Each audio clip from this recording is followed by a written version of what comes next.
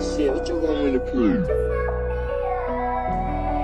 Spacey got the sauce on. What up, what up, what up? It's your boy Freezy. Back at it. Shout out to the early No Cap crew in the building. Shout out to everybody that hit the like button. I appreciate you. To support this platform, if you're watching the replay, to support this platform, you can always send a super thanks. That's the heart shape with the $sign in it. Right below the video, that's right, a super thanks. That's the heart shape with the $sign in it. Right below the video, let's go. Spacey got the sauce on.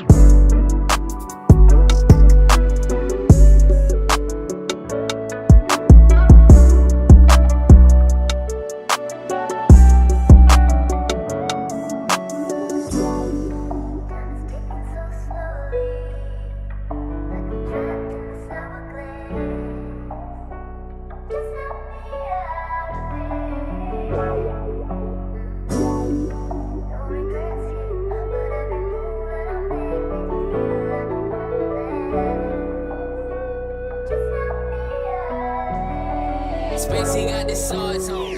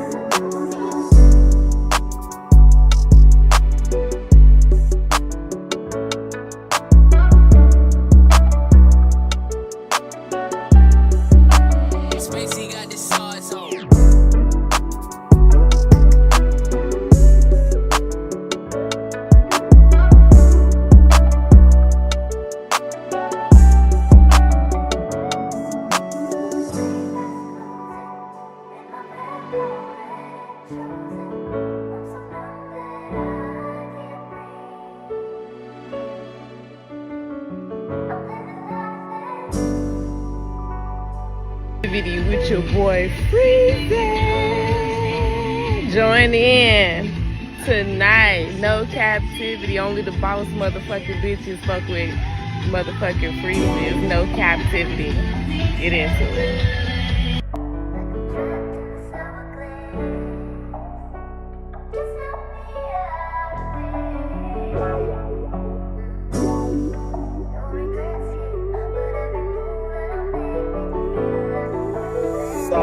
Shit, what you want me to prove?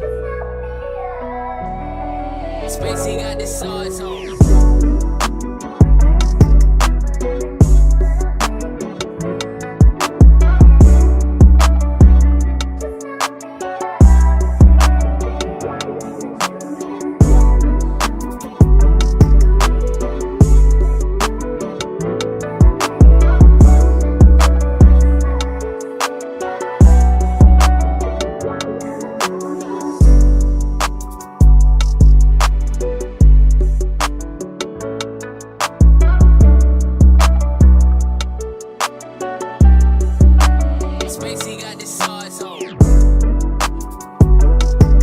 Also, to support the live stream, you can simply hit the share button right below the video.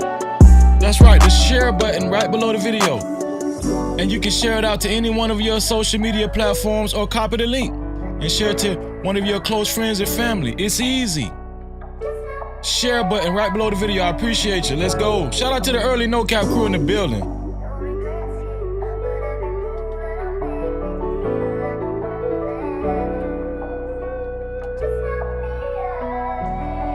Spacey got the sauce on.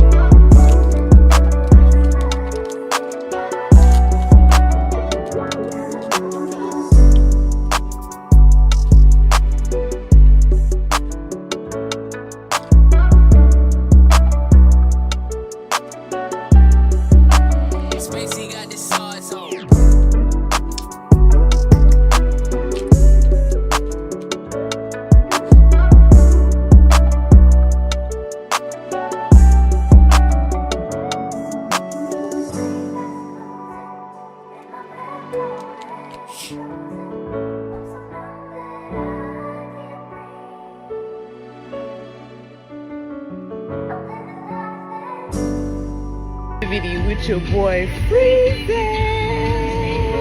Join in tonight. No Cap-tivity. Only the boss motherfucking bitches fuck with motherfucking Freezy. It's no Cap-tivity. Get into it.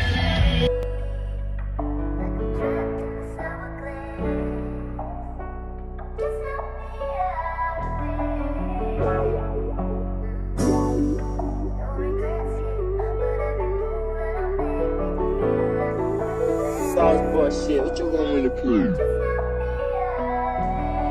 Spacey got the sauce on.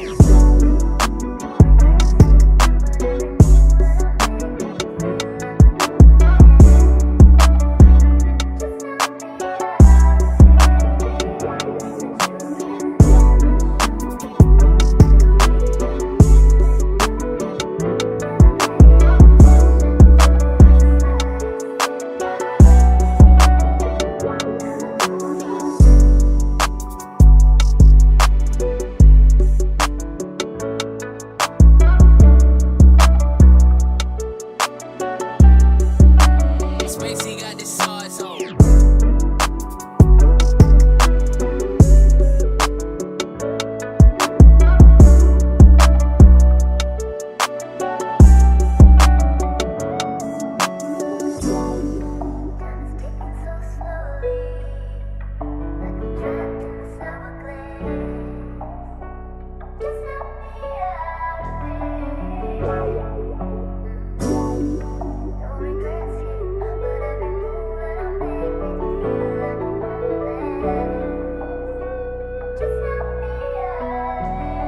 Spacey got the sauce on.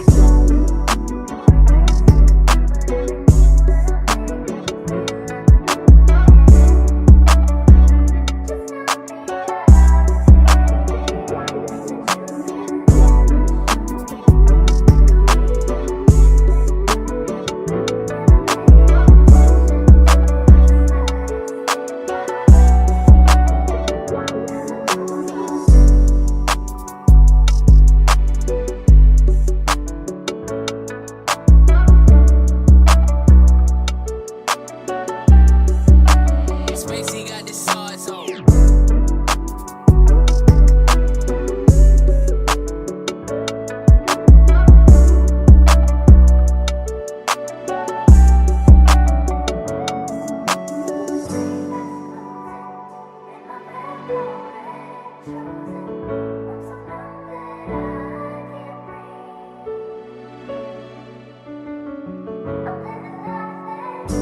Do black people actually like toxic rap music? I should have just put music. Do black people actually like toxic entertainment? Or are we being brainwashed by the system? I think I'll change it to entertainment. Hold on. Yeah.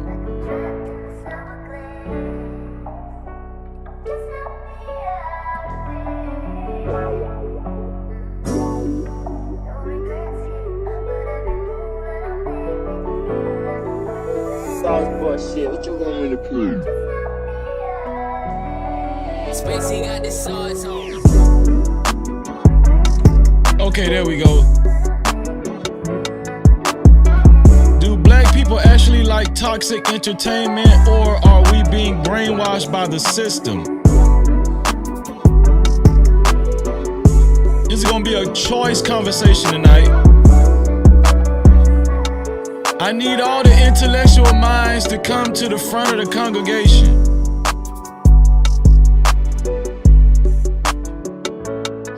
This is not going to be a popular live stream, I can tell you. Spacey got the sauce on. But it don't matter, y'all know I don't give a damn. Let's go.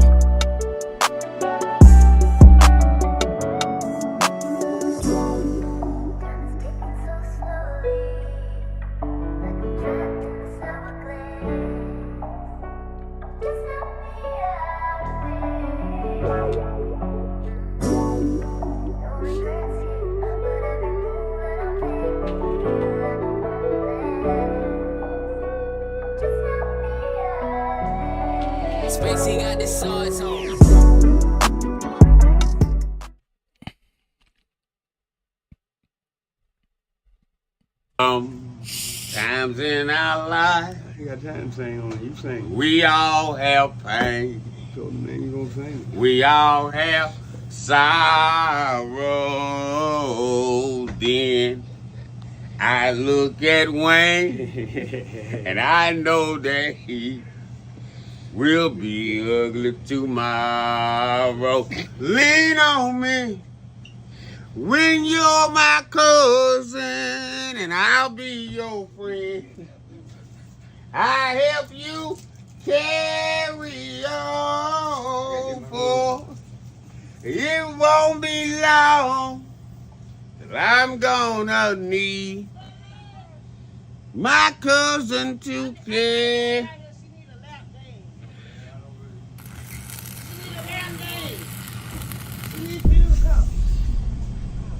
No captivity. Freezy, freezy. What up? You are officially locked in to No Captivity with Freezy, where we tackle issues that sometimes have us trapped in this thing that we call life. But if you know me, you know my motto. To free yourself, you must heal yourself. And if you're rock with your dog, please hit that like and subscribe button hard right now. And also comment and share this video. That is, if you rock with your boy, Freezy. No captivity. I wonder why. Hold on, let me fix this. I wonder why my comments was so small and in the middle. That's right. Hard right now. Shout out to El Cheapo. No captivity. Y'all listen. I'm gonna have a good time discussing tonight's topic. We do have some news, some current news shocking news that I'm going to reveal to y'all tonight. Yeah. There's a lot of things been happening, a lot of weird stuff, right? Things that's been taking place that's almost unexplainable in the news. And we're going to keep up with it. One thing about being in the current modern day society, especially going into 2025, there's a lot of peculiar things going on, right? We're living in the most strange times it is. I mean, listen, I know a lot of y'all are even proud and glad and happy that Donald Trump won presidency and not Kamala Harris, because Donald Trump was convicted of a felony. And, you know, he's the president of the United States. This is a symbolism of what kind of times we're living in. Right? Have y'all thought about that? Has it really settled in your mind? Well, guess what? There's some more things that's been happening. People are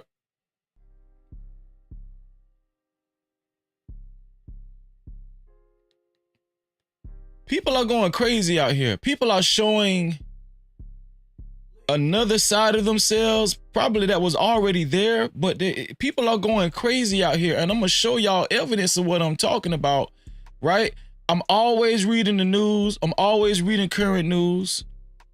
Whether it's dealing with black, white, Hispanic, Native American, it don't even matter. Asian, East Indian, Arabic, it don't even matter. I stay current.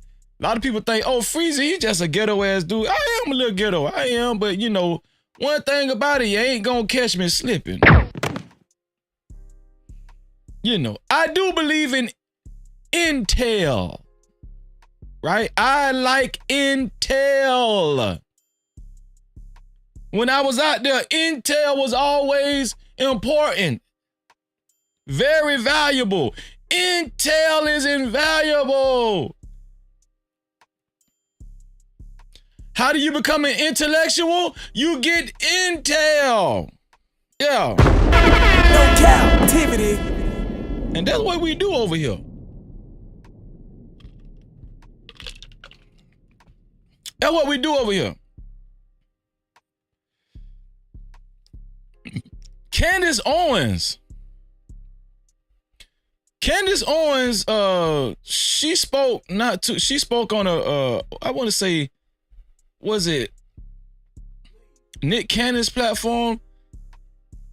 Candace Owens is claiming that she's very serious about dysfunction and black women being portrayed in a whorish light, and she's out to change it. Candace Owens has been very vocal about toxic entertainment surrounded by black people, but she had something new to say on Nick Cannon's podcast. I want to say it's called Council Culture.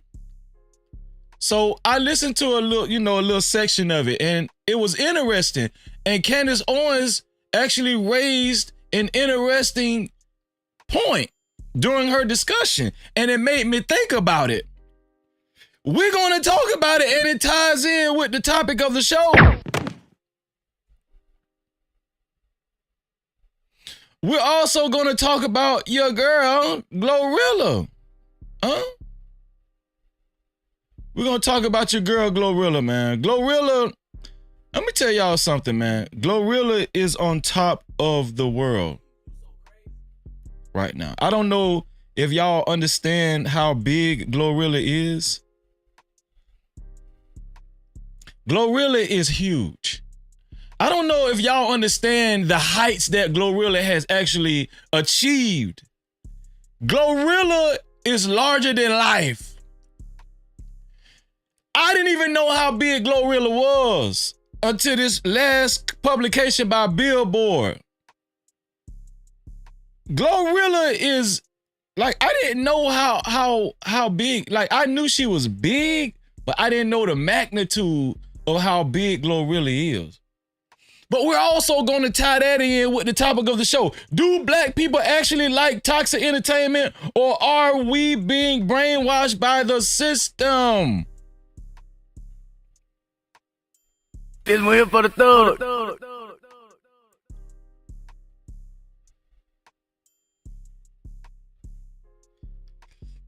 We got a little ground spam. We got some news. We're going to have a good discussion tonight. When I put the link in the chat, I'm pretty sure the people that's very comfortable, that's going to be comfortable talking about what we're going to talk about, they're going to hit the link, right? Up until this point, I have not actually handpicked who I want to talk to. Now I hit the link, and whoever is compelled to hit the link and come up and talk to your boy Freezy, that's just how it is. Y'all know this is an open door policy over here. As long as you stay respectful, man, you know. First, I want to say shout out to the No Cap crew in the building. Shout out to the entire the early No Cap crew that's here, man. I appreciate you. Y'all, I think it's about time to see who's all in the building. What y'all say? Roll call? Shout out to Rush ENT Starks. Rush Enterprise Starks in the building. He says salute. Thank you, Rush. I appreciate you. Shalom. No captivity. Thank you, bro. Man, shout out to my brother. My brother, man. Next Level. Next Level helps me run the Discord, man. Next Level and a few other people. Jess J, Big Bad Bull. Man, thank y'all. Brina, thank y'all for helping me run that Discord. Fanny P, thank y'all. I appreciate y'all. If you haven't joined the Discord, make sure y'all join that Discord. Shout out to my brother Next Level. No captivity. In the building. Shout out to El Cheapo. Y'all better do what my sister said. She said hit that like button hard right now. Hold on, let me hit that like button hard right now. I had to do it right, El Cheapo. No captivity. Make sure y'all subscribe to El Cheapo's channel, man. Excellent content creator, excellent person, might I add. I'm just saying. Shout out to Drelly. Drelly always, you know, surprising me, man. One of these, Drelly ain't been up on the panel in a long time. But, you know, he's still going to be my brother forever, man. I don't care, man. One thing about Drelly, you got to keep a dude like Drelly on your side because Drelly, you know, Drelly kind of crazy. You know what I'm saying? Like, Drelly is trained to be your security. Drelly will kill your ass, man. Drelly will be up in that black suit, you know, hanging up in the tree. No captivity. Shout out to Drelly, man. Shalom, Drelly, man. Shout out to Fear No Mortals. Thank you for being here, F&M. I appreciate you. Say salute, Freezy. Shout out to Fear No Mortals. How you doing, sis? May God keep blessing you, sis. Shalom. Dr. Frizzle. Make sure y'all do what Dr. Frizzle say. Dr. Frizzle say, make sure to like and share the live stream.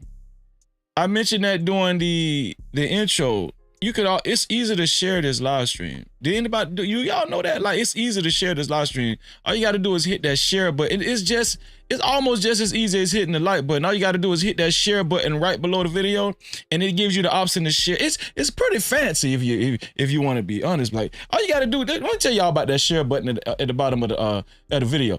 All you gotta do is hit that share button, and then once you hit the share button, it actually brings up options. Oh, let me see. Yeah, it brings up options. You know, you can embed the link. You can copy the link and give it to one of your close friends or family. You can share it to either Facebook, Twitter, WhatsApp, email, right? Reddit. What else?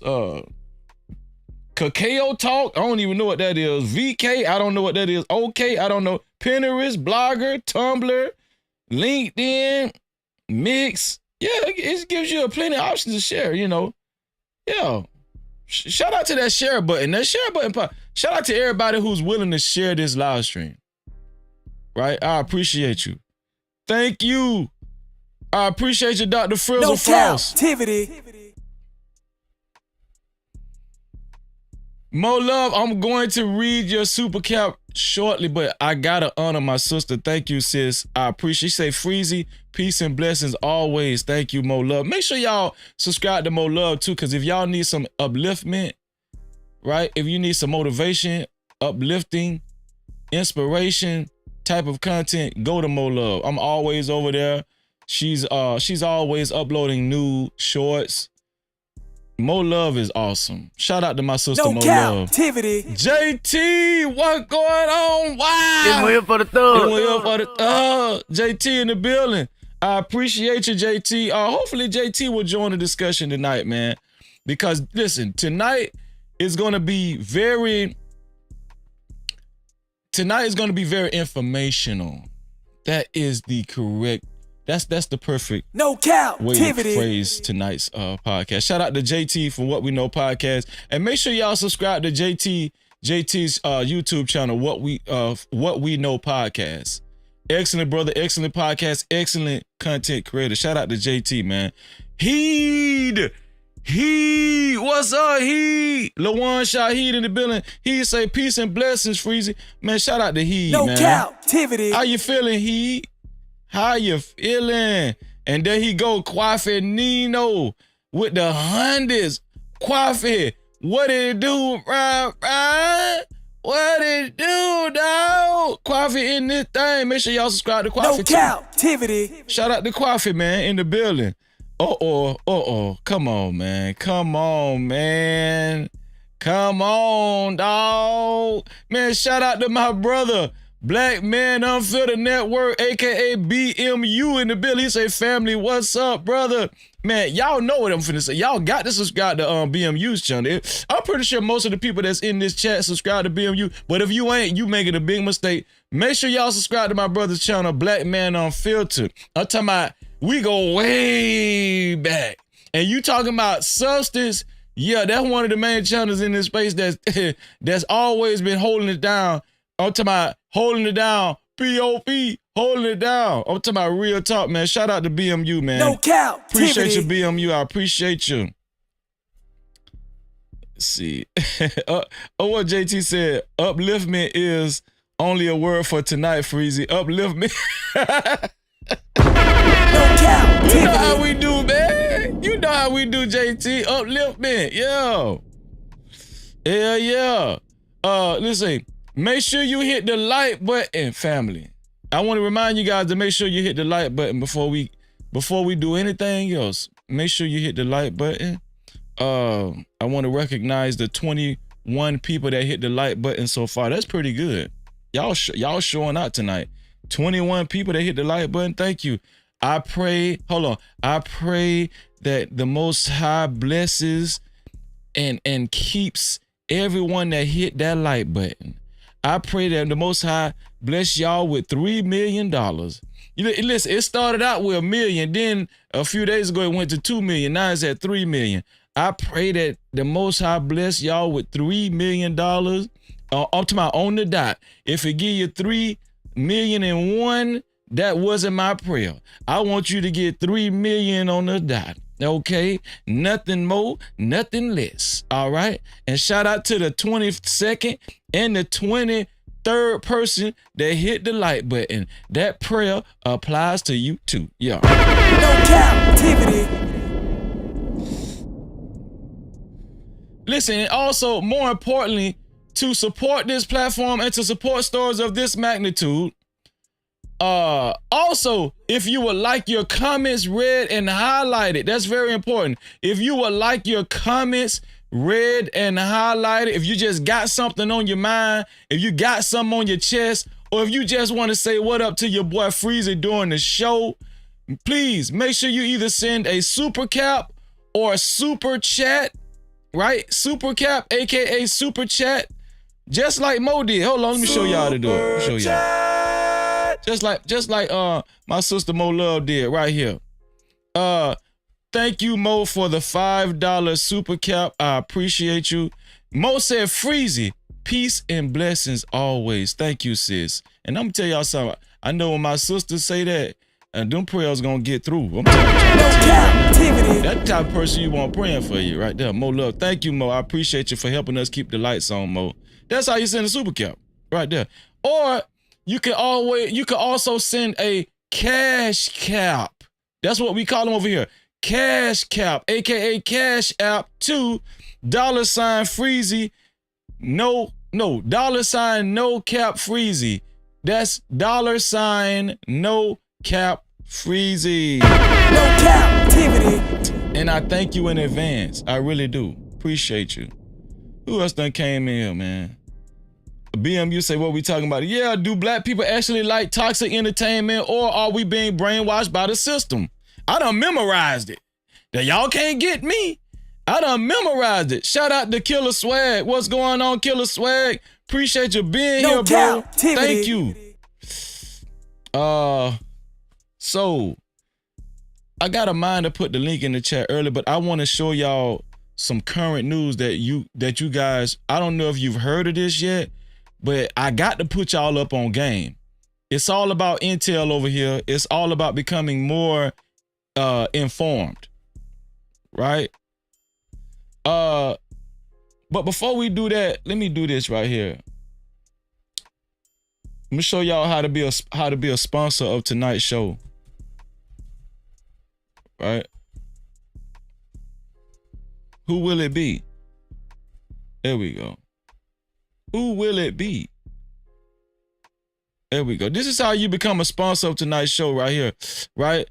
Hold on, let me show y'all. It's to start out as the sponsor of tonight's show, it has to be either $20 or more, right? It's in the ticker down here. It's either have to be $20 or more right here, right? To be the sponsor of the night show. And if you become the sponsor of tonight's show, the initial sponsor of tonight's show, you will be on the sponsorship banner right here. This is the new sponsorship banner. See it? Who will it be? Who will it be? Yep. So that is the sponsorship banner. That will be activated as soon as the first sponsor contributes to tonight's show. Thank you.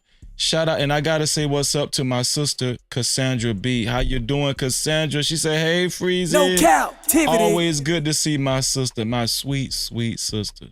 Shout out to my sister Cassandra. So, let's get it started. Let's get it started.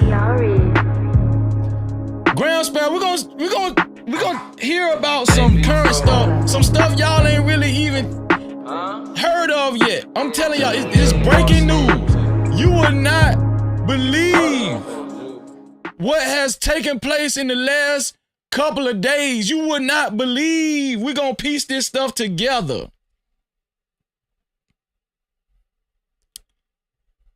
Let's go on over here to Gram Spam right quick. Let's see. Let me set it up.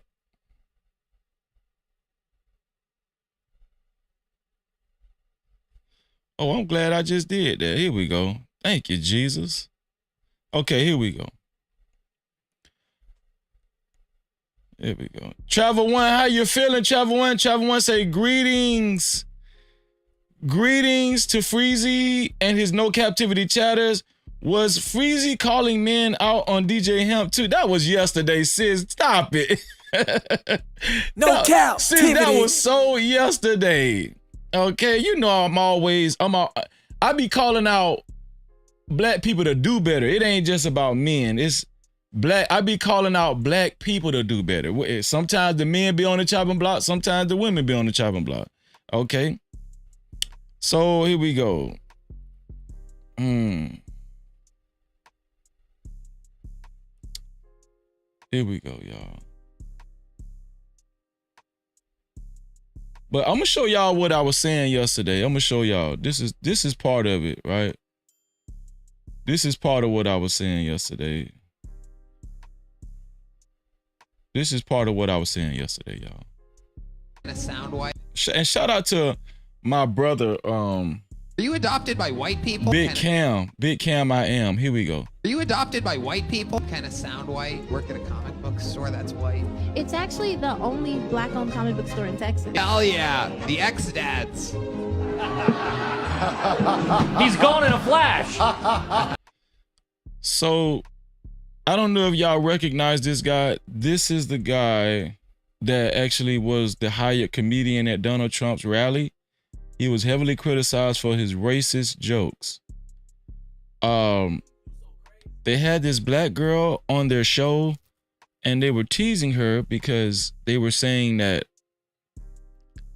you know, who is her dad? And they were calling out superheroes like the Flash and, you know, basically making innuendos that her dad was missing. But the sad part about it is she played a part in it. And yesterday when I was on Hemp's channel, shout out to Travel One, shout out to DJ Hemp, shout out to This Might Be Risky.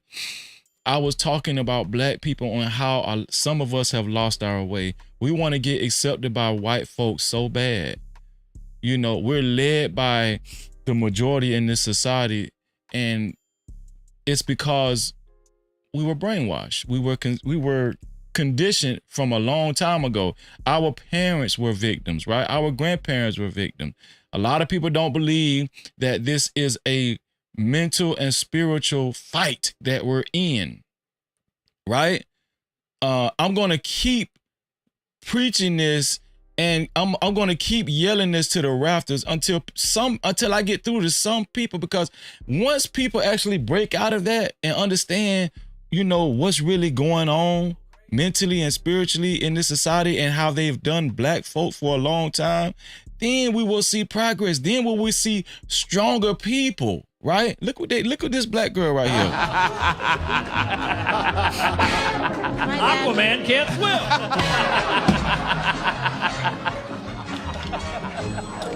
My dad is And do you see the black guy right next to this guy? This is the comedian that was hired for Trump's rally. I forgot his name. I really don't even care to know his name. But look at the black guy that was right next to him. He feels like he has to be there because of, you know, he feel like, no, not has to be there. He feels like he has to entertain what these white guys are saying for fear of not being accepted or for fear of not actually moving up the ladder. A lot of black folk feel like, you know, they have to still get hit by the whip, right, in order to move up the ladder in society. It's not a military secret. the invisible man, actually. No pun intended. Oh! So she said her dad is the invisible man. So she placated into their hands. She said, no, my dad is the invisible man. So she put her dad down right along with the rest of these guys. Now, I'm not saying that her dad, I don't know her situation. I'm not saying that her dad was exemplary, but I just do think it's sad that we have to actually entertain these type of people, right? And actually, and actually exploit our own situations in front of another demographic. I do think that's sad. I really do. And they're just cheering. They're happy about this. They're happy that she said that, you know, she insinuated her dad. If she was going to choose a superhero to describe her dad as, is the invisible man. They were saying all kind of other stuff. They were saying the Flash. They were saying the Aquaman that can't swim. They were saying a whole bunch of stuff, right? But I just wanted to show y'all that. And shout out to Big Cam I Am too. I had him as a guest on my channel. Shout out to Big Cam I Am, right? And here's another one. Let's see the exact line. Okay. Do y'all remember this? Do y'all remember this right here? Andrew Schultz. Andrew Schultz, he does a show with Charlemagne the God. I think their show is called The Brilliant Idiots. It's just another example, man. And I don't know. Y'all tell me what y'all think. Hold on. Let me make sure I recognize my sister. Shout out to my sister. Super chat. Thank you, Kia. Shout out to Kia, is such a sweetheart. Thank you, Kia, for being the sponsor of tonight's show. No Cap-tivity. Thank you, Kia. Kia is officially the sponsor of tonight's show with a total of $20. She ain't say nothing, but she said a lot. Shout out to my sister, Kia. I appreciate you, Kia. Let's go ahead and add Kia to the sponsorship board. Now, to be a co-sponsor or a sponsor of tonight's show, it has to be $20 or more. Who's going to join Kia or take over the sponsorship banner solely, right? But it don't even matter right now because Kia is going on the sponsorship board right now. Let's go. Here we go.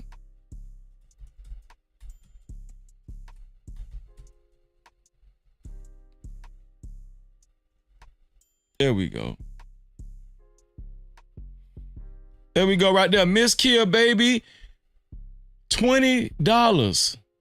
She is the sponsor of tonight's show. No Cap-tivity. Thank you, Kia. I appreciate you. I really do. Shout out to Kia, man. That's my sister too. Yo. That's my sister. That's my dog. Right? That's my friend. Yeah.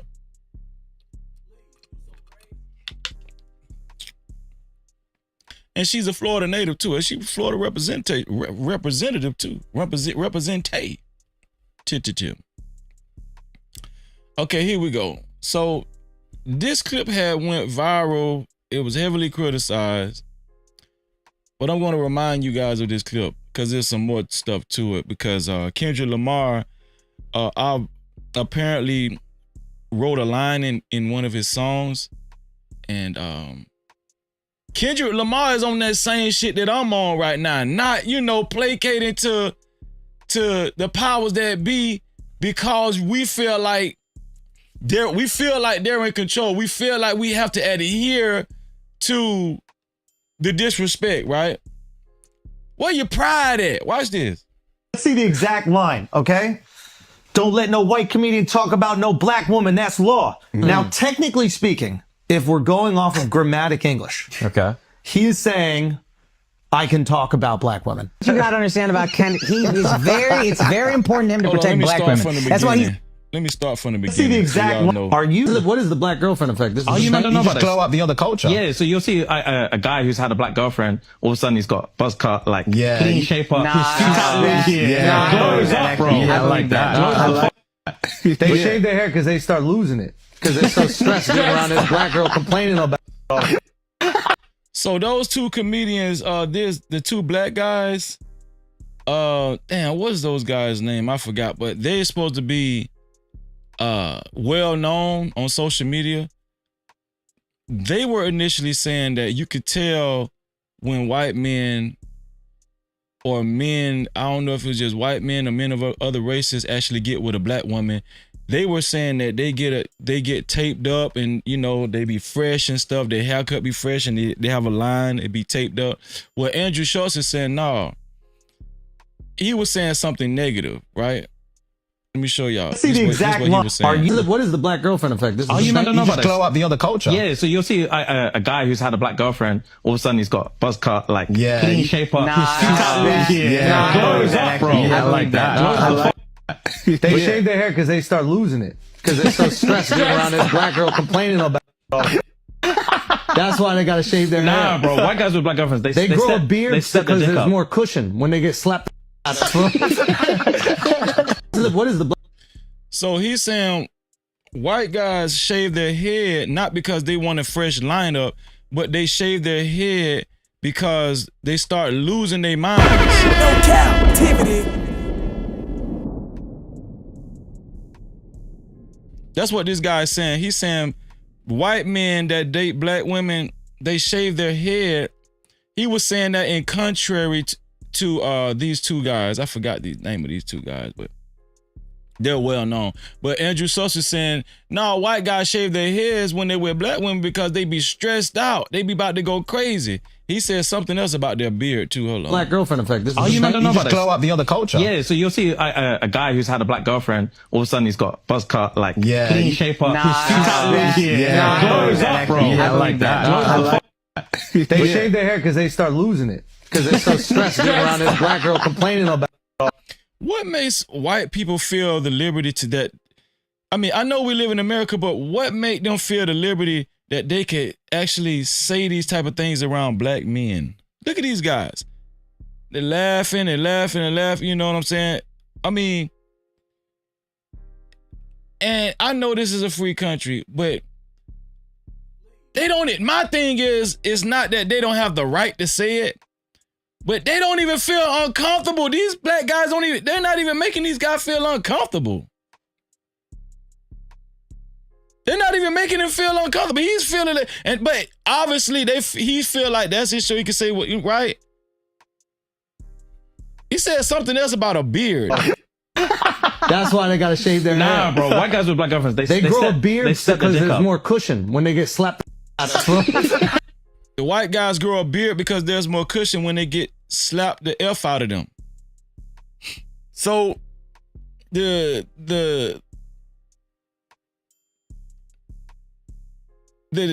I don't know, the description, what am I trying to say? The description or the stereotype that he's pushing is that most black women are violent. They will stress you out. They'll make you lose your mind. That type of stuff. That's what this white guy is saying. And here's the thing, right?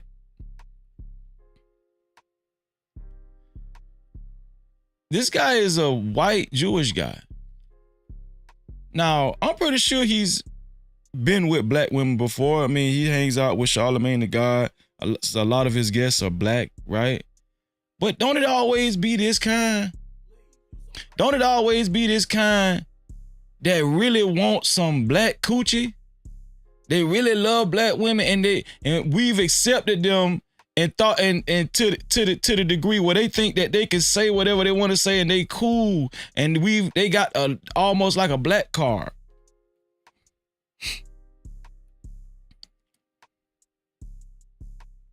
I just never understood that. Like, if I was sitting on that couch, that man couldn't. I was like, hold on, bro. All black women ain't like that. Slow your roll, guys. No Cap. Slow your roll, dog. Slow your roll, dog. I'd rather be with a black woman than you know what I'm saying? Than one of them damn snow bunnies that always on opioids. Now, what if I would have made a joke about that? See how that sounded? That was racist. Do you understand what I'm saying?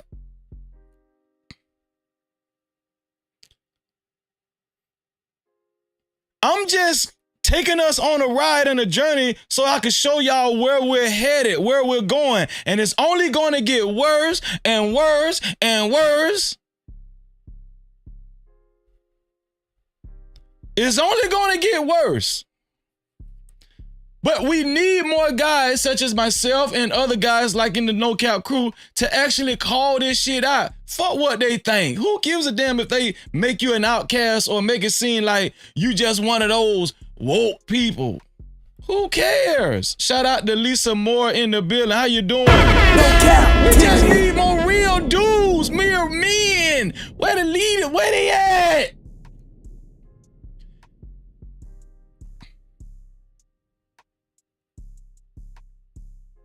Where they at?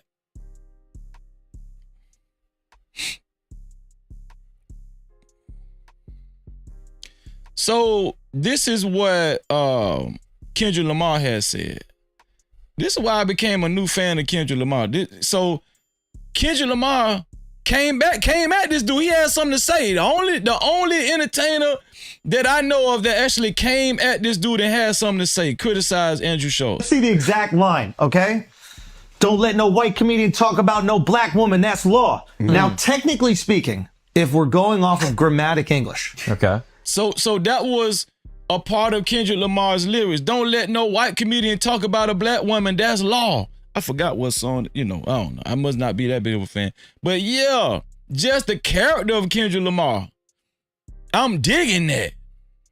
I'm digging it. He is saying, I can talk about black women. You gotta understand about Kendrick. It's very important to him to protect black women. That's why he's never done a song with an abuser confirmed. He's never done a song with anybody Thank God. But see, don't fall for these tactics.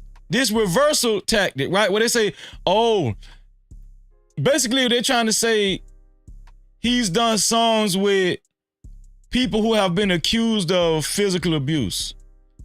They're gonna mention Chris Brown and right? But this is what they do. But you got to stand strong, stand 10 toes down and say what you mean and mean what you say. Suspected of abuse. He's never threatened to remove his music from Spotify because they removed R. Kelly's music. So he was supposed to remove his music from Spotify because they removed R. Kelly's music because R. Kelly was on Spotify? That was the dumbest shit. No Cap-tivity. All you gotta do is listen long enough and you can tell a lot of these people are a little slow. They are slow as hell and they will go to the extent to say some dumb shit like that to defend racist comments, right? This is what you're dealing with. Who for sure held captive underage black women. Hold on. This is all very important to Kendrick. Wait a minute, just let me understand what's going on here. Because I think that you're using sarcasm as a comedic device. It is a comedic device. But you're so smart right now that I don't know if you're serious or making jokes. Let's see the exact line, okay? Are you saying that Kendrick Lamar put it on wax that he is protecting black women from white comedians' jokes, but not the kidnapping, molestation, and rape of R. Kelly? And actually, in reality, he would take his own music off Spotify to protect R. Kelly? That shit is so dumb. But this is the deception of Satan. This is the deception of the devil. This is deception. Kendrick Lamar was right. Kendrick Lamar was right. And I challenge anybody that say he wasn't. Yes, Kwafi, that is the strategy every time to move the goalposts. No, bro. You can't just say what you want. That's just how it goes. Yeah. Someone who's not around a real, I ain't gonna say it for the sake of the live stream, but y'all know. Kidnapped, a sexual molested, predator, and black women? Oof, children. Are you saying that he's done songs with other men who have potentially put hands on black women? Not potentially, confirmed. Wait a minute, convicted? Yeah, I don't know what you call Chris Brown, but yeah, whatever that is. Not brazy! Not brazy! Are you saying, what is the black girlfriend effect? This is what these guys, what they do, right? What the strategy is and what they're telling you is that if the niggas that's sitting around me ain't saying nothing, you shouldn't say nothing either, Kendrick Lamar. No Cap-tivity. He would be singing to a different tune if black folk actually stopped watching their content. He would be singing to a different tune if those comedians that was sitting in his presence would have said, hey, bro, come on, man, ease up. Ease up, bro. But because there's so many black niggas that be shucking and jiving around this dude, that's why he feel the liberty to say what the hell he want to say, right? No Cap-tivity. That's why. That's why. Y'all can say what y'all want to say about Umar Johnson, but I guarantee you he wouldn't have said it about, cause Umar would have went in on the white women.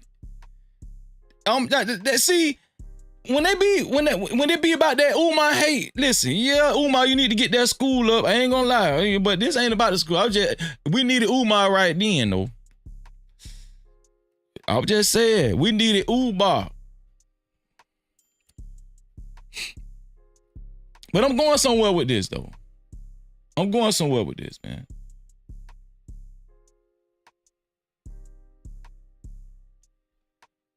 But here's something important I want to show y'all, right? Anybody ever heard of United Healthcare? United Healthcare is the largest insurance agency in America. United Healthcare is the largest insurance agency in America. There are some peculiar things, some strange things taking place in America.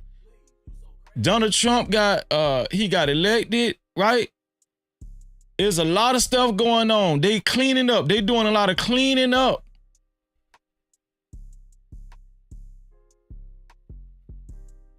Watch this.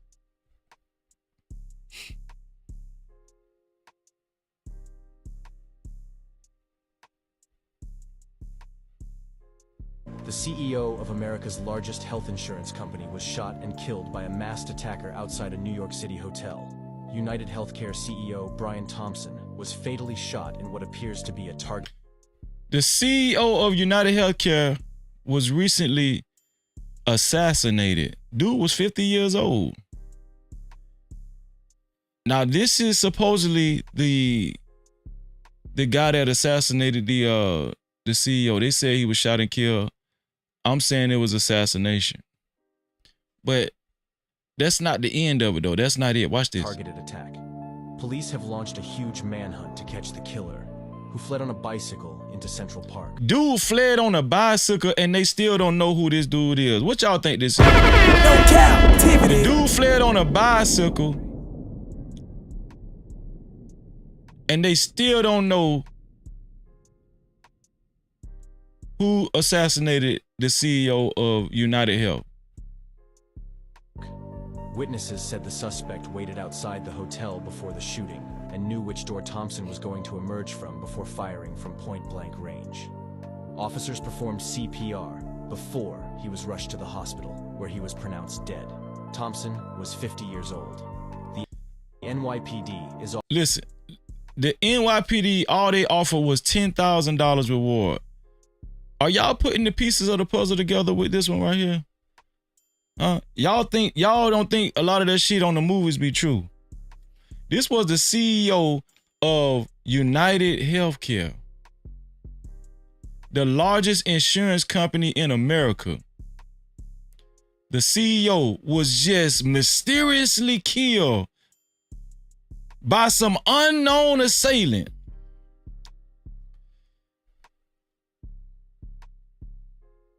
Y'all don't think there was a motive to this? And I'm not saying on a small level.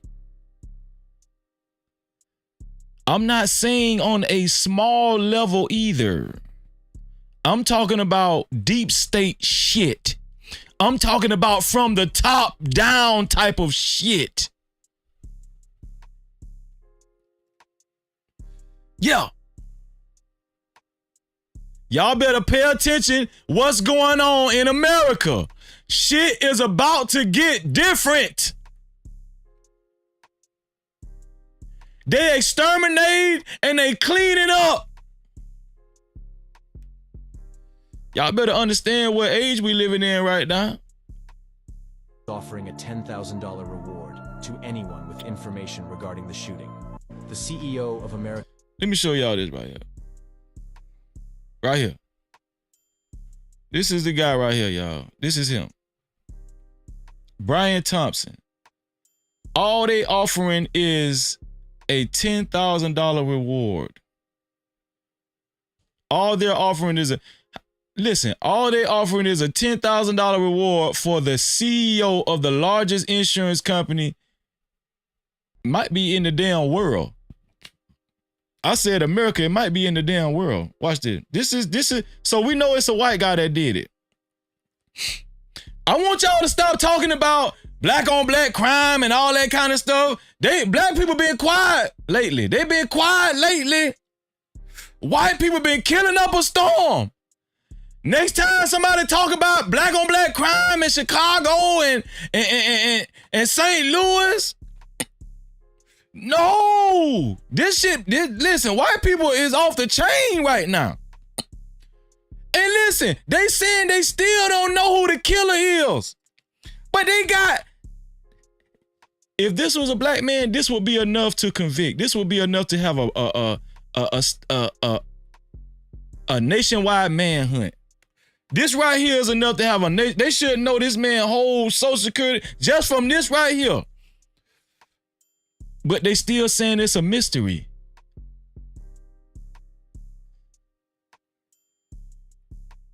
But they're still saying it's a mystery.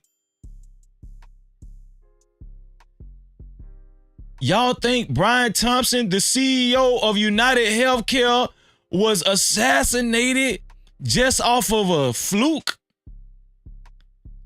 Y'all think that was just some out of the blue happening? No, he was assassinated, right?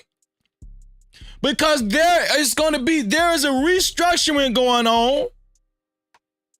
The good old boys is in charge now.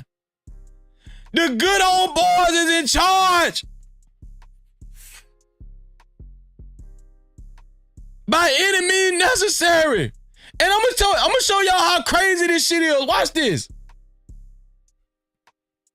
They still got more. The man fled on a damn bicycle.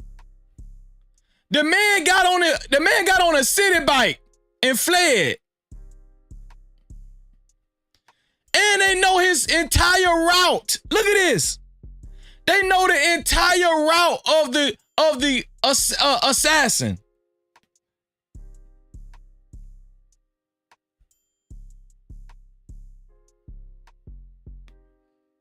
Because we know the city have surveillance and the people on the bottom, the law enforcement on the bottom, they don't know no better. They don't know what's going on. This shit way higher than them.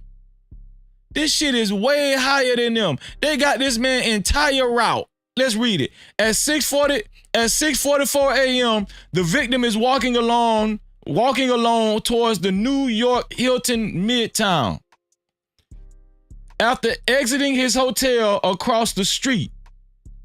Number 2, the shooter, who was lying in wait alongside the building, fires at him. Right there, number 2. Y'all see what number 2 at? Number 3, go to number 3. Shooter then runs to an alleyway between 54th Street and 55th Street. They know this man entire route, and y'all ain't got this man yet. Number 4, once at West 55th Street, the shooter continues to walk on 6th Avenue, where he gets onto an electric city bike. Y'all, I ain't seen this much detail in the crime in a long time. And this shit hit the damn public. Number 5, shooter rides north on 6th Avenue towards Central Park.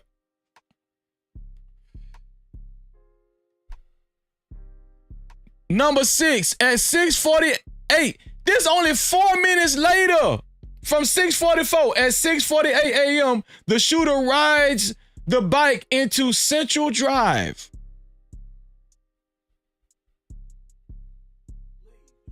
This is the guy right here. They're calling it an assassination now, right? United Healthcare releases statement following the assassination of their CEO, Brian Thompson.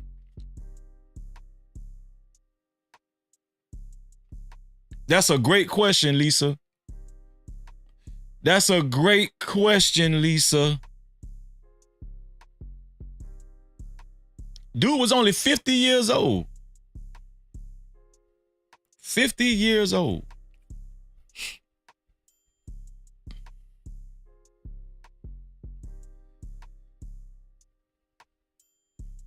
Since they want to talk about, listen, y'all finna stop talking about black people. Y'all about to stop talking about black people. Hell to the no. Y'all ain't finna keep talking about black people. Look at this guy right here. Fuck that shit. I'm finna snap. Look at this shit. Ex-Kansas City detective accused of terrorizing black community for decades by kidnapping and raping teens and women and imprisoning innocent men found dead before trial. All praises to the Most High God. No Cap-tivity. Get his ass up out of here. All praises to God. They found his ass dead. Found dead before the trial. Watch this. KBC 9 News just confirmed Roger Golubski is dead. I'm Morgan Mobley in for Kelly Eckerman. Let's get right to our Krista Tatchell, who is live outside the disgraced former KCK detective's home in Edwardsville. Krista. Morgan, we are live at South 9th Street in Edwardsville, Kansas. And as you just mentioned, a short time. This dude is straight up scum. And you know what disturbs me about a lot of black folk on YouTube? We'll talk about our own people before we talk about shit like this. This is an important news report, but you're not going to hear a lot of black YouTubers even see. I do it all over here. You're not going to hear them reporting on this bullshit. This dude terrorized black people. Time ago, the federal court in Topeka, where Golubski was supposed to appear for the first day of his first federal trial, he is dead. The court confirmed. If I'm going to step out of the way so that you can see the police on scene here. There's been a large police presence here since 9 a.m. this morning. I spoke with Edwardsville Police Chief Rance Quinn, and he told me inside the residence there is a deceased male from a self-inflicted gunshot wound. Golubski was the only male who lived in the home, but the police chief did stop short of saying that Golubski shot himself. That has not been. So they saying he shot himself. They saying he shot himself. I hope that was the case. I ain't gonna lie to y'all. I really do. Right? I hope he just took himself out of his own misery. Confirmed at this time. He did say a call came into 911 dispatch about 9 in the morning, the same time Golubski was supposed to be in federal court. And the KBC 9 News just confirmed. Caller reported a male was dead from a self-inflicted gunshot wound. Police aren't saying who made that 911 call or who discovered the body. And if Golubski did have a gun in the home, why was he allowed to have a weapon? So he wasn't even supposed to have a gun in the home because he was on house arrest for 2 years, and the judge ruled that he was not to possess any type of firearm or any type of other weaponry, right? That was court issued. In the home when he was out on bond. Currently, that's why they're saying this is peculiar as well, right?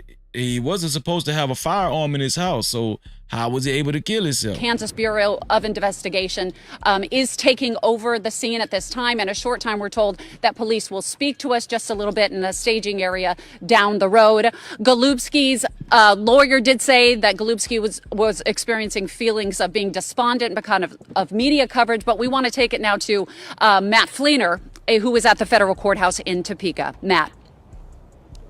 What do you guys say, yeah, Matt? Chris, a major shock here this morning as Roger Golubski did not walk down this path as he normally has for multiple court hearings before this. And again, court taking place at 9 o'clock and Roger Golubski was not in the courtroom, and everybody started wondering at that Caller reported a male was dead. point what happened to him. There was a warrant that was issued by the judge in the case, and as you mentioned, so he was supposed to show up to court that morning, and he didn't show up. That was the first time he never showed up in court. And the judge issued a warrant for his ass. There was a man, Roger Golubski, found dead at his home there in Edwardsville. Representative dude was a detective. Now I don't want y'all to forget that this dude was a detective. This dude was a police officer detective, high-ranking officer, raping black women, right? False imprisoning black men, terrorizing black neighborhoods. But niggas sit up there and let a damn white comedian make a disparaging, just say disparaging stuff about their own sisters. You niggas ain't shit. Representative from the marshal's office actually said that his last known location was at his home at 8:57 this morning. That warrant went out for his arrest. I hope you go to hell. I hope your motherfucking ass go to hell with gasoline draws on. I hope when you get to hell, it's some nigga demons down there that's graping the shit out your ass with some Diddy oil. I hope after they get through graping you with Diddy oil, I hope they make your whole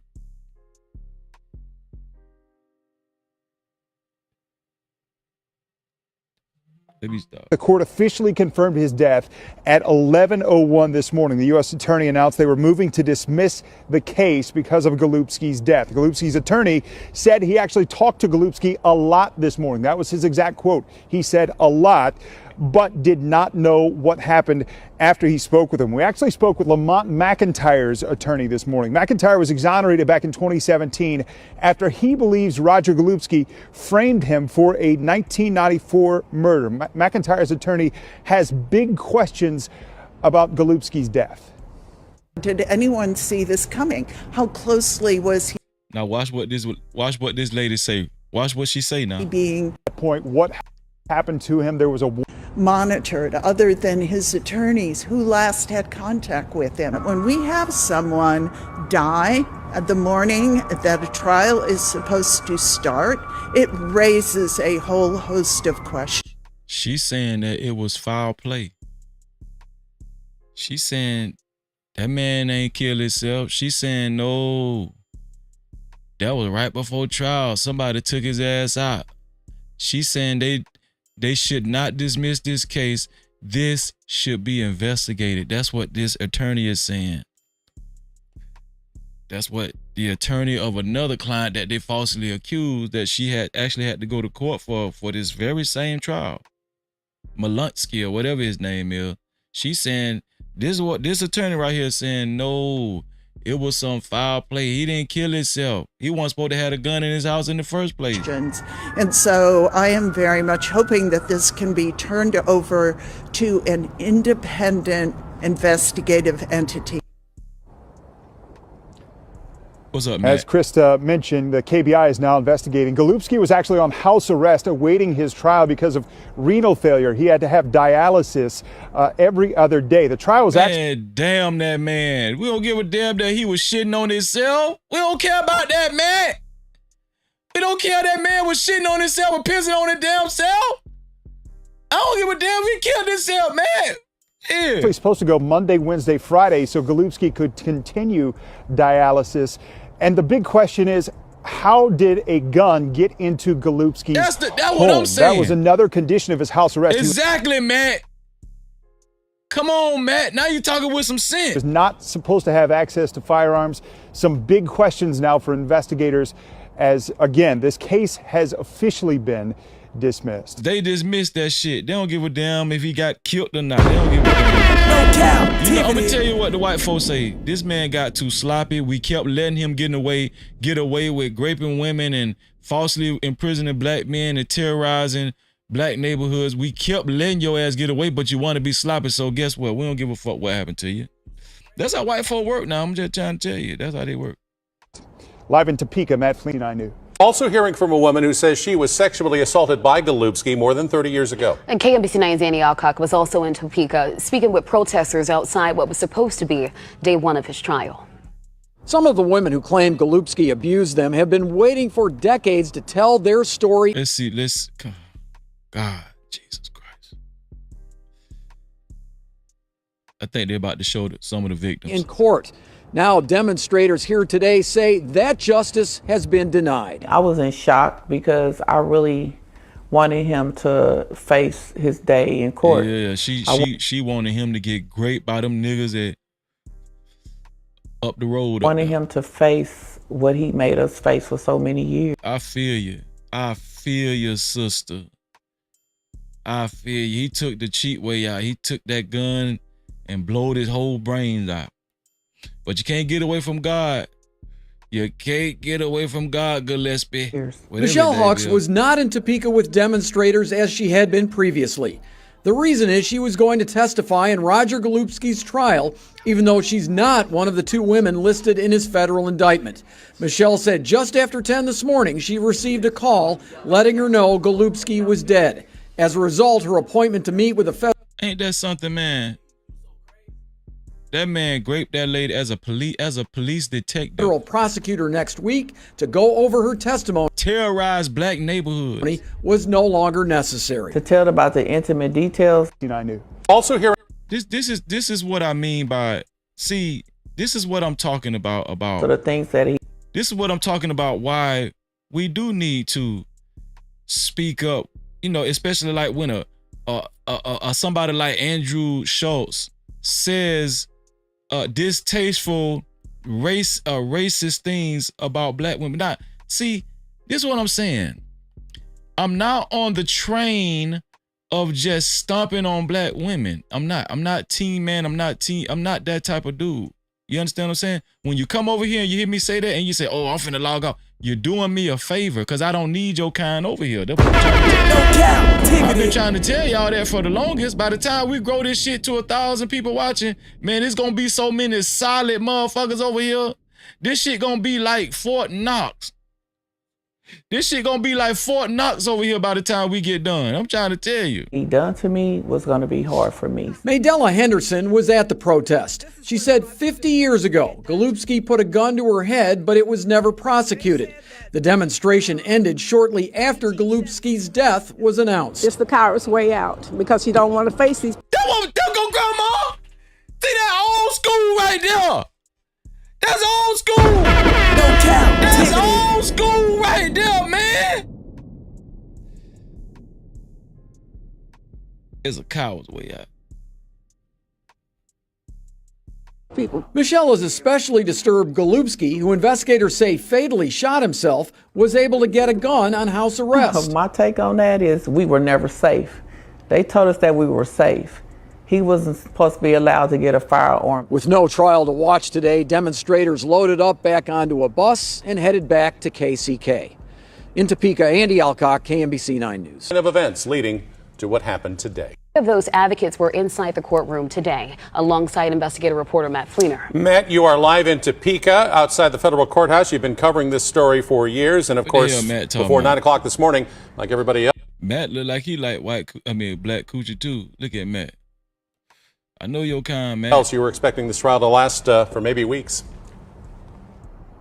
Yeah, we were expecting it actually to last into January. It was supposed to go 17 days, Monday, Wednesday, Friday. Monday, today, the jury showed up, prosecutors, the defense, they all showed up through those doors today. Roger Golubsky did not, and right. Okay, we know he didn't show up because he killed this. Cap-tivity. We ought to know that, man. Of questions. Look at his ass. Look at this shit. Look at this, man. Golubsky's attorney, Chris Joseph, did not take questions on camera, but did say he'd talked to Golubsky multiple times Monday morning, saying Golubsky was despondent about the media coverage in the case. Golubsky was scheduled to go on trial for sexually assaulting two women while on duty over a period of multiple years, nearly 30 years ago. How closely was he being monitored? Lamont McIntyre's attorney. We don't care about that shit, man. We don't care. No Cap-tivity. Listen, the reason why I show y'all this type of stuff is to let y'all know degeneracy is not just with black people. Let me say that one more time. The reason why I show y'all this stuff is because so you understand. Because some of y'all done been programmed.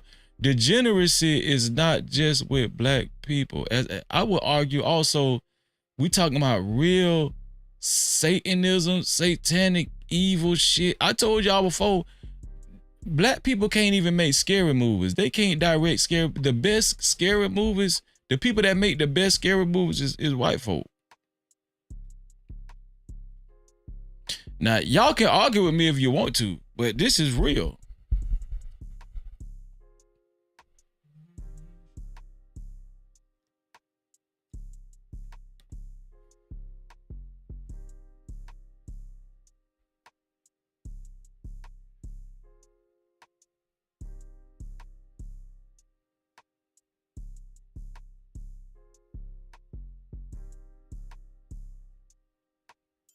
Let's see.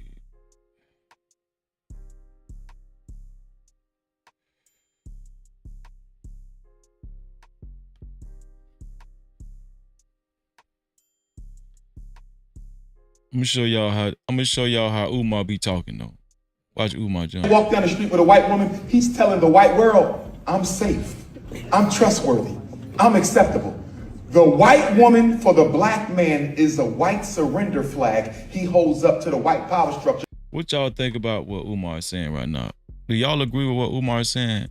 Umar is saying that, hey, listen, you can date who you want to date, right? But Umar Johnson is saying when a black man actually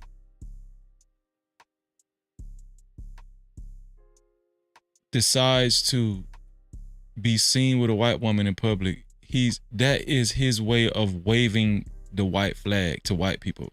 Do y'all agree with that? He's saying that the black man is basically waving the white flag. The white people say, listen, I surrender. I'm with y'all. Listen, I don't want to fight. I'm with y'all. I surrender. I'm laying down. That's what he's saying. To say I am buck broken and I'm here for to be taken. Now, can a black man genuinely love a white woman? No. Can a black man genuinely love a white woman? You know what? I think we'll talk about that tonight too. Umar Johnson just gave us another topic. Can a black man genuinely love a white woman? Genuinely. What does he mean by genuinely? Can a black woman genuinely love a white man? What does he mean by genuinely? I'm not answering it either way, but I want to know from you guys. We cover hard topics over here, even if you're interracially married. Listen, there's a sister that she doesn't really come like she used to, but I know she's still a part of the No Cap family. We have interracially married No Cap crew over here, but I don't like to avoid these conversations. Do y'all understand what I'm saying? Like these are real issues and I like to talk about them. We can talk about this shit respectfully, right? But I think that Umar Johnson sparked the conversation. Let me tell you why. Walk down the street with a white woman, he's telling the white world, I'm safe, I'm trustworthy, I'm acceptable. The white woman for the black man is a white surrender flag he holds up to the white power structure to say I am buck broken and I'm here for to be taken. Meanwhile, on the other side of the ranch,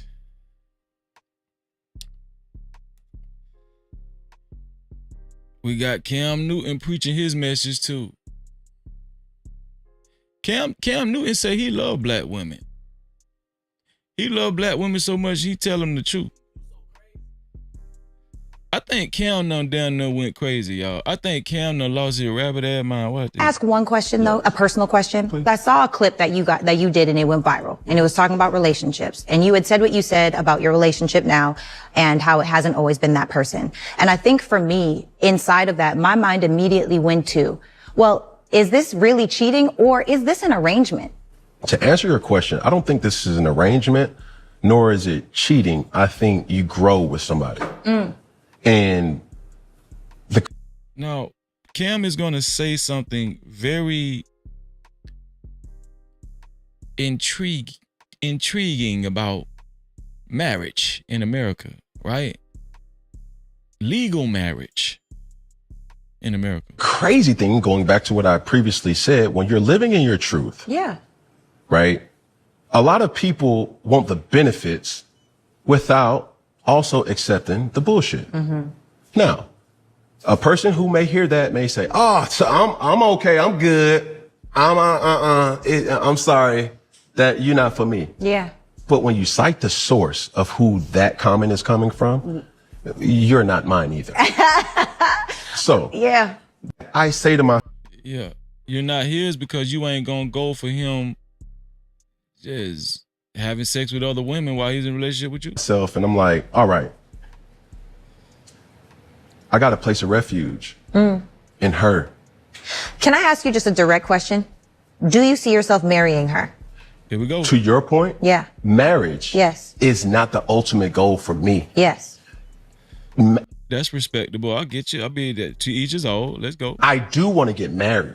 Well, that's good. I do, but listen. So the thing about that word of "well, marry a girl," I'm not saying that to you directly. I'm Right. saying that to the people who see this and their response. We're so trauma bond by this thought of get married, have kids. Yeah. That's the way that the propaganda of life that everybody has been putting in our faces to say, okay, get married, have kids, whatever. Not or overlooking or not identifying that that's still a way for the devil to dwell in. Can somebody please tell me what the hell Cam Newton they talk about? No captivity. Can somebody please tell me what the hell Can somebody please? Let me write this shit down. Hold on. Let me write this shit down.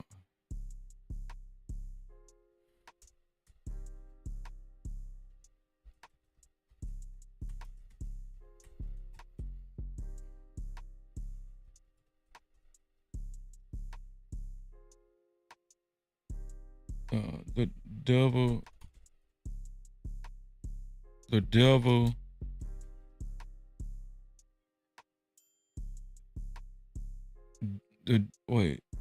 it's propaganda for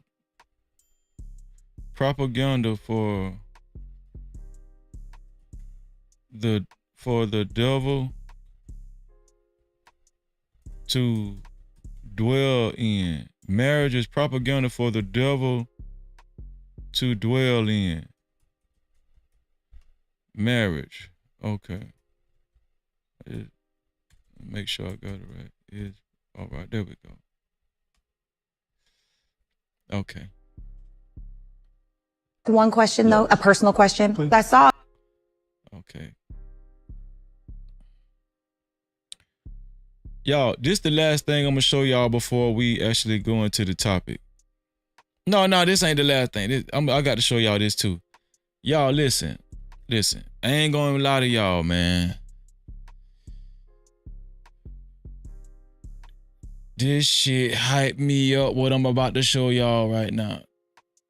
Y'all been hearing about Young Thug's trial, right? And we know Young Thug, he copped out and I think he got 15 years probation. And he got to pay a lot of restitution and all that kind of stuff. But this mother's son actually, he did not cop a plea. There were so many people in that trial that copped a plea. But this woman's son did not cop a plea. She encouraged her son, if you innocent, I'm going to fight it with you all the way to the end. I'm going to be honest with y'all. This why black boys love their mother so much. Usually, we see women in this position. Now, we see men in that position too, but usually, I'm telling you, this is why I be talking to my black men, man. I'm telling you, the strength We need it. We need it. We need black men that's capable of slapping the shit out of Andrew Schultz, man. No Cap-tivity. We need it.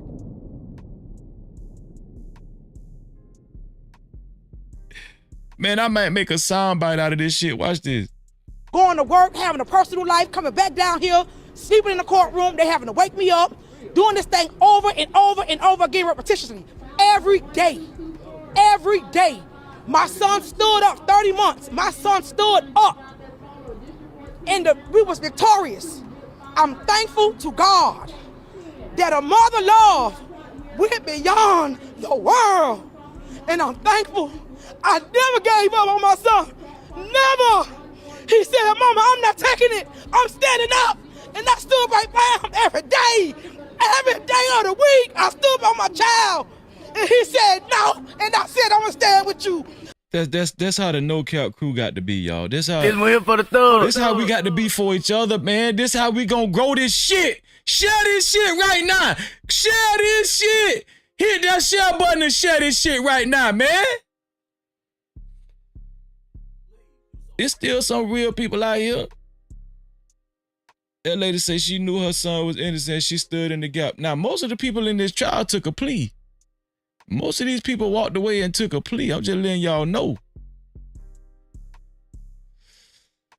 But I don't give a fuck what y'all say. This is what black boys love about their mothers right here. This type of shit. I'm going to stand with you to the end. And we stood down to the end. You never give up. Whether y'all think they doing a good job or not, I'm telling you right now, they in the trenches. Black women is in the trenches. You know why I'm going hard for black women right now? Because Andrew Schultz said that fuck shit. No Cap-tivity. Fuck Andrew Schultz. Fuck you, Andrew Schultz. Talk about my goddamn black women here. Fuck you. No matter what's thrown against you, you never give up. Never. And he stood down. You never give up! You never! You never give up! Man, listen. Man, I'm finna make that shit a damn soundbite. You never give up! Never! Man, I love that shit, dog. I love that shit. And I'm right here every day. Every day I stood up with him. Every night I prayed with him. And I told him, son, this going to work, having a personal life, coming back down here, sleeping in the courtroom, they having to wake me up, doing this thing over and over and over again repetitiously. Every day. Every day. My son stood up 30 months. My son stood up. And we was victorious. I'm thankful to God that a mother love went beyond the world. Bigger than you. This is bigger than you. And I'm thankful to the people all over the world that prayed, gave me encouragement. He gave me encouragement. Let me tell y'all something, man. That lady remind me of my mama too. I know black women like that in the hood. I know black women like that. I'm telling you. Maybe that's why I can relate. Maybe that's why, like, you know, it's not awkward. Like, black women ain't awkward to me. You know what I'm saying? Cause I'm kind of crazy too. Y'all see how I be shouting and shit, man? I'm crazy. I'm a little. You feel what I'm saying? Now, I understand the conduct of a woman when she get married. Yeah, when you get married, you know, it's okay to keep your personality and everything. But guess what? When you married, you supposed to understand, listen, okay, I was married now, and guess what? I'm going to respect my damn husband. Long as you respect your husband, she can act like that. I don't give a damn. You think I'm gonna talk bad about my wife if my wife get hyped like that about her son?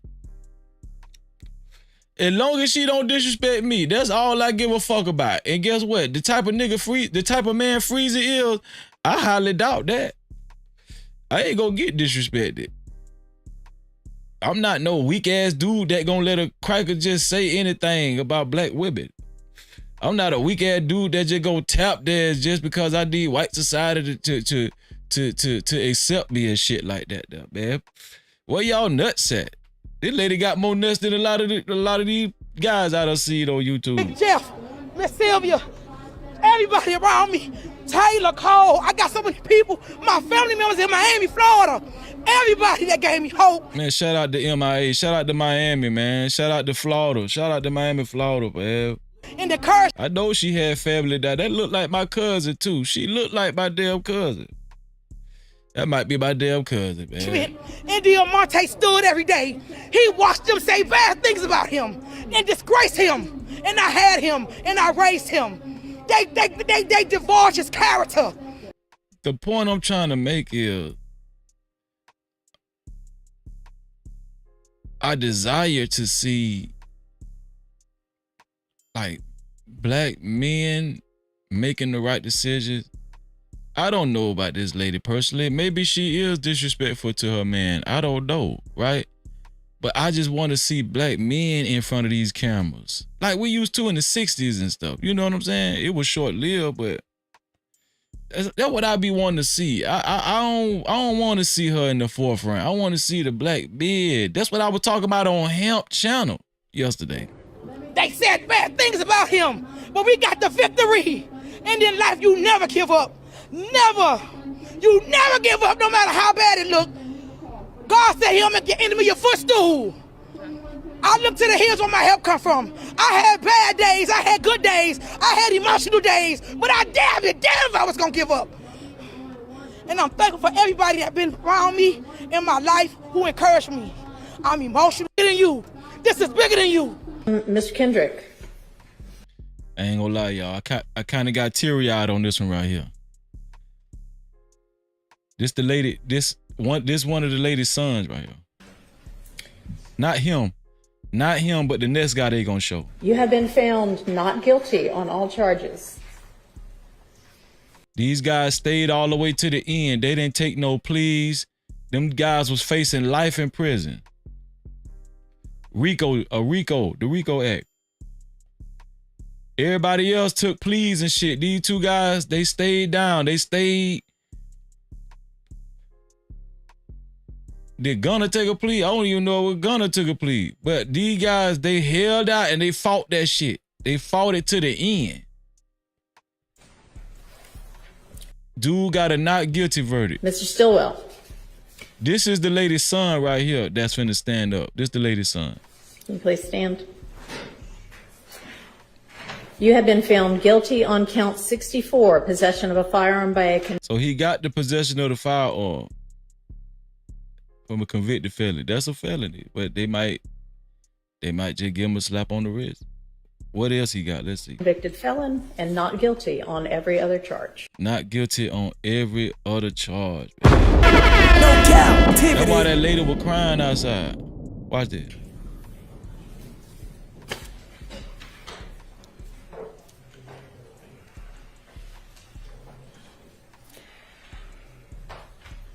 So, ladies and gentlemen of the jury, you are officially released from further service, and I cannot express the degree of thanks that Fulton County owes you for your service. Given the length of this trial, you have paid close attention this entire time, and I appreciate your devotion, as I'm sure do. Never give up! Never! You never give up, man. Especially when you know you right. No Cap-tivity. But listen, shout out to the sponsor of tonight's show, Miss Kia Baby. $20. To be a co-sponsor or sponsor of tonight's show, it has to be $20 or more. I told y'all tonight's show was not going to be this, popular subject matter that y'all used to hearing. No, we finna talk about some real shit. Dab that shit. I don't give a damn. I do not give a damn. We finna talk about some real shit. The parties in this. Okay. So let's get into it. I'm about to drop the link after this. So whoever wants to have a discussion, I encourage you to hit the link and come up and talk to your boy Freezy. If nobody hit the link at all, I'm gonna talk about this shit myself. This is just the way it's gonna be, Fuck it. I'm at the go. Fuck it.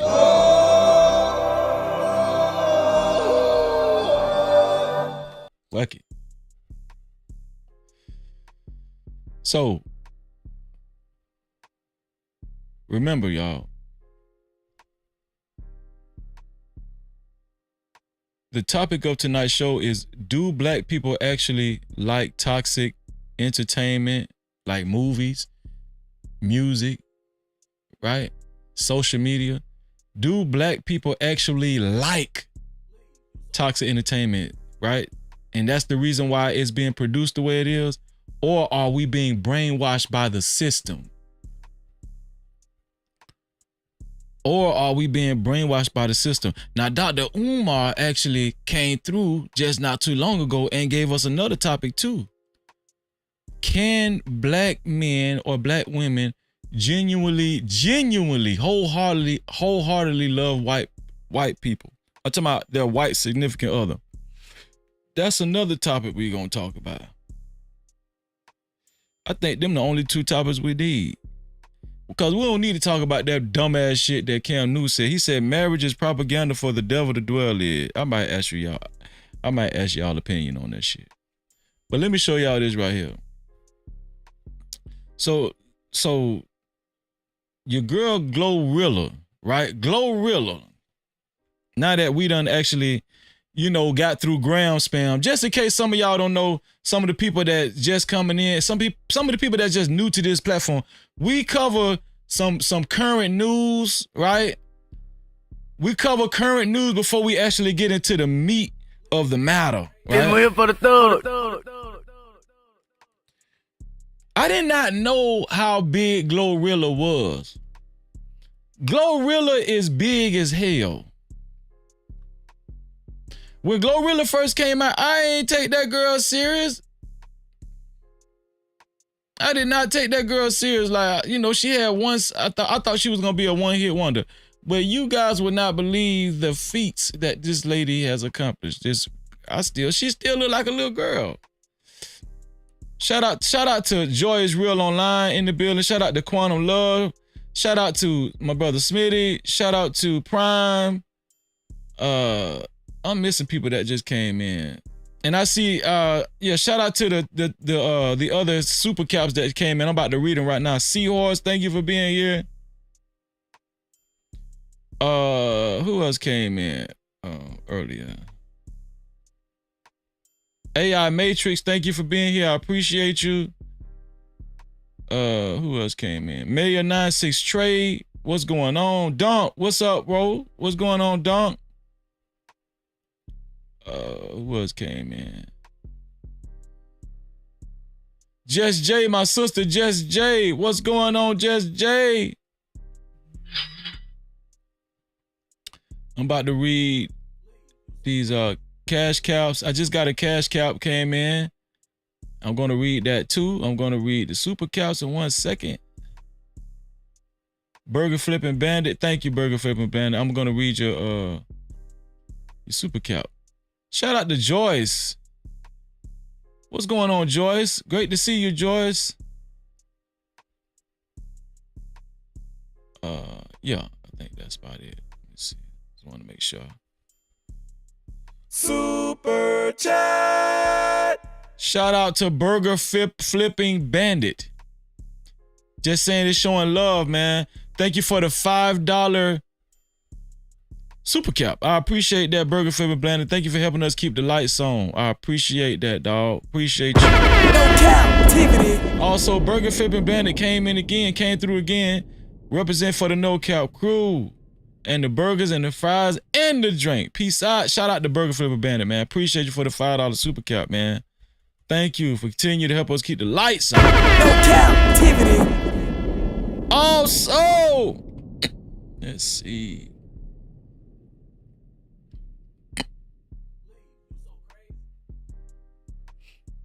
There we go. Shout out to... Check the cash out, bitch. You so damn dumb. Check the cash out. Shout out to Queen. Oh, this Lisa. Shout out to Lisa. Thank you, Lisa, for your cash cap, your $10 cash cap. Lisa said, for being a soldier of God. You better believe it, Lisa. No Cap-tivity. Thank you for helping me keep the lights on, Lisa. Lisa is a sweetheart, and Lisa is a devoted member of the No Cap crew. Thank you for that $10 cash cap, Lisa. I really appreciate you. Thank you to everybody. Thank you to Burger Flipping Bandit for your $10, and thank you to Lisa. I appreciate you.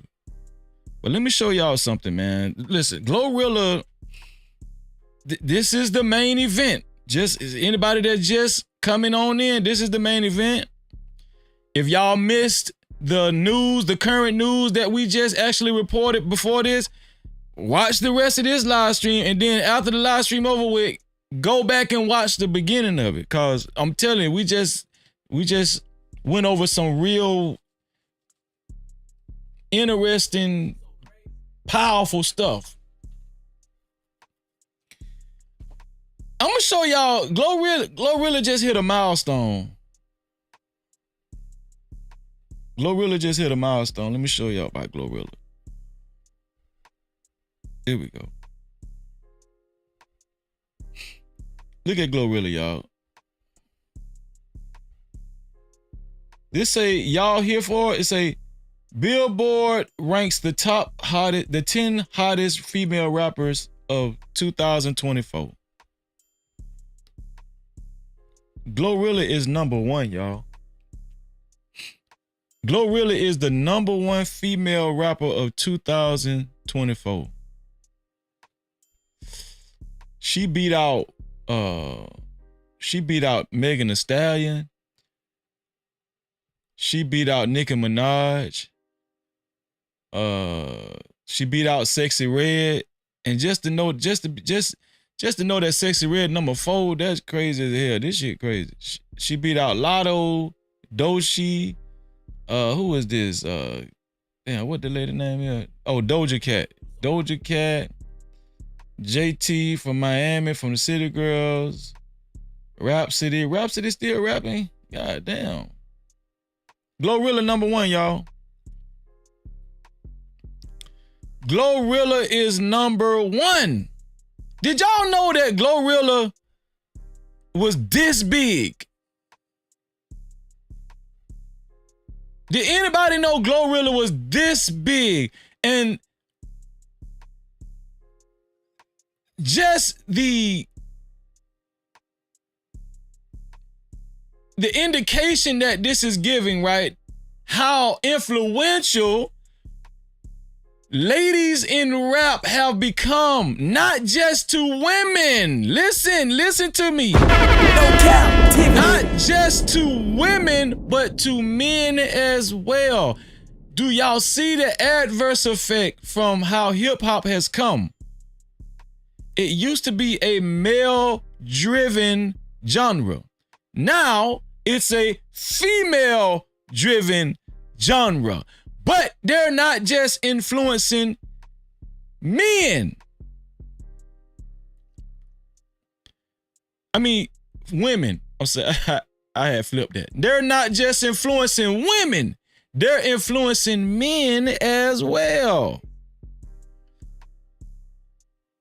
The path that we're taking in Black society will soon potentially be to our detriment. It's 7 p.m. It's 100 degrees.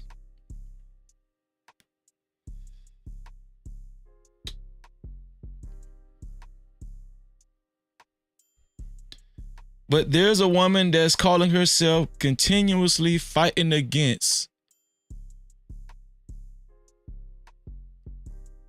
the degeneracy calling out degeneracy, calling out toxicity. But I have a question about this woman. After I show y'all this video of Candace Owens and what she said on Nick Cannon's podcast, it was very interesting. Let's see what Candace Owens had to say.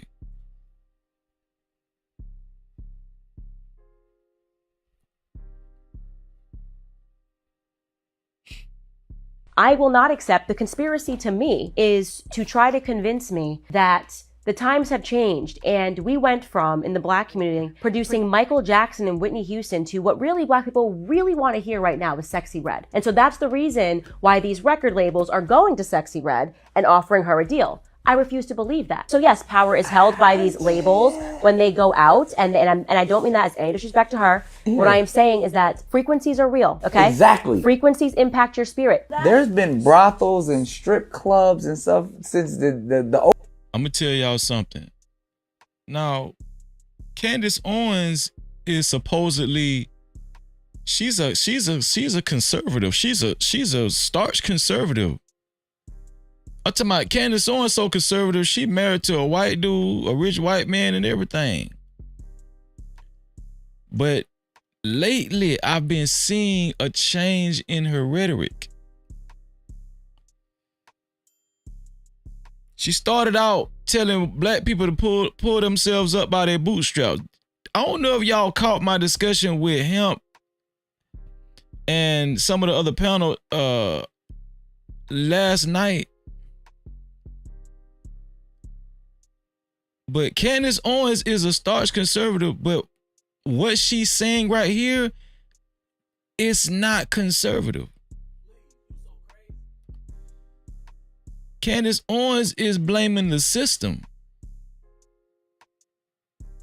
Now, you would think that Candace Owens would say black people just need to stop entertaining that shit.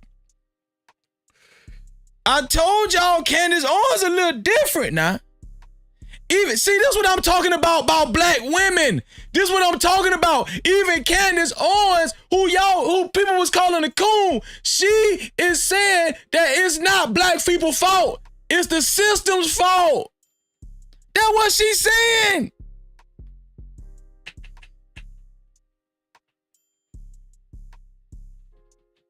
Man, I said, hell to the no. Candace Owens, a lot of conservative black folk that talk down on other black folk, you know, and try to call out degeneracy and all that kind of stuff, they would say Candace Owens, she on some bullshit, she on some woke shit. That's what they'll say. But we finna mine this shit out, though. We finna mine this conversation out tonight. But what I'm talking about music, and you are correct, but Confucius said, listen to the music. And you'll be able to know the and there's a reason for that. Society. This people, in my viewpoint, have a lot of power in the music industry, also understand that. There is no reason to fight to put filth on the airways and then try to convince people that it's free speech. Because it's in fact, profitable. I will tell you, these people are being pushed in a certain direction. She's saying that black folk are being pushed in a certain direction. Now, she's still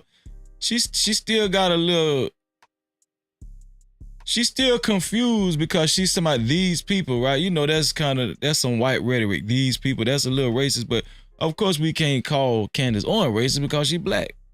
But you know, when she said these people, that let me know she's still a little confused. You know what I'm saying? She could have said black people. She's talking about these people. That's that little coon that came out. She got a little coon. She got like a little baby coon in her. You feel what I'm saying? It ain't that coon that she had in her, that shit was big as hell, but now it's like a baby coon now. These people, you know. But the biggest thing is she's saying that black folk, this is being pushed on black folk.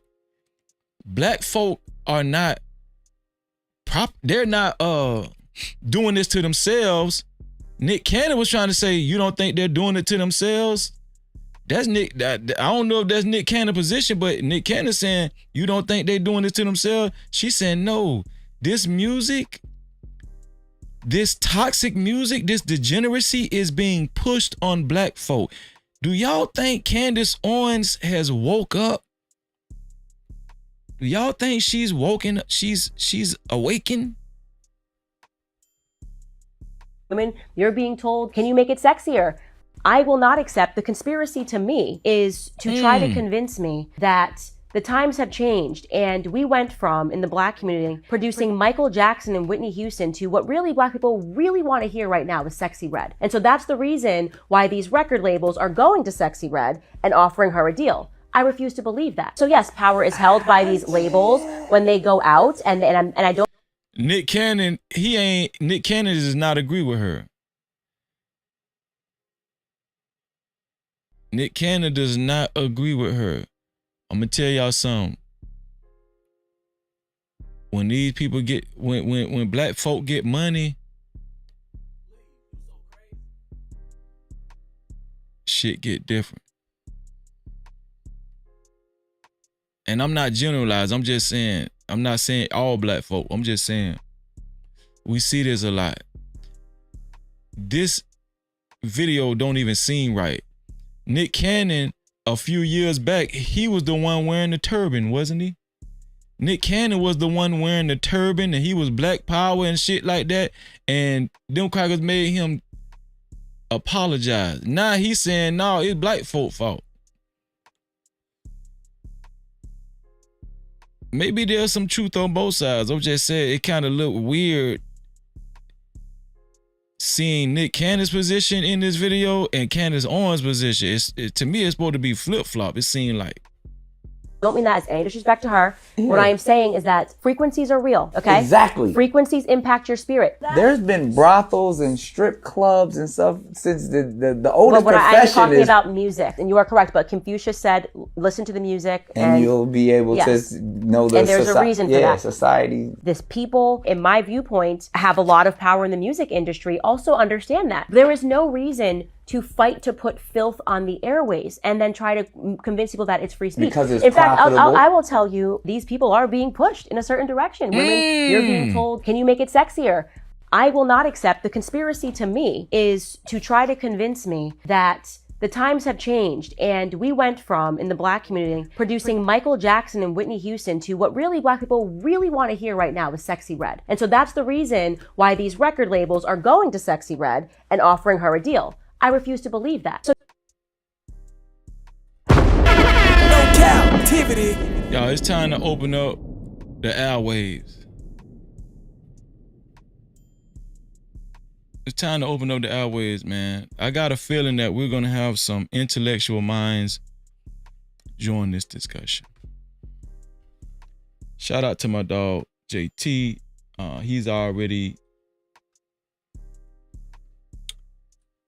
already gave a hint that, you know, he's eager to join the discussion. And I hope that my brother JT from What We Know Podcast hits the link. I seen Smitty. Smitty said he wants to hit the link.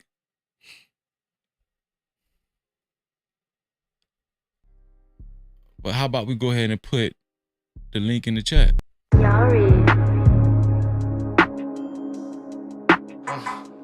JV for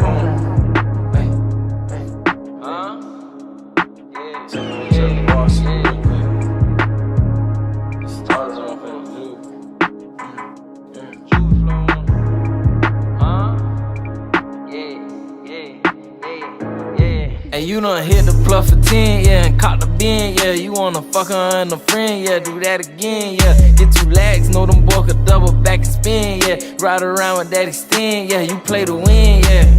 40 with a switch, yeah. With thumb in this bitch, yeah. Pull up and let it hit till it's none in this bitch, yeah. You a head hunter, drop 100, get 100 niggas dead. You don't want the bitch, but you gon' hunt your head, yeah. That little bitch good with them names, huh? You in the game, huh? You bout to go to Johnny Dane, huh? And do your thing, huh? Took that bitch to Miami, bout to switch a frame, huh? huh? Baby mama mad at you, wanna do the same, huh?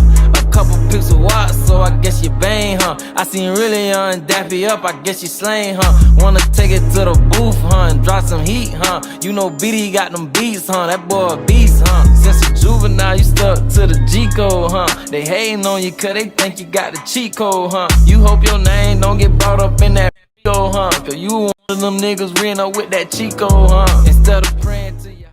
Shout out to JT from What We Know Podcast. Just entered the building. Shout out to Russ. Just entered the building. No Cap-tivity. Bring my brother up. Let's see. There we go.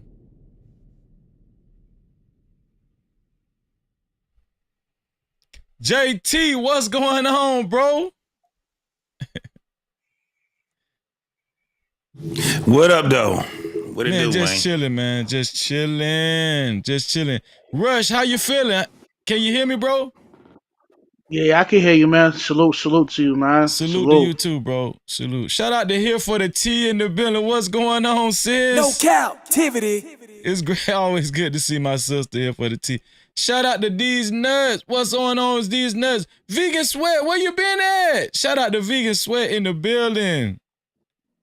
Oh, man, all the family here, man. Shout out to y'all. No Cap-tivity. So, y'all, listen, we seen Candace Owens, right? Candace Owens. First of all, is Candace Owens is she kind of switching it up a little bit nowadays? Do y'all see a little difference in Candace Owens or? Yeah, she kind of backpedaling a little bit. You think she backpedaling, Rush? Yeah. Hold on, JT say no, he don't think she backpedaling. He don't think. Why do you think she's backpedaling, Rush? You know, like you mentioned earlier, man, she's a conservative, you know, and those talking points that she expounded on with Nick, you know, those are totally opposite from the ideology of a conservative. You know what I mean? Yeah. They're not really into the whole, you know, woke movement, you know, conspiracies, you know, they pretty much like, you know, own up to the evil deeds that you commit within your environment. I mean, why do you think she's not switching it up, JT?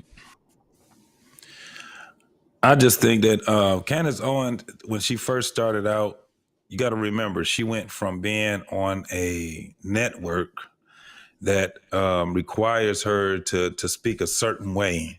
And then she started, when she got fired, she started doing what she actually was supposed to have been doing, was speaking her mind, calling it all out. Even when I heard, if you go back to a lot of the stuff that she did, when she did with the panel with T.I. and all those other folks, and it was one of her against it. And what was the other dude name? With my dude, Killer Mike. Yeah, when she did that, she made them all look stupid as hell. And the only people that didn't realize that was the people that was actually on their side. T.I. sounded like a damn idiot. She made him sound like a damn idiot. They were all sitting there, and you had not only her, but it was not only him and the other folks, but you also had the audience that was against her too. They didn't want to hear what she had to say. If you go and you look at that doggone that forum that they were speaking, you would see what I'm talking about. So she's always been talking the same shit.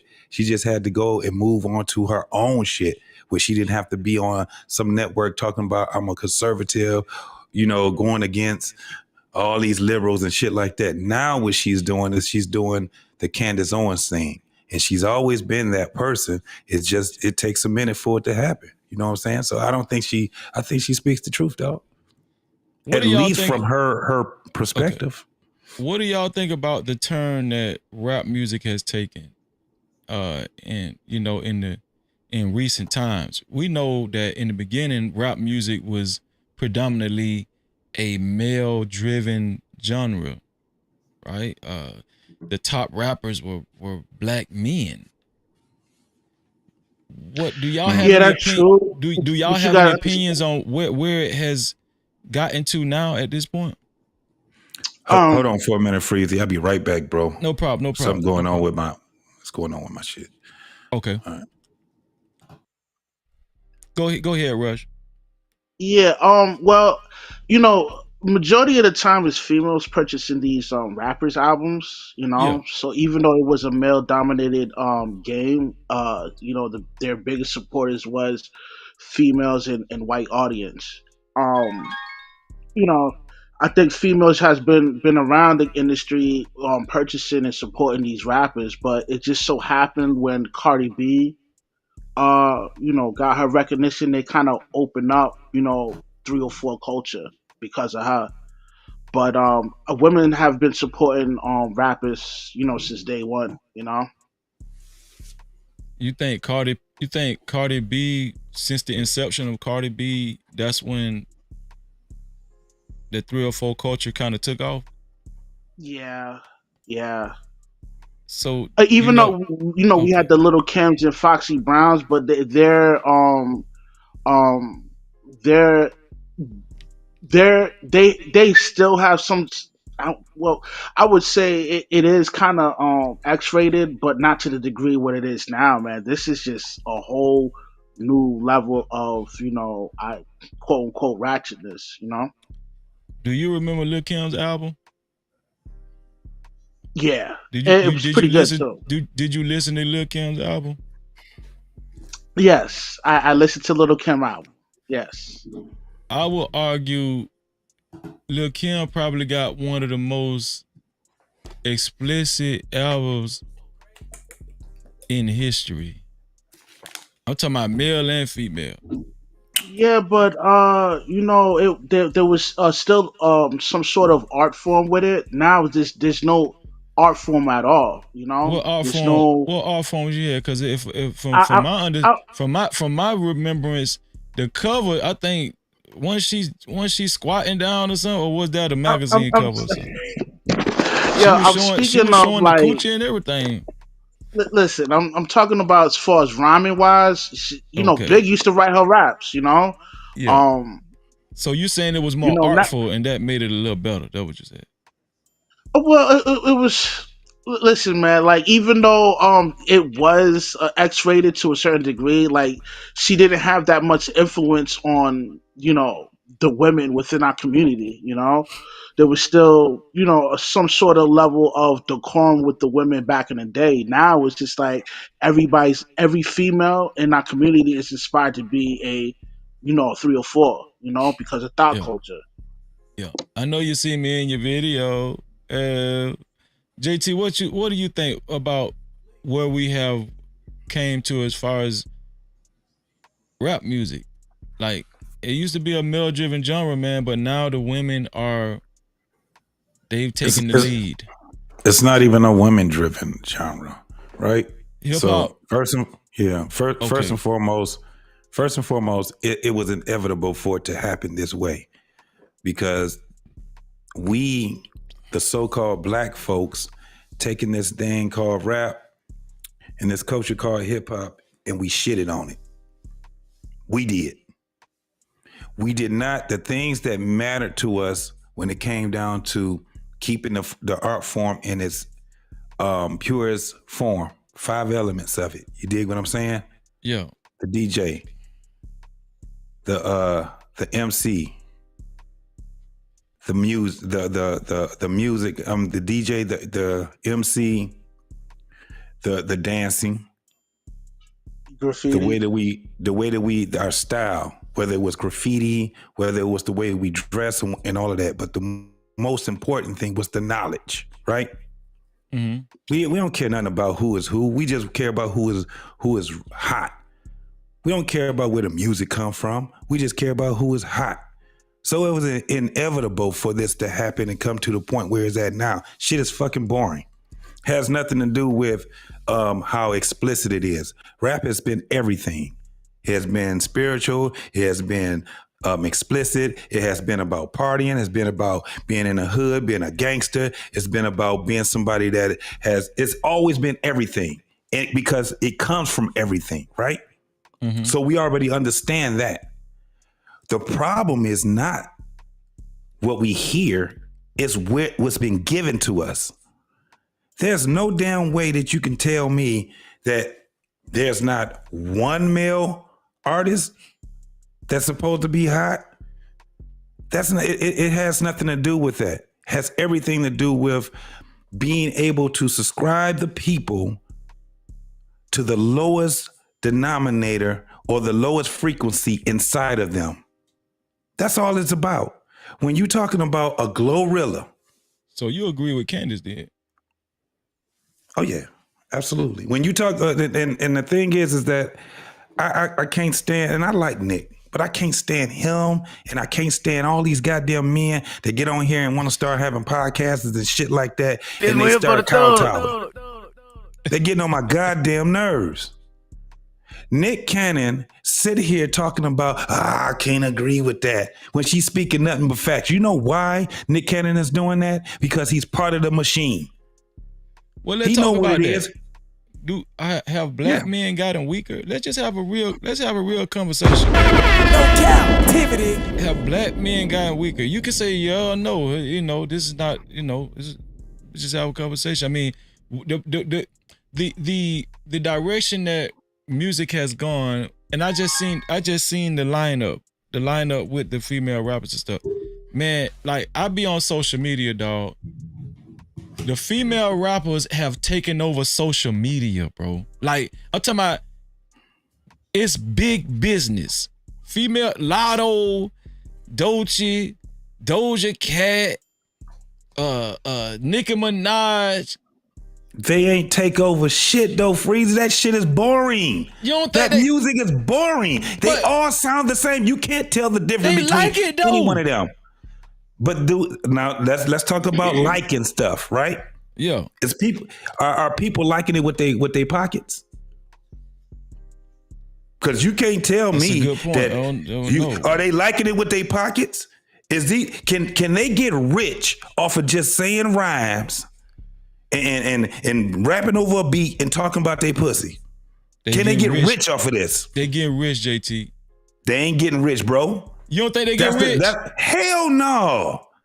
Hell no. You know how much money you can make? Let me just say it like this. Go ahead. You know how much money you can make if you sold CDs, right?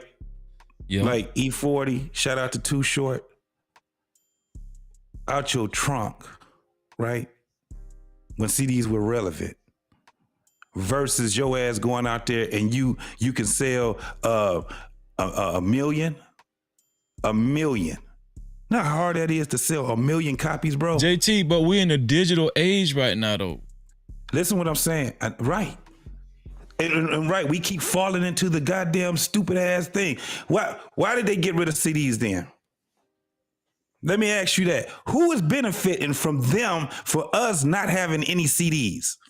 Who's benefiting for them to make everything digital? Who is benefiting for them to be able to copyright anything? You can't even put 15 seconds worth of anything on there by just talking about it. Who's benefiting from it then?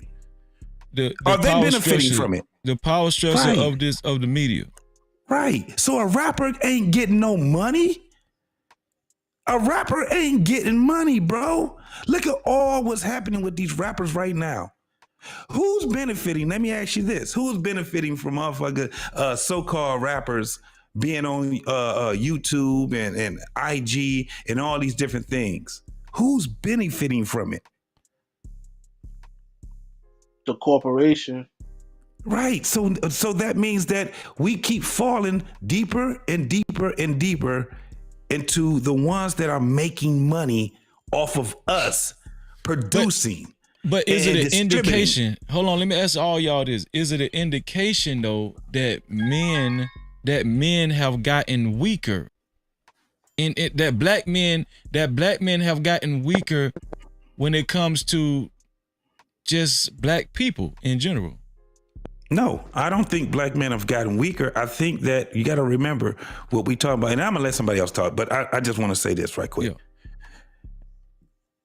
A 25-year-old ain't never lost being strong to being weak because they knew nothing about it.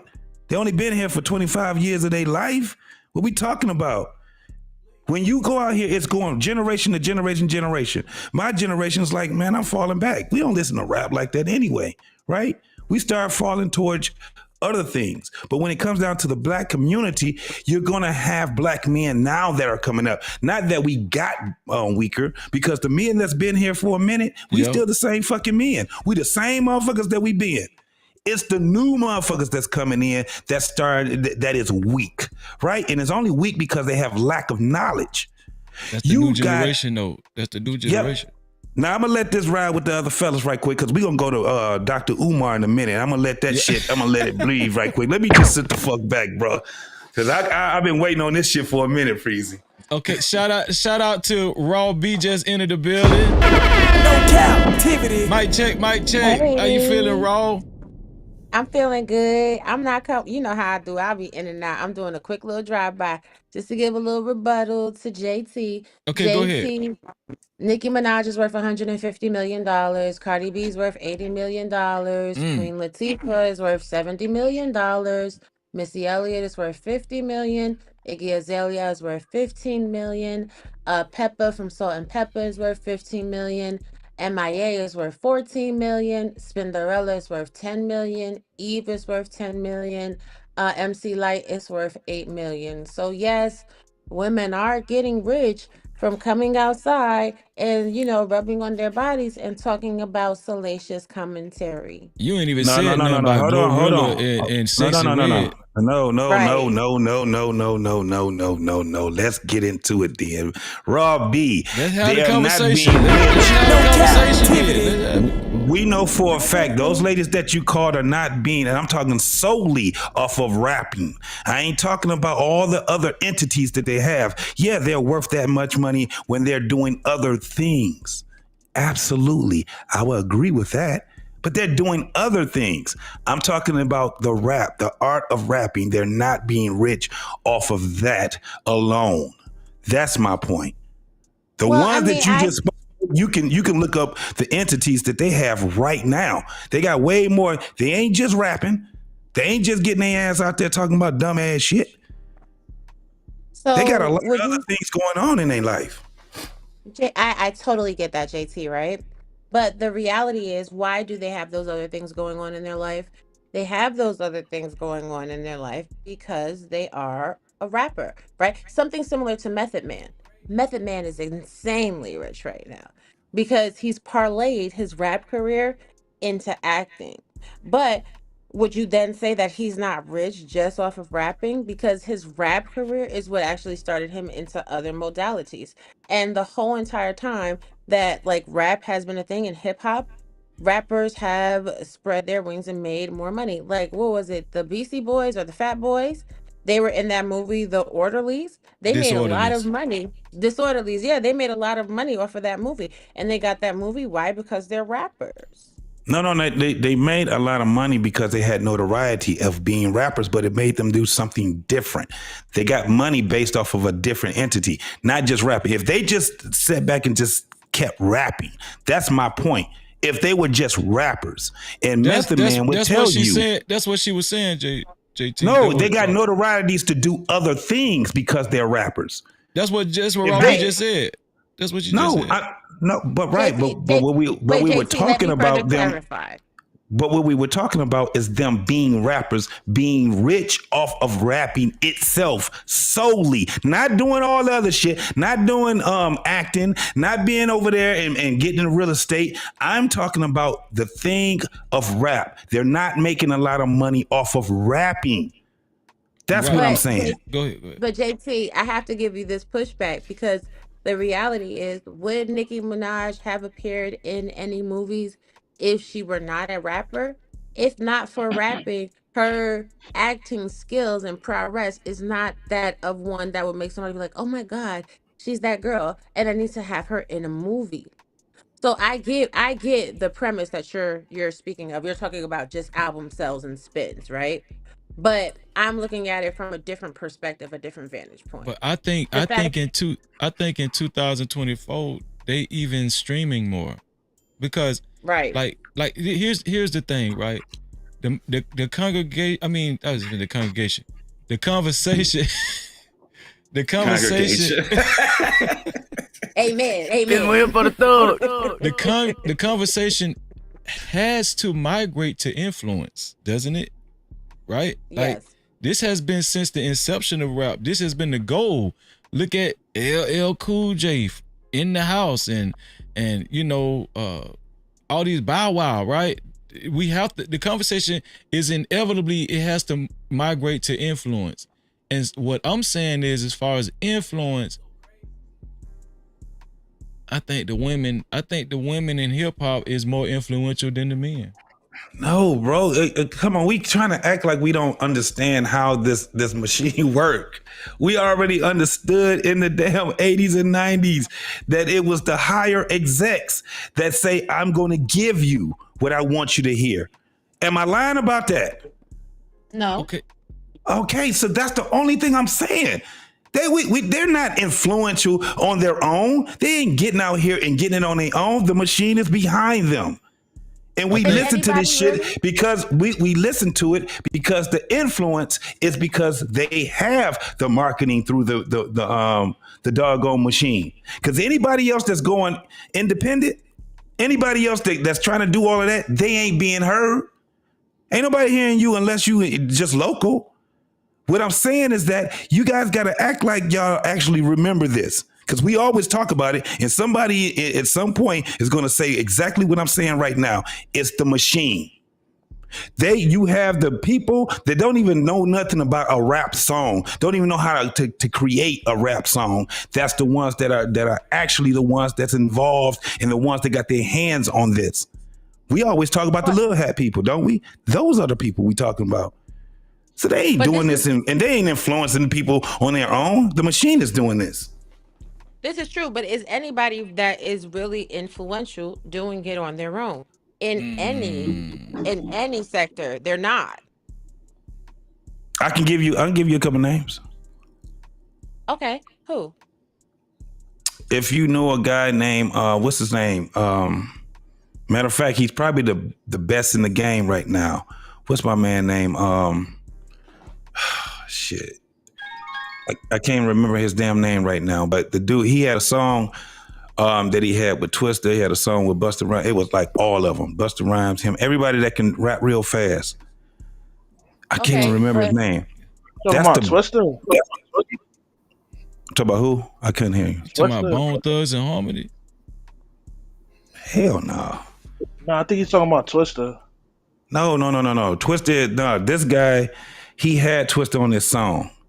He had a bunch of the guys that can rap real fast on his song. But when I'm saying it'll come up, somebody, Tech Nine. There you go, JD. There you go. Tech Nine. That's the best businessman out here. Rapper, producer, all of that. There's nobody that has, there you go. Yep, Dr. Quantum. That's what I'm saying. That man is making a lot of money solely off of music. He's straight up independent, yeah. Very, and you may not even, and if you've never heard of him, that's fine. But he's known worldwide, and everybody that's your favorite rapper, that's their favorite rapper, guaranteed. Okay, but JT, right? Do you see what you just said when you were trying to explain who he is? Right? When you were trying to explain who he is, who did you bring up? Twista, Busta Rhymes, household names that we know that have a significant sphere of influence. So for him to get the worldwide acclaim and fame, you're not like, oh, it's just this song and this song I knew it was just so tight. You had to bring up people with influence to even remember who he was or his name. No. I was saying it for that particular song. This man has longevity in the game. He's been in the game for a very, very long time. And most of the time that your favorite, what I was saying was your favorite rapper, they had to somehow go around and get to him because he got the key and he ain't doing it. He's doing it independent. I ain't talking about somebody that's out here that's up under that. That's why a lot of people don't know who he is. So the guys that I was just saying, that's your favorite rapper's rapper. And a lot of people don't know about Tech Nine. That's all I was just saying. But he didn't need anybody to get him notoriety. They get it from him because this man he controls the tours. He controls the distributions. He has his own distribution company. He has his own everything. He don't have to go around to anybody to do anything. If you guys ain't never heard of him, look him up and you will hear what I'm talking about. It ain't just him making good music. It's him being the machine in his, in his RAM. Okay. And there's a whole bunch of people that pays homage to him, and it's a lot of time it's your favorite rapper's rapper. Go ahead, respond to Robbie, and we go around the table. Go ahead, Robbie. What's his net worth? Let me see. I don't know right off the rip. But while JT's looking that up, I think the point still stands in 2024 going into 2025. 20 million. Okay. And that's just according to celebrity net worth. So they're saying that he has a net worth of 20 million. It could be less, it could be more. But what I'm saying is that it's his. Right. It's him. But what I'm saying is that female rappers that have a higher net worth than him, right? They're still wealthy from rapping. Even if rapping is what it took to open the door to other avenues, they just use the skill set to open a different door. Yeah, but that changes the game when we're talking about that, because again, they're making their net worth. I guarantee the bulk of their net worth, their bread and butter, is not going to be rapping. Guarantee that shit. It's not going to be rapping. I'll concede that point. But it's the optics though, right? Like whether their bread and butter is rapping or not. Like in these clubs, especially in urban areas and stuff, they are heavy on the playlist now, JT. They heavy. Like Glorilla, niggas like Glorilla, dog. It ain't just the women. The dudes like Glorilla. 100 degrees. I don't even know. I didn't know that part. But crack is too, and cocaine is too, Freezy. That shit be hitting. Motherfuckers be on that crack. They be on that damn cocaine. Right, is it good for them though? They be on that cocaine. But where I'm taking the conversation, this is where I'm taking the conversation, right? Niggas love lean, don't they? First they off, love lean. First off, let's get the initial question out the way around the table. Do black people actually like toxic entertainment? Do we actually like toxic entertainment, or are we being brainwashed by the system? What do you think actually is taking place more? I think it's a mixture of both. I'm trying to avoid that answer. It's a mixture of both. What do you think is taking place more though? What do you think is happening more? Black people just actually. Do you think that the power structure is just basically meeting black folks' demand, or do you think they're purposely brainwashing black folk by their system? And shout out to Cornbread. Shout out to Cornbread, just came in. No Cap-tivity. Salute. What's up, Cornbread? I think that people in general like toxic entertainment. Hell, look at the social media platforms that we're on. The algorithm feeds toxicity. What is the highest grossing thing in algorithm? Drama panels, Reddit stories, and people just doing stupid, ignorant stuff. I watched a young man stage a fake kidnapping yesterday, got 50,000 views. Okay. It was clearly a fake kidnapping and he won. But when we're talking about influence, like Glorilla has glowed up Zanaya Bear's platform because Zanaya Bear was dancing to her music, and then she brought her from social media into the real world on tour with her to do her dancing. So yeah, we love the toxic stuff. That's how Glorilla blew up? No, Glorilla blew up Zanaya Bear. I don't know if you know her. Oh, Zanaya. I don't know her. Yeah. Yeah. No, I agree with you. I agree with you, bro. The thing is that we get the money, and man, come on, hands down, bro. We like toxicity. I do too. I see it. I sit back and talk shit about it, but I'm telling you, I look at it with a side eye, but I still pay attention to it. But what's the biggest? What do you think is the biggest proprietor? Do you think is we just naturally like toxic entertainment as black folk, or are we being conditioned by a systematic entity? I think is don't say as both. human. I think as human beings. No, listen. I think that as human beings, we like to see the car crash. I don't give a damn where you go in the world. You like to see the car crash. You like to see, and it's a treat if you can see it start from the beginning all the way to the end, all the way to the impact. That we want to see it. We gonna sit there and watch that. So you disagree with Candace Owens? Y'all disagree with Candace Owens then? Candace Owens is toxic at what point? content. At what point? I'm gonna play it over again. What did toxic? What did Candace Owens say? I'm gonna play it over again. What were you gonna say, Rush? I was going to say that Rush, don't come with that both bullshit, now. Don't come with that both bullshit. I got you. Okay, go ahead, bro. When it comes to mass media, it does paint us in a negative light, you know.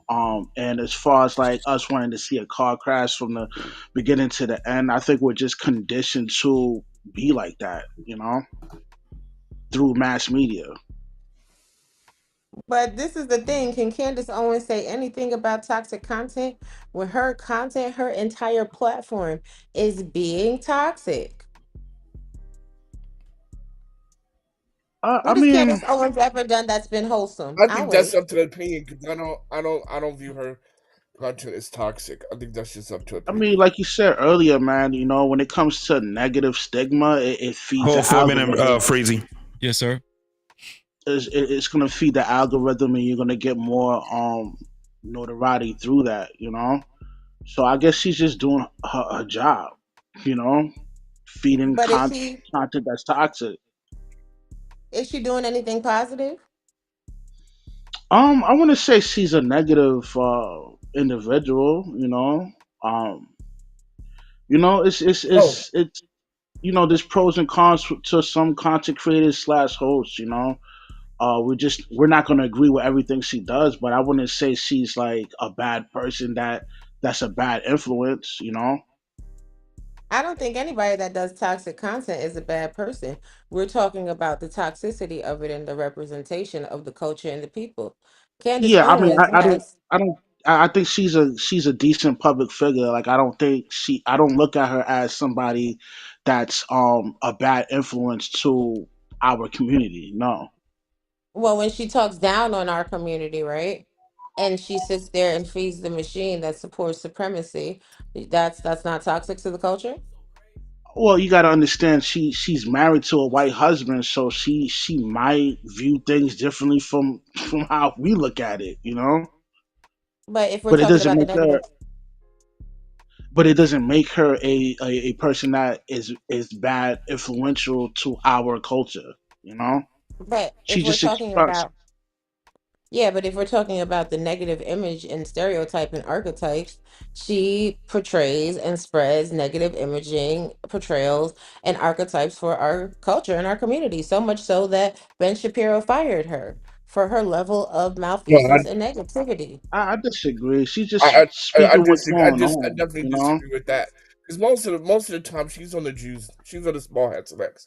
I've never seen her perpetuate stereotypes of black men on her content. She's normally on peers fighting with the small hats about different issues and about the war and things like that. Most of her content is about that. Most of her content is talking about the egregious things that they're doing with in the name of attacking Hezbollah, things like that. Most of her content is about that. So she's not even talking about black people. Nah, she picks fights with Cardi B often and other celebrities. So that's not Well, necessarily true. That's Cardi B. That's not black people. That's her personal beef with Cardi B. Well, she But it's been still kind of going toxic. heavy. You know, she a lot of her what is it called? Because right now her most I'm saying controversial. A lot of her controversial, you know, conversations are about black people. Black Lives Matter. Beyonce. She's been heavy on Beyonce and But Black Lives Matter. She was right about Black Lives Matter. She was right about that. No, Yeah, I'm not saying whether she was right or wrong. I'm just saying a lot of her controversial, what she's known for, has been black people. You know what I'm saying? Like the George Floyd thing, her hooking up with Kanye West. No, Her her dismissing the most black controversial community stuff, until she got her fired by Ben most commercial Shapiro, stuff and then her is going to the Breakfast her Club and most trying to commercial reinstate her stuff, black and card. her most controversial stuff and the most viewed stuff is when she's up here. Matter of fact, when she said that I don't want to say it on your thing because I don't want to get blocked. But when she's a denier of a certain thing, and then she started talking about the small hats and how they're warmongers. Right? That's her most viewed stuff, and those were the reasons why she got fired. Because if you say you're a denier of a certain event, all hell breaks loose. Same thing what happened with Kanye West. When Kanye West started directing that smoke over there, he lost billions in a day.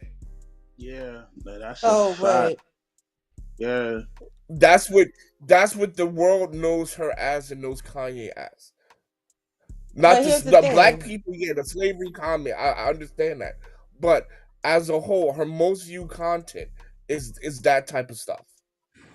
But I mean, I get the justification theories, right? That's cool or whatever. The point is simply this: is her content toxic or not? And yes, her content, in fact, is toxic. The fact that she I dismissed think the that's the whole opinion. African.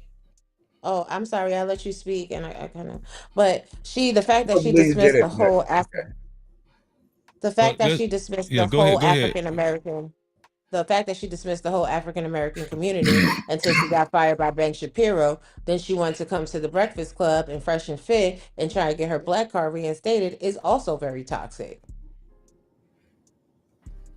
Well, that's just a subject of opinion. And number one, just because you have one or two things that are quote unquote toxic, even if you want to buy that you have one or two things that are toxic, doesn't make your whole content stream toxic. Right? So and again, at the bottom line, it's just opinion. So for you, she's toxic, okay, no problem. But for most people, she's not. But the Right? thing She's that's the news based. same. She's a news based talking head. Right, But that's what she is. She's a the news news-based talking head. the news in and of itself is toxic, but the same thing can be said for other modalities of the community, including and not limited to rap music. You can view it as toxic, but other people can view it as enjoyable. And again, this is just opinions, but if we're talking about toxicity and the negative after effects to the community, all things have to be considered. Even if you enjoy the toxicity, it doesn't mean that it's still not toxic to the community. Well, if we wanted to go there, and if we want to evaluate toxicity by the effect it has on the community, then rap hands down. Not all rap, but there's certain types of rap, certain types of genre that are absolutely toxic because you can see the overspill. But anyway, that's getting away from the point. The point I wanted to say is that it's not brainwashing black people. Number one. Number two, black people are not the largest consumers or money spenders of rap music anyway. It's whites and Asians. Right? So for the most part, you're going to put it out for your major consumer. And your major consumer of rap music is white and Asians. Right. And But the international see, when we have these type of conversations, a lot of times it gets thrown off on consumerism. What I'm talking about is influence. Right? There's a difference because yeah, okay, white kids buying rap music, that's one thing. But the influence heavily, in my opinion, is directed more towards urban communities, yes. filled with black Yes. kids Rap and stuff. music. It used to be. Rap music is highly more influential on blacks than it is on other types of consumers. Yeah. It used to be. It used to be. That shit is not that's not true anymore. Well, The because shit is you're global. old, man. You're 50 years old. You're old. You're not 20 something. Oh. It's not to you, but it is Hold to on. them. You're old. But that's your Slow opinion, and that's kind of rude. That's pump your toxic. brakes. It's good, Robbie. I know this No, nigga I'm right always now. rooting to him. I'm always But rooting to him. So. listen, relax, boy. Relax. No Cap-tivity. I got him, Raw. I got him. No, hold on. I'm still heavily into hip hop first and foremost. So I definitely understand the transition that comes down, just like what me and Raw was just talking about. We were talking about the influence that it has, but what comes down now, it comes down to who is influencing, right?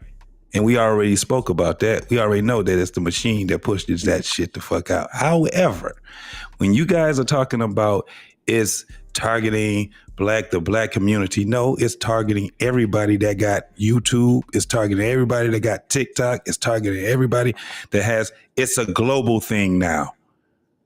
We've changed. That ain't got shit to do with me being old, even though I am. I'm old as shit.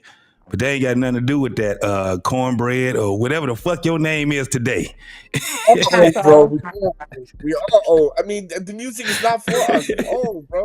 Can I just give my opinion? I think that hold on, before I give my opinion, for the people that just come in, let me play what Candace Owens said again. Here we go. Play what she said again.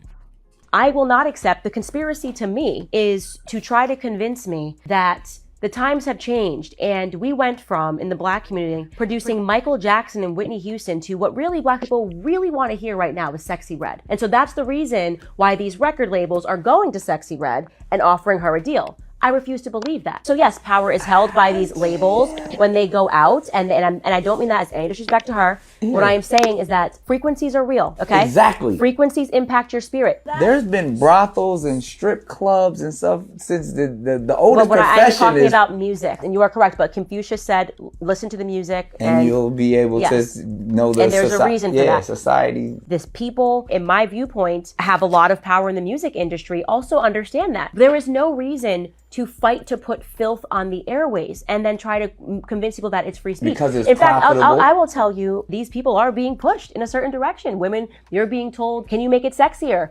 I will not accept. The conspiracy to me is to try to convince me that the times have changed and we went from, in the black community, producing Michael Jackson and Whitney Houston to what really black people really want to hear right now is Sexy Red. And so that's the reason why these record labels are going to Sexy Red and offering her a deal. I refuse to believe that. So yes, power.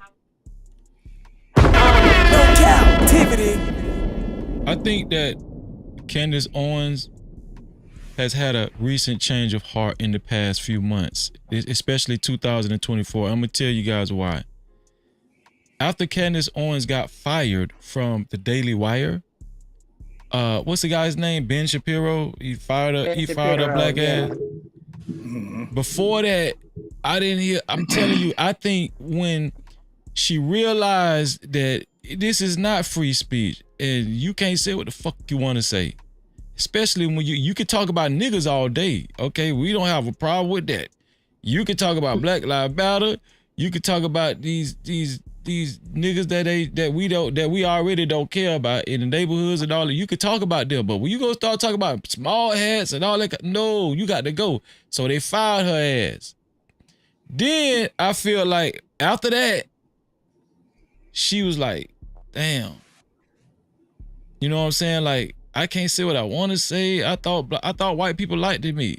Now I think what she's doing is she's turned her guns from,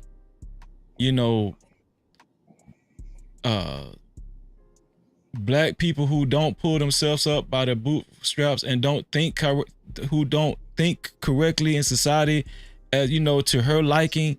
Now I think she's turned her guns to white establishment, because that's a lot of the rhetoric I'm hearing now. Like she's sounding real woke nowadays. You feel what I'm saying? But this conversation got so many layers. We just in the beginning right now. But I just want to say Candace Owens actually disagrees with some of the answers that's been said thus far on this platform. She thinks it's majority establishment and not black people. She think it's establishment. She think these people are purposely putting this stuff out here to influence black minds and to make us think a certain way. This is what Candace Owens is saying. So are they doing that in white communities? Because everybody talks about rap, but everybody shies away from rock and roll. Ozzy Osbourne literally ate bats on stage. Live bats ate them. Stop the cap. But also, she's talking about Whitney Houston and Michael Jackson. Michael Jackson had quite a scandalous history and reputation, and Whitney Houston was doing coke, like with Bobby Brown. So, what is the difference between her and the Sexy Red? The difference is Sexy Red is real about hers. If she wants to smoke a pound of weed, she's finna tell you she finna smoke a pound of weed, and she's not lying about it. Whitney Houston was lying about it. Michael Jackson wanted to be a white man. He cut himself up and put on wigs so that he could look like, well, a white woman. He cut up himself and put on wigs to look like a white woman every day. So that's what we should have in the community? I'm confused. No, but So did they sell their soul though? no, hold Absolutely. on, because there's a correlation with the two. There's the correlation with the two. Whitney Houston, again, what I was just talking about, the machine. They would not allow Whitney Houston to do something like that because what they would look at is her tainting her influence, right? So they were the ones that controlled how she influenced. It just got to the point that they couldn't control it anymore once she started going out of control, right? Because guess what happened? She started having real human problems and issues. And that shit started to bleed into her celebrity. You know how crazy that shit was when she was sitting there and she didn't have a publicist that was in front of her and she was in front of that damn interviewer and the interviewer was telling her about the allegations of her smoking crack. And her answer was that I don't do crack because crack is whack, right? Well, let me say something if I could. Hold on. Let me finish. I'm gonna end it with this one.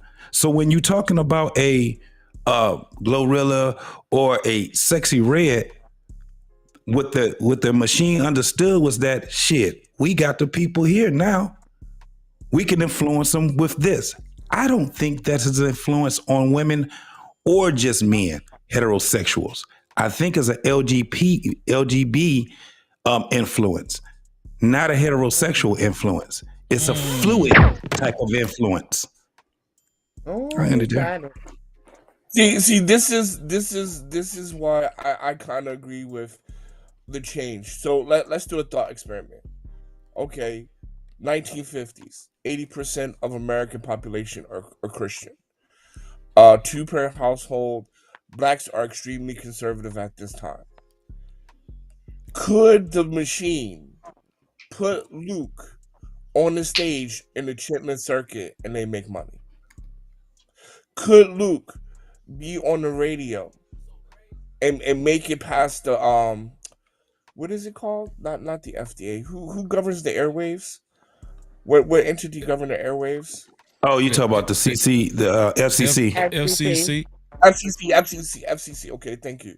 So, could you listen to Glorilla in the 1960s and the FCC say okay, right? Yeah. It's the times that change because I don't care how much money you push in 1960s where 80% of the population is Christian, that they're going to allow a Sexy Red or Little Kim or whatever or Luke be on the radio. No way, no how. No way, no how. Right? It has to be, I don't care how much money, resources you have. There has to be a combination of pushing and what the people are willing to accept. And people in the 1960s are not willing to accept Little Kim talking about what she did last night. That's really not true. I don't think That's not true. That is very That's not true. true. No, It's That's not not true. true. I mean, you're a very young man, right? So I get it. There are That's not- songs that were. I'm older There than are you. I'm pretty songs. sure I'm older than you. There are songs. I'm pretty sure you're not. I understand, sure and you're those not. songs did not make it. Those songs did not make it on the airways because I know those What do you? songs Yes, they that did. you're What talking. song? So what song am I talking about? Because you know everything. Lord Jesus Christ. Matter of fact, I'll pull it up. It's the one.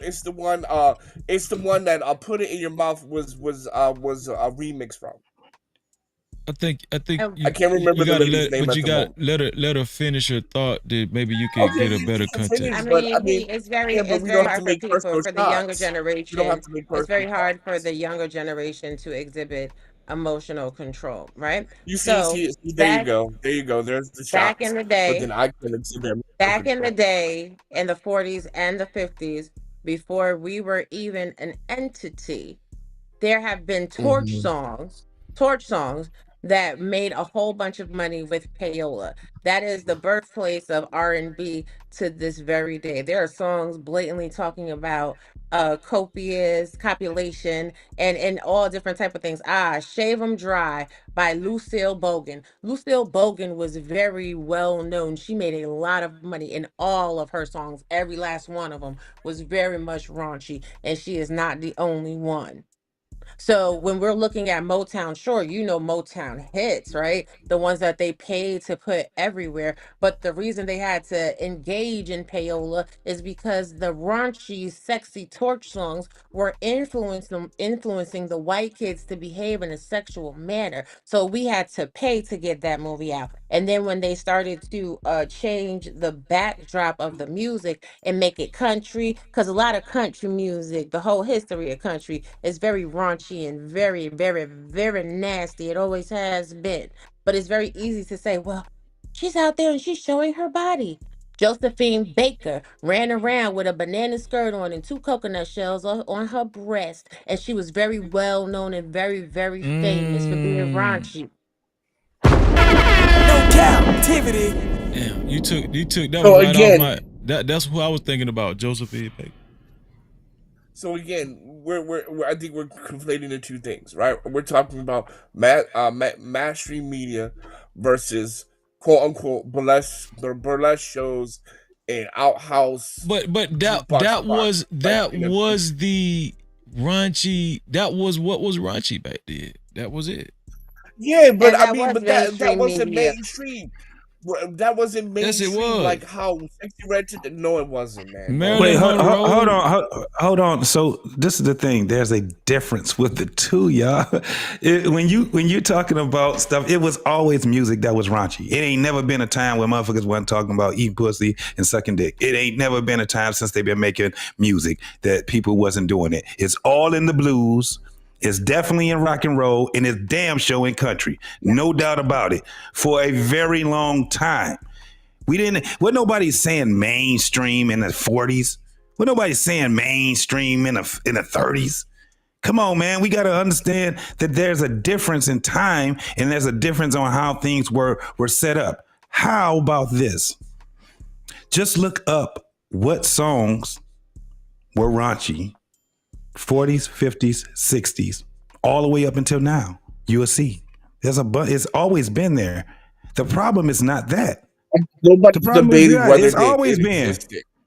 Just like you were just talking about with Luke. You just asked the question about you just asked the question about Luke, right? Luke, do you know that he still goes on tour? I don't know why people keep thinking that rappers that were doing shit in the 80s and in the 90s ain't still out here making money on tour.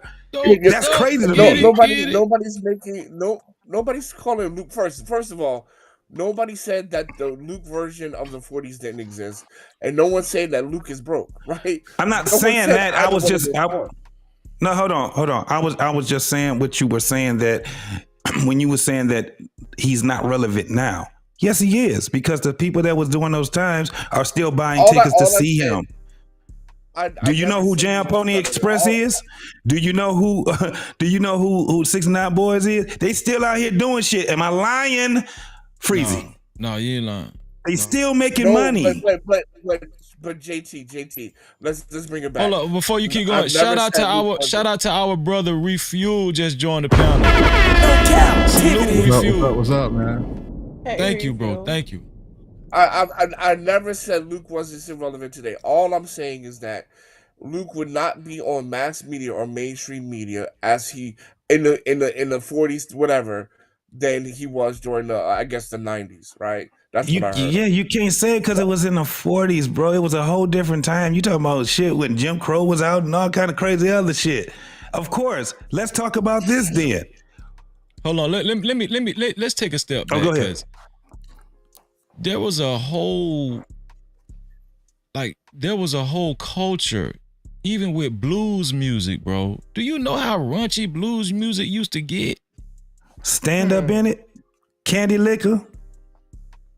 Bro, I don't think you understand. I don't think. I don't think It's you better get when you I don't think steal guys it. are gonna understand. Cheating in the next room. Come on, man. No, I don't think you guys are understanding. I'm not saying it did not exist. I'm not saying that. I'm just saying how well You could ever it seen reach Cadillac the Records? Yes, I've seen Cadillac Records. Yes. Okay, Just like everybody else. That was the first, if I'm not mistaken, somebody please correct me. I think that was the first record label to actually, In Motown. huh? In Motown. Yeah. That came a little bit before Motown, just a little bit before Motown. It was Chess Records. Chess Yeah. Records. Yeah. Yep. Yeah. So we Absolutely. get so we need some music what's it called? Music historians up here now, cause Hot Sauce see like you kind of winging it a little bit right now, okay?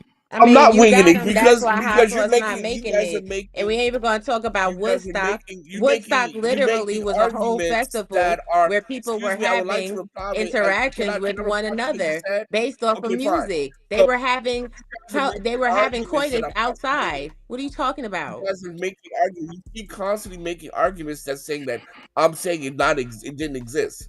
And I keep telling you, I'm not saying that. Right? But you guys No, we're keep going saying back and is saying, it hey, existed on a but you large know, there's scale. That's what we're saying. Yeah, it did. But It existed on a large scale. Again, this is what I'm saying, people. They was sucking It and did fucking not back reach then the too. ev- That's what I'm trying to tell you. Right. Especially at Woodstock. niggas down there, their songs did not reach New York City. It did not reach Woodstock Chicago is in literally in mass. Kingston. Woodstock is in Kingston, New York. The Woodstock Festival was in Kingston, New York. They were in a big ass field listening to rock and roll, sucking on the Again, grass. Stop it it. did not reach It's weird for the it did not reach the radios in living rooms in New York, New York, Chicago, Maine, Connecticut. It did not. It did It not. actually did. Do you know how It was historical mostly Woodstock is? it was Damn, mostly Hot Sauce regional. talk about It was mostly regional.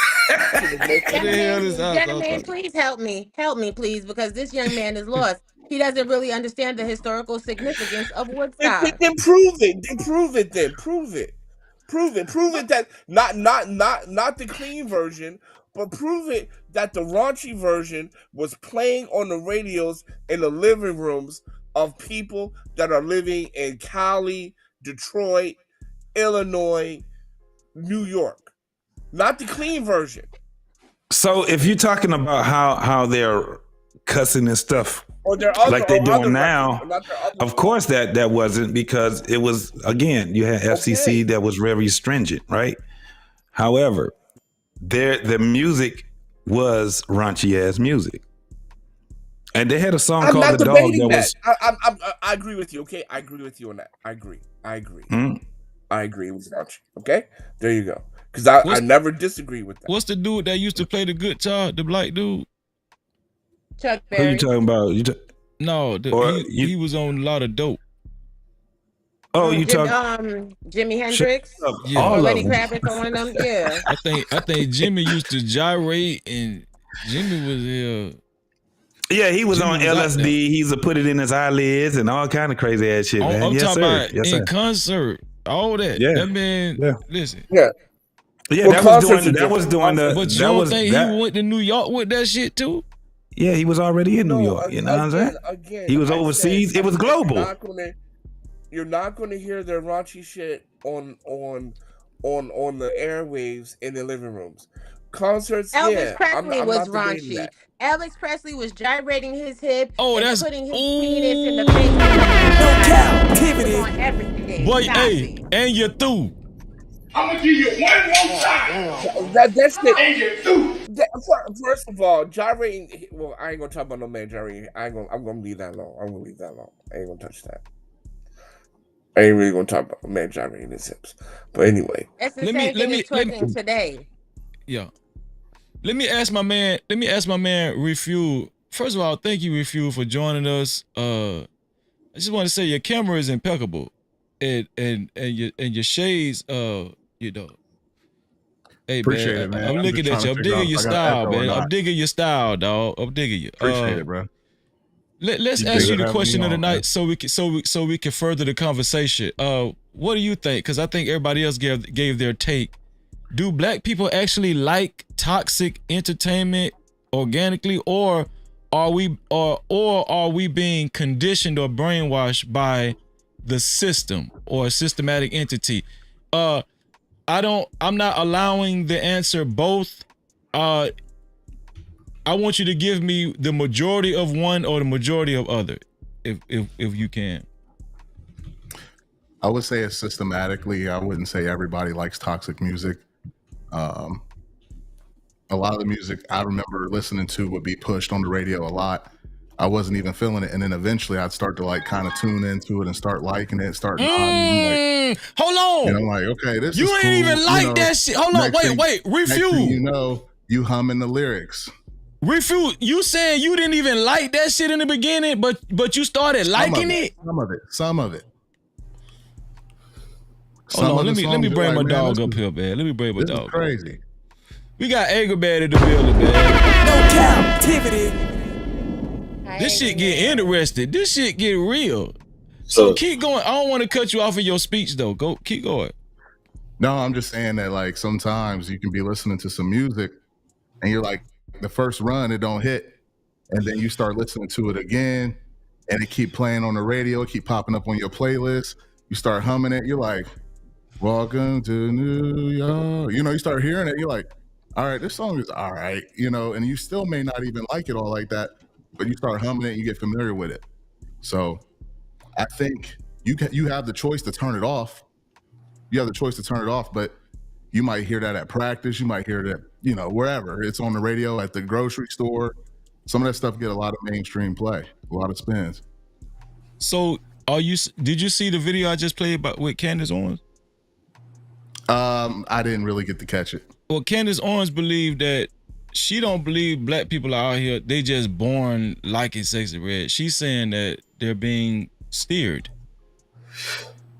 She's saying they're being steered by powerful entities that's producing this stuff and orchestrating the influence. Seems like you kind of are veering towards her direction. Yeah, I mean, I didn't get to see her take, but you know, with the big social platforms like, you know, TikTok and all the shorts and all that and the music, you do get to hear a lot of music that you didn't select to hear. And it can be influenced on you. You know, it can have an influence on you. Okay, shout out to Refuel. We got my main man, Angry Man, in this bitch, man. No Cap-tivity. Angry Man, you already know the question. I'm gonna start off with that so we can like further the conversation. What do you think, Angry Man? I don't think I gotta ask it again for you. Yeah, it's programming, it's conditioning. I ain't gonna lie, Angry Man. I did not think you was gonna answer the question like that. Yeah, it's programming.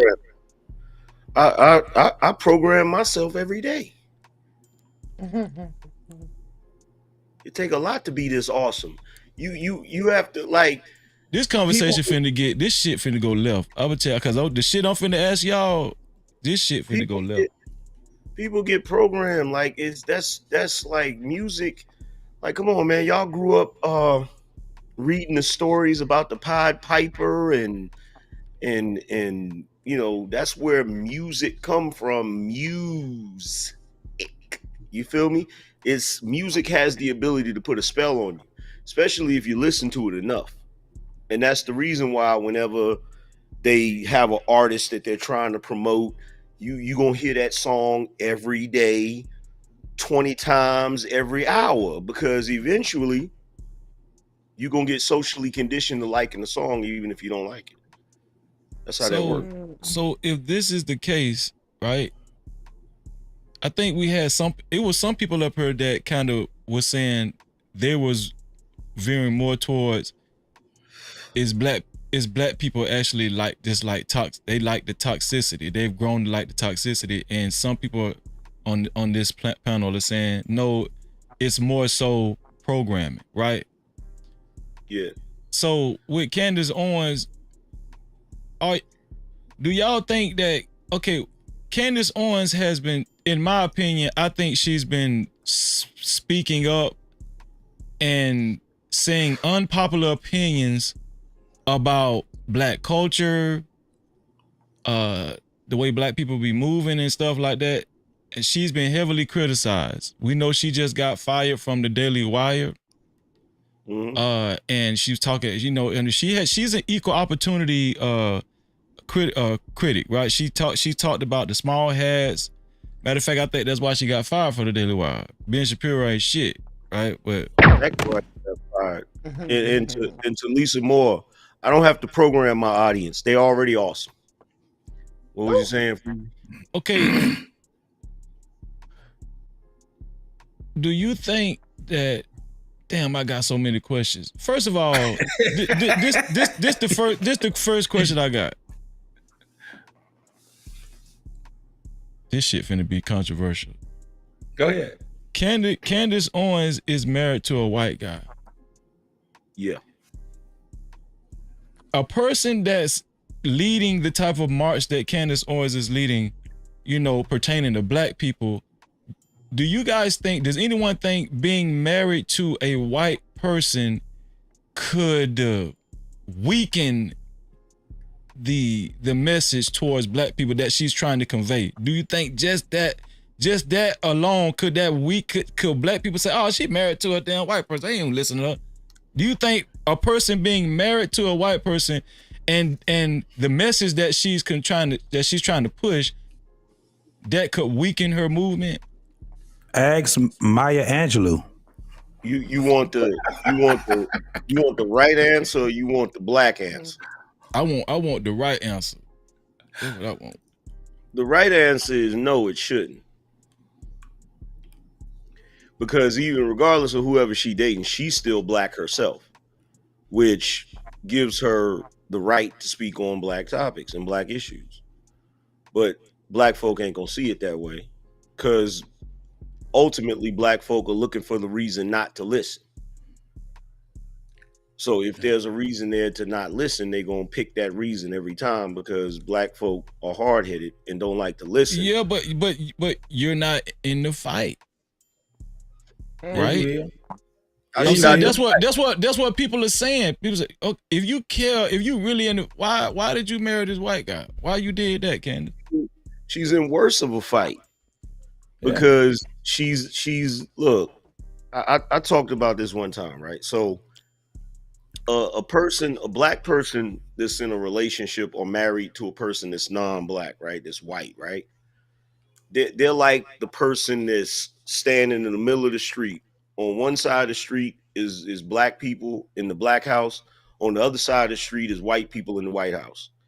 They're not welcome in either houses.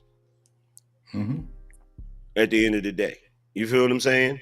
Because when they go over to the White House, you feel what I'm saying, they're not going to be completely welcome over there. When they go to the black house, they're not going to be completely welcome over there. So she's still in the fight. She just ain't got no damn allies. But I want to personally say this, and I want other people to answer the question I just asked. I just want to throw a prefer out there. I don't think that has any bearing on what she's saying. I agree with a lot of the stuff that Candace Owens actually say. And some of the stuff I might disagree with. You know, I'm kind of on the fence with the George Floyd thing. You know what I'm saying? That was kind of, oh no, you know. But a lot of other stuff, I do agree with the conduct, black folk and everything. I agree with that, right? But I want to go down to, let me ask Raw B. What do you think, Raw B? Do you think that kind of waters down her message, just the optics? Like her being married to a rich, not just a white guy, a rich white guy. I'm talking about to the demographic of black folk that she's talking to. I mean, to the black folk she's talking to. Yeah. I mean, it's just kind of like when certain black people that have black spouses are talking. If you're wealthy, people feel like you're disconnected from the struggle. You're talking to people that aren't wealthy. Now, should people take advice and, listen to the message? Sure. It's a good idea. It's a good idea. But if you didn't come up in the struggle, And, then you're telling them how to get up out of it. They're looking at you like you're an outsider. Unfortunately for her, she's a black woman in America. So that diminishes her message by leaps and bounds. And then, two, she's been spewing a message that is like, F black people, I can't stand y'all. I don't like y'all, I don't give a shit about you. But now I'm going to tell you what's wrong with your community as if she is not part of the community herself. She's a walking contradiction, but it has nothing to do with the fact that she has a white husband. It has to do with her presentation and the issues she's chosen to champion. This one here for the thug. What do you think, Rush? You ain't said nothing in a while. What do you think, Rush? Did you hear my question? Yeah, I heard your question. And by from a visual aspect, within the black community, yeah, they would probably look at her as a hypocrite because she's married to a white man. For example, that's one of the Dr. Umar's talking points is like, hey, how can you be pro black when you married to a different race? Does it make any sense? Oh my God! Did you just quote Dr. Umar Johnson? I'm not saying I agree with it, but this is how our people will probably look at it. Like, hey, how can you be pro black and speaking these talking points on conspiracy within the community when you're married to a white dude? Okay, that's illogical. Yeah. And black people got to stop saying goofy shit like that. And I'm gonna tell you the reason why. If a dude is a Klans member and he marries a black woman, does he cease to be a Klan member after he marries her? Say that again one more time, Andy Rand. What you said? If a white dude is a Klan member, and he decides to marry a black woman or have a black woman as a girlfriend, does he cease to be a Klan member? No, he's just a Klan member that's sucking black coochie. That's it. Okay, that when she's just a black woman that's married to a white guy. Yeah, but the organization is going to look at him twice because he married a black chick or he's dealing with a black female. No, that's emotional, bro. That ain't gonna happen. That is that's false. No, they ain't. No, they ain't, brother. It's like, nah, that's not how that works. Oh no, it might be some hardcore Klans. Like, what you doing? They ain't hardcore, nigga. They got sheets on their face. Ain't nothing hardcore about a motherfucker hiding his face. Get the fuck out of here. You know how many dudes back in the day were Klans members and super racist, but they was in relationships with black women? You'd be surprised. You would be amazed. Let me go to hot sauce. Do you think that weakens her message towards black folk? No, because you can look at the past. Harry Belafonte, Frederick Douglass, right? All these people had white spouses, and still Maya Angelou, right? And still made great contributions to the fight and to the struggle. So, no.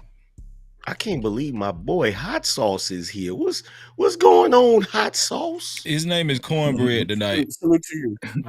Salute cornbread, because I had some cornbread last night. That's delicious. That's Salute to you, racist too, Benjamin. Hot How are you? Sauce. That's racist, and you in China. Okay, we'll call you out. Hey, Freezy. Yeah. Do you remember the question I asked the last time I was on your panel about being a person that date within your race? Do you remember that question I asked? Refresh my I mind. asked it again. I asked, what was the upside to dating someone in these days and time of the same race that you can't get I remember when that you question. date somebody else from a different race? I remember that, yeah. I actually want to know the question because you got Dumars out here, Umar, whatever the fuck his name is. Let me help you out. Let me play it one time for you. Hold on.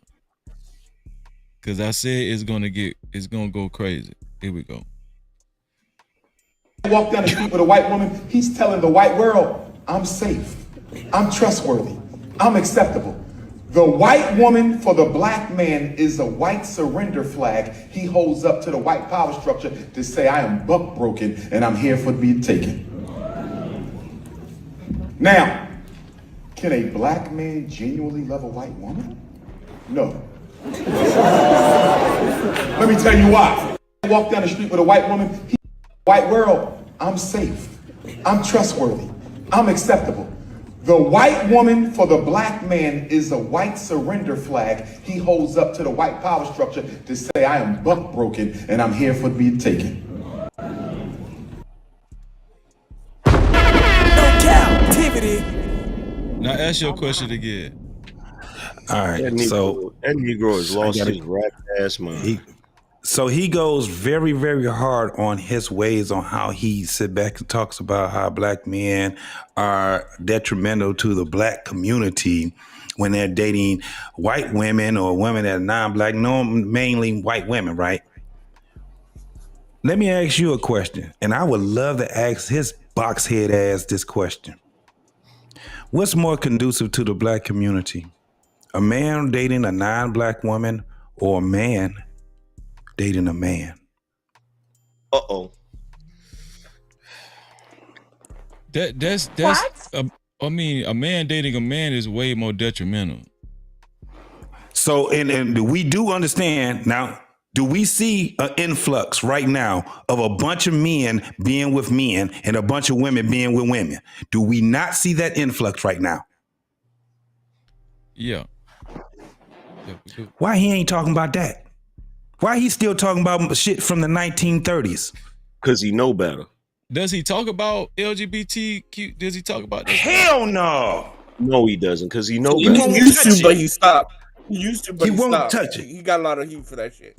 He used to. You know, But know So better. he ain't, yeah, he know better. So he ain't, his word don't mean shit to nobody. No community. Umar, he full of shit. That's all it is.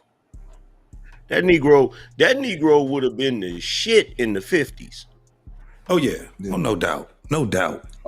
Okay. How y'all doing? Shout out to Will. I was What gonna up, get to though, you, Willie? Will. I was gonna What get up, to you. boy? Shout out to my dog Will in the building, man, aka Cellulite. Refuel. What do you think? Do you think that waters down her message, being that she's married to a rich white dude? No, because her background is still her background, whether it was. I said, do you think that makes her less effective though? That can make her less effective, or any black person that's married to a white person? You think that can make that person's message less effective? That's probably what I should have found. She's a real black woman. I mean, her perspective is from a black woman. She's gonna give her perspective. Who she with don't really change who she is. You know, it's interesting because, you know, you got a couple people saying that Umar was speaking facts, right? He wasn't speaking facts, because you can't fight bigotry with bigotry. That doesn't work. I mean, you can be a bigot, but you can't spend,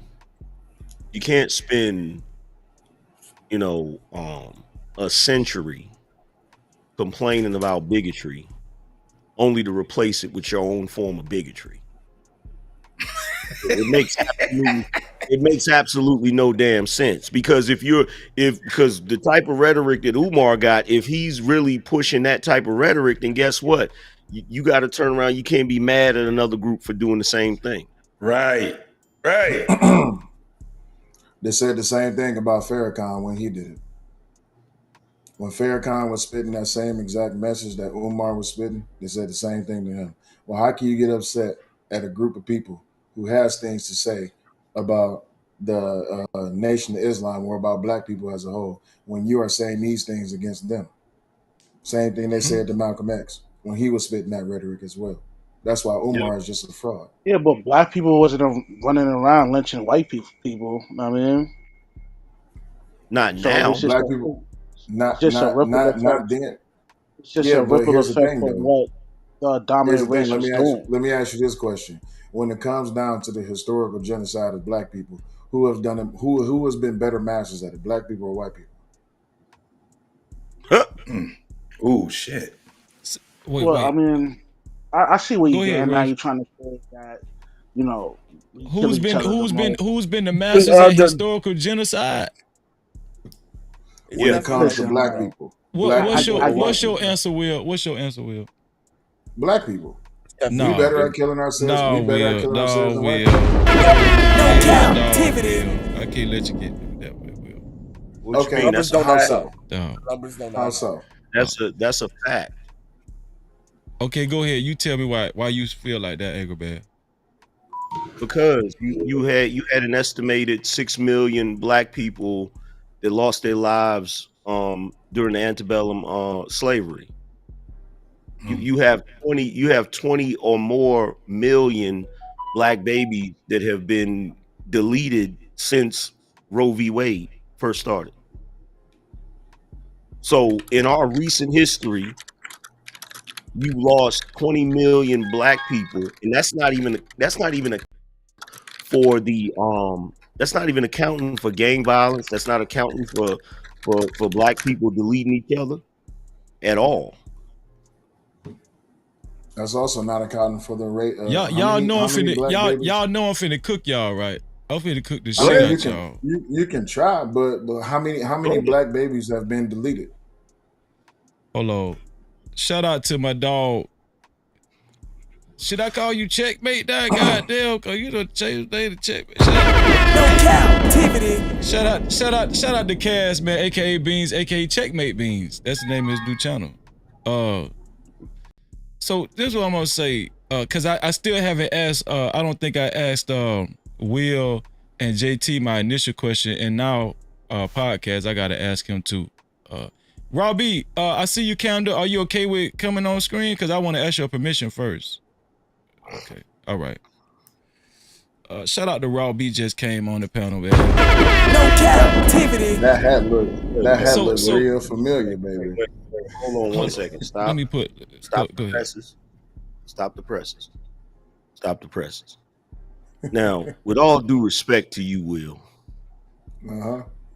I'm not gonna go ham, but she know what I'm getting ready to say. About the hat? Don't you, Robbie? Don't you, Robbie? You know what I'm getting ready to say. I know, I ain't gonna but say it. you know. You know what I'm getting ready to say, but I ain't gonna say it. I'm gonna leave it alone. I'm gonna leave it alone. Shout out to the D. You know what I'm saying? I don't know how Leave I it alone. just did And the that. only reason I'm gonna leave it alone is because I lived there for a brief period of my childhood. So I ain't gonna trip on you. It's all good. So I don't know how I just did that then, but we ain't gonna worry about it right now. But just to push back on Anger Man point, okay, we talking about numbers, right? The numbers that you gave as far as antebellum slavery, and then where we're at now as far as gang wars and all that kind of stuff, crime in inner cities. I would argue that the reason why we see these results is because of what we're talking about right now, right? We're talking about conditioning. We're talking about a group of people that have experienced the type of torture and brainwashing and conditioning that probably no other demographic has actually experienced. So could it be that the results of what we're seeing is from slavery and antebellum, all that kind of shit? They didn't even want us to read back then. You know what, Freezy? I'm not gonna give you too much pushback on that. I agree with that to a degree. The only problem is, even if we're socially conditioned to behave a certain way and do certain things, which is horrible, we still have some of it is still personal responsibility. Like, if we don't get to the point to where we take personal responsibility for what we're doing to each other, it's kind of hard to point the finger at somebody else at this point. But I agree. They have been socially conditioned. They've been socially conditioned to do that. I'm going to agree that we definitely need to take personal responsibility. Spot on with that. But America's racism structure is so oppressive that you can still point the finger. You can still point the finger, in my opinion. But I do Yeah, agree with you. We do need to take personal responsibility. But like right now, I'm adding up all the numbers. If you look at the slave trade, Jim Crow, slavery, all of that, and including the massacres in Brazil and the Caribbean, it adds up. I'm adding them up right now, but because I believe what 20 like 30 million conservatively black on black crime or black on black murder is about 30 million, right?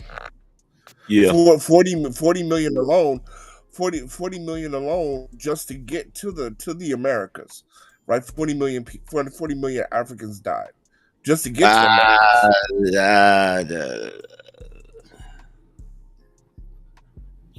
You can't really. Right? I'm And not gonna get into that you debate. know what I mean? Well, I'm I'm not just gonna saying, get man, into like, I wouldn't necessarily call it a debate. If you're just going to look at the numbers and statistics, you have to recognize where it is that they got those slaves from. They didn't just go find black slaves. It was a commerce. Humans was a commerce to them. So when it that's came right. to the Spanish, when it came to the Spanish finish, I'm going sorry. over there to the Africans, they got those African slaves from African kings and kings, queens, and slave owners. So Not to mention, imagine if you really like imagine all of the untold numbers that we don't know about of black people dying at the hands of black people in Africa. yeah, that's the other thing, because you had you also had back in the day with a lot of those tribes, you also had human sacrifice too.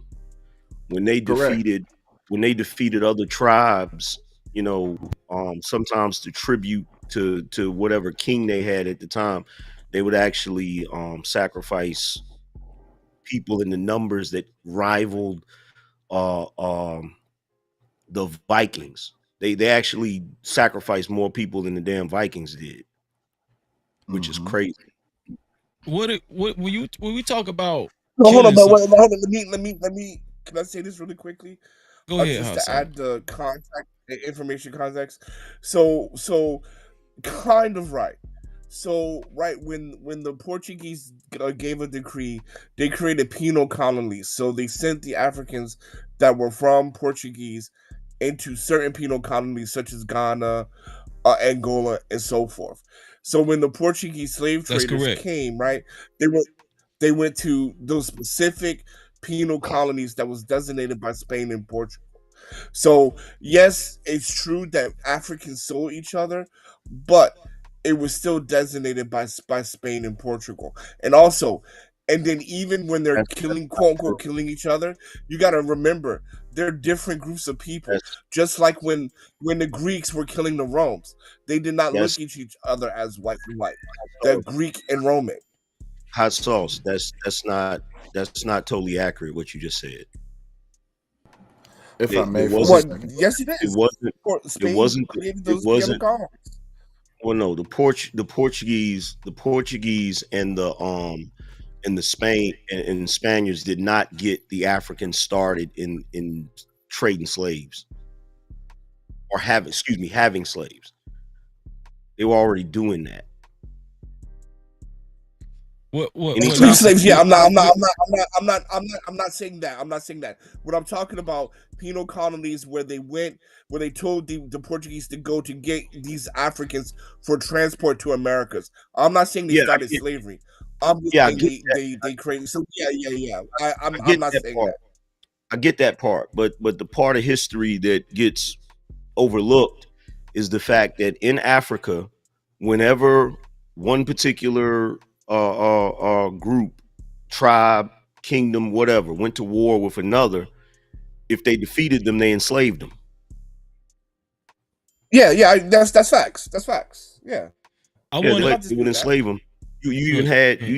the Dahomey, which is what that Woman King movie is based on. Yeah. There's actually one instance where there was one particular king, I can't remember his name.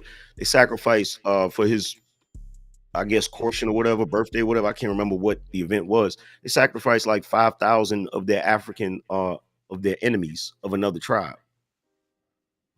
Okay, what No, we're getting I'm not into? Hold disputing on, hot sauce. Hold on, damn that shit. Listen, what we're getting into right now. What we're getting into right now is actually has a lot to do with the topic. I still got to do the round table.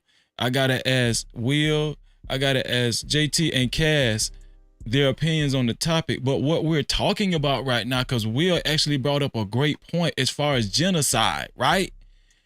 What's the most effective way you could actually like kill off a people? Because we ain't just talking about physical death, right? We ain't just we bigger than that. Like when we talk about death, like you have to.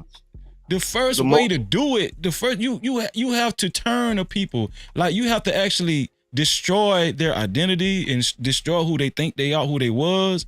Right? We seen the movie Roots, even though it's controversial. Some people saying they didn't actually go like that. But just patronize me for 1 second. What I'm saying is that we talking about true genocide and how a people actually take over a nation and win at the magnitude that Europeans have in America. No, right? the most effective way to destroy a people is to sterilize them. That's the most effective way to destroy a people. What do you mean by that? What you mean by that? Stop them from reproducing. Not only that, but I'm gonna take a different route. But the most effective way is to destroy your people is to have them do it themselves. Yeah. No, I agree. I disagree with you. If you do look, if you combine, It's happening right now. If you combine programming them to destroy themselves with programming them to destroy themselves through sterilization, that is massively effective. But the program has to happen first. That's what I'm saying. Yeah, the program has to happen first. We're not denying the programming. But here's the thing, Freezy. It's a participation in the practice that they have been doing long before. I'm sorry, that it's a practice into it's a participation into a practice that they just brought themselves in that we was already doing. So if you already playing basketball and I come on the court and I start playing basketball with you and I teach you the moves to beat everybody else and now you dominate that basketball court, then all I did was just teach you to just destroy everybody else. But you was already playing basketball. Africans was already practicing slavery before the Spanish came. Yeah, but see, you kind of, I don't want to go down that road because that's a whole nother live stream, Will, what you just did, because I could argue that too, what you just said, but I'm not going to do that, Will. Okay, I started to put you in the box just then, Will. It's just gonna be me and you, but we ain't got. I have no problem. But listen, but here's the thing. This what I want to say. This what I since I'm on you, Will. This what I'm gonna say.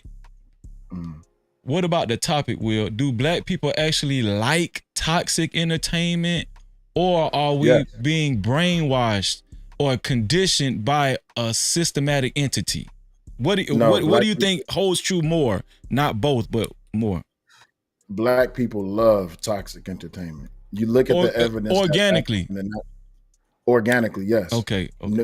People. I'm gonna say people as a whole because violence is the most natural form of communication. But when it comes to black people in particular, we love toxicity because it's a stimulus. Did it ever cross anybody's mind that we want to believe that every other group of people is more barbaric than black people? But we can argue the fact that if black people were the first people on the planet, isn't it possible that the other groups learn their barbarism from us? Preach. Shit. Damn. If we the original people, they had to learn it from us, right? Because no, you don't want to go down this rabbit hole because it gets deep. Yeah, because then we have to change the argument. Then I'm telling you, it gets deep. the truth. This what I'm gonna do. JT, if you allow me to, I'm gonna go to Cass next because For you sure. Yeah, I'm gonna go to Cass next. For sure. No So doubt. that's Will answer. That's Will answer, and he's sticking to it. Then Anger Man just throw the curveball. I started to get your ass, Anger Man. I started to put you in the box. Just did, but I'm gonna just let you do that. Hey, I don't mind. Hey, Freezy, I saw your head do this. No. Oh my. Cass, do black people actually like toxic entertainment, or are we being brainwashed or conditioned by a systematic entity, and you can't say both? I got a lot of nerves keep trying to tell everybody what they can and can't say on these panels. No, because the reason I I said wasn't it, allowed to tell people what they could and could not say on my show, if I remember correctly. turn your mic up a little bit. The reason why I say we can't say both is because we know it's both. We know it's both. We know that already, right? But for just to further the conversation, what, in your humble opinion, what do you think is the majority influence? I think it's Angry Man and Will's ancestors. No Cap-tivity. Well, it's definitely my ancestors. Goddamn white people. Damn, what more alcohol? Will is darker than you. But the problem You don't lie to yourself. It's too close to Sunday for that shit. But the problem with what you saying, Beans, is look, you got knowledge yourself. What I had to say yet. Damn, nigga. My bad, brother. Look, nigga get a green screen behind him, and all of a sudden you can't tell him nothing. Go ahead, Friday. It's a Black Friday, man. He needed all the light. He said, "Let me get all the light, shining." Motherfuckers hit 50. He trying to show off his $23 green screen. Let him shine for a minute. Damn. Not everybody get to shop on Amazon and have it delivered same day. He got a green screen, but not an iron. If you don't iron that thing, hell no. I'm motherfucker wrinkly than the motherfucker. He still got the folds from when he bought it. He just pulled that out the pack before he clicked the link. I don't give a fuck about none of that shit. And ain't got no lotion. Elbows ashy than the bitch. That's just proof I took a shower, motherfucker. Hey, I'm glad you washed your ass. Touche. All right, so this is the thing, right? So, Freezy, I can say that I think it's programming, and I actually had evidence to prove it. But let me pour my drink real quick. Pour your drink, man. You didn't drink it out the bottle, man. What's wrong with you? Oh, absolutely. Make sure you tell the truth. That is all based on a hierarchical standpoint. Look, Bean's about to tell y'all the unadulterated truth here on that Do Say. Listen, baby, listen. It's about to be real up here. Do say it's really simple, right? Like the to me, I think I'm sticking just to America. Hold on, right? before you go, Beans, I just want you to know Ecam got you looking real glass and crispy right. Y'all finna stop talking shit about Ecam too. That shit got you looking good. Well, I'm delayed as fuck on my end, just so you know. You on time. Just be still. It'll catch up. It'll catch up. Just be still. Be still. They're talking about be still. No, that's it. On like the bottom part, I'm crispy, but on the screen with all y'all, I'm kind of delayed. But I know y'all can hear me, so it's all good. But I was just gonna say this though, Freezy, that I blame white people for everything, particularly in America. But the thing is, if you think about it, there was a time, right, when there wasn't all of this toxic shit on TV. Nobody wasn't clamoring for that shit. Nobody was going down and begging CBS and ABC and NBC to put more graphic bullshit on TV. We need more killing and sex. And like nobody was begging for that, right? People was cool with the entertainment that they had. It is what it is. Nobody was begging you know, the soul artists and the blues artists of their days to be more graphic and filth, foreign filth, as Bill Cosby would say, right? Nobody was clamoring for that, right? It's just, you know, human beings have a lower nature, and if you tap into it, then they will too, right? I got pushback for that. But I wanted to say this to the statement that Angry Man made, as the conservative douchebag that he is, when he made the statement about barbarism. My question was going to be to him and Will at that point was, who taught the devil to be the devil? Nobody, because he's the devil. Right. Checkmate. God did. God did. He said that was a checkmate. He said that was a checkmate. That's not a checkmate. That's not a checkmate. That's a Sicilian opening at best, but that's not a checkmate. Yeah, that's not a checkmate, bro. Because you're talking about it literally says in the Bible, God creates good and evil. He creates both good and evil. So he taught the devil how to be the devil. Yeah, about to So, open up a rabbit hole. let me say it real quick to Hasso. He gave him the They didn't nature. ask for your help. He gave him the nature to be what he was, but look, I could take that to a whole nother level, but Beans, that's not a checkmate, bro. And the reason why it's not a checkmate is because you're trying to get us to believe that Caucasian people, even though they learned mathematics, everything you can think of from us, think they didn't learn violence from us?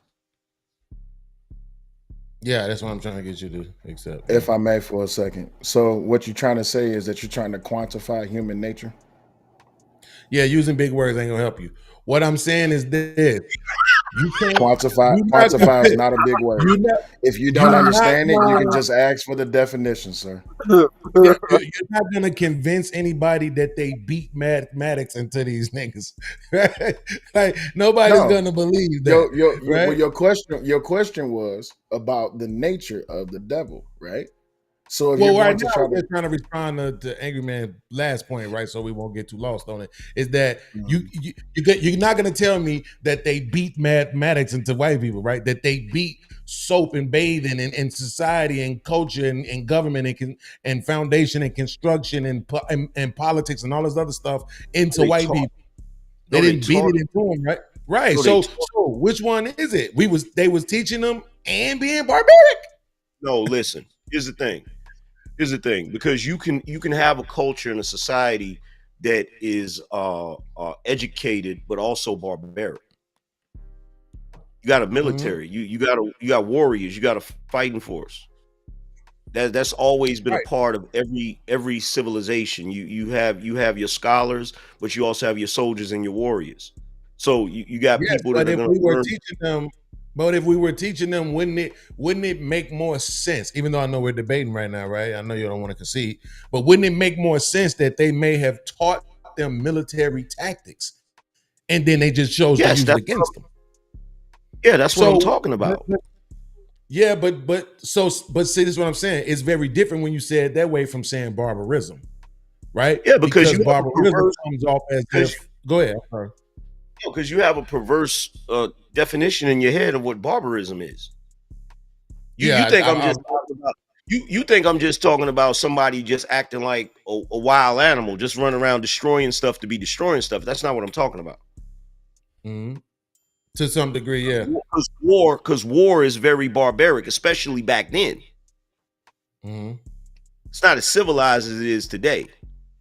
You feel what I'm saying? You're not shooting somebody with a bullet. You're bashing somebody's skull in with a freaking spike with a rock, piece of metal. You feel what I'm saying? Or a bat. Do you consider the music that we're listening to? I mean, that consumes a lot of black communities is evil. If I do may, you think it's evil? Do you think the music is? Hold on. Do you think the music is evil, Angry Man? Do I think the music is? Yes. A lot of this music, especially who's at the forefront right now, we got, in my humble opinion, I think women are actually running, the rap for the most part now, as far as like influence, social media and everything. Do you think a lot of what they show is evil? Yeah, it's evil, but it's not the women that's running it. Checkmate. A lot of those female rappers, their lyrics are being written by dudes. A lot of their promotion is by dudes. That's not them doing that. That's them. But that's speculation though. No, it's not speculation. That's not speculation. That's proven. That was what I was saying earlier, Freezy, when I was telling you that machine is something different. They ain't running a goddamn thing. They ain't marketing their own shit. They ain't writing their own fucking lyrics. That shit don't work. And it's not ran by them. They're not running it like that. That song, check this out. The song that Glorilla put on YouTube that got her super popular. A dude wrote that. Yep. Most of these females, their lyrics are written by guys. Well, why the dudes ain't capitalizing? Why they ain't out there performing it then? You know why? Because it's the music industry. They do. Could you imagine a dude getting out there singing the lyrics of Glorilla? I'm saying, why they ain't make a male version of the song and put it out? They don't hit the same. Crazy, you know damn well don't hit the same. That would be for the LGBTQIA. Because they realize my shorts don't do as much as them all these chicks that do exercise. Okay, but you're actually, that shit ain't gonna get no numbers. But y'all proving my point. You're playing into my hands. That's what I'm trying to tell you. This is why women are proven to be more effective when they come to this shit. You playing? Listen. You the hand that you showing. It's a great hand, but you playing the wrong game. The thing is that all these songs, and you say that the women is leading the music industry. You're not looking at the ones that's behind them, that's really pushing the envelope for them to be in that position. This is why I said I don't think that they're actually. I don't think that they are, predominantly running this shit. No, what I'm saying is it's a known. Well, I don't say it's a fact, but in my opinion, I think that the women in hip hop and in rap are the biggest influence in rap nowadays. It's the ones that's putting them in position to be the biggest influence. Whether they but I know that's the question of the night. Wait, that's the question. If y'all will allow me to, so we can make this an open discussion, I want to ask JT, and then it's a free for all because I just need to ask everybody. JT, what do you think to the answer of the topic? What do you think? Do I think that what was the question again? The topic of the show is do black people actually like toxic entertainment, or are we being brainwashed or conditioned by a systematic entity? No, we like it. We love that shit. That shit is that's what resonates with our lower frequency. No doubt about it. This is the only reason why the shit is being popular. I can't believe y'all saying this, man. He stole half of my answer though, so look, so this is what you got going on, Freezy. So back in the early 90s, right?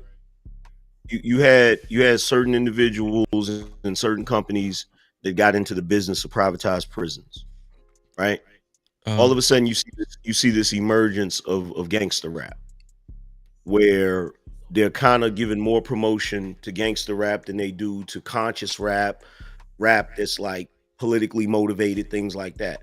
So now you start to see all of the rappers that are being promoted more that are in gangster rap, and you see it progress more and more, getting more and more gangster all the way up to now, right?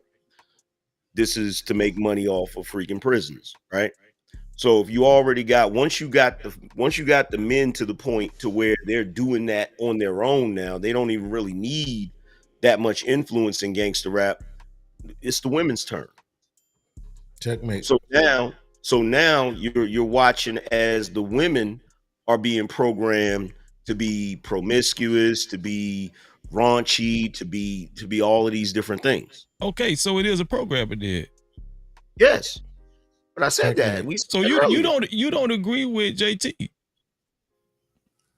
Don't agree with JT about what? You What don't did agree with say? JT. JT saying that he feel like is, and you don't agree with Will either. They feel, huh? That's not true. That's not true. No, Two they things. feel like it's more of a organic want from black people. That's what they No, really want. no. I don't think that. Remember, Freezy, you set the premise, homie. You said that we couldn't say both. Yeah, we could break it all the way down. No. Right. We He know did it's act- both. Hold on, wait. Did anybody? I said we know it's both. I said that. I said we know it's both, right? I'm asking y'all, what do you think it's more of, right? Well, let me ask you this question: if they're the ones that's pushing us, right? Is it innate? The answer is yes. If we wanted to put a stop to it, how come we haven't done it? Because we influenced by the wealth that it brings. So we are more than willing. We are more than willing to destroy our people as long as it got a dollar sign behind it. If you give me enough zeros, I'll destroy everybody because it's within my nature to do so. Freezy, do you remember? I'm pretty sure you saw The Dark Knight, right? And this is an open discussion too. As long as we stay respectful, y'all could come in whenever y'all. Go ahead. Yeah, because I'm about to leave y'all because y'all got me up here being a panel mannequin. I don't appreciate y'all. No, you good. Go ahead. My bad, Angry Man. I just wanted to let everybody know that. Go ahead, Angry Man.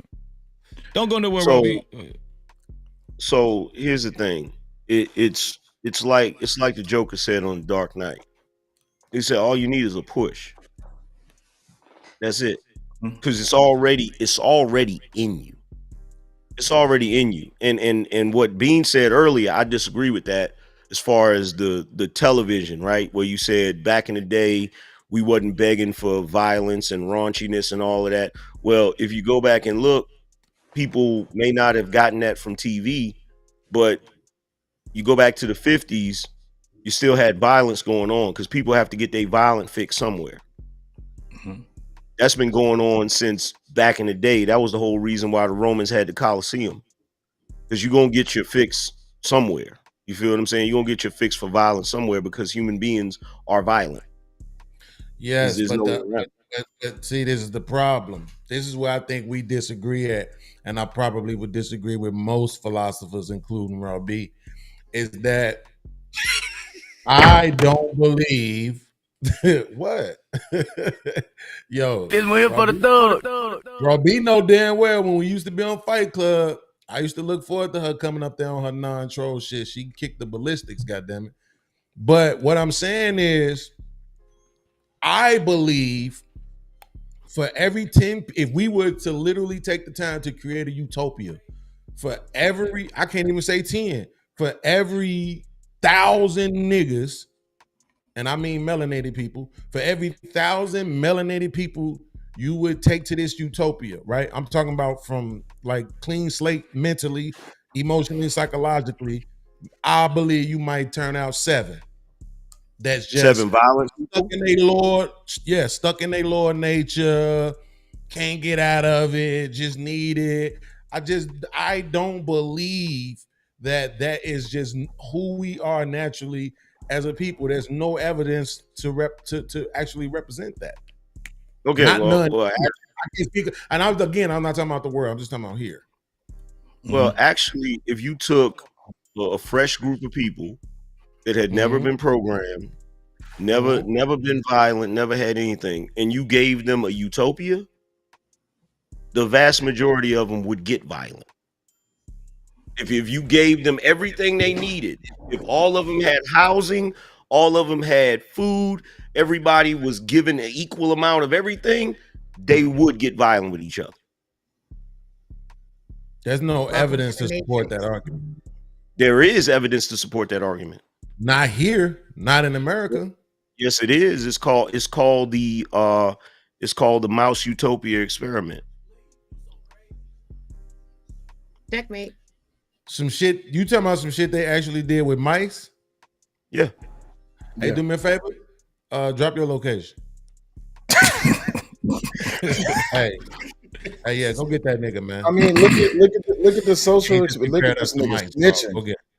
This nigga snitch. But look at the social. Look at the infrastructure of society right now. They don't even have to do anything. All they got to do is just let us exist. If you look at your standard programming. neighborhood, no, that's not program. All they're doing is participating and allowing people to naturally be themselves, because Let our me ask you nature something, is Bill. violent. Let me Well, ask they you something, started Bill. Have out you with ever read babies Willie also. Lynch They, letter? you know. Yeah, most Have definitely. you read it? Yeah, go ahead. So here's the thing: if people were naturally that way, why would they have to program and train people to be that way? Speed it up. That's a great question. Bitch. You know, that's actually a good That fucking was answer. actually a good answer But too. That was a it good answer. was, but at the same time, it still kind of proves my point that that's not how we naturally are, right? We Like are that's what naturally I'm that saying. When you way. take 1,000 motherfuckers like that, I'm gonna give you 7. But no, see, here's the Only problem with it, because of right? hold on one second, yeah. Only because of evolution have we taken to the stance of trying to increase our longevity in life. The problem is that when you return back to the natural roots of what uh, primal survivability is, which is based on the instinct of getting rid of shit that has a propensity to take over what it is that you have. So when it comes to being trained, it don't have to be trained. Now I can teach you a better way to do it, but that all I'm doing is just tapping into something that you already have. It's already within you to Yes. be not Okay. demonstrative. But Do see, you here's the understand the argument that you make? Well, I just want to know if he understands the No, argument that you're making right now I is that understand. I people understand the can be argument. violent if they need to be. No, But that see, people are naturally that people are naturally violent. If I just push you, if I just give you a little bit of a push, all I'm doing is bringing out that nature within you more. Yes, because you pushed me. That's the yeah, point. That's what I. But That's if I why didn't, in but my wait, if example, I the one didn't, I but hold on, used there. if I didn't push you, it was going to come out eventually. I'm just speeding up the process. No, yeah, but that's what I'm saying. That is an assumption. That's the point. So you're arguing an assumption, right? What I'm no, saying, Angry Man, remember in my description, I said, and thankfully, Angry Man actually responded to it. I said, if I created the utopia, what I'm specifically arguing is that if I don't give you a reason to be violent, you won't be. but see, So that's it's not no, true. That's like literally not true. People are going to be violent because they're always going to defend their territory. Number one. But number two, let's be Again, completely you're arguing honest. that they have a reason to be. Let's be completely honest, right? Africans in America are the remainder of an equation that has yet to be balanced, right? So, if we're doing studies and research and we're speaking from fact, if we look into Margaret Stanger and Bill Gates, their ties to Planned Parenthood and the real reason behind Planned Parenthood being so monumental in the African American community, then you understand that to a degree we are being programmed to exhibit and exist in toxic behavior because the end goal is to get rid of all of us, and they are trying to use make us use ourselves to take us out. But to the point that was made earlier about to the point that was made earlier about the barbarism, right? When the colonizers went to Africa, who did they go see? Shaka Zulu. Who was Shaka Zulu? King, a right? scary Violent. Yeah, a very violent king. So did they learn violence simply from observing? Because they came with the Bible. They were met with spears. So yeah, to a degree, people did learn violence when they took over us. They learned tactics. It's kind of like that movie, The Last Samurai, right? They sent a soldier into a samurai village, right? They came back 9 months later, and then that culture developed an army that just simply was better. They were better prepared because the tradition of their skill set, their studying made them go harder to really learn a thing. So yeah, our society is messed up, it's effed off. And instead of trying to come together as a community or a culture, everybody wants to point the blame because subconsciously that's what you've been programmed to do. You've been programmed to break apart families ever since what happened to Dr. King and Malcolm X. Y'all blame these Go ahead, Robbie. I'm sorry. y'all blame these social programs, but the social programs were put in play to carry out the methodology of eugenics. Oops, let me not say that again. I don't want nobody to get in no trouble. But this is what we're actually facing and dealing with. And once people realize that, maybe we can start to fight against that. But we'll just keep fighting each other. Let me say this, Agrabad. There you go. I would say, but violence isn't necessarily evil. Right? It's not. Violence isn't evil, right? we're talking about the dysfunction in black communities now and the level that it's at, right? I remember when I was in school, I'm a Gen Xer. When I was in school, I used to see white people dressed in all black, white kids dressed in all black with black lipstick, and they used to listen to metal. You talk about goth. Yeah. Now we have black people doing the same shit. You got Travis Scott throwing up throwing up symbolism that I don't remember black people being that engulfed in that type of culture. You know the reason why? Why? Because of black people's level of success now. You want to know the reason why those white kids were dressing in goth and skateboarding and doing all this rebellious stuff? This goes back to the mouse utopia thing. Once you have everything that you need and everything that you everything taken care of, as a human being, you're going to start creating problems because human beings are problem solvers. So if you have everything set out for you where you have everything you need, you're going to look for something to be rebellious about, or you're going to look for something to create a problem for you to solve. This is what the old folks meant when they said the idle mind is the devil's playground. Yeah. The reason why I was just thinking that. The reason why human beings will get violent in a situation, it's just like in the first Matrix movie when they said they created a utopia matrix and they kept rejecting it, and they had to go back to more like civilization in the 90s, because you have to keep human beings occupied. You have to keep them busy, because if they're not busy, they're going to get into trouble. That's basically what we are. So when you look at us in the hunter-gatherer stage, right? The only reason you have violence during that time is what Raw B just said: fighting over territory, fighting over resources, things of that nature. But the problem is, once we get to the point where there's a sweet spot where we kind of have what we need, we don't stop there. We just keep going, because we're trying to avoid being in that space of lack. And so once we get to the point to where we have an abundance, we got everything we need, then we start creating problems. Black people, economically, black people are at the bottom of the totem pole. Great. Economically. No, we're not. No, we're not. Yes, we are. Based on what? Based on what, Freezy? Based on the CDC, based on all that shit. The Hispanics are. The Hispanics No, are. we're not. No, the Hispanics have actually surpassed us. They haven't. have I look at the BLS if we like look every at- 3 months, every quarter.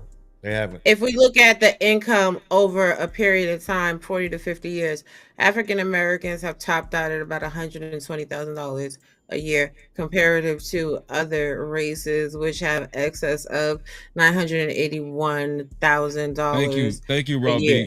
Thank you, Robbie. Yeah, but everybody is on the same, damn near on the same plane. Wait, hold on. You didn't let her finish. You didn't let her finish, because I think was at the end of her statement. You're gonna find it. It's gonna be the I'm going too fast. I'm going too fast. Slow down. Go ahead, Robbie. I'm finna put Robbie in the box. I'm finna put Robbie in the box. Yeah, I'm finna put all y'all in the box one by one. But what actually holds us back and puts us at the bottom of the totem pole is, again, these systems that have been put in place to keep us back. Redlining. And whenever I talk about redlining, everybody has a fit, but that just lets me know people don't understand their local government system, politics, or economics.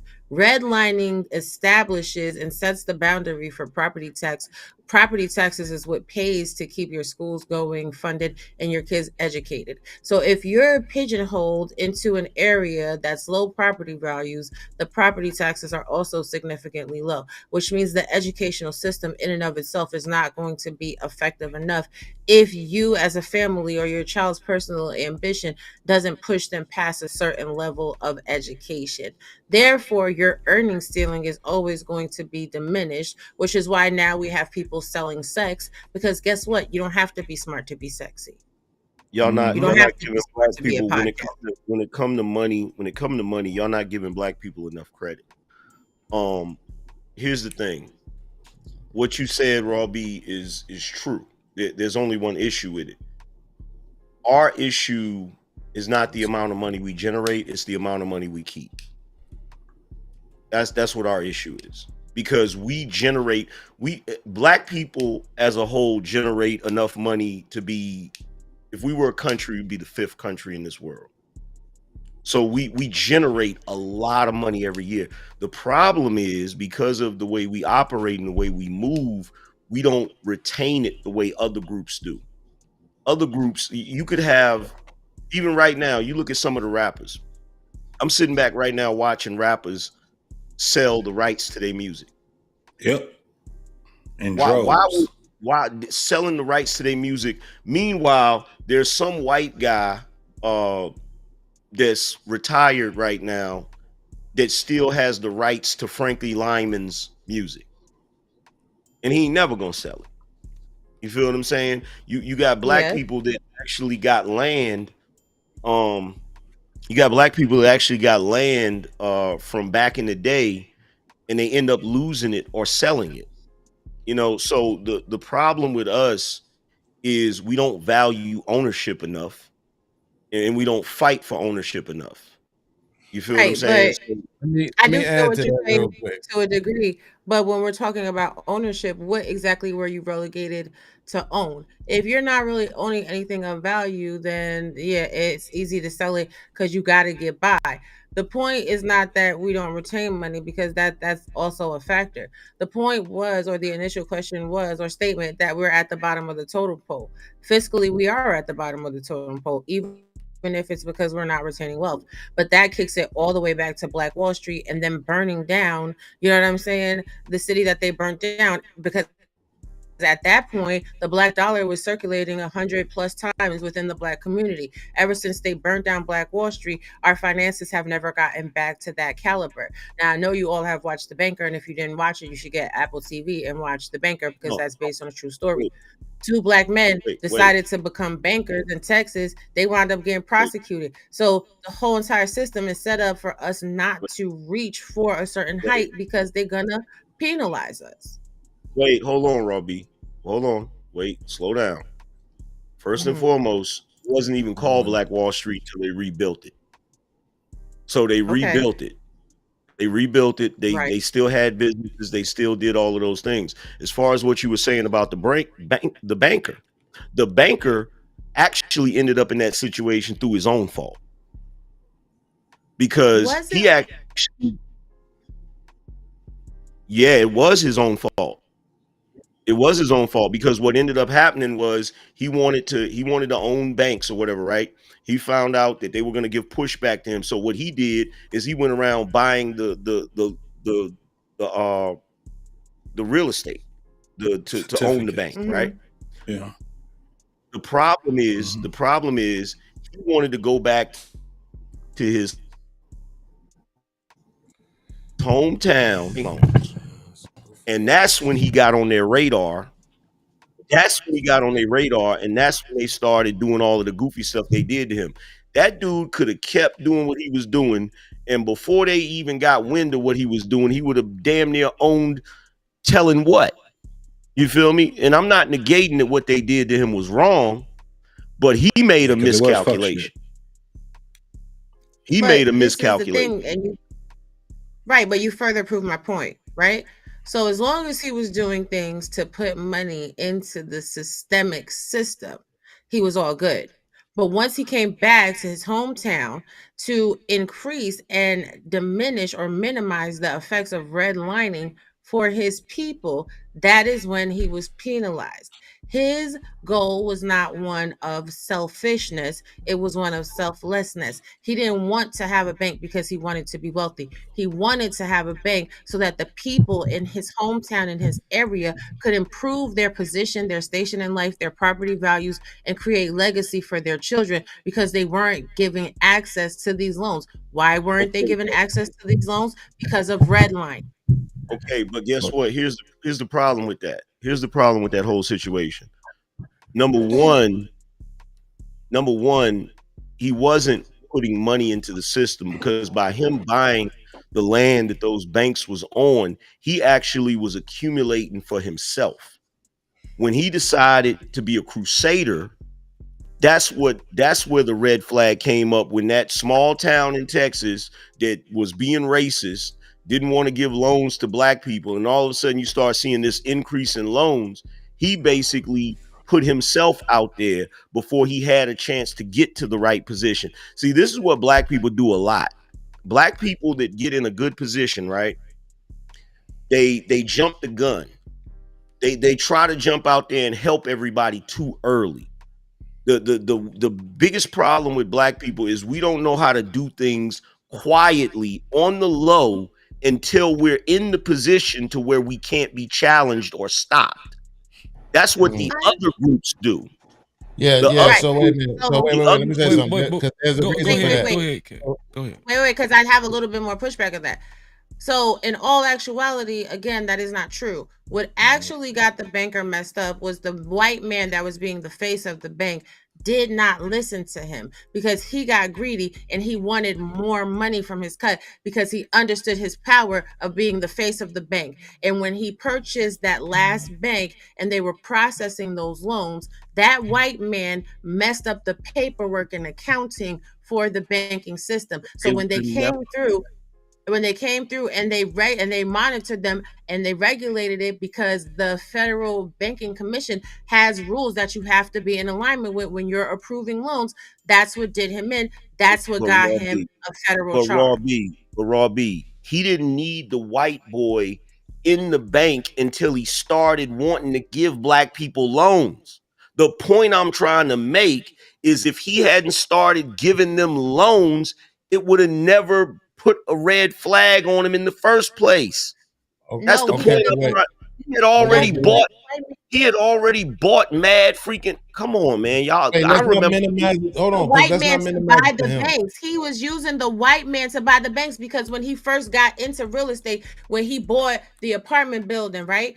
That piece he got on his own, and he had to argue back and forth with the white man that owned that property to show him, number one, that he had the money and that he understood. But that white man went into business with him, right? The white man went into business with him, and that's what he got the biggest chunk of his real estate. Once that white man died, his wife effed him over, gave him pennies on the dollars on the real estate properties that he owned and they built up together, which is when he went into the banking system. When he went into the banking system, he had to use a white man to help him to purchase those banks. But the point that I'm trying to make. Wait, I think you made it. Let's not argue about dude. You're right. You're right. I can see you got it. You're right. Raw B's overarching point is that black people have incurred, right, some stumbling blocks along the way that have impeded our growth, right? But to that point, right, I would like to argue, right, that if you look at BLS and you look at median incomes across races, white, black, Asian, and Mexican, we aren't at the bottom. If you look at the list of millionaires, right, it's 8% for Asians, 8% for blacks, and I believe 7% for Hispanics, right? So we're the same. And they haven't endured what we've endured. They haven't had to go through what we went through. So by that measure, in my opinion, we ain't losing. We damn sure ain't at the bottom, right? But we ain't losing. That's not like a win. I guess they say, if it's an inch or a quarter of a mile, right? You have to also account for our population. Like, you have to account for the percentage of how many of us there are. You got to account for that too. Like the point that I'm trying to make, the overall point that I'm trying to make about the situation with the dude, the banker. He's a very smart dude, right? The problem with us is when other groups decide they're going to do something, they're going to do it very secretively. And they're going to do that for a very long time until they get to a position to where they can't be stopped. What we do is we jump the gun. And that's how we get stopped so quickly, because we're so desperate to want to help everybody else. And I get that, but that's not the way the game of power works. You gotta be. Desperation has been programmed. That's why I wanted to kind of move past it, right? Because wait, before we move past it, before we move past that, hold on. Before we move past that, I just Googled this. I put who's the poorest in U.S. by race 2024, right? I just Googled this. Now, some of y'all could give AI credence, some of y'all don't. Me and AM had this conversation on an earlier podcast. But it say in 2023, Black Americans had the highest poverty rate in the United States with 17.9% of the population living below the poverty line. If we go down to the last paragraph, poverty rates in the United States have been decreasing since 2014, but the rates varies greatly by race. Black Americans have had the highest poverty rate of any ethnic group since 1974. Yeah, but You see the look chart at that the I shared middle. in the back, Breezy? You What'd can you say? bring that up if you want to. Okay, no problem. Yeah, but look at The only, the middle. but the only problem with that. with those numbers also though, Freezy, is because you're still not counting the undocumented Hispanics. It's a lot of them. Not only And that, they but getting money. I'm a sum up what Angerman and what Robbie and what You put it in the Beans back, Robbie? My bad. But in Yeah, I addition shared to this. that number, I don't see it. Beans is I'll give you the actually link. Beans is actually correct, because the number you just brought up, I would guess that is estimated by net worth. So that doesn't. It's saying poverty rate though. Yeah, poverty rate. The American Indians is at the highest. It's 18.9%. Okay, How are we're we gonna gonna go by measure- median. Okay. We're gonna go by median household income. Did you see the link that I put in the back, Freezy? Hold on. Okay, Shit, I I see can it tell now. you in Detroit, where we at? We had 50,000, ain't it? That's the median in Detroit itself. Yeah, that's the median. Yeah, and that's for is that for single or two parent? Right? For black men it's 54. For black women it's what, 48, 49, something like that. Yeah. Well, for she black said people, it's household, not 50. individuals. Then that's household. that's what I'm saying. That's the problem that I have with it. To me, My hold on, my bad, child, my bad, bro. Did you just send that? Just sent that child. Shout out to Trout for the $10 super cap. He said, "Angry man, my family owns historical homes, and the real estate taxes are enormous." Shout out to Trout. Thank you for helping us keep the lights on, Trout. I don't doubt We it. said that like 30 minutes ago. more cost, the more they tax. Okay, go ahead. We look at median household incomes from 1967 to 2023. African Americans had the lowest median household income, except for in the years of 1988. Oh no, I'm lying there. They was lower. We was lower than them there too. Shoot, 89. No, we was lower. 1995. 1996. Oh no, 1989 and 88. Yeah, the Native American Indians were poorer than us. The light gray That's is the what I just black. said. The Native American Indians is poorer than black people, so we're not the poorest of the poor. Yeah, but we're No, but that was only in 4 years. They black too. 4 years. Shit, They're not black. they used to be the original. We ain't talking about them $5, them $2 people, man. Yeah, but I don't know, Freezy. Have you ever been on a damn what do they call them? Will, those damn those are reservoirs. Those are Reservations. The Indian reservations. The reservations. Man, shit. That But shit here's is crazy than a motherfucker. I'd rather be in the hood. But here's where the problem comes in, right? So when the brother put the super chat up and he said his family owns, historical businesses and property, and the property tax is enormous, what are you supposed to do about that? Sell it. Pay it. Keep it. That's it. The intention is to keep Get it. these people away. Well, The there's several intention is to there's keep it and several grow things it. you could do, right? You could fight it politically, like locally, right? Or Thank you. Say it again, Freezy. you could fight Say it it again. politically, especially with your local government. So guess what? Now we have another component that is missing, and the problem is, look, I get it.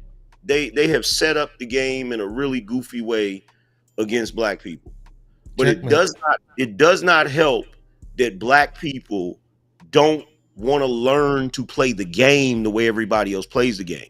So But so now you just proved Robbie's point instead of about redlining. Now you just proved Robbie's point about redlining, that even though we have the propensity to be wealthy because of how it is that we've been held back because of the systems that are put in place and our lack of knowledge and understanding of how the American dollar truly works, we are being held back.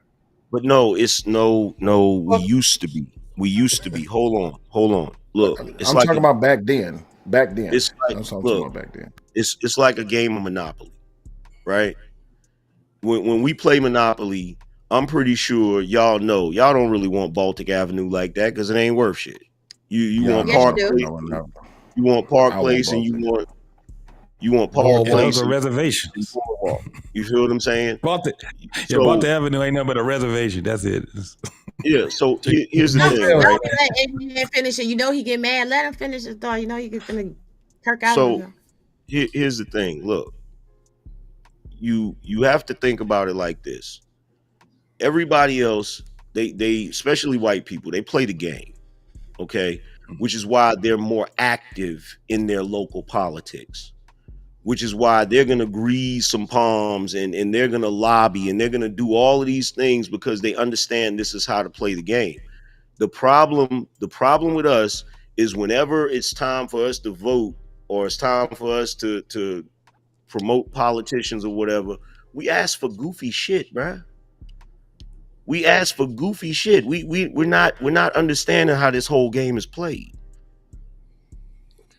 Right, but you wrong about Monopoly though. I'm gonna tell you what, y'all. Whenever y'all Wow. play Monopoly, y'all take my advice because I'm a pimp when it comes to this Monopoly. Okay, you get your Baltic and Mediterranean Avenue. They the cheapest property on the board. Is the cheapest property to build up with them hotels. And I promise you, on God on me, every time somebody go past go. Every time somebody go past go, they If finna land on your I shit. get That shit will if bankrupt I fuck get out somebody boardwalk, faster than anything else. if I get Boardwalk and Park Place and I actually get some hotels on that, the game is over. It's over. I don't care. And the railroads. Wait. I think Cass, tearing everybody ass up. Cass, did you have some pushback? Go ahead, Cass. No, I just it just saddens me how much I don't like black people. Oh Lord, man. Cap-tivity. They just say some of the silliest shit sometimes, man. I just don't be understanding. And my memory ain't as good as it used to be. I should be taking notes, but I don't like typing. That shit feel feminine.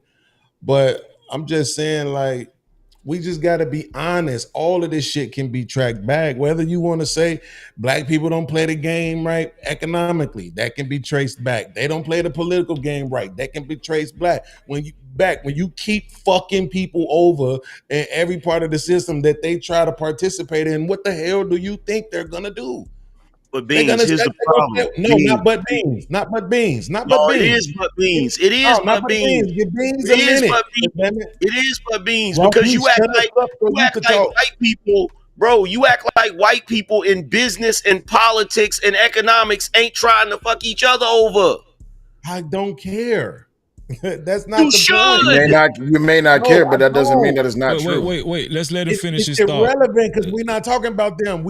When I my first heard the God, question how get are we asked not- to us, the question I was hearing Freezy as, he could correct me if I'm wrong, but he was asking about people who look like me. He wasn't asking me about no crackers. So I don't give a fuck about them. I'm trying to talk about us. And I'm that's the saying problem. all That's of that the shit problem. can be traced back. So That's it's the irrelevant. problem. No, what's the problem is you won't let me finish when Robbie made us be quiet so you could finish. So you gotta let me finish, bro. I got almost 3,000 subscribers, bro. Respect my gangster. Are you What I'm saying is, are you being a victim right now, my nigga? Like, what oh, the nigga, fuck? I just said I got almost 3,000 subscribers. How's that being a victim? The flex You out trying there. to cancel 3,000, nigga? And you threw. Right. Shit like that. Okay, so what I'm saying is this. All of that shit can be tracked back. Who gives a fuck? It is what it is. To your point, it's like, it is what it is. But if we come forward to today, what I'm saying is there's a group of people, right, who are in fact still impeded by what was done to black people overall for some period in this country. Those are the motherfuckers who it matter to. It's a lot of people that it don't, man. Again, I remember I debated what's the name, Youngblood, because he tried to argue with me about what median meant. And I told him, I said, bro, median literally means one half on this side, one half on that side. It's like a median in a highway, right? So if the median income for black men is 51K, that means half of black men make more than that, right? So this thing that we try to argue and make it seem like niggas just around here suffering and struggling and this and that. No, niggas go to work, come home, drink their beer, tell their kids shut the fuck up, ask their wife what they do wrong this time. Like, people are just regular, right? But there are a certain demographic of people who are in fact still affected by what happened. We don't even gotta go back to slavery. We could go fuck slavery. We just stay in the 1900s, right? It's still people who are still impacted by that. And they are still making horrible decisions as it pertains to finances and, I should say economics and politics. And what do you expect them to do, AM? I don't know what you expect them to do.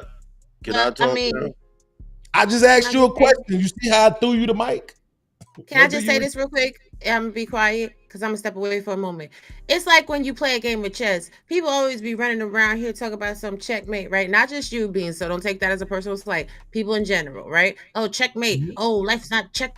It's chess. It's chess. It's chess. The only way to get better in a game of chess is to play a smarter opponent. So therefore, a lot of y'all is prejudiced as shit, racist as fuck. Y'all isolate yourself to one culture. All you know is hip hop, reality TV, and motherfucking drama. So yes, you are choosing fucking toxicity, because when a black person like me will get to talking to you about Nirvana, Guns N' Roses, you know what I'm saying, playing golf, pulling up on some parachute pants and being all emo or whatever, then all of a sudden, oh my God, you're not black. So this is what y'all choose. This is what y'all choose. I choose to get to know people that is actually winning so that I could win too. Now I'll be right back. Y'all behave yourselves. No fighting. No Cap-tivity. Go ahead, Ayo.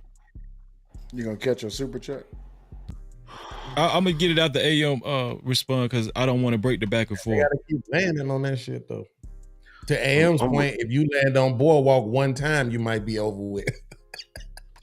I'm gonna try to do this, but Negroes give me a headache because Negroes don't want to understand the fundamentals. You're in a game of Monopoly. Every single race is a participant. So you can't say, I don't care what they doing. That's the problem. You gotta care what they doing.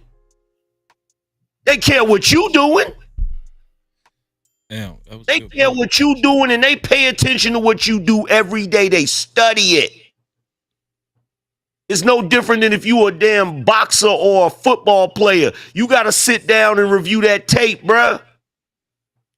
You gotta know what they doing and how they getting ahead and the loopholes they using, and try to use them before they change them. It's a game that we all playing. It's a game that we all playing, and quite frankly, we were better at the game in the 50s than we are today. Checkmate. That's the sad part. That's the sad part. Okay. Checkmate. Okay. Let me respond to that. You gonna have deals right after this podcast. You got a checkmate, right? So you got deals right after this. Super chat. Shout out to Dub Will. Let me move that. Shout out to Dub Will for the $5 super count. Dub Will say Raw be right. A hotel on Baltic and Mediterranean. Did I say that right? Mediterranean. Mediterranean. Okay, Mediterranean. Let me read that over. Raw be right. A hotel on Baltic and Mediterranean will bankrupt ninjas quick. Get the property on the corners. Shout out to Will. I appreciate you. Thank you for helping us get the lights on, Dub. You will lose playing against me, Dub. Will. You will lose playing against me. Shout out to Travis Allen for the $10 super count. Travis Allen say, how are you supposed to fight real estate taxes, angry man? Beans, these houses on third generation are third generation, and selling is foolish, especially for pennies by sharks. Shout out to Travis Allen for the $10 super chat. Thank you. Appreciate y'all. That's why you gotta get. That's why you gotta get more. You gotta get into that political game. Okay. What you Cass has the floor. Go ahead, Cass. No, man, see, now I don't even remember what he said, man. Look, I gotta start taking notes. That's that do But, say. No, I remember what he said. Kicking his Angry ass, Man think he's slick. Angry Man has not figured this out. You are, when it comes to podcasting, second to none. When it comes to debating, you can't fuck with me. You think you slick, right? The comment that you made about white people is that they try to fuck each other over. And what I said was, I don't give a shit about that. I don't care that they try to fuck each other over because right now we not talking about that. That was my statement. So I'm saying right now in this particular conversation, I don't give a shit about what white people do to each other. We talking about whether or not there has been some lingering effect on black people that causes them to seek out toxic entertainment, right? And then we're talking about other conditions that may also lead to that. So when we're talking about how they practice things economically and politically, I would agree with you that the way that you're saying that we practice it in a dysfunctional way or in a less prudent way. But the fact of the matter is all of that shit stems back to programming. I remember the first time I heard somebody talk about slaves being able to actually work for other masters and actually get paid, right? Yeah. They had to work for free for their master, but their master will let them go work for other masters and get paid. But what they would do is take half of the money that they made, and then they would force them to spend all the money they made every weekend so that they wouldn't be able to save money. Okay, which is what we do. Which is what we do now. I get it. Let me respond to what you're saying. Okay. There you go. Oh, thank you for acknowledging the point before it's taking the mic. Thank you. Everybody needs to learn how to do that. So for the thug. Well, here's the thing about it. While I do like the occasional joust between me and you, good sir. Yes, sir. Your debating skills are stellar. I will give you that. However, they have a long way to go to match mine, young Padawan. So I need you to fall back on that. You understand what I'm saying? Because the reason why me saying you have to be worried about them trying to screw each other over is pertinent to the conversation is because you have to know what they're doing when they're screwing each other over, and you have to take it into account so that you don't get into the mindset that they're just screwing you over just because you're black. No, they're screwing you over because that's how they play the game, because they do the same thing with each other. That's the reason why what I said was actually relevant to the conversation. That's a great point. Specifically the latter. I'm not gonna lie, it's absolutely relevant, right? But it facilitates. You do realize that facilitates the programming argument, right? Like, so we keep going back to this, that most things that we can look at from our people that we can say is dysfunctional, we can trace that shit back to some sort of trauma, some sort of programming, right? That was done to us to put us into that predicament. It's just like when I argue with people about the gang shit and they make it like, yo, gang culture, that's black culture. I'm like, really? Have you niggas ever heard of Al Capone? What the hell do y'all think this shit was? But they're programmed too, though. Yes, but I'm saying people make it seem like that's our culture, right? That's why when they say black culture, I'm like, well, what are you talking about? Gangs, really? Drugs, really? Well, that's not. Well, if what you know, like, what the fuck are y'all talking about? All of this shit pre-existed us. You understand that, right? There were demographics who partated in this same shit, different time frame, different drugs. Alcohol ain't shit but a drug, right? What was that shit called? The St. Valentine's Day Massacre. All of them shits that was going on prior to us. To Angry Man's point, during a time in which we were trying to excel. We were literally just trying to integrate ourselves with these people because the narrative was, well, if you niggas just act like us, we would accept you. And so that's what niggas was trying to do. Well, here's the But this is thing. the thing. Here's the thing with this. Let me just say this real quick, Rob B. If you know anything about me, you know I don't say that's black culture. To me, black culture is the Harlem Renaissance, jazz, rhythm and blues, rock and roll. You know what I'm saying? Ernie Barnes, Gordon Parks. That's black culture to me. What we see now is the dysfunction of black culture. But what you're talking about as far as is us being programmed. And what was the last part you said? The last part you said about us being the Italian mafia. What was you saying? That we're not we're not the originators of gangs. Yeah, and the mob, you know, they had the St. Valentine's Day massacre that was in Chicago, on the north side, I believe. Yeah, there was something else you said. I was trying to get there was a point that I was gonna make. I forgot it. About the alcohol. The alcohol ain't nothing but a drug. You know, they had the prohibition of their day when alcohol was outlawed, and people talk about that a lot. But I the thing I always bring up with that, Angry Man, I'm not gonna take the mic from you, just so you know, maybe it'll jar you. Is that how long was prohibition? That shit might have been 14 years. It wasn't even that long. So it was outlawed, and then it was okay for them to do it. Right? But how long has this quote unquote drug war, you know what I'm saying, been going on? That shit's been ever since they dropped that shit in the hood. They ain't stopped it yet. True. That's not true. The drug war predates prohibition because cocaine used to be part of headache powders, number one. But number two, in the 50s. Yeah, it was a war itself. It was a war. No, them outlawing drugs. I know what you're talking about. That wasn't a war. They just outlawed it. That's a war, though. Or maybe you don't know when you're talking about Al Capone and the mafia. Maybe you don't understand the war that they had with the U.S. Marshals, right? Because that was like a whole war. It was war. It was a very bloody war. What? But that was about alcohol. Like how you said, alcohol is a drug.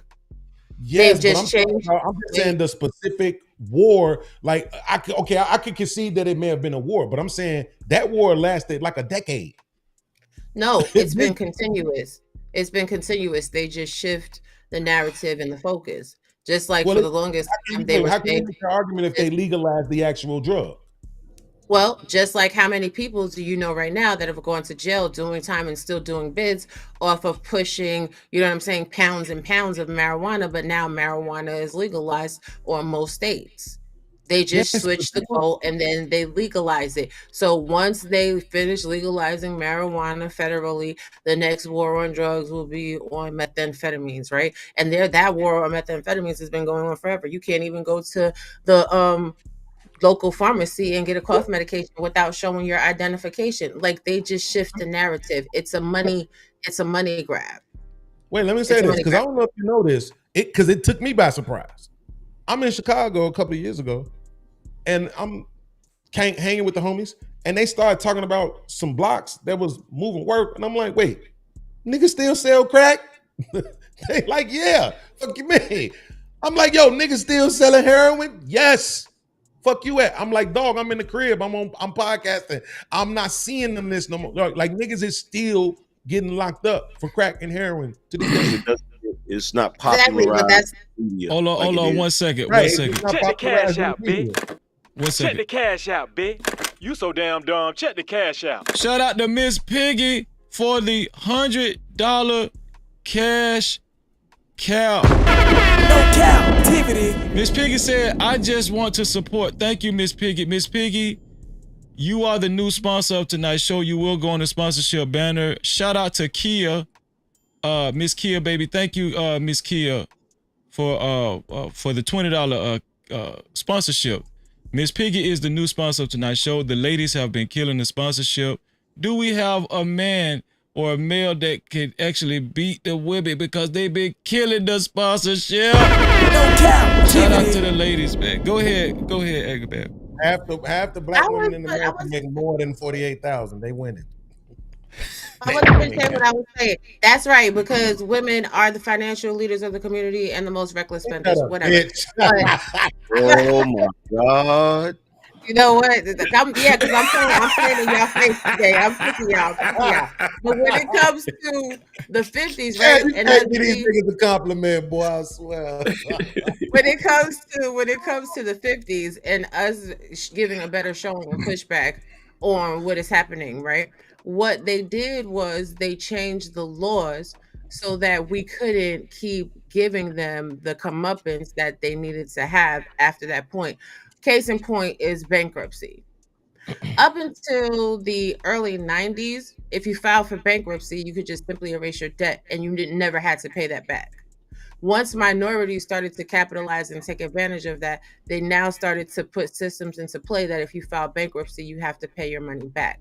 So the systems that were being used in this country to get ahead, to erase debt, to just capitalize off the system in and of itself. Once we started getting advantages from it, they were like, hell no. Just like equal opportunity and DIE or whatever else, they're trying to repeal and reverse that too, so that we don't have that bonus or advantage. And now they're trying to give reparations to white men that didn't get to go into college because they let people go to college that were people of color. Like it's a whole clusterfuck, because again, when you're playing a game of chess, you only get better by playing a smarter opponent.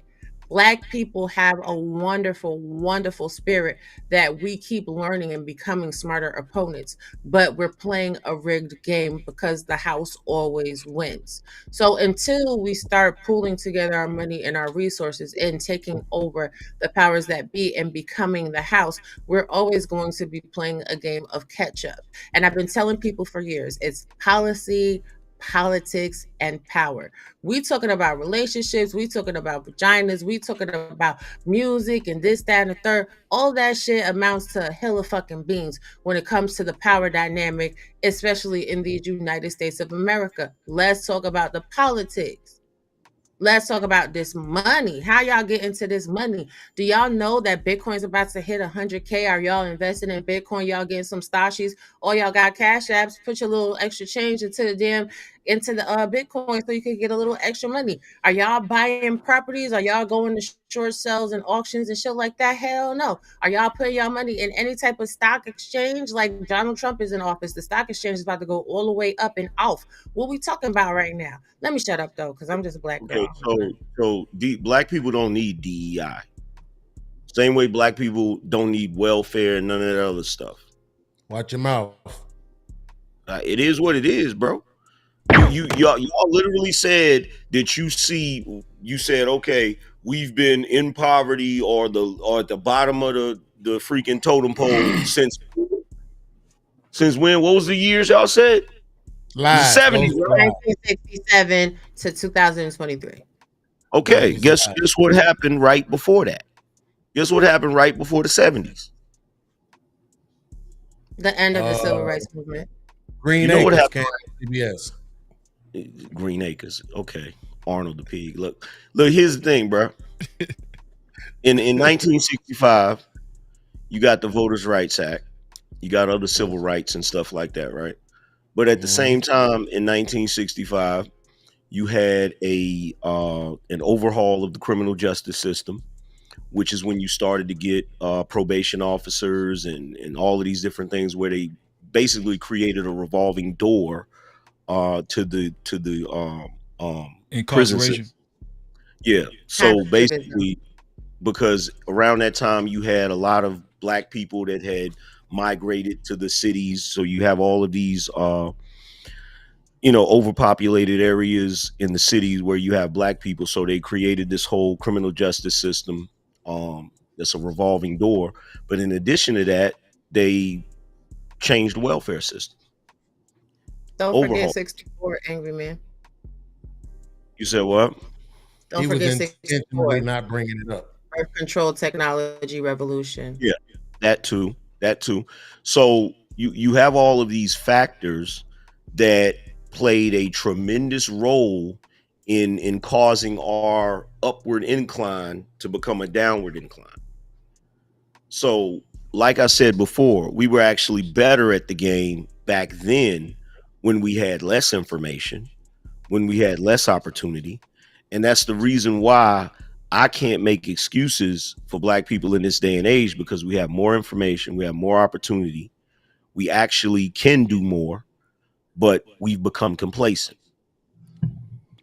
You know, this and see, it was this part right here, right? This is why I'd be like, every 2 weeks I subscribe and unsubscribe from this nigga.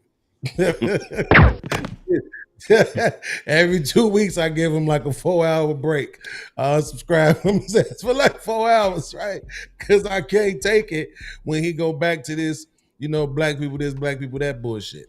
The fact of the matter is, to Raw B's point, like I said, Raw B just be kicking the ballistics, right? It is what it is. This is the shit that's happened. She still ain't saying niggas don't need to get their shit together, right? She's still saying nigga get your shit together, but she's still saying, but this how we got here, right? Yeah, I think that's very important.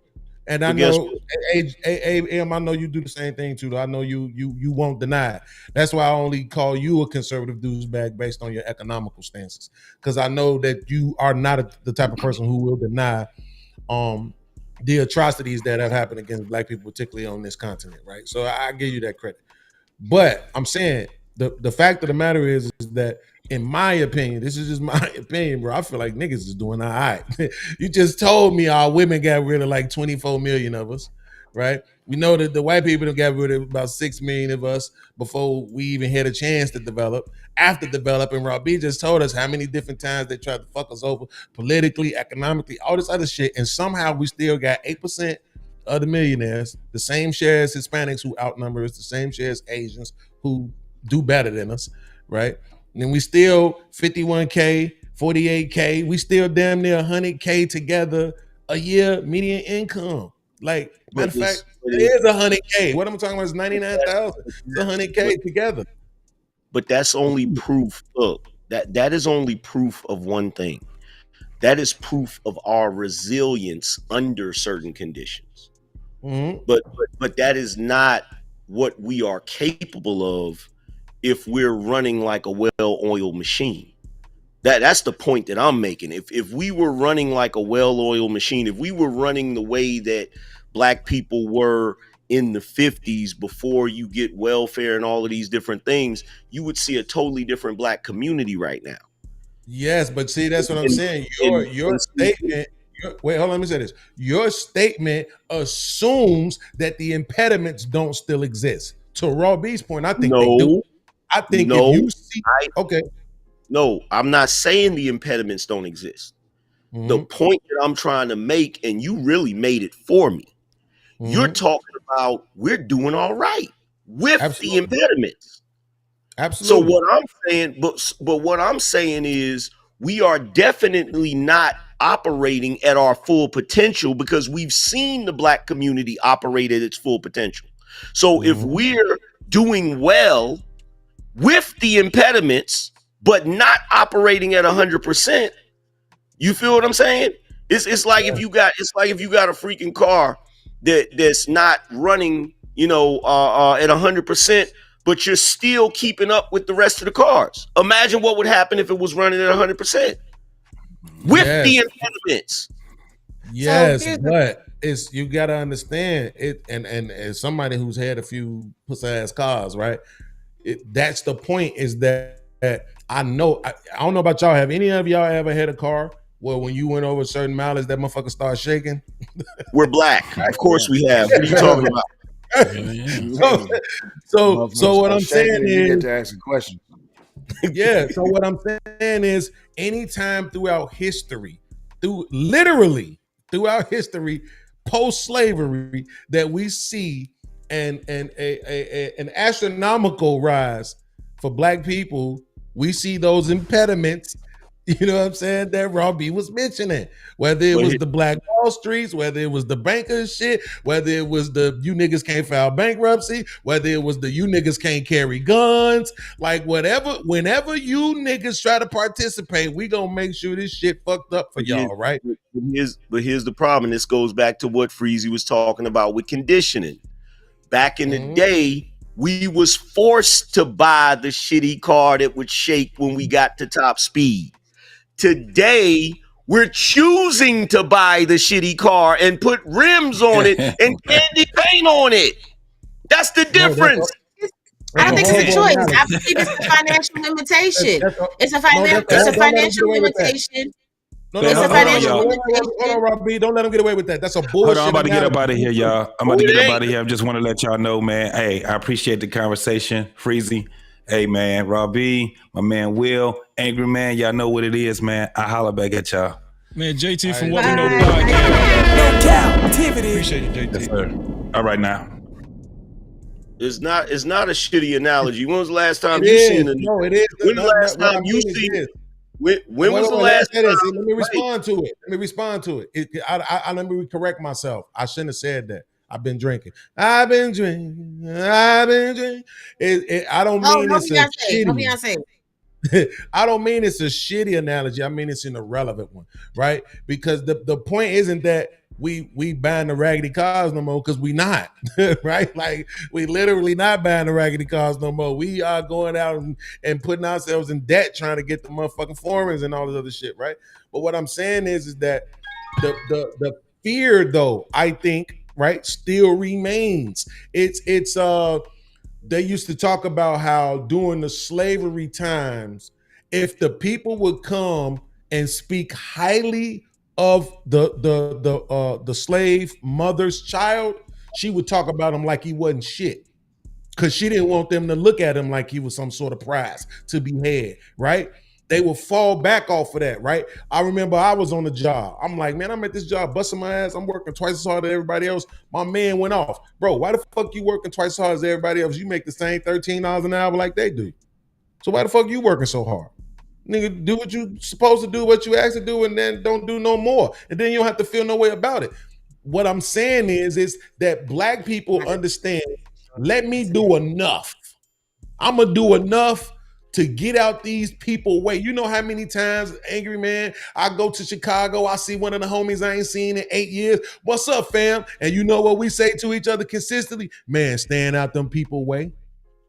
I got a question. If enough is a standard, I got a question. If enough is a standard, then what's the exception?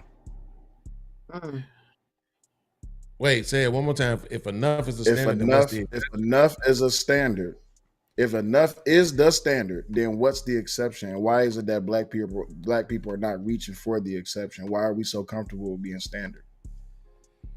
Yeah, we really not. So this is the point that I was gonna make before. People is getting them shitty cars and putting rims on it because, you know what I'm saying, they trying to put lipstick on a pig. Predicated on people's credit scores, their loan to value ratio, and what they have to put down to get a car that's decent is going to work, is usually an astronomical amount for most households. Unfortunately, it is what it is. Yes, people find money to spend on whatever they want to spend, but the real problem is everybody's trying to keep up with the Joneses. Who gives a shit if your car is shit? No, y'all missing the analogy. Okay. So no, we got the analogy. We just speaking to the major point though. No, listen, because this is where the problem is. This is what you're overlooking, Beans. And I know you're gonna disagree with this, but I gotta say it. Okay, so number one, and you know plenty of dudes that got paper that will go get a box shit. Absolutely. The engine rattling or whatever. Why did they go get the box Chevy? Because they finna do their thing though. Yeah, they finna go get the box Chevy, and then they finna put the engine in there. They finna put the pipes on there. They finna put the seats in there. What's the initial reason that they go get that classic car? It's nostalgia. It's nostalgia. Oh, nostalgia. Yeah. Nostalgia, right? Yeah. Okay. Yeah. So let's pretend for a second that the raggedy car is the struggle, right? Mm-hmm. So back in the day, we struggled because we had no other choice. Right. So we got the raggedy car because we had no other choice. We were relegated to it. Even if you excelled, you were relegated to it. What I'm saying is now you actually do have the ability to not get the raggedy car or to not struggle. But there are some of us that are so caught up in the nostalgia of the struggle. Yeah. that will continue to be in the struggle. And what I'm talking about is when you see the dudes that's like getting bread or whatever, but they be like, man, I ain't never leaving the hood.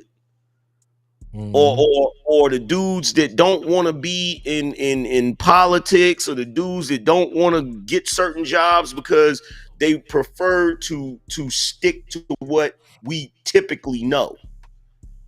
Well, yes, but angry man, but you gotta. Okay, so let me say this first, so that you don't feel the need to repeat it. I concede to the point that you're making about how some people move. Right, I think it's a very small percentage of the people, maybe 10, from what you're talking about now, because people in the cities ain't living like that no more, man. When I first went back to Chicago in 2020, everybody and their mama had a fucking Infinity.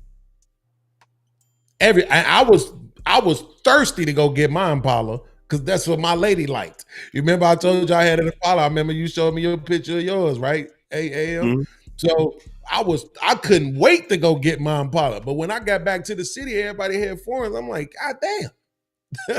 My cousin got a Maserati and shit. My little brother got an Audi. Like, what the fuck is going on with all this foreign shit? Like, it don't matter if it was a 2004, long as it's foreign. I'm like, man, screw y'all. I'm going to get my Impala.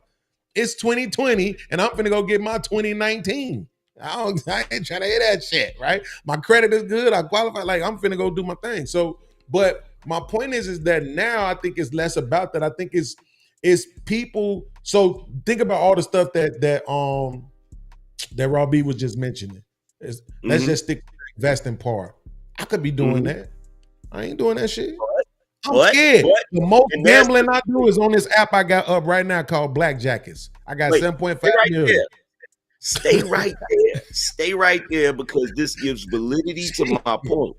Stay right there. So when you say you go back to the city, you see everybody with foreigns or whatever, and you ain't gonna get no pushback from me. I will say there are a lot of black people nowadays that live extremely well. They live way better than in the 90s and the 80s. You'll agree to that, right?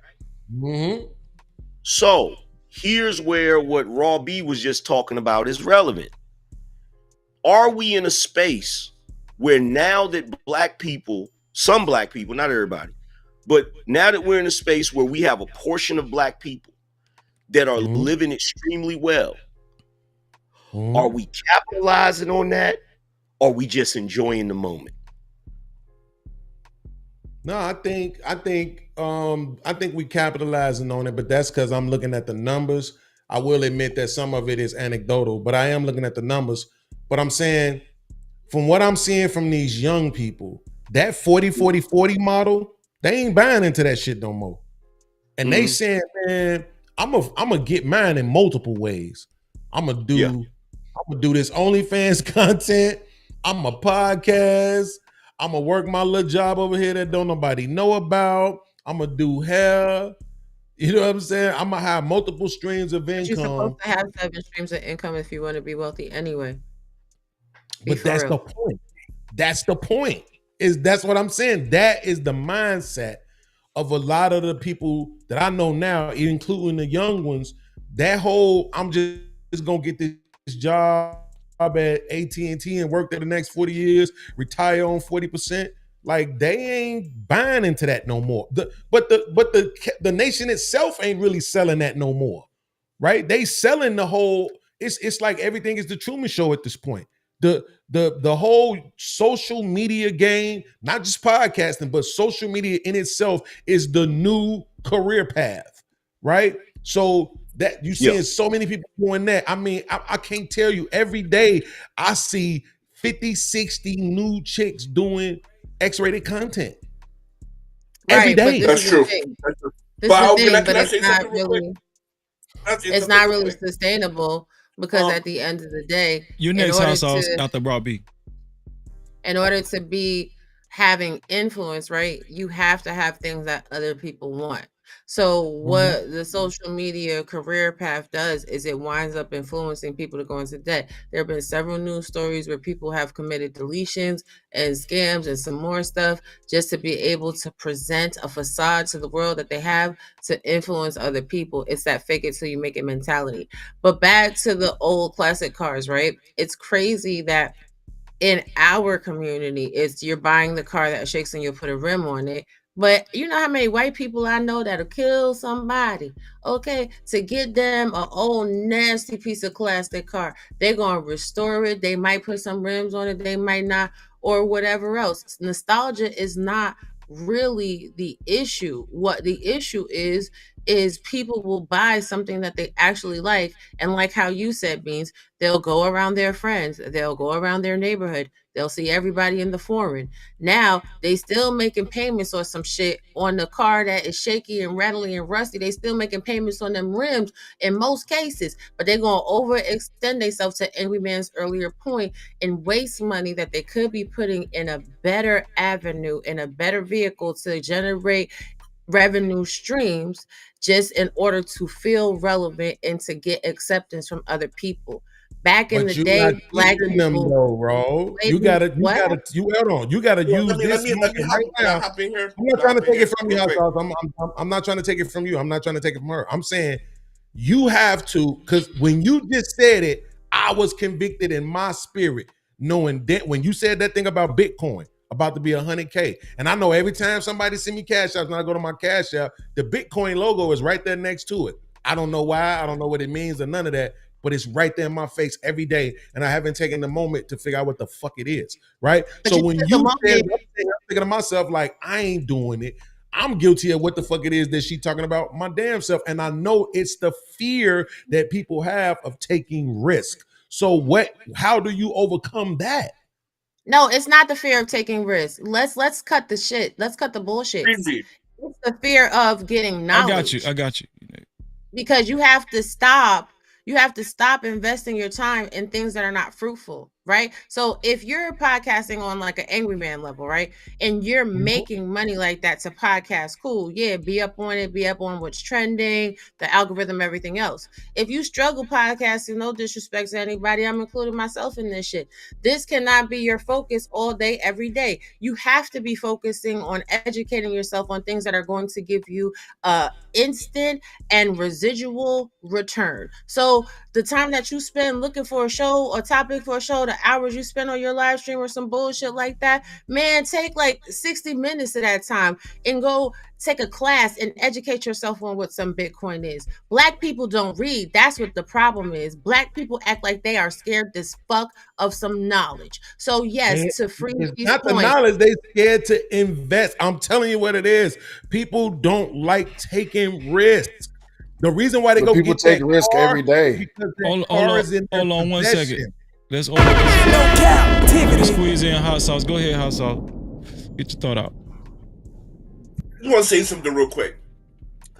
The financial state of Black America is not as bad as people paint it. Fastest growing middle class is Black America. The fastest growing rich millionaires, Black America. Black America is only like 13-14% of the goddamn population. You're always going to have a mix. You're going to have your middle class, you're going to have your working class, and you're going to have your upper and then you're wealthy. How the economic structure is in America, you're going to have people in every class. Not everybody's going to be rich. Not everybody's going to be middle class. What's a healthy economic status is where the majority of people are middle class. Homes, a little bit of money in the savings, etc., etc. So when we talk about like, oh, Black people don't know this, we know that. I mean, that's eccentric. Black people don't need to be Superman. We just need to have a healthy and valuable economic society. Because if everybody's rich, then you're going to have economic inequality. If everybody's poor, you're going to have economic inequality. There needs to be a balance. No, And the when it one comes to the thing, stock market, when it comes to investing in the stock market, I agree. S&P 500, go to Vanguard, stuff like that. But again, most people, the average person is adverse to financial risk. People, that's why you have so many people who do not do business or start their own companies, because there is risk. There's adverse risk. But you go put your money in the Vanguard S&P, right? You're guaranteed to make money, right? It's slow, but you're guaranteed to make money. Bitcoin, yes, you can invest. I wouldn't invest in it right now, right? Because it works in a 4 cycle, right? You got to wait till it drops again. But yeah, Bitcoin is something you can invest in as well. But again, as a whole, if you're looking at the financial health of Black America, it's okay. You're always going to have poor. You're always going to have the working class. Every society has that. Okay, that's when you have that's the one. Like I agree. I agree with everything you're saying except one part. Black people, and I've had this discussion with Beans before. You're right. Everybody can't be rich, but Black people are a small percentage of the population. We're only 13%. Well, we actually could have more Black people being more successful at that small of a number, where it's not going to throw everything out of whack. And I do agree that Black people are doing way better than we used to do. Way better. But it goes back to the point that I was trying to make, that Raw B kind of made for me, that I said to Beans. I said, now that you see Black people buying foreign cars and you see them all the time going to brunch, going on these trips, living in really nice houses and all of these different things. My question is, are Black people capitalizing on this newfound prosperity, or are we just living it up? That's the question. So my answer, I'd love to answer it if I could. Okay, so here's what I would say about that. Are Black people living it up? Like in Japan or some shit? But that's not relevant to this issue right now. He said Japan. I'm just asking. No, you think he's just asking? I live outside the country. Okay. So here's the situation, Angry Man. I will say this, because yes, you're right. In the history of finances in America, fast money has never came as fast as it is right now, right? We're in the age of fast money. So are we capitalizing on it? I think on an individual level, yes, we are. Because we're using the tools we have to expand on becoming the fastest growing middle class. We're using these tools to become the fastest growing millionaires.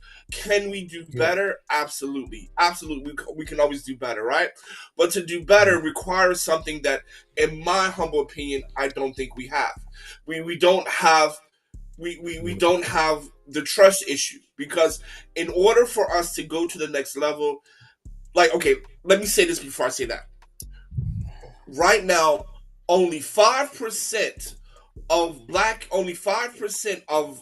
American employees, only 1% of American employees works for a Black company. Only 5% of Black America has a Black boss. And what I'm saying is this: to get to the next level, you need Black institutions that's going to hire Black people, that's going to sell worldwide. For example, Toyota. Toyota is a Japanese company with Japanese engineers that sells Toyotas globally, right? With Japanese head of directors, Japanese managers. That's the next level we go to. But the question that remains in my mind is that, can Black people work together at that level? No. Okay. So that's what I'm saying.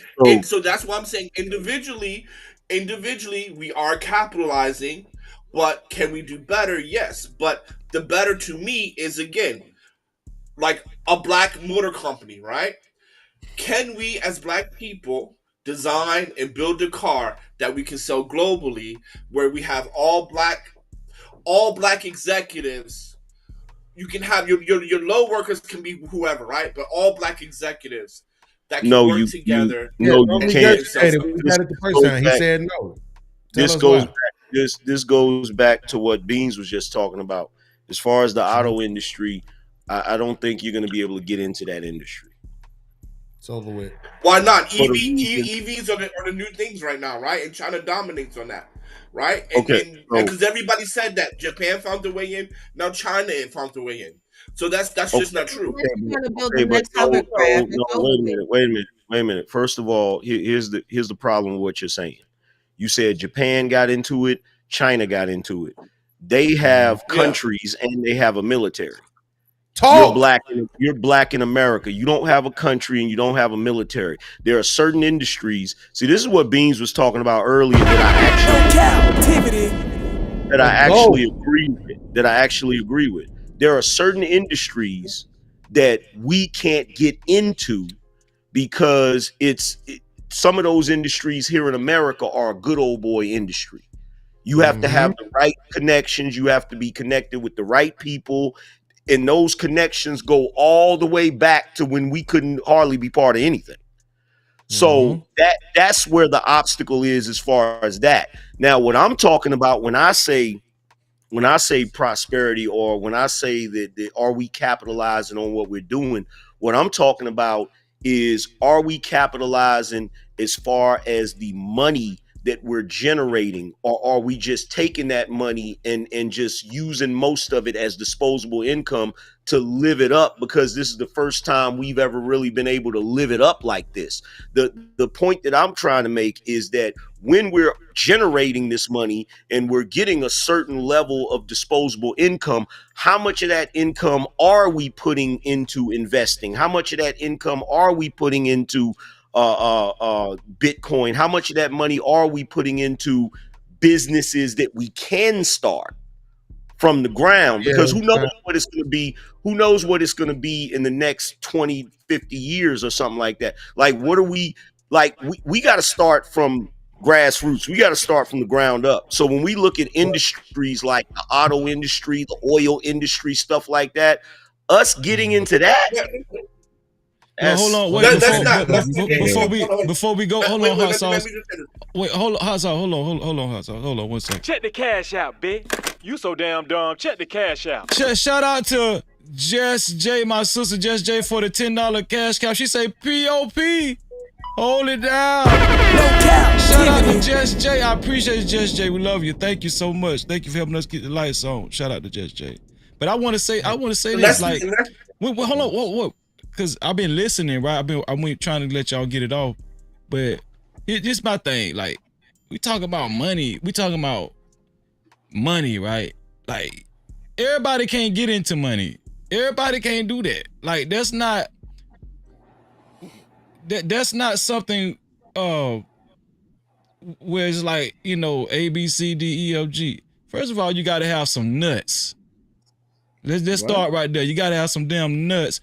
Then second off, you got to have you got to be able to work as a collective, right? If I'm talking about actually making big money, you have to be able to work as a collective and trust that the values that which of your fellow partner, whatever, is somewhat the same when it pertaining to the goals that you're trying to meet, right?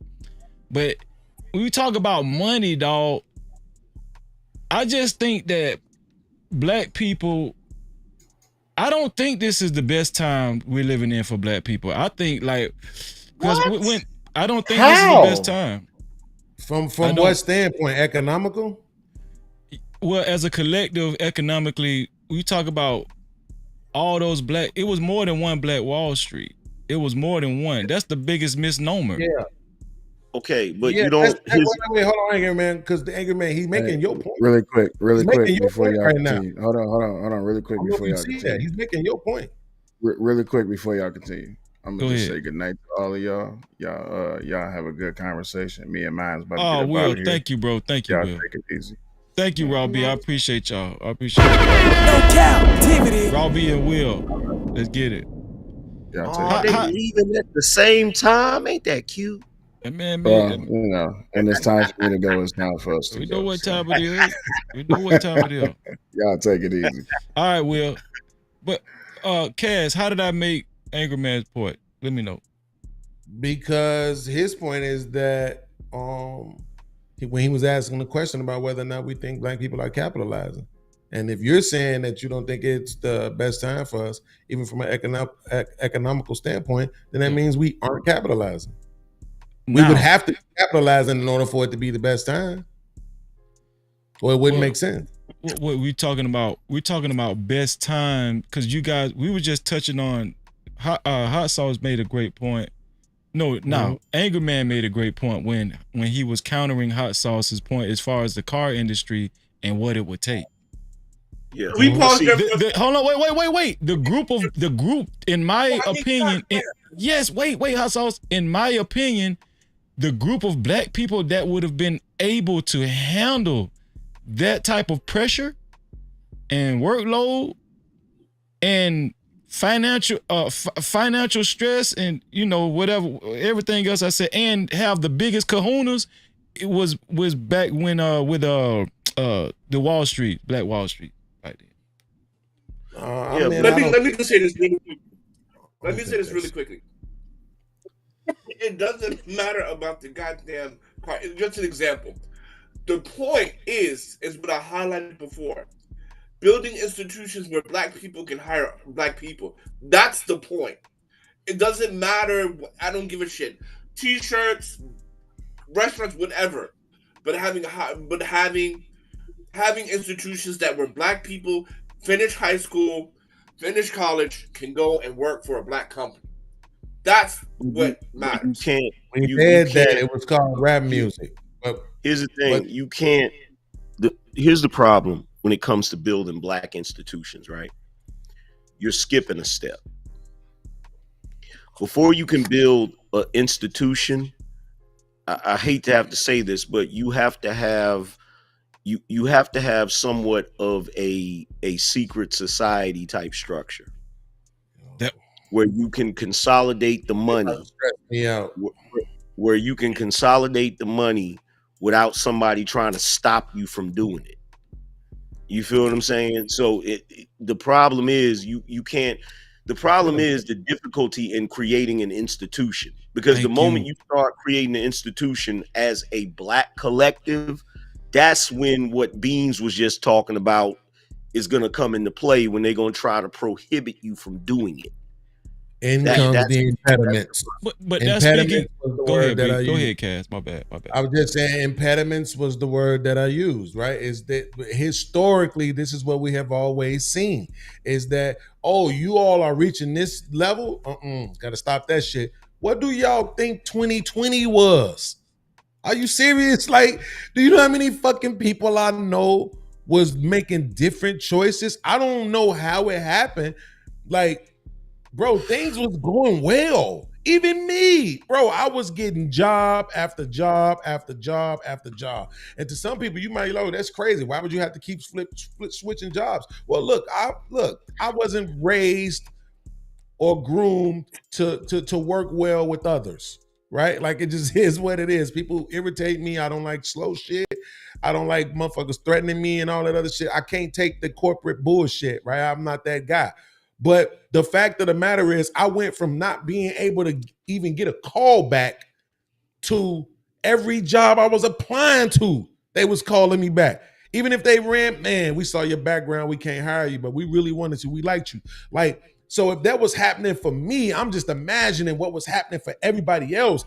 Then I had so many people who were starting to invest in the real estates. My homies and shit who was getting it out the mud type shit. You know what I'm talking about, AM? Motherfuckers was putting it together. You know what I'm saying? Doing the whole property and real estate. Like, all of that was happening. And then boom, 2020 happened. And now properties that was just 20K is 120K. Yeah. Now you can't make the same move with your little 10K, your little 20K like you could last month. Now you can't make the same move with your little 650 credit score. Right now they want you to have a 750, 800 credit score. Like shit. And that people, a lot of people, you can Google this. I'm not the only one saying this because I didn't make it up, was saying that shit was an economical reset. Well, look, here's the thing. Starting to thrive.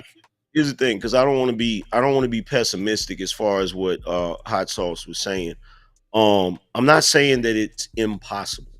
Anything is possible. The only problem is you're already starting out in a deficit, because as a group, you don't even have the first institution, which is family.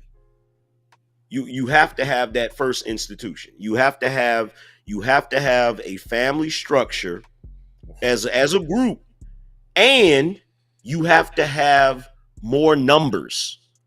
See, it's easier to keep us. It's easier for That's a fact. That's a fact. It's easier for those impediments to be put in place that Beans is talking about when you're kept at a small number.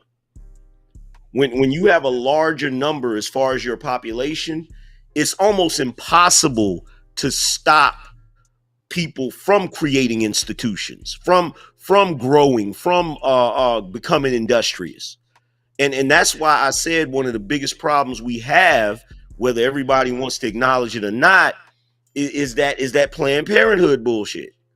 You feel what I'm saying? Because guess what? The individual that would have had the ability to organize people in the correct way in order to build an institution for black people, who knows? That person could have existed. Maybe they lost their life before they were born. You feel what I'm saying? Can I use your word? Can I use your word, Cat? Wait, Cass, can I use your word?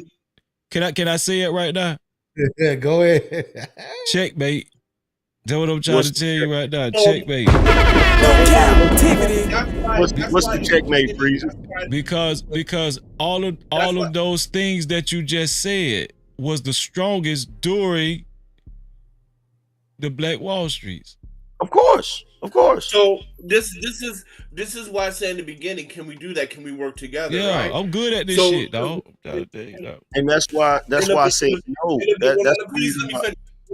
That's the reason why I said this is the next step. And can we do that, right? Everyone said no. And that's what ties into why the relationship conversation is so important. Because until we can get to a place, to a code where we can trust each other more than we can trust that white guy or Asian guy or whoever, we're not going to get there. But right? how so? Wait, I got a question. Hold on. Let me if that was the original point, why did you feel the need to say that again? Finances, right? You can do whatever you want to do. I mean, it's not really up to me to say how you manage your personal finances. That's up to you, right? I mean, I don't think we have authority over that. But I would say, yes, we're capitalizing off of the fast money. Now, what you're doing with the fast money, that's up to you. But what really matters is the next step would be institutions. And for whatever reasons, I would agree with all you for whatever reasons they're not there. But at the end of the day, to get there, it needs to be trust. And that's why these relationships are important. Okay, we're okay. I just gotta say this. I just gotta say this PSA for a second. Okay, we are all smart guys. All right. Right. I have attention deficit disorder. I'm pretty sure Beans does too. So when y'all are repeating yourselves to elongate your sentences, we forget what we're gonna say, bro. We got that part. Let me just say this before I forget it. This one here for the third. Breezy, I didn't disagree with the points you were making about Black Wall Street. That actually was my point, which is why Bean said what he said. But when it comes to family and all of that, you feel what I'm saying? To answer Hot Sauce question, no, we can't work together because we don't have family structure. And the reason why we don't have family structure partially is because of the music we listen to, Freezy, which goes back to what you were just talking about a little while ago. Good. This is so good, dog. See, I'm good at this too.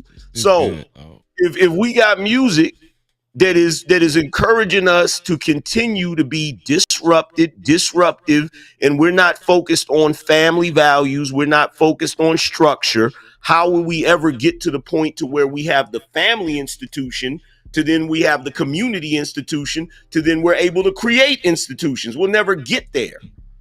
And see, white people, they don't have to worry about that because true enough, there are some that are in the same boat as us, but it doesn't matter because they have such a large number that even if a portion of them are in our situation, it doesn't matter because there's a portion of them that are not in our situation. Right. See, right. You need a mix. Right?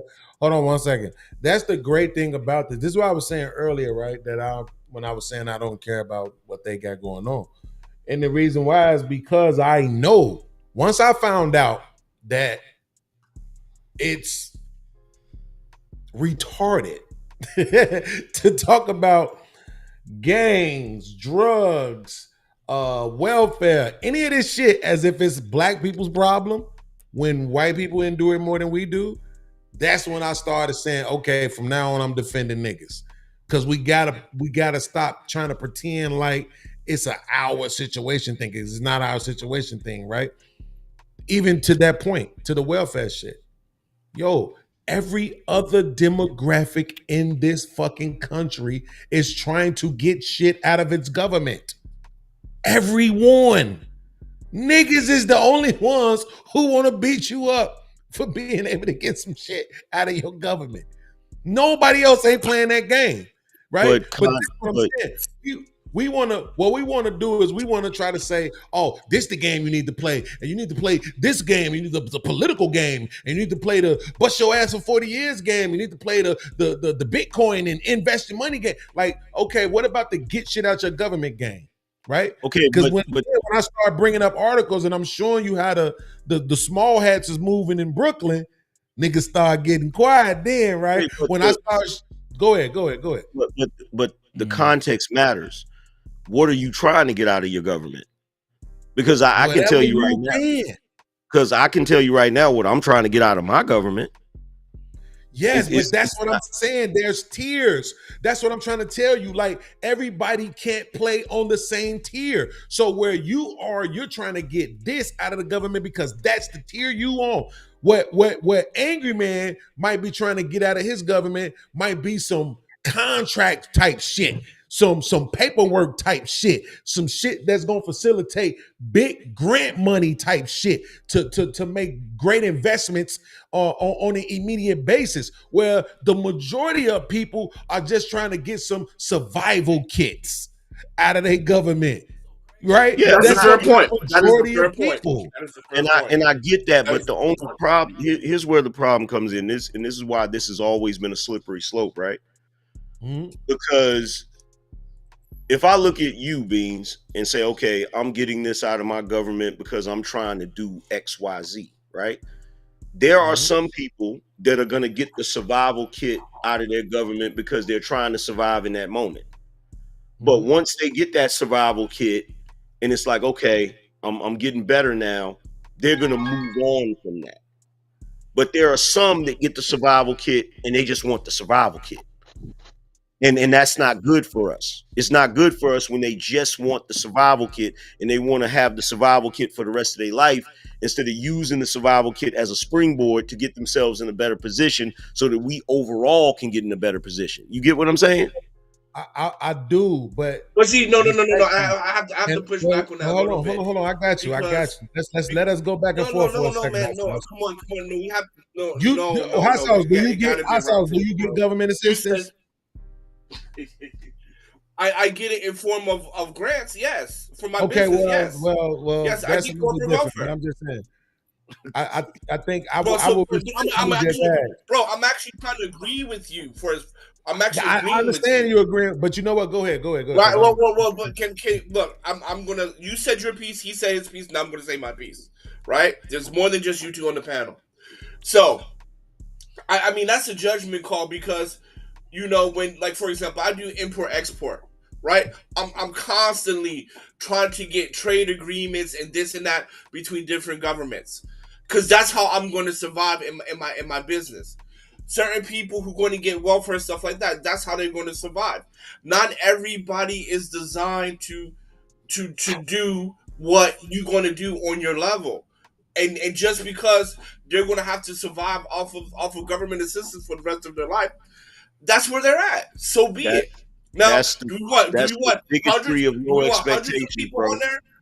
If we want hundreds of people there? No, we do not. So let's not go to the extreme. But are there going to be people there? Yes. And to create a relatively safe society, welfare is always going to be needed, because if you don't provide welfare, poverty exacerbates crime. So you're always going to need it. Now, whether it's low expectations or not, fine. That is a judgment call. But everyone needs some level of government assistance. And we're demonizing the lower levels because it doesn't look as good as the higher levels. But we all need it. And I'll Shout out to Mr. Youngblood just hit the panel too. No Cap-tivity.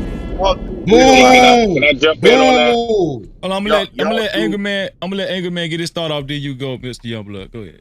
Y'all do realize, first and foremost, nobody is demonizing the lower level because it doesn't look good. That's not why I'm saying this. Okay, Man, don't get lost in that shit. Stay where we was at. no, bro, I gotta say it because, like, at the end of the day, we get that the poor will always be with you. We understand that, right? But my point is, why does that have to be our thing? And you know what I'm talking about. I'm not talking about people who are destitute, who are messed up in the game and absolutely need it. That's not what I'm talking about. I'm from the hood. I know niggas that got it that could be doing something else. I know niggas that do this shit, bruh. I know people that is not everybody, but it's certain people. They got the welfare hustle, and you know what the welfare that's something hustle different is. thing. Yeah, if they're gaming the system, then that's Relevant something though different. is the point though. Is No, that, it is relevant. It's absolutely relevant. let me tell you what, it's irrelevant because that what I'm trying to tell you is that, bro, what there are so many other demographics, right? But it affects us Whoa, more. That's the wait. problem. It doesn't. That's the point. Is that it doesn't, does. right? But it doesn't. That's the point. Is that it don't, right? It's look, to your point. I know cats that got Section 8 that are rich. Right? But they getting their money in the streets. You see what I'm saying? So on paper, they broke it in that thing. So they got a Section 8 crib that they keep. But in reality, they got the bag. I'm talking about the bag. Okay? Right? Not no podcast money. The bag. Dope money. Right? Type shit. So what I'm saying is that exists. That's a small number though. Right? Most people is using this shit to build, and then you got another major minority, right? Let's say 35 to maybe 40% that's using this shit to survive forever. Why do I care? Why does that matter to me at all? Why do I give a fuck about that? It has no impact on me whatsoever. It has zero impact on you and everybody else on the panel, in this chat whatsoever. Any person in 2024 who still thinks that a single penny out of their check goes to paying for people's Section 8 is a retard. And I get to say that because, hold on. I get to say that because anytime anybody else don't know something, we always go to you got the world of information in your hand. We say that every time somebody don't know something. So I get to use that for everything now, and I get to say you're a retard. I got you, Mr. Youngblood. Go ahead. Beans, but that's up to Brenda's family. That's not our responsibility. Well, let me show you how it affects the whole community. Like, stop it, bro. But he wasn't talking about the actual welfare. He was talking about the dysfunction in the mindset and the behaviors. That's right. The That's what I'm point. saying. The point bro, is every other demographic, Arabs, Chinese people, Mexicans, whites, foreigners. Wait, hear me before you respond. Every other demographic takes from the government. All of them, everybody. Beans. The welfare state affects Black people differently, bro. It does. You gotta stop with that, fam. It does. Stop saying it and say how it does. And how don't be how mad it and does? concede when I checkmate you, because I'm going to. No, it is very simple how it does. You can go back and look at the numbers. Look at our progress as a group of people when it comes to certain boxes. Once you get the emergence of the new welfare state in the form that we know, it affects us in a negative way. It contributes to broken homes, bro. No, you can't talk about that no more in 2024. Yes, You I gotta let that can. go. No, you Yes, can't, I because that's not can. stopping nobody in 2024. I don't know one single person who can say in 2024, I'm not in the house with my kids because somebody getting welfare.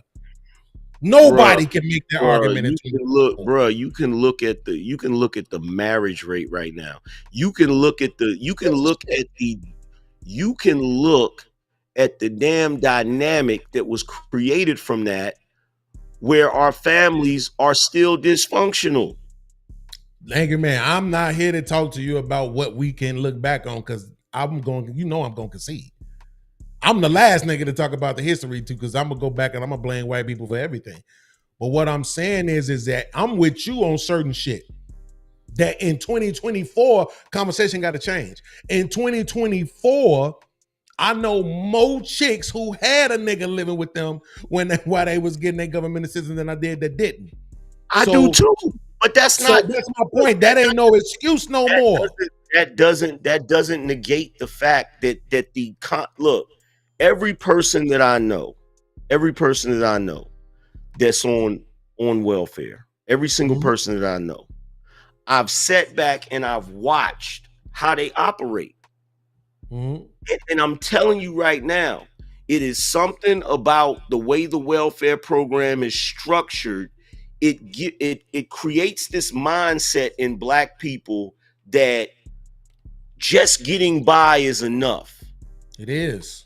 And that's not, no, it's not, that is not going to be sufficient for us. Okay, so Angry Man, let me show you something. Now, we got a lot of people watching. I'm going to show you why I'm the greatest debater of all times. Go ahead. Here's the thing. Do you know what most people do that's not on welfare? What? Get by. Right? So here's the actual mindset, right? A person may be on welfare, and let's say they getting everything too, right? They getting their housing met, they getting their food met. Let's say they already got some clothes, right? Light bill and shit getting paid, water running, they good.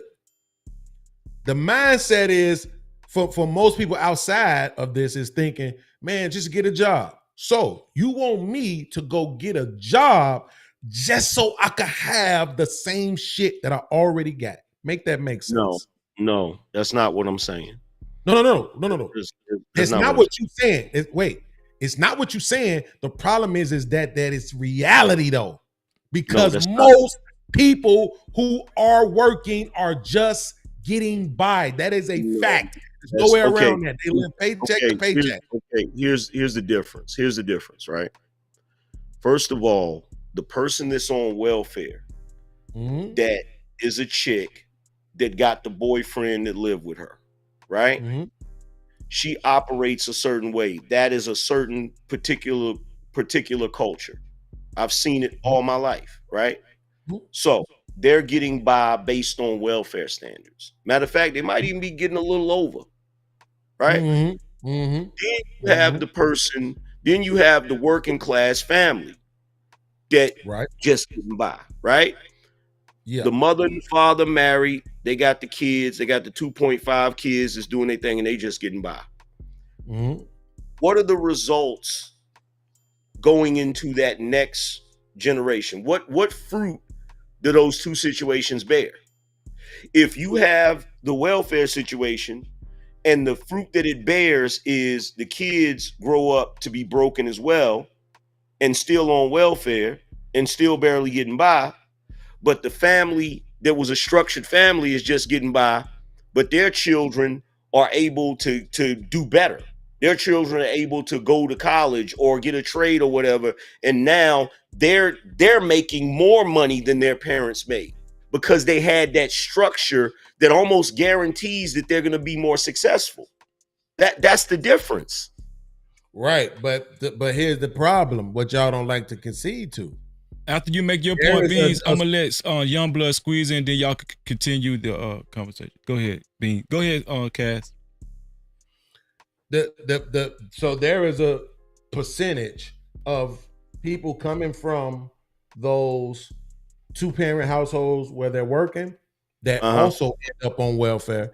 And then there's a percentage of the people who are on welfare who end up becoming the working class. Okay, but in each of those scenarios, hold on, let me finish. What I'm trying to say is, anecdotally, I may be able to accept somebody's experience if they say the majority of people that they knew who were on welfare stayed on welfare their entire lives and like passed it on to the next generation. I didn't see that. Okay. And I don't believe the numbers would support that. Okay, you're giving me anecdotal stuff, right? If you I'm go, saying I would concede to somebody's anecdotal experience, but I'm willing to bet money the numbers don't support that. Okay, the numbers do support that. Because if you look at the numbers, right?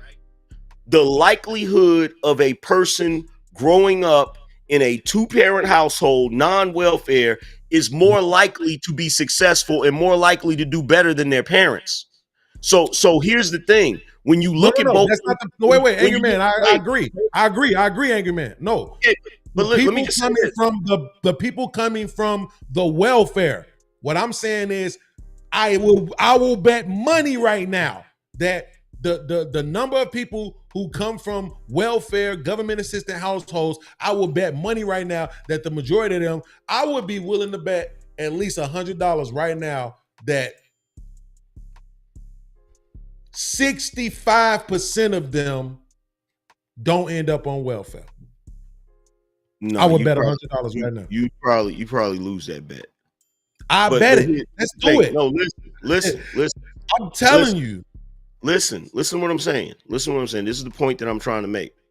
And the numbers more than likely will bear this out, right? Mm-hmm. When you have the welfare broken home, right? Mm-hmm. Yes, there's going to be situations where somebody from that situation is going to do extremely well. Mm-hmm. In fact, way better than their parents, and probably won't even be on welfare. It just depends on the circumstances of a situation, how much they don't like that situation usually, right?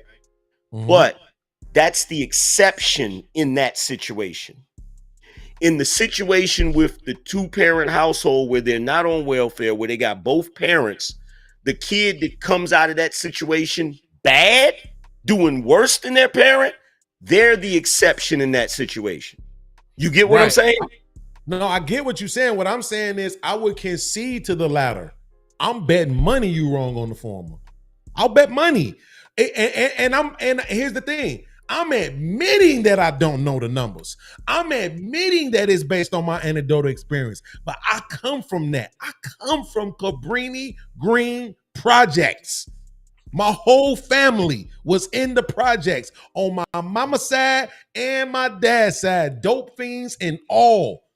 And I'm talking about on my mama, I can't speak for a whole lot that's going on my dad's side because I wasn't really connected with them like that. But my grandmama had 10 kids. Are you currently on welfare? I am, yes.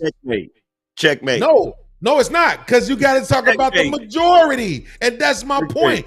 If we go from but I just got on it 2 years ago. So think about it. If we go from, and I'm 47, think about that. I got it at 45, right? So but think about it. If we go from my grandmama's kids, right? Out of my grandmama's kids, 4 of them ended up with it. And they ended up off of it by their 30s owning houses, including my mama, right? If we look at they kids, because I don't want to lie, bro, I'm the only one. No. And my cousin Katina.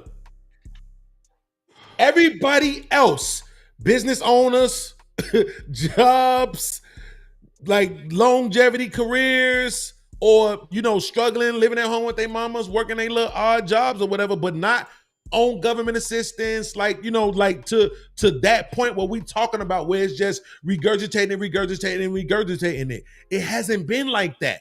And even though I'm admitting that that's an anecdotal, I'm just saying from what, and here's why I love New York so much.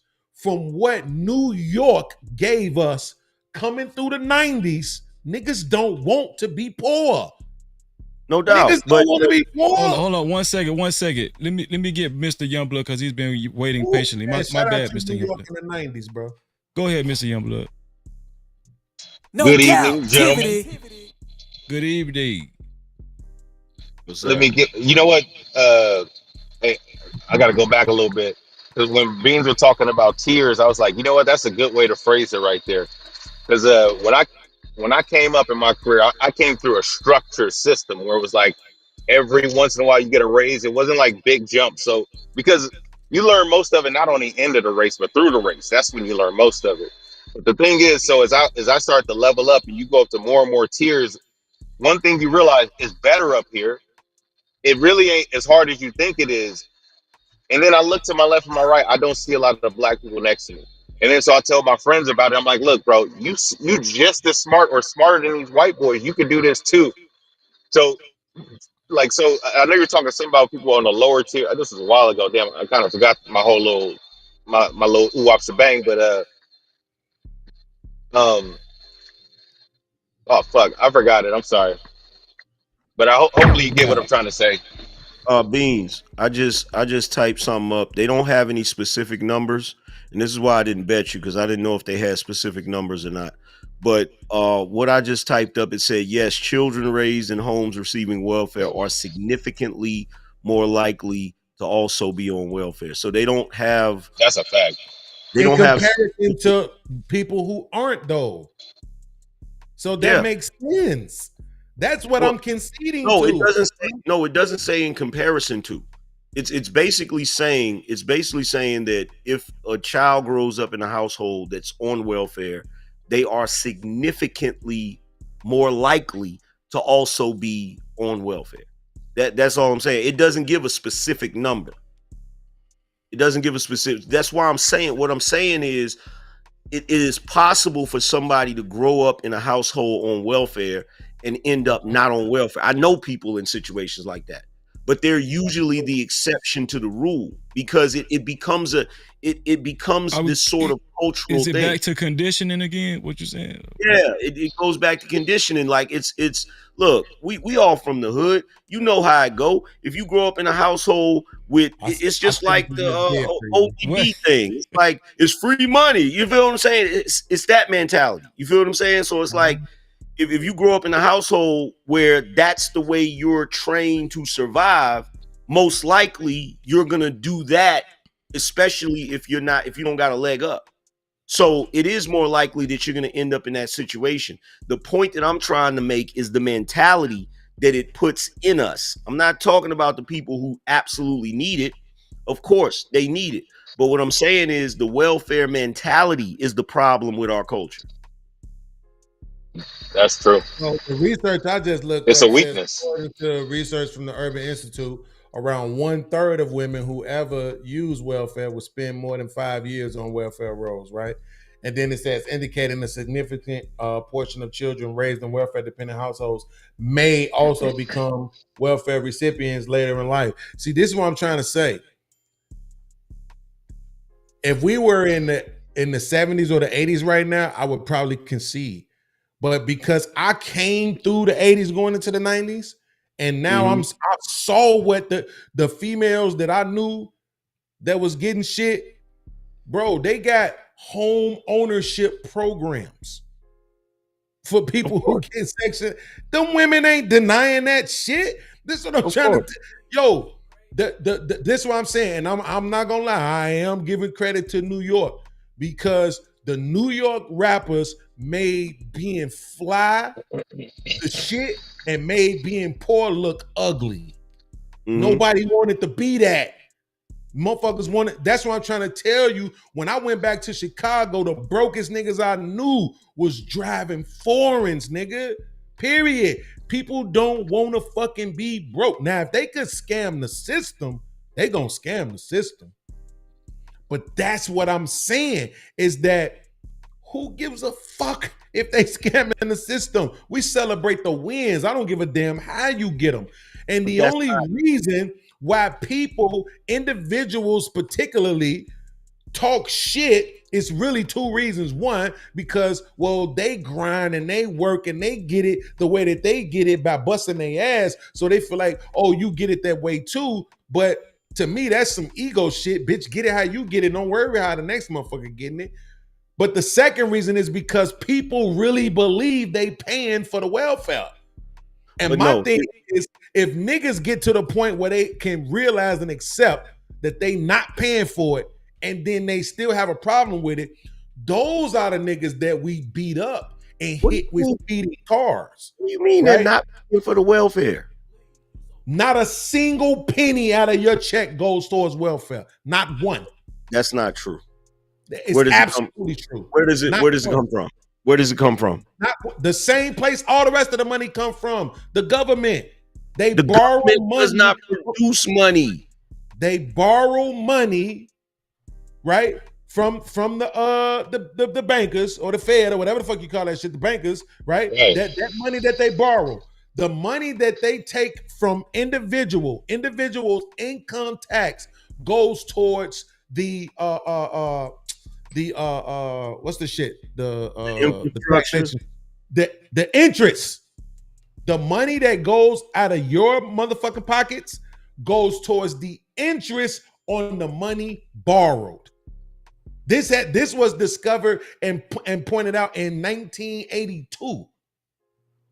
Right? So, and this was at a time when the deficit was what? Half of what it is now? So if the deficit was half of what it was then, and they was telling you then, nah, none of your money don't go towards this shit. All of your money goes towards the interest on the money that we borrow. And the majority of the money, if you think that the majority of the money that we borrow goes towards government assistance for individuals, you are fucking retarded. Beans. You gotta stop, bro. Yeah, that was a little. That is right. I don't know what I'm talking about. That is semantics, bro. Mm-hmm. Because number one, the government does not produce money. Mm-hmm. They don't make money. Okay. Mm-hmm. You have a money system. You have a money system where, yes, the government gets its money from the Fed that prints the money, right? Mm-hmm. But whenever you're talking about the deficit and the money that is owed, the money that we make goes towards bringing down that deficit. That income tax, it doesn't just pay for infrastructure. It doesn't just pay for all of those things. It also goes towards the deficit, which is that money that you're talking about that's going towards the programs. We do pay for the programs. We may not pay for the deficit. That's the point. It goes towards the interest. We never bring the deficit down. It's always going up. Wait, I think you said, Beans, are you saying that the interest payments are equal to what the federal government takes in income taxes? No, yes, absolutely. Yes, absolutely. Yes. Yes, that's what I'm saying. Yes. I think I did hear that. Yes, that's what I'm saying. I'm saying the money that they take from you goes towards the interest that we're paying on the money that's borrowed. I understand. So we're not paying on the principal at all. But exactly. And that's why Angry Man is arguing that it's semantics. And I'm saying I don't give a fuck if it's semantics. If your money isn't specifically going to pay for what a person on government assistance is getting, then you don't have any right to talk shit. That's true, Beans. What you saying? No, Beans. That's Beans. True. No, don't. Mr. Youngblood, do not let him do that. Let me no, hold on, let me get that. But with any loan, just because it has interest, you're still paying on the loan. Even exactly. If you could get an interest only loan for 3 years. If you do it like commercial real estate or something like that, or like a fix and flip, sometimes they'll give you an interest only loan and you're still paying on the loan. wait. Let me say this. Absolutely, you're Wait, paying stop, on stop, the stop. loan. Beans, stop. This argument that you're raising, I'm gonna give you credit. It lets me know just how intelligent you are. This argument that you're bringing, it lets me know how intelligent you are, but it also lets me know how full of shit you are. Okay, because this is like if I was to go out and I was to get a car that had some ridiculous interest rate on it, right? So I'm paying on the car, but nothing's going to the principal. Everything is going to the interest rate.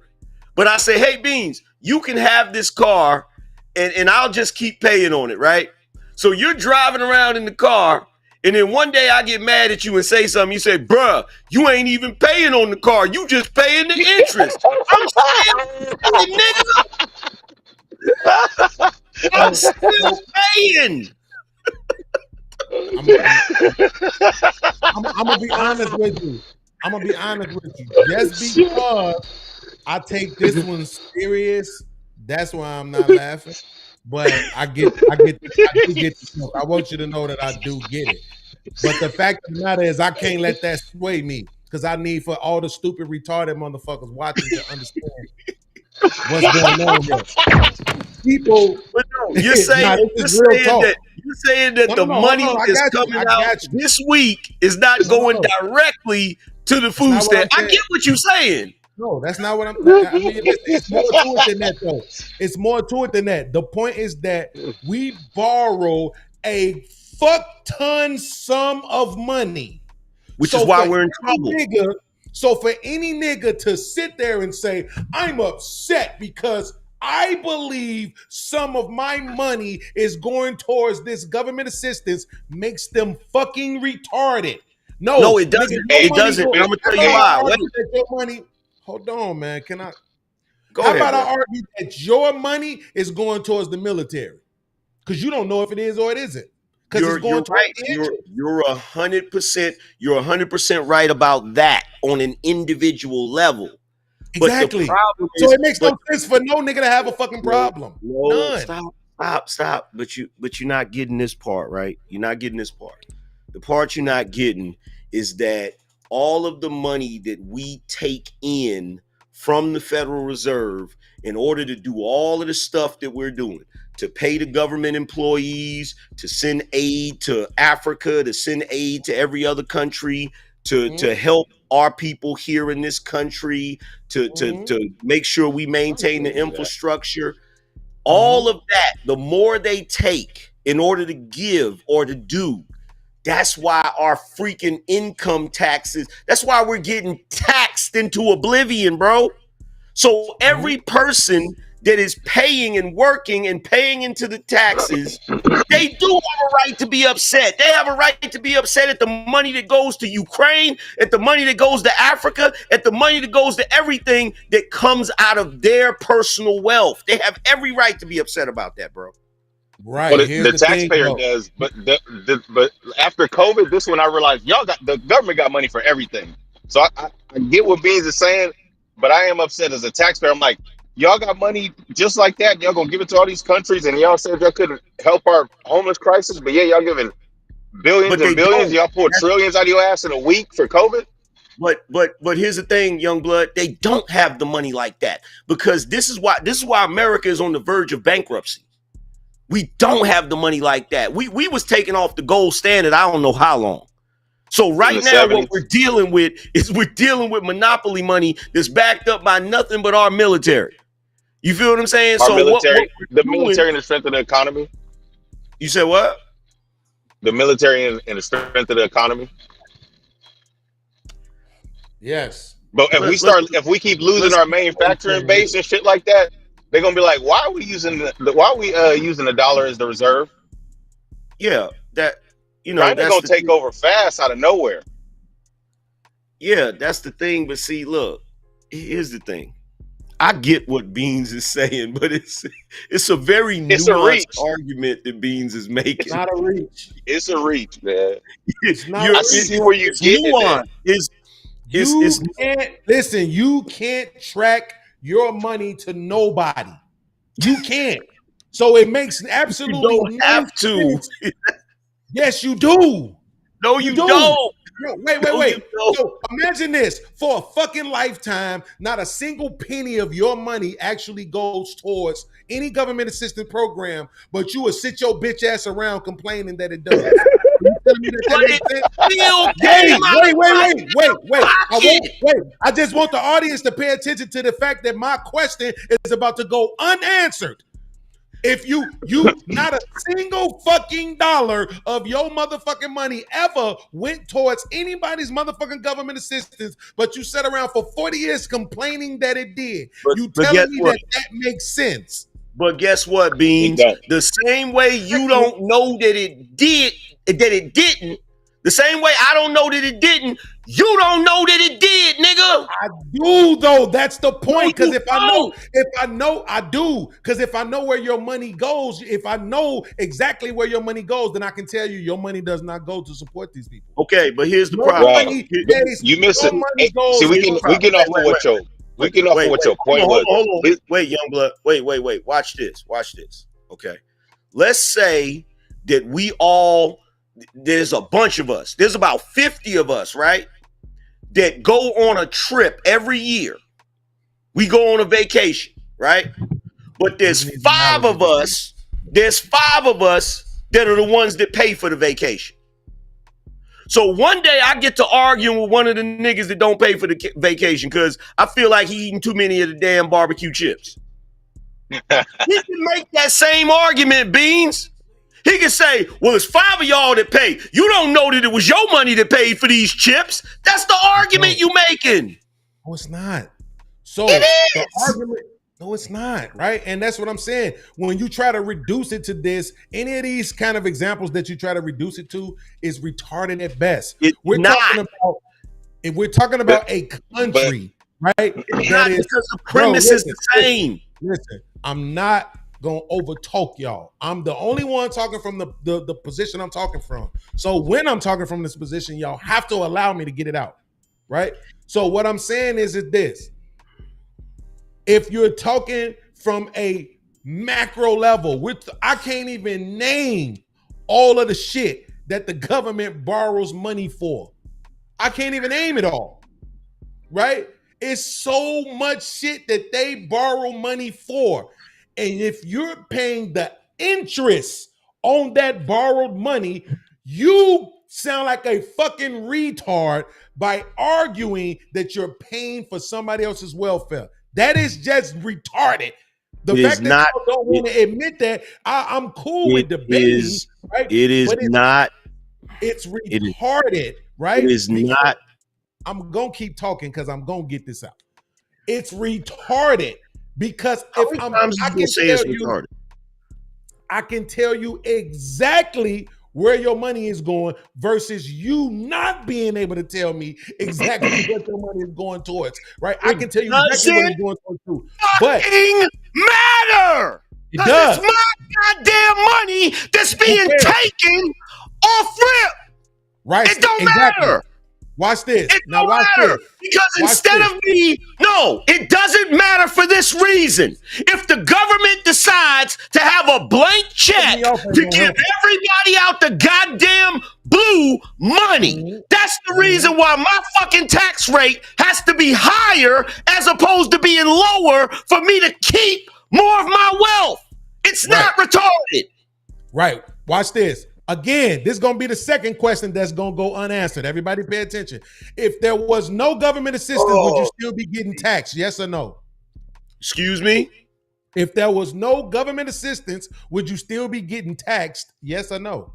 We don't know that. Checkmate. This is what I'm trying to tell you. We don't know that. We don't know that. We don't know that. We don't know that. We don't know that. You would dumb yourself down for this argument. We don't know that. We don't know that. You know why we don't know that? You know why we don't know that? Poll your chat, bro, because I want to know if your chat. Do you know why we don't know that? That is wild. We do know that you're wrong. Have you lived in a world where there wasn't welfare? No. Okay, Right. so guess what? It's a hypothetical, so you would never You know. feeling in a damn hypothetical. Dumb as fuck. Let me show. Wait, Angry Man. Let me show you something. This is why I don't really rock with Youngblood no more, right? Because he'll dumb himself down. He'll dumb himself down if I it's still you, love you. Anton, any of y'all niggas with a lot of subscribers. He'll dumb himself down, right? The question I was was agreeing with you. The question was if we remove welfare. So we already this whole time we've been acknowledging that the government borrows money for a fuck ton of shit, including the military. So just because we get rid of welfare, don't mean we would get rid of the military. Okay, so you we know would what? still be You borrowing know what? money. Let's then do you this. niggas will still Let's be do getting this. taxed. Let's But do look this. how he has dumbed himself Let's down. do this. For the Let's sake do of this. trying to agree with Let's you. do this. For the sake That of is the argument. insane. Hold on. I'm I gonna know you entertain hot. it. For the sake of the argument, I'm gonna humor you. For the sake of the argument. Let's say we took away welfare right now. Let's say I put on the Infinity Gauntlet, snapped my finger, and welfare went away, right? You're saying, would we still currently be taxed right now? Unless I snap my finger and get rid of taxes, no, we would still be taxed. The only thing that would change is I wouldn't be able to talk shit to you about my motherfucking tax money going towards welfare. That's the only goddamn thing that would change, nigga. Yeah, that's cute and everything. But the point is this. Once you acknowledge it, you would still be being taxed. And then when I ask you, where's your money going? You know what you dumb niggas gonna say? You gonna say, I don't know. But not as much. Now somehow, because welfare exists, you know. But not as much. Because I would imagine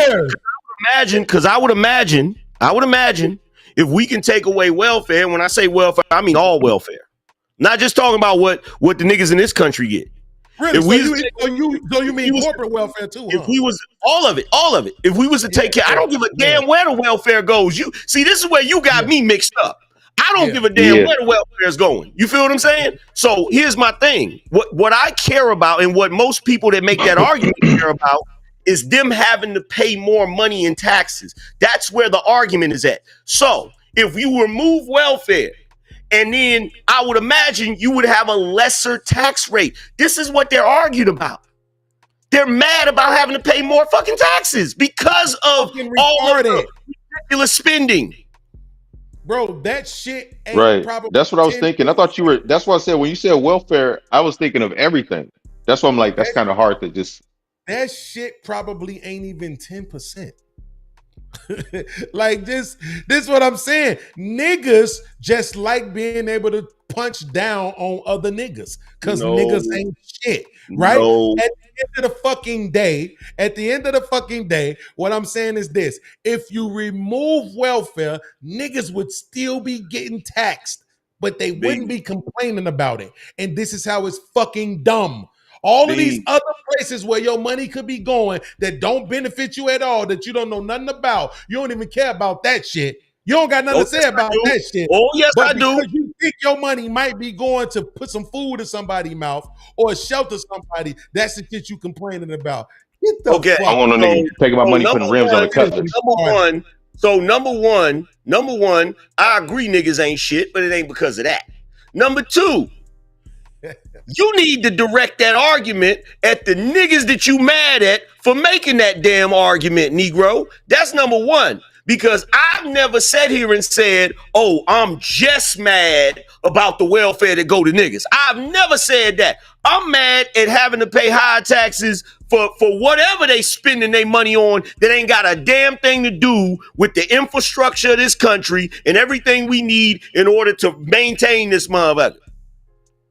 Well, then here's the thing. You niggas ain't as loud as about it, right? The fact of the matter is that, again, like I said, I never hear niggas complaining about they taxes and where it go on no other level, right? But then here's the thing. It's just like when I prove to these niggas that all these motherfuckers get government assistance, right? I was complaining about today. Wait, none of them couldn't accept it. They were trying to come up with all these excuses, right? Freezy, you should have been there. It was a beautiful fucking sight. This is crazy. We on Hamilton, right?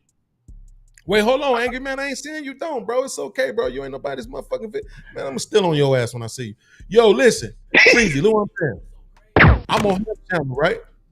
Yeah. All these niggas talking shit about welfare. I'm like, all you niggas get welfare. What the fuck are y'all talking about? Right? You gonna steal on me? Get your hands out of my pockets, nigga. Oh, this one. Hey, I think look at this motherfucker. Hey, listen. Hold on. So this how I kill him, Freezy. You know, Freezy, I don't be arguing about shit I can't prove, right? I always got some shit, receipts. So I pull up the website to show them, oh yeah, every last one of you motherfuckers who file your kids on taxes, that's welfare. Them niggas was sick, Freezy. I should have screenshot the faces on what do you mean that's welfare? That is not welfare. No, they should. I remember that day.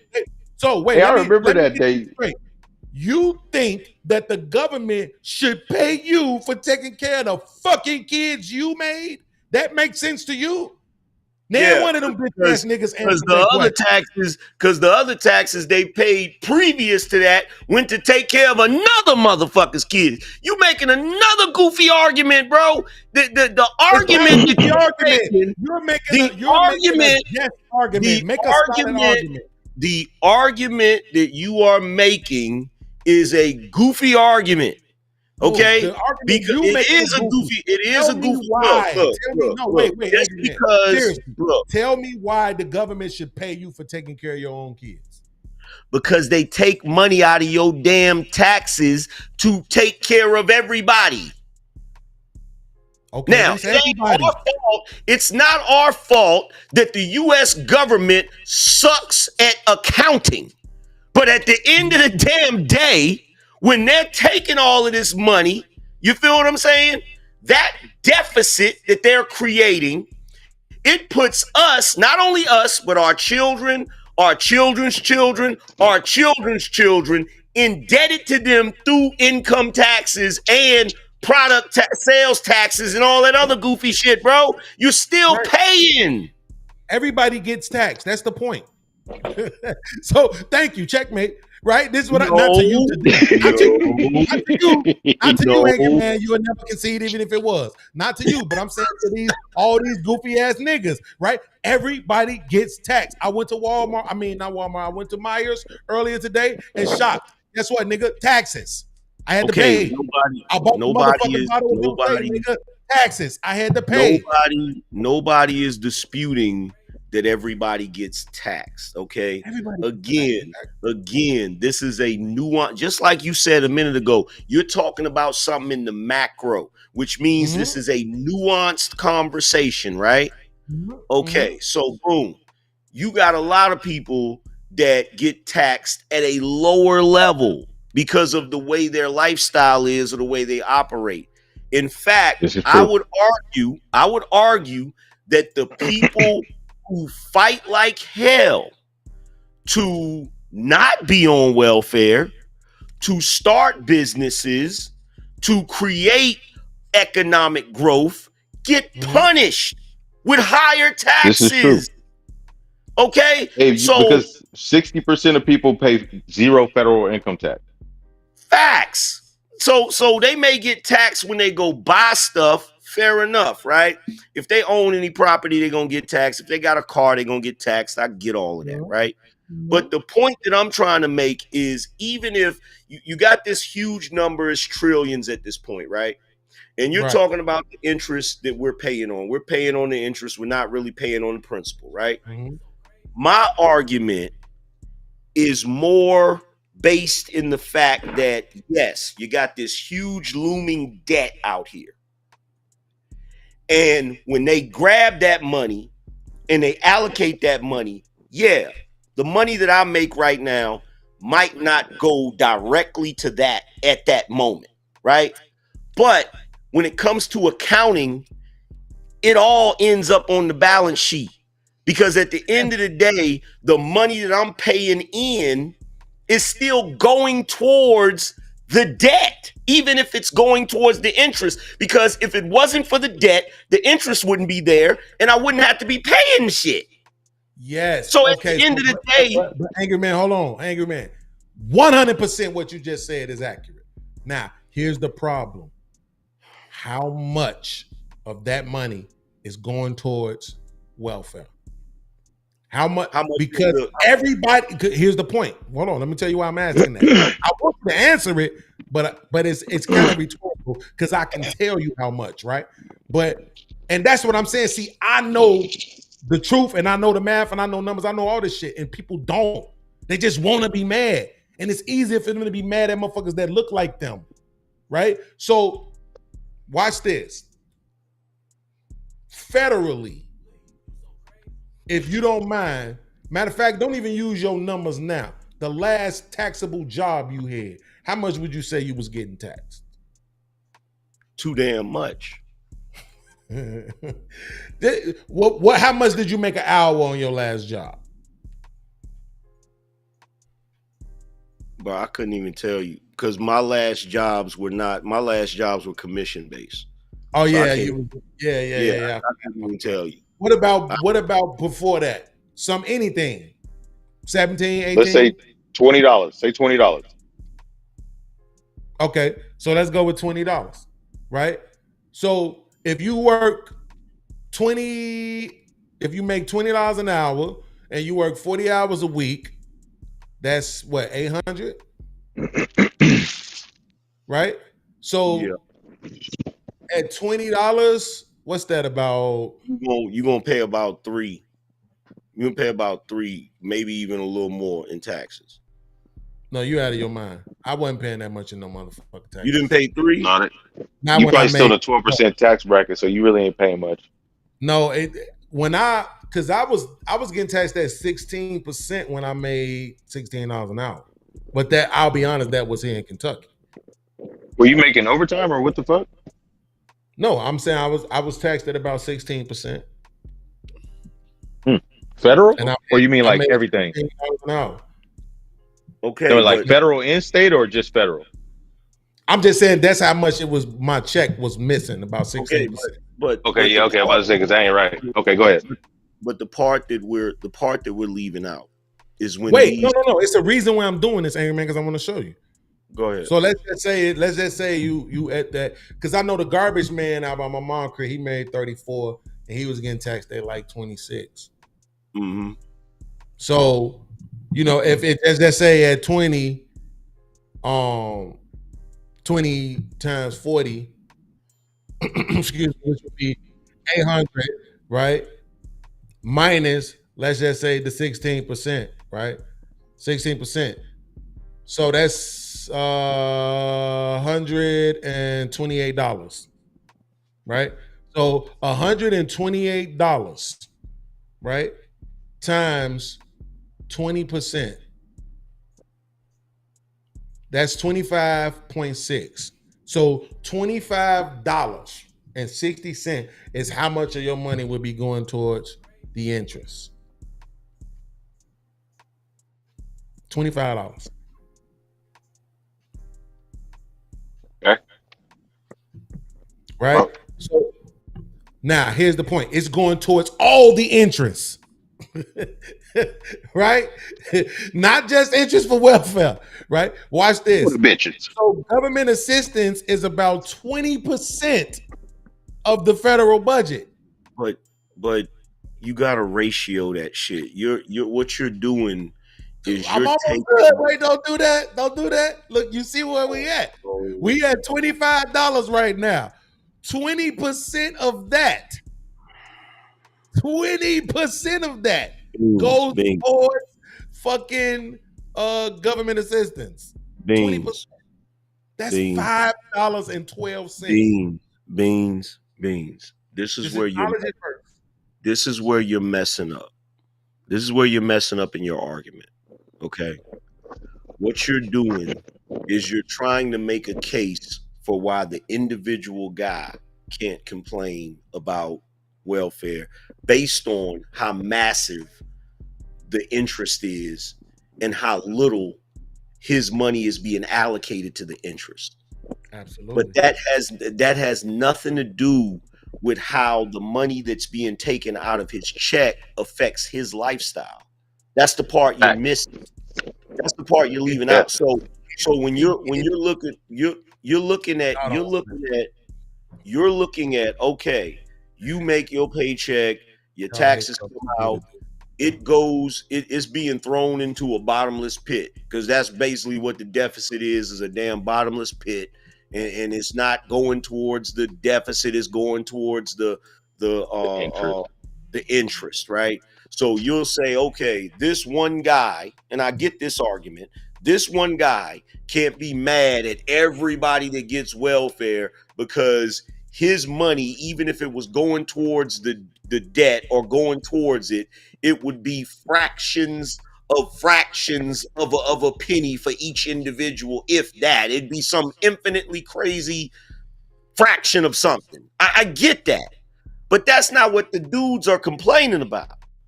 What they're complaining about is they collectively have to pay more out of their paychecks because of what the government is expecting from us in order for them to do the goofy shit that they be doing. That's their argument. Right. The top 10% pay like 80% of taxes. Okay, but this what I'm trying to tell you, Angry Man. I know this is hard for black people to accept because y'all need to be able to punch down on poor black people. Before you say that, Cass, hold on. Super chat. Shout out to Crown Life for the $2 super cap. Crown Life say, "What up, unks? Glad to see the vets in the house." Cap-tivity. Crown That's Life in the building. right there. Go ahead, Cass. Crown been supporting all of us for a long ass time. Shout out to Crown Life, man. For real. Straight up and down, bro. Thank you for recognizing us, man. Thank you for always supporting all of us, bro. Facts. So this is what I'm trying to show you though, Angry Man. This is why I like numbers and I don't give a fuck about people's feelings, right? So if you making this $20 an hour, you work 40 hours a week. What I did was I did the taxes on what I knew I was getting taxed, right? Which was like 16%. But not all of that is federal. I'm being nice. Do y'all understand that? I'm being nice. Not all of that is federal, right? But I can go to smartassets.com right now and figure out what percentage of that is federal. I'm not even doing that because it's irrelevant. Watch this. So if you tax that 16%, that's $128, right? If 20% of that, right? I did the math wrong the first time. 20% of that is gonna be your going towards the government, right? That's 25.6. Now, again, it's not this much, y'all. If you need me to, I will go get the actual math. It's gonna be less than this because that 16% is including state and federal. So it's not this much, but let's just say that it is. That's $25 a week, right? That's $25 a week times 52 weeks. That's $1,331 for the year. If my memory served me correct, when niggas file their kids on their income taxes, they get back $3,000. Okay, but that's okay. First of all, there's two things wrong with the argument you're making right now. The guys that are talking shit to you about having to pay for welfare, what tax bracket are they in? Well, you know, on YouTube, everybody makes six figures. Okay, let's just say for argument's sake that the guys that were arguing were making six figures. Okay, let's say they were making six figures. They not getting no $3,000 back for their kids. Why not?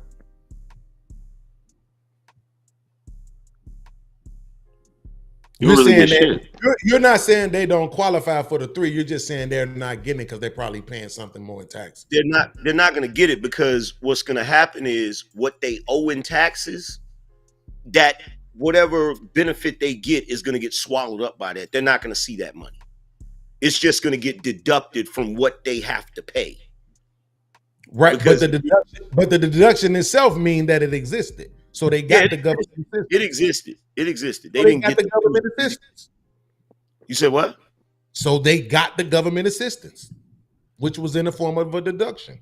They got it, but this is the problem with your argument. You can call it that. the argument, look, you're talking about a gain that's not realized, for lack of a better phrase. You're talking about something that he got, but he didn't really get because it didn't benefit him.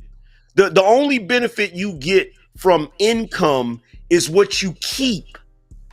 That's the only real benefit you get from it, is the money that you actually get to keep that's not going out, whether it's going out to taxes, whether it's going out to expenses, whether it's going out to whatever, right?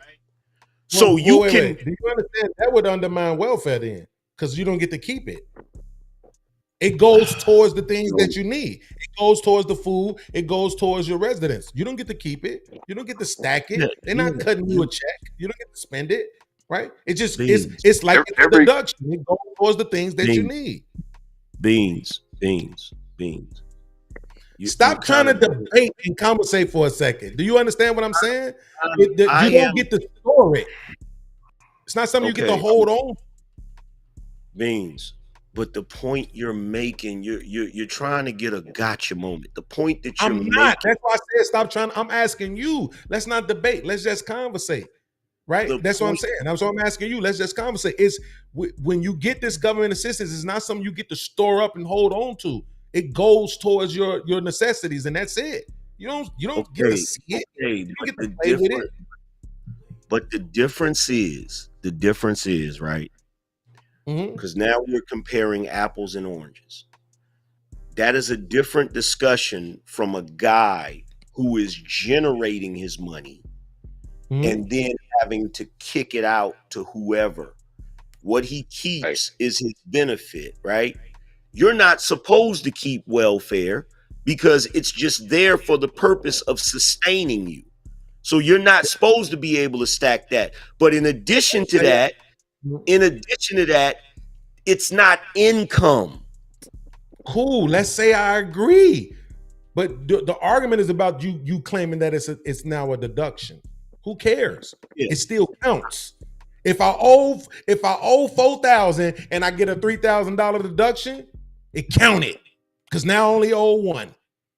No, because technically you shouldn't be having to owe in the first place. This is the one who said that they did. I didn't say that. I'm not the one who said that these niggas owe just because they make six figures. I never heard that before. You said it. I accepted it as a premise of the conversation. You said they owe, not me. Okay, so here's the problem, and this goes into a huger debate that we've been having in this country for a very long time. It's already argued that income tax is unconstitutional. Okay. Because there was a time we didn't get taxed as far as income. We until the war. We mitigated that money. We were able to mitigate the need for that by having tariffs. We didn't have income tax before the what war was it? I can't remember. It was World War II.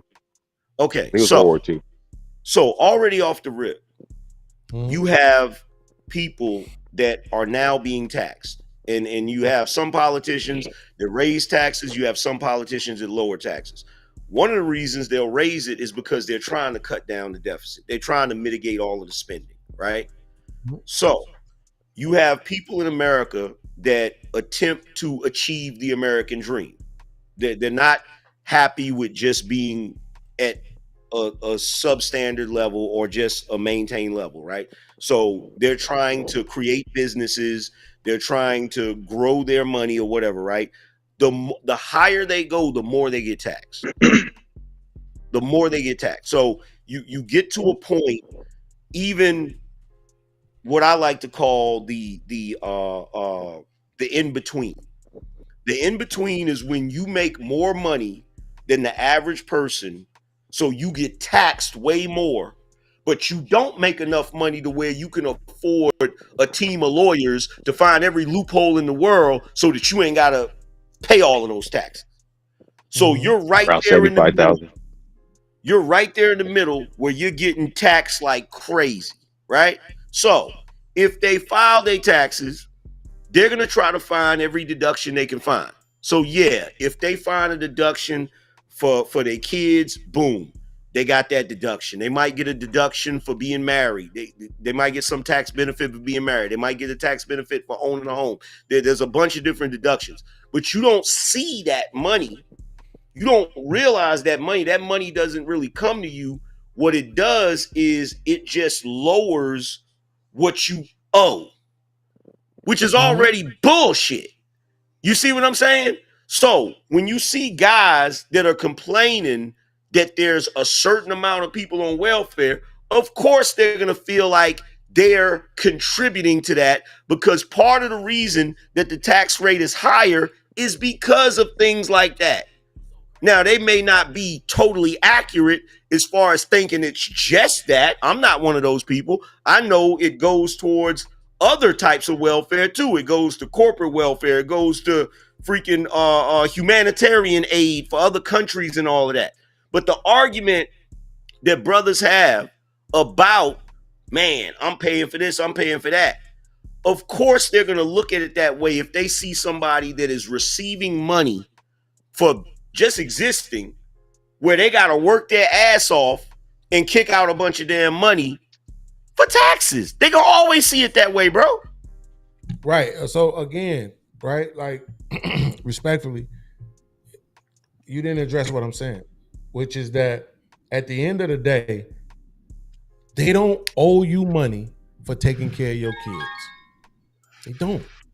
At the end of the day, that shit is welfare. You don't owe them money for making money. You don't owe them money for making money. It's already a goofy situation.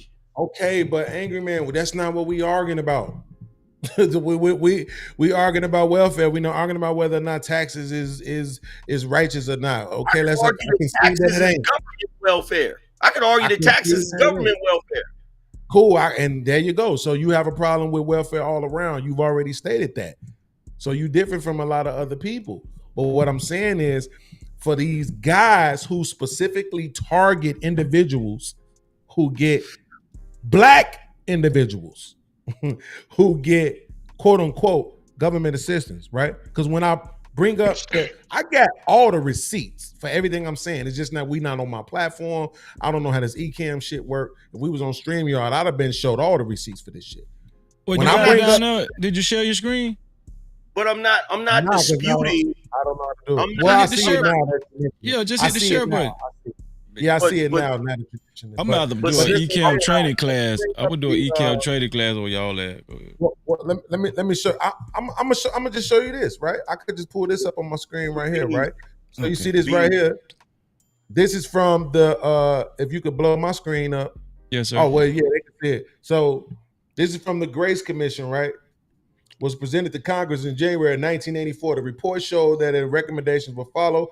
424 billion could be saved in 3 years. Let's get past that. The U.S. national debt had reached 5.6 trillion in the year 2000 and reached 13 trillion in 2010 after the Great Recession, right? The report said that 1/3 of all income taxes are consumed by waste and inefficiency in the federal government, and another 1/3 escapes collection owing to the underground economy. With 2/3 of everyone's personal income tax wasted or not collected, 100% of what is collected is absorbed solely by interest on the federal debt and by federal government contributions to transfer payments. In other words, all individual income tax revenues are gone before one nickel is spent on the services that taxpayers expect from their government. We understand that. Okay, but that does not negate the fact. That does not negate the fact that you are still being taxed and your money is still being collected. Right. We're past that. I conceded to that. So it's a mute point. Okay, but I'm not arguing the point that you're making. You're still trying to make that point. You're arguing the allocation of the money. Mm-hmm. The argument that I'm making is that the guy that's being taxed doesn't give a damn about the allocation of the money. He gives a damn about being taxed. No, and that's the point. They do, because the only thing you hear them complaining about is quote unquote welfare. We don't hear them complaining about the other 80%. That's the point. We don't hear them talking shit about the other 80% ever at all. Check this out. Check this out. In fiscal year 2023, the United States welfare budget totaled 1.1 trillion. So 1.1 trillion went towards welfare program. This represents approximately 18% of all federal outlays. Welfare programs, including Medicaid, account for 18% of the federal budget. Now think about that, right? That is a significant size of the federal budget, bro. Right. Here's the thing about that. That's 20%. Yeah. So you could try to use the whole number if you want to. Y'all love to use percentages and factors and shit and fractions and all that other shit when it makes y'all point. Use them bitches now. That's 20%. It is. So that's what I'm saying. Niggas ain't complaining about the other 80. And guess what? Y'all always talking shit about the other 80. No, I do talk shit about the other 80. I'm sorry, I retract, not y'all. Why these niggas ain't talking shit about the other 80? And why are they talking shit at all when they get government assistance themselves? Like, you know, the answer to every question that pertains to niggas is because niggas. You should know that by now. Like, I thought you already knew that. Look, why are these niggas doing this? Because they niggas. Yeah. I think come back, Smitty. Your screen froze up. I think the overarching question is though, there is a need for government assistance, right? I think that's been established doing you guys' back and forth, which was actually very, very good, I might say. I really appreciate it. Enough to have it, Freezy. Well, this me though. This ain't them other niggas. Absolutely. You know? I'm just saying it out loud because I want motherfuckers to know what it is. I appreciate y'all. Yeah, and I appreciate y'all. But listen, there's a need for government assistance, right? There's a need for Section 8. The initial premise of what we was talking about was power. Will we be able to ascertain the level of power we were actually describing when Hot Sauce and Anger Man had that back and forth? Like we were talking about the car companies and all that kind of stuff, or just building big infrastructures. Yeah, that's right. Because I was listening to y'all, but I wanted to bring it back to that. And before y'all jump back into that, let me just say this real quickly to Beans. Part of my shtick on YouTube as a conservative douchebag is me complaining about government spending and how large the government has become. Right, yeah. You see what I'm saying? So conservative. I ain't gonna lie, I hear white Republicans do that shit a lot. Okay, I do that shit a lot because the government has become this behemoth, and I rarely ever go into government spending when it comes to welfare. Every now and then I'll pay some lip service to it, but yeah, I go into it about the 440 some government agencies we got. We don't need 440 some government agencies, and we're paying the salaries of those 440 some government agencies. We're paying all of this aid to countries that hate our freaking guts. Like, so I complain about all of that. But go ahead, Freezy. No, Smitty, I was gonna let Smitty get a shout out to my dog Smitty. Hey man, is this a reunion or something? God. No Cap-tivity. Go ahead, Smit. Smit. You muted? Smit, can you hear me, Smitty? Yeah, my bad. Somebody had called me. Oh, my bad. Go ahead with that bullshit, man. You niggas ain't got computers. I just wanted to say one thing, man. It is a fine day in Trump's America, man. Yes, it is. No Cap-tivity. Yes, it is, sir. We gonna lower these Listen, taxes, which is what look, we just all, arguing about. look, He all lowered you the last niggas that time, me. listen, because all you niggas that's on food stamps, I don't know what y'all gonna do. Smith on that sauce, Cass on that sauce. Unfortunately, I'm drinking water. I don't get none. I'm drinking water, man.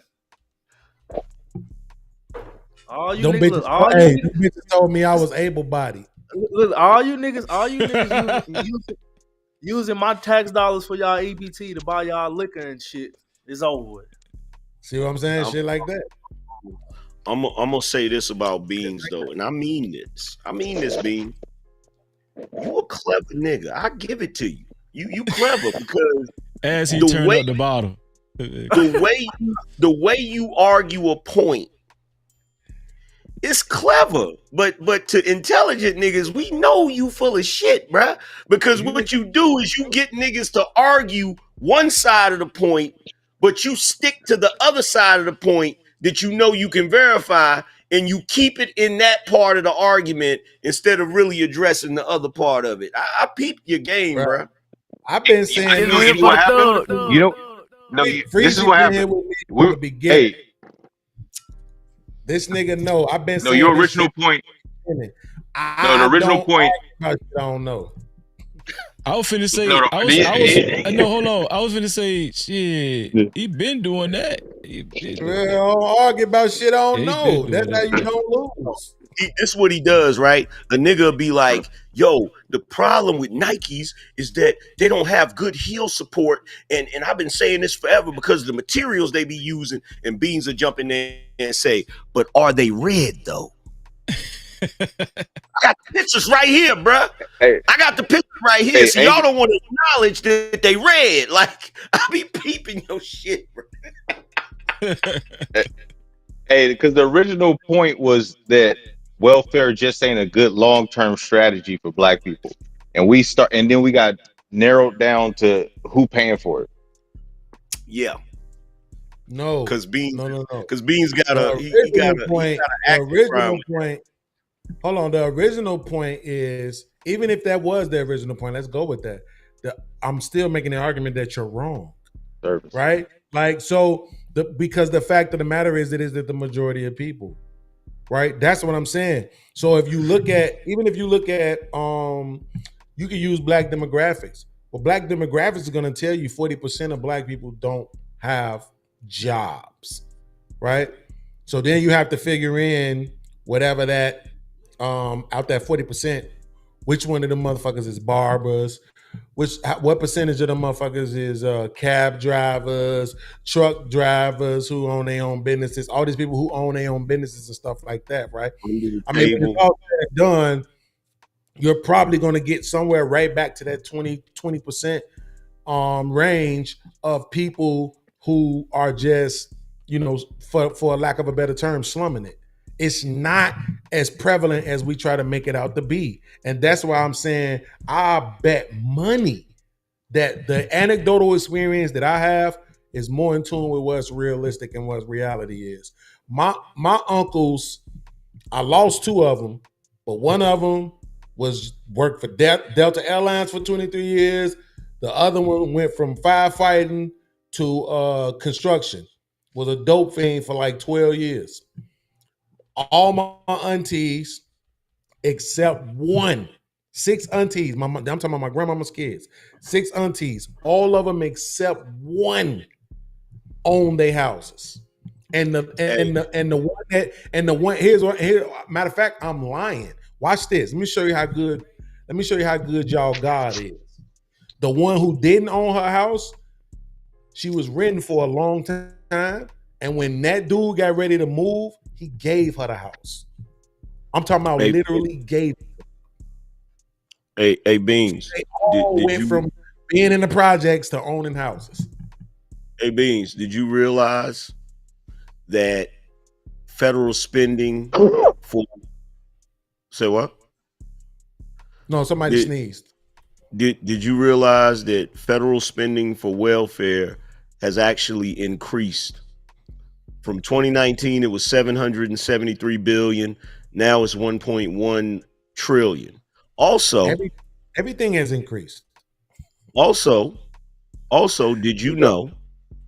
Did you know that welfare per capita actually gives each person, it actually averages out to about $28,100 per person in poverty.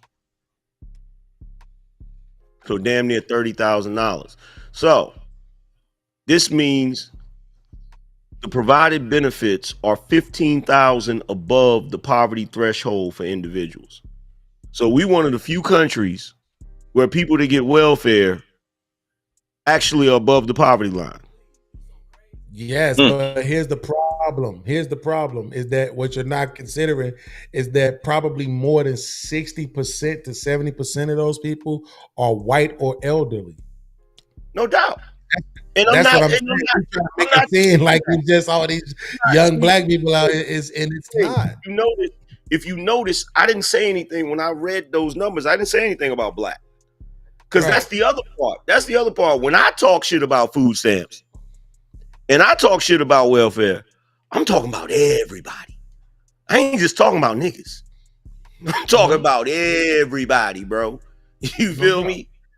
No doubt. No, I mean, listen, that's what I said. I look, I'm not gonna try to gaslight people. I don't like being gaslit. So I ain't gonna try to gaslight nobody, right? But what I'm saying is, in general, though, right? Like I said, we had a panel full of people all the time, man.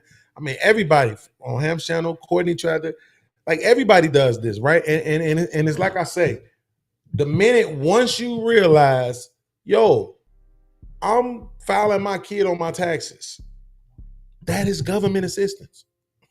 Right? It's listed on the website of welfare programs, the child tax credit, right? Like, it just is what it is. The minute you realize you get it too, shut the fuck up. But you know Just what's be funny? quiet. It ain't like, don't make any more excuses. Just understand, like, okay, I'm in line with the rest of the smart motherfuckers who are benefiting from their government. Instead of holding on to this victim mindset that they're taxing me. No, motherfucker, you getting something back from them too, though. Okay, but guess what? This is what's so funny about this. What's hilarious about it, if I see a homeless dude, you know, out on the exit or whatever, and I give him $100, I genuinely don't give a damn what he do with it. I don't care what he do. I don't care if he go buy liquor. I don't give a shit what he do with it. Super chat. Shout out to Dr. Frizzle Frost. I appreciate you, bro, for the $3 super cap, man. He just put hundreds up there. I appreciate you, bro. No Cap-tivity. Helping to keep the lights on. Let's get it. Let's get Salute, man. Salute, man. Hey, man, Well, I'm listen. glad you fucking on the S-band side of the game. I ain't gonna say it out loud. I don't want them to fuck with you, man. I'm happy. I'm glad to see you doing numbers and shit. But I mean, look, like I said, where I'm from, what that is, bro, Angry Bad? We celebrate the wins. What that is? Some Jim Beam, vanilla. Oh, okay. Oh, Jim Beam. Where I'm from, bro, we celebrate the wins, bro. Like I don't expect for everybody to get to angry man status. I don't expect for everybody to be freezy on the religious side of the game. I don't expect for everybody to be young blood on the tech side of the game. You know what I'm saying? Like, I just don't. So whatever your win is for you, I got a homie that just did 22. He came home, he got a little job and shit out there. Well, let me be honest. The Lord's put him on. You know what I'm saying? You know, I ain't gonna say his name so I can talk about it. The Lord's put him on. He did his stretch. He did 22 fucking years. So when he came home, yeah, they blessed him. Here go your own spot, your own deck, you could put your work out here. You can do what you want to do. But he still went and got a job, right? He went and got a job. He got his woman, his baby mama waited on him type shit. You know what I'm saying? Hey, nigga, that's a fucking win. I don't give a shit because his job only paid $18 an hour. Who gives a fuck? I'm not finna be nigga. Oh, you need to be making $29 an hour because the angry man making 20. Like, no. Well, let's I'm be glad clear. you fucking home, nigga. Let's be clear. The moment he stepped out of them, gates was a win. Mm-hmm. Right. Mm-hmm. I got another homie right now, angry man. I don't know if you ever knew about that. LeBron was hosting this classic basketball game around the time when he first was coming into the league. And they had the New York versus Chicago shit. My homie Armand was in that shit. We grew up together, same block and shit. I was a couple of years older than him though. He fucked around and popped this nigga at a nightclub, man. He just had to take a dub. You know? Just got 20. Yeah. Yeah. Damn. Like 2 years ago. He 2 years in on that bid. Well, my man, nigga, ain't motherfucker gonna be happy. Celebrate the win. You made it out. This nigga like 6'4", 6'5". You know what I'm saying? Like we all thought he was gonna make it. Even if he just did a 5-year stint. You know what I'm saying? Get your little bag, move your mom out the hood type shit. You know what I mean? But it just didn't work out for him. He ended up letting some motherfuckers put the bang in his hand. So he had to take the L. And it is what it is. Nigga gonna come home. I was just looking at this shit the other day, seeing if anything changed. It's still the same. But you know, that's why I'm saying I come from that, bro. We just celebrate the wins. It is what it is. Nigga, they gonna tax you anyway. I feel better knowing my money going towards supporting somebody else. Helping a motherfucker out. I don't give a fuck if it's food stamp, Section 8. Well, I don't give a fuck what it is. I'd rather it be that than that bullshit military shit. What? Facts, nigga. We could be beyond this shit at this point. Let me ask you this. Do you think they ever gonna hit that red button, that so-called red button? They never gonna hit that motherfucker. Hell no, they ain't gonna hit that red button. You know why they ain't gonna hit that red button? Let me not go into that because that's a rabbit hole. That's a rabbit hole. I'm just saying, I'm glad that they ain't gonna. So I'm saying, bro, to the shit the debate we was having earlier, right, bro? Even if I had to concede to y'all about the lower chakra, right? I'm just saying, if you create the environment for people to excel and be in their higher self, 7 out of 1,000 might have been a stretch. I might have to give you 70. But I'm just saying, right now, we have a society where we can make the argument as far as criminals go, at least being arrested and booked and all of that other shit. That's like what? 10% of the entire society? I don't know if it's 10%. I mean, it's about that much of us. So I don't know, because look, you nigga, you think you come from a different background? I got niggas that I grew up with hitting me up on freaking Instagram Messenger. I'm trying to figure out how they hit me up because they in prison. They let them niggas have cell phones now. Oh yeah, I get calls from prison. I'll be like, so I get it, but like my thing is, I'm sorry, I guess I have a little more faith in the potential of black people than most people do. Because when I look around and see how we operating and how we moving, you feel what I'm saying? Successful black people aside, I feel like we could be doing more. And I don't think I'm ever gonna see it no other way. Cause I know niggas that could be doing more. don't give up. Let me don't give up. Don't quit.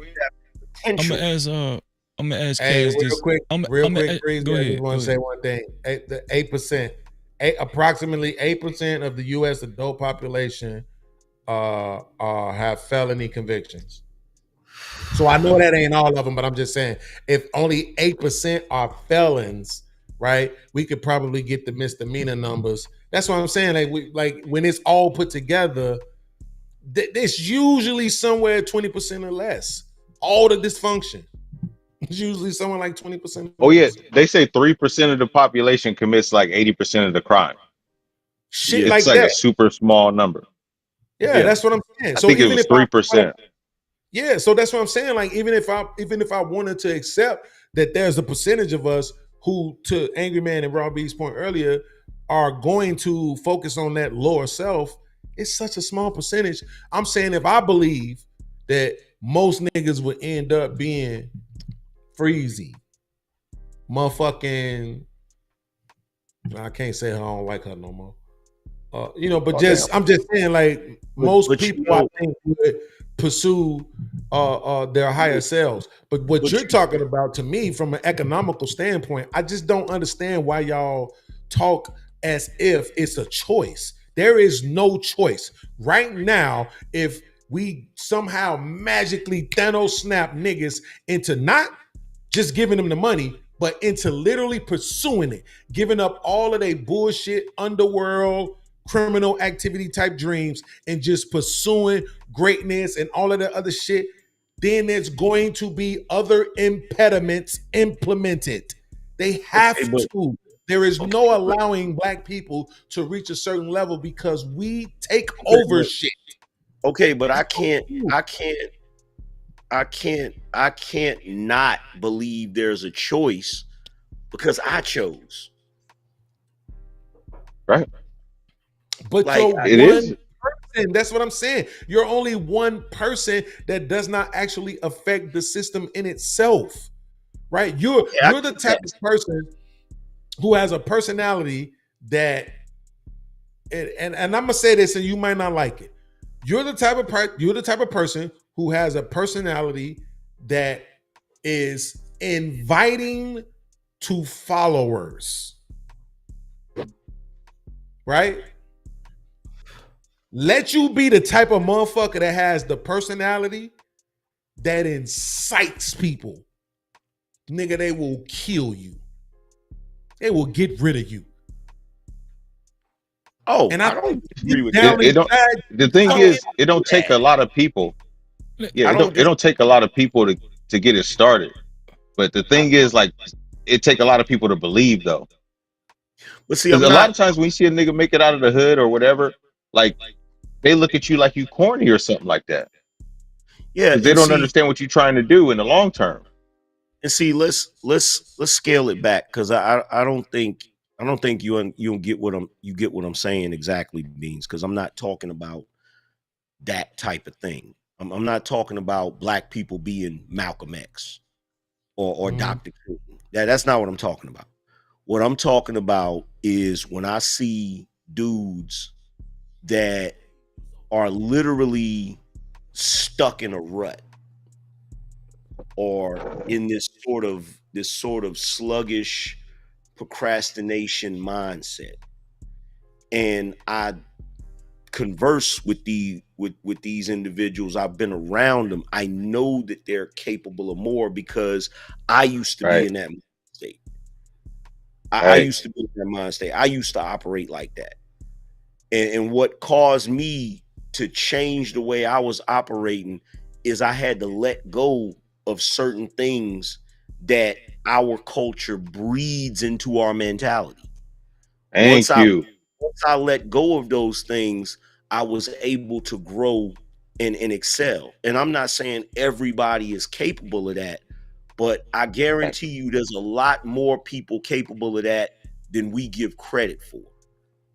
Wow. Well, I That's want to exactly it. let me sneak in here 1 second. Let me ask Kaz this question. As far as Section 8 goes, do you think there's a difference from where you stay right now and somebody got Section 8 in the projects like the slums? Well, yeah. I mean, because I don't feel like I'm in the slums, right? I live downtown. Right. You know what I mean? So it's a little bit different for me. But what I'm saying is, no, I got a 2-part. They either want to get out, yeah, right? Like, so you do have you have. I'm not denying that you have the people who it gets comfortable. But that's what I'm saying. I seen a video a while back where a white boy was talking about this actually, and I meant to save it because I want to share it with people, and especially my mom. Like I'm saying, because if you know when white people see it, then motherfuckers try to understand it. The white boy said, "Bruh, if my needs are being met, right? Why the fuck do you want me to go out here and try to get a job just to meet my needs?" It doesn't make any sense. It's literally the same thing we telling women, right? If the man can meet your needs, why the fuck do you need to be educated and you need to work? But see, you're talking about impediments, right? You was speaking on impediments, and I understand what you're saying. You're saying that if we did progress to that level, there's gonna be a eyes on that progress, and we'll probably sooner or later pose a threat to the powers that be or whatever. So now they got to come up with some type of plan to kind of dim the light, right? Per se, I want to say that right there. I'm saying what I'm saying is that this is my question for the whole panel. How have empires been taken over? How have they been taken over? Oh, what had to take place for Egypt to fall, or Rome, or all of that? Dude, this is easy because if you like a history person, like I love history, all empires go almost the same way. You start to they let their foot off the gas, they feel like they too good, they start to give the women too much power, they start to get too much they want to fuck everything, and then somebody's going to come in and take over because you've weakened the men. That's like foundationally, that's it. Yeah, considering the amount of wokeness going on in this country, I'm terrified. Keep in mind, wokeness is different from consciousness. Those are two different things. So, the amount of wokeness and the amount of stuff that you see going on, the amount of wokeness, the amount of white guilt, the amount of all of these different things. It's really unfortunate that we're still at a low percentage of the population, because right now is the perfect time for Black people to gain power. We just ain't in the position to do it. But that go back to the programming. If you ask me, the programming is at an all-time high. Well, no, the programming is actually failing. It's actually failing at this point. And you see that in the fall of the current fall of mainstream media, the way their ratings are in the crapper. A lot of the things you see people saying on social media, the programming is actually, that's a good point. The traditional programming, which is radio, television, that has begun to fail. What was Homeboy's book in the 80s? What was that book in the 80s? Damn, about the programming. Do you know what I'm talking about? Not off the top of my head. What was his name? Damn. That's what I'm saying. It's Wilbur Wright? No, not Wilbur Wright. Wait. But I don't know. But I disagree because no, hold on. Let me say this before you, cause you might finna say what I'm finna say, or you can add to what I'm saying. Angry Man, when we look at the agenda, the LGBTQ community, we look at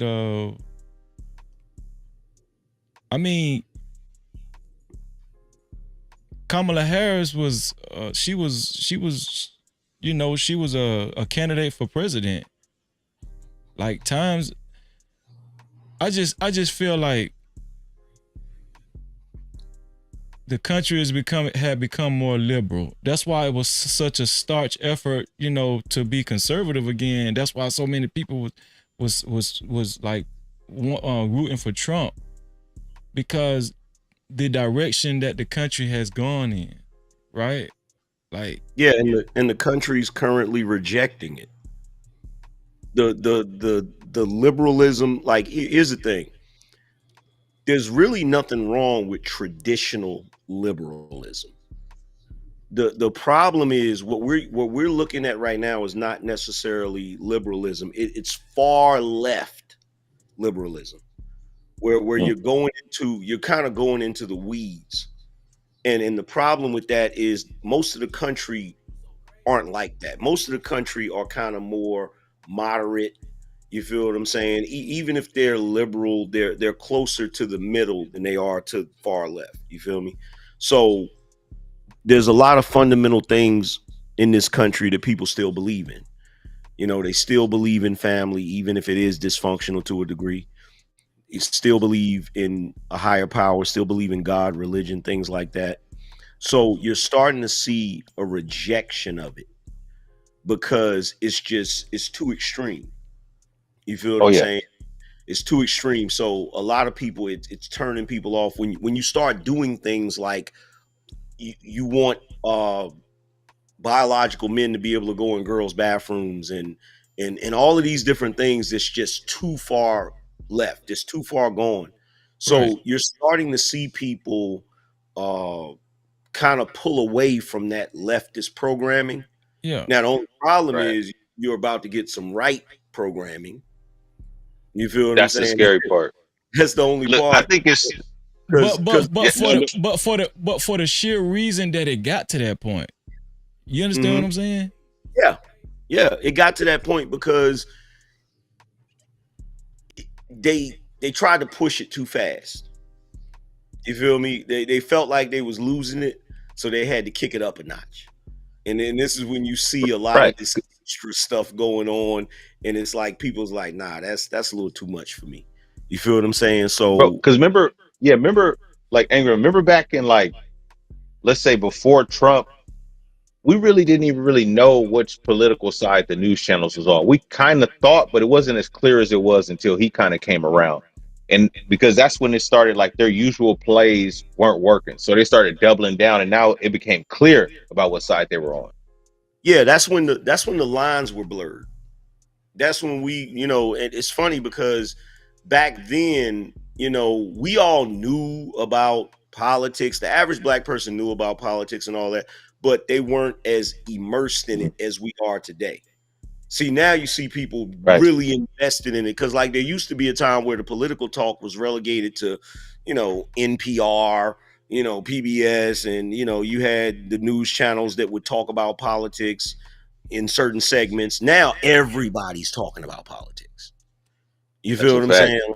Like everybody's talking about it because Like, it has gotten to the point where the politics of the day are affecting everybody's everyday life. Like you can see it oh, now. yeah. So I know it was a slow move to where people were like, okay, this is crazy. But I think where it was like, hold up, where people really woke the fuck up is when they started giving Trump all these charges, and then his poll numbers were going up. That's when I was like, oh, that's a good sign. And the fact that he won the popular vote is crazy. That's a real sign right there. That I think people are really like they understand the programming a lot more. Well, actually, this shit was starting way back in 2016.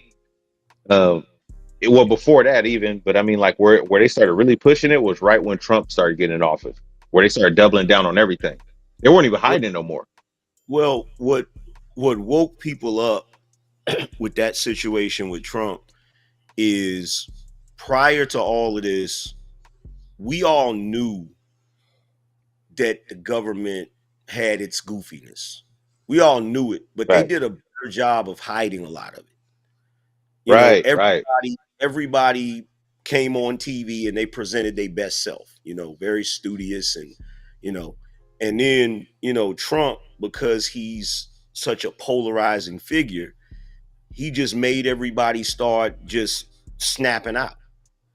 So everybody just start, if you got somebody that goes into a place where everybody, it's kind of like that damn Ace Ventura movie where he goes in there and everybody's in tuxedos or whatever. He comes in there and starts cutting up. Now everybody shows who they really are and shit.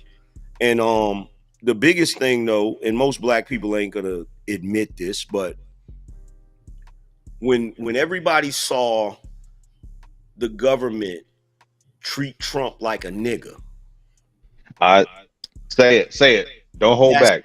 that's when everybody was like, holy shit. Like you saw your cousin, you saw your uncle, because they seriously used the system as a weapon against him. And the thing is, it was so public, and it was like, nigga, it gave, like, I don't care what nobody think about what I'm about to say, but it gave me that same feeling of how I felt when they finally saw the beating of Rodney King on camera. It's like, nigga, this is shit we was talking about. Like, now yeah, it's plastered out there and everybody could see it. This is exactly what's happened to our uncles, our cousins, our brothers. Nuke down the street. You know what I mean? They're using the system as a weapon right now. I don't like I don't like Tiffany Henry, but I don't like what they did to her. They're using the system as a weapon. That's what should never happen. Go ahead, Smitty.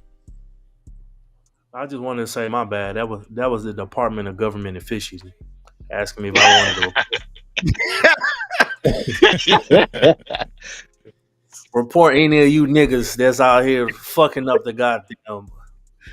Liz, I want to say this too, as far as like infrastructure, power. I think another element that we don't talk about. I think white people, Asians, other demographics of people, I think they're more open to making sure their mental health is good. Like, cause that's another element too, as far as like economics. People don't talk about that. Like, oh yeah. And so I think with black folk, we're just trained that's like taboo. It's like we're trained to. I mean, we're conditioned to think that I don't need no help. I don't need this. I don't need no shrink. You know what I'm saying? I think that other demographics of people have a broader sense of just life. Well, I mean, you know what? You make a good point. Go ahead, Angry Man. What you expect when you was a kid? If you started crying, what'd your parents tell you? Keep it up. I'm gonna give you something to cry about. Yeah. So if you had any problems, your problems got beat out of you. So of course you don't want to tell anybody you got problems because you afraid you about to. Some of us still got PTSD from them ass whoopings. Like for real. I recommend. I'm gonna tell you what. I had therapy for 13 years, I think, something like that. Shout out to Youngblood, man. No Cap-tivity. Just because I what I was going through, but I'm gonna tell you what I think it take, because of we've been like what you just said right now. We've been kind of raised to be so callous and suppress our feelings that I think at 18 everybody should go to therapy for at least 2 years. I mean, everybody. Because it's going to take you several sessions before you're able to open up enough. And then you're going to realize there's so many traumas that you didn't even realize because you had to. It's like Shine did an interview. I want everybody to go find this. He did an interview when he got out of jail. He was like, imagine being animalized for 10 years. How do you recover from that? And it's the same thing. Sometimes you got traumas that you kind of put blinders on to because you have to keep going forward. And the thing is, I think at 18, you should go to therapy for 2 to 3 years to kind of like get all that shit out and be like, whoa, what the fuck happened? And then understand how it's affecting you, and then you got to understand you got to deal with it, because there's a lot of dudes who be crashing out and they don't understand why they're crashing out because they never like understood where it came from. You know what I mean? Yo, I see what I see what you're saying. Man, I'm gonna go right back on silent because I'm doing some research. But I just want to say real quick because he came back to the homie Smitty. I want to say you got a lot of fucking nerve. To come up on this motherfucking panel talking about motherfuckers that get food stamps and all this shit, where your money going. I know you ain't talking where all the fake injury having military motherfuckers in this country. They all do it too. Around here talking about my ear be ringing 3,000, please. I know the fuck you ain't talking. Y'all the most government assistant receiving this motherfuckers. It's white people, elderly people, and then y'all. Fuck out of here, nigga. Hey, you know what? Don't listen, Smitty. Don't listen to this disrespectful heathen. You deserve that money because you served Thank you for your service, sir. Forget Beans. He held up no fucking walls. Take that flag down, no posts. Hey, I just want to say this, man. You know, rest in peace to the Godfather, man. But he always used to play a tune for you hating ass niggas. Here come Taps. You know what it is. You know what it is, Beans. It's okay, Beans. It's okay. Guess what, man? Now see, now we some haters if we hate on they little pussy ass $4,000 a month. You know what I'm saying? These niggas get $4 a month. We some haters if we talk about that shit. They want to piss on everybody else little $1,000. No, that's about 50-60% right there. Hey, because in Trump's oh yeah, America, I know a dude right now trying his best to get that 100%, bro. So he can quit working. In Trump's America, man, we don't have no place for none of you niggas. Y'all are drawing up all the resources. Fuck out of here. Fuck out of here. You got a Tupac shirt on? Donald Trump, I'm gonna tell you something, bro. I ain't vote for nobody. You come for my shit, it's gonna be a problem. It's gonna be a problem, buddy. I'm gonna find the first motherfucker I see with a MAGA hat on and stomp their ass the fuck out. Like, leave my shit the fuck alone, nigga. My shit solidified. I did more for this country than any nigga in the military. Okay? Let's just keep it a buck. Only 8% of them niggas ever see any real firefights. I saw firefights and sold drugs. I did way more for this country. Listen, man, if you get your act together, man, we'll see if Mr. Trump got a place in the cabinet for you, Beans. Get the fuck out of here. I don't want no place in that motherfucking cabinet. I don't want to be responsible for what's coming. I just want, listen, to Jesus, Allah, and Buddha, whichever one of you niggas don't really exist. I just want you to make sure I'm here so I can laugh at these niggas in 4 years when all this shit go to hell. They act like everything finna be everything, but we'll see. We gonna see real fast come January 20th, whatever it is, because he said he got some shit planned for day one. Of course. Every video I watch, he said, my first day have y'all been watching? I'm signing that. Wait, Beans, have you been watching what he's been posting about what he's gonna do when he get in office or his plan? No, I watched Angry Man. I saw, because Angry Man think don't nobody watch his little dirty ass channel, but I watch his channel sometimes. And he was talking about well, that's actually not true. I saw he was talking about it on him, but he was talking about because everybody keep trying to say that one thing is connected to Trump. What is it, Angry Man, that you were saying is not Project 2020, Project 2025. Right, but what's the thing that is actually his shit? Agenda 47. Agenda 47. So that's what I've been watching, Young Blood. I went to the website and was looking at the videos for Agenda 47. Well, hey, you know what? You know, after the illegals, you know the next round of people they coming for? I hope the military niggas get y'all old faking injury ass the fuck up out of here. Ain't nothing wrong with these niggas, man. These niggas. They got it be the. Y'all want to tell us we can't get no food stamps because we able-bodied. This nigga Smitty able-bodied than a motherfucker. Just check his Instagram. This nigga be posting up and shit on some Dapper Dan ass shit. Bet this nigga get good disability every month though. Fuck out of here. What my boy say? My neck, and my back. Exactly. I'm trying to figure out how this raggedy, my nigga, my back for real, nigga. I'm trying to figure out how this raggedy Neanderthal was able to get his green screen lighting right so that his shit is crispy like that. I'm still trying to figure this. I'm sitting here right now trying to figure this shit out. A nigga crispy. Who taught you how to use lighting, nigga? Listen, man, who told niggas how to use the internet? Who told you how to use the white man internet? Hey man, that's the he. I Listen, don't know, man. It's happened, bro. I just bought some shit and threw it together. It is what it is. Let me tell you something. Let me tell you what happened.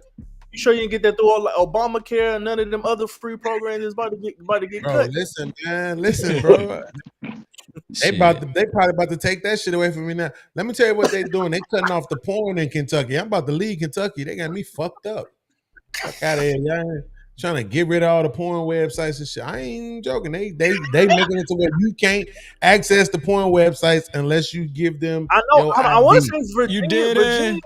I want to say in Virginia or crazy. North Carolina, one of them states, they already done banned Pornhub or one of them. I think it was Virginia. Yeah.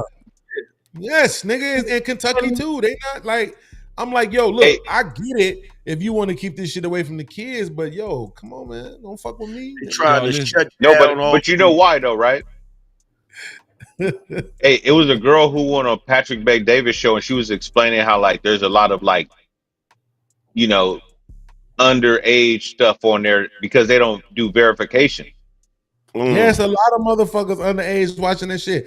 I reacted to this chick. Look, she's an actress now, but she talked about how when she was 12, she had a P-Hub account.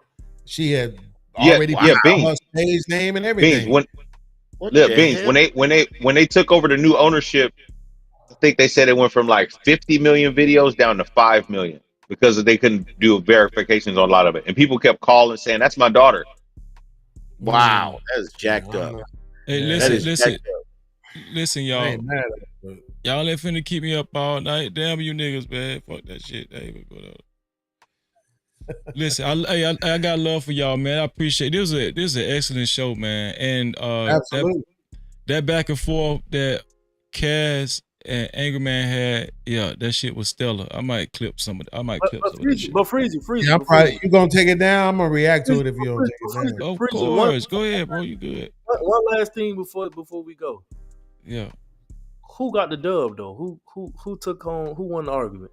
Angry Man or Beans? Who was the final? Let me put it in the chat. Don't hate Angry Man feelings like this, bro. I don't lose. Like, listen, everybody fucking knows I don't argue what I don't know. Therefore, I won't lose. That's why I say Beans, because Beans took it to his level. Then I'll lose. Beans won because he took it to his level, bro. He got you. It's all right, Beans. We know when Angry Man gonna do a recap, man. He's gonna dissect, man. How he. Yo, listen, man. Let me tell you something. Angry Man, Fatty, Aaron O, like everybody who used to pull up on Fight Club. Fatty was saying this the other day, man. This shit is so true. Most people are not gonna be able to fuck with us when it comes to debating. Because we had Fight Club. You had to fucking substantiate. You had to go at the likes of an Angry Man, the likes of a Fatty, the likes of an Anton, you know, Aaron O, all these different people that's like really gonna pull it out of you. Like, so for a lot of people, it's not gonna go well trying to debate against us, bro. Hey, bro, the average person on the street can't see me, bro. Yeah, they that's can't. just a problem. It's a wrap. And like in the first minute, it's over.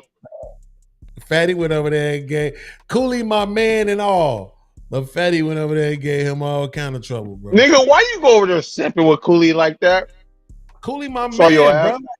ass. Listen, bro, when you my man, I'm gonna try to understand where you coming from. It's not my job to try to make you look bad. You know what I'm saying? Fatty went up there. You shouldn't have went up there. Yeah, I don't. See, I he's don't the type of dude. I don't like, as far as who won and all that. I really don't care about that. Anytime I have a debate with somebody that is actually worth having the conversation with, that's the win in itself. Yeah, and that poll don't count because I just clicked it off by mistake. So fuck it. Ain't no second chances. Fuck that shit. Absolutely. It's not like one of those situations where you got a dummy and you just want to cook him. You feel what I'm saying? It's different when you debate with somebody that actually has a different viewpoint and can actually articulate that viewpoint. It actually helps to sharpen your skills and, you know what I'm saying, give you a different point of view. Yeah, that's what I'm saying. Like you wasn't really necessarily being disingenuous or none of that. It's not like it's a problem for the average motherfucker running up on any of us from the Fight Club era. It's a problem. Like I'm saying, I ain't saying we can't lose. I'm saying if you It's debating us hard. in territory where we're efficient, we know shit, like we know what we talking about, it's a problem, bro. You can't do that. You can't do that. There's no nigga, like you gotta understand. I came from the substantiate your argument. I came from the, like I said, the Aaronos, the Antons, all these motherfuckers on the panel with us. The angry man, stop, bro. I cook the shit out any of these other motherfuckers. That's why I said, like, even yo, and let me say this too, Freezy. Shout out to Illa, man. Illa was on whatever podcast. He held it the fuck down. I gotta get to him. Philosophical? Yes, Lord. Yo, that nigga was cooking. When they this made was? about shit like last week before. Bro, they made about 30 motherfucking 40 clips off that nigga. Straight up. Illa did his fucking thing. But and I'm prefacing it by acknowledging that he did his thing. But when Illa run into the debate with us, it'd be a fucking problem. I seen what you just did. I see that. No captivity. It's a problem, bro. The only thing different over here. The only That's thing why about that appearance, the only thing about Illa going on that whatever podcast. Next time I'm on a panel with him, I gotta ask him about that sweater. Like, why did he wear that sweater? I gotta know, bro, because I was like, bro, Illa, what you got on, bro? Like, He was on this Huxtable shit, man. He was on this Dr. Huxtable shit, bro. It was some Cliff Huxtable shit. That's why I gotta ask him about it. I sure know gotta watch it now. I gotta watch it. Yo, this nigga Angry Man ain't shit, bro. I was like, oh snap, it's Illa. Look, as soon as I saw it, I was like, oh snap, that is Illa. What fact, the bro. hell kind of smoke is that? That nigga, yo, Illa did better than any other nigga that ever been on that show. That's a fact. It ain't a black what day was person it? that ever stepped on there and did better than Illa. But again, what I'm saying is that comes from him over here fucking with us. He had training. He was ready. He wasn't nervous. He went over there. He got it in. He did his thing. But when he tried to debate with us, it looked like how them motherfuckers was looking trying to debate with him. That's what I'm trying to tell you is Fight Club, Anton, man. We said this the other day, Anton. I hope Freezy don't mind me saying this, bro. We appreciate the Fight Club shit, bro. Of course like that shit really, like niggas don't really know unless they was there how well that shit prepared us moving forward. We might not be following the business models that Anton and Angry Man set out. They laid the blueprint for us. And we might not be following that to a T, but as far as it goes with at least us expressing ourselves and being able to compete and debate in the spaces, man, stop. Yo, and we kind of on top of that though, we kind of all kind of connected like that. Like Smitty helped my brother with real estate. Like, you know what I mean? Like we kind of I talked to each one of y'all. Go ahead. I'm sorry. I talked to each one of y'all probably like, one-on-one. Like Angry Man just come up. He do his thing. Beans from day one. They laid the blueprints. Breezy. It's pretty dope to see how it all started from the Fight Club, huh? I think what it did was, because I'm pretty sure you already had that that awareness and those skills, Cass, and just like Angry Man, Youngblood, right? I think what it did was weed out the weak from the strong. That's what I think it did. Oh yeah, that's a good point. I think we already had it. I think it just exposed a lot of motherfuckers because it was gladiators. It's gladiators. Dude. That's a Bean, fact. It was. That shit was did you blood see? sport out there. Did Yeah. you see? Did you see Anton cook little buddy? Who, Yada? Who? Yeah, That was a Absolutely. good one. It's one of my motherfucking proudest Anton moments. that was freaking. He took that nigga's soul. Like the way that It's nigga because of was that sitting up first. there looking. Yeah, It's because of absolutely. the first talk they had. Yada was looking at him like he was trying to sun him, and Yeah. Anton was like, "I'm ready next time." But let's just be honest. Like the platform that he running on is so unrealistic. You talking about the Yada dude? Yeah, like I'm trying to figure. Like I mean, we didn't see that, not the control. We didn't see that playbook on some real shit. I mean, I'm not the type of person to hate on nobody or whatever, but we didn't see that play getting ran so many times, and every dude, Derrick Jackson. exactly, every dude that run on that shit, you just gotta sit back and wait about a good 5. Now the nigga coming out with a video. Well, first of all, how would you expect him to defeat anybody in a debate anyway? That nigga be wearing church shoes with no socks on. This nigga ain't What listen, I've been trying to get y'all to realize this nigga Angry Man ain't shit for a long time. Y'all don't want to listen to me. But Hey, listen, I got some grandma couches. I'm gonna show y'all my grandma couches. This nigga head on. But here's Nobody else mentioned it. here's the thing though.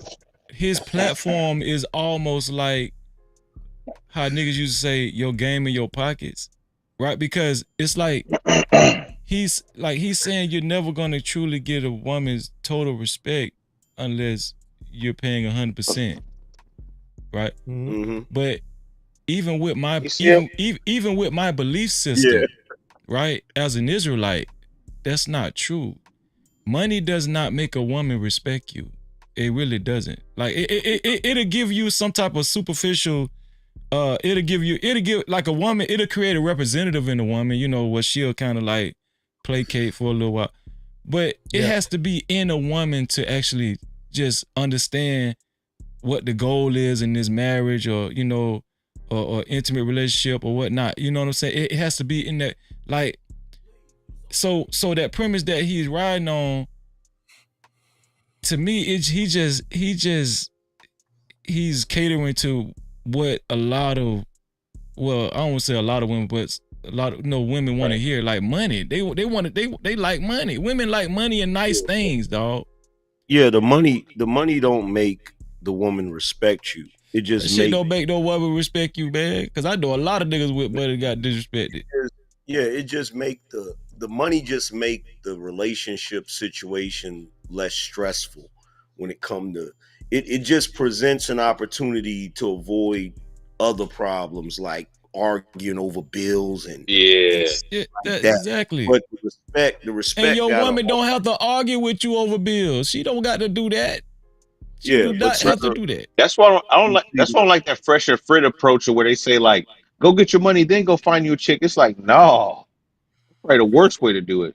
Yeah, but here's the thing I would say though, and I hate to say this out loud, so to everybody that may find some old shit that I said and use it against me, I can see right now and let y'all know.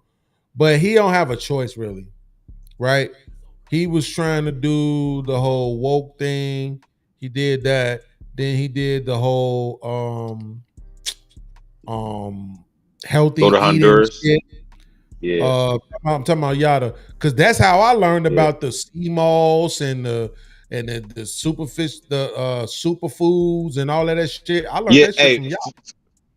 Hey, full disclosure, I did buy that Apple Eve twice. See, type shit, right? See what I'm saying? So it's like he was one of them guys. I saw him like Angry Man said earlier, on the conscious side of the game. Now you saying, well, okay, now I got to go into another sphere. He couldn't come in and be red pill.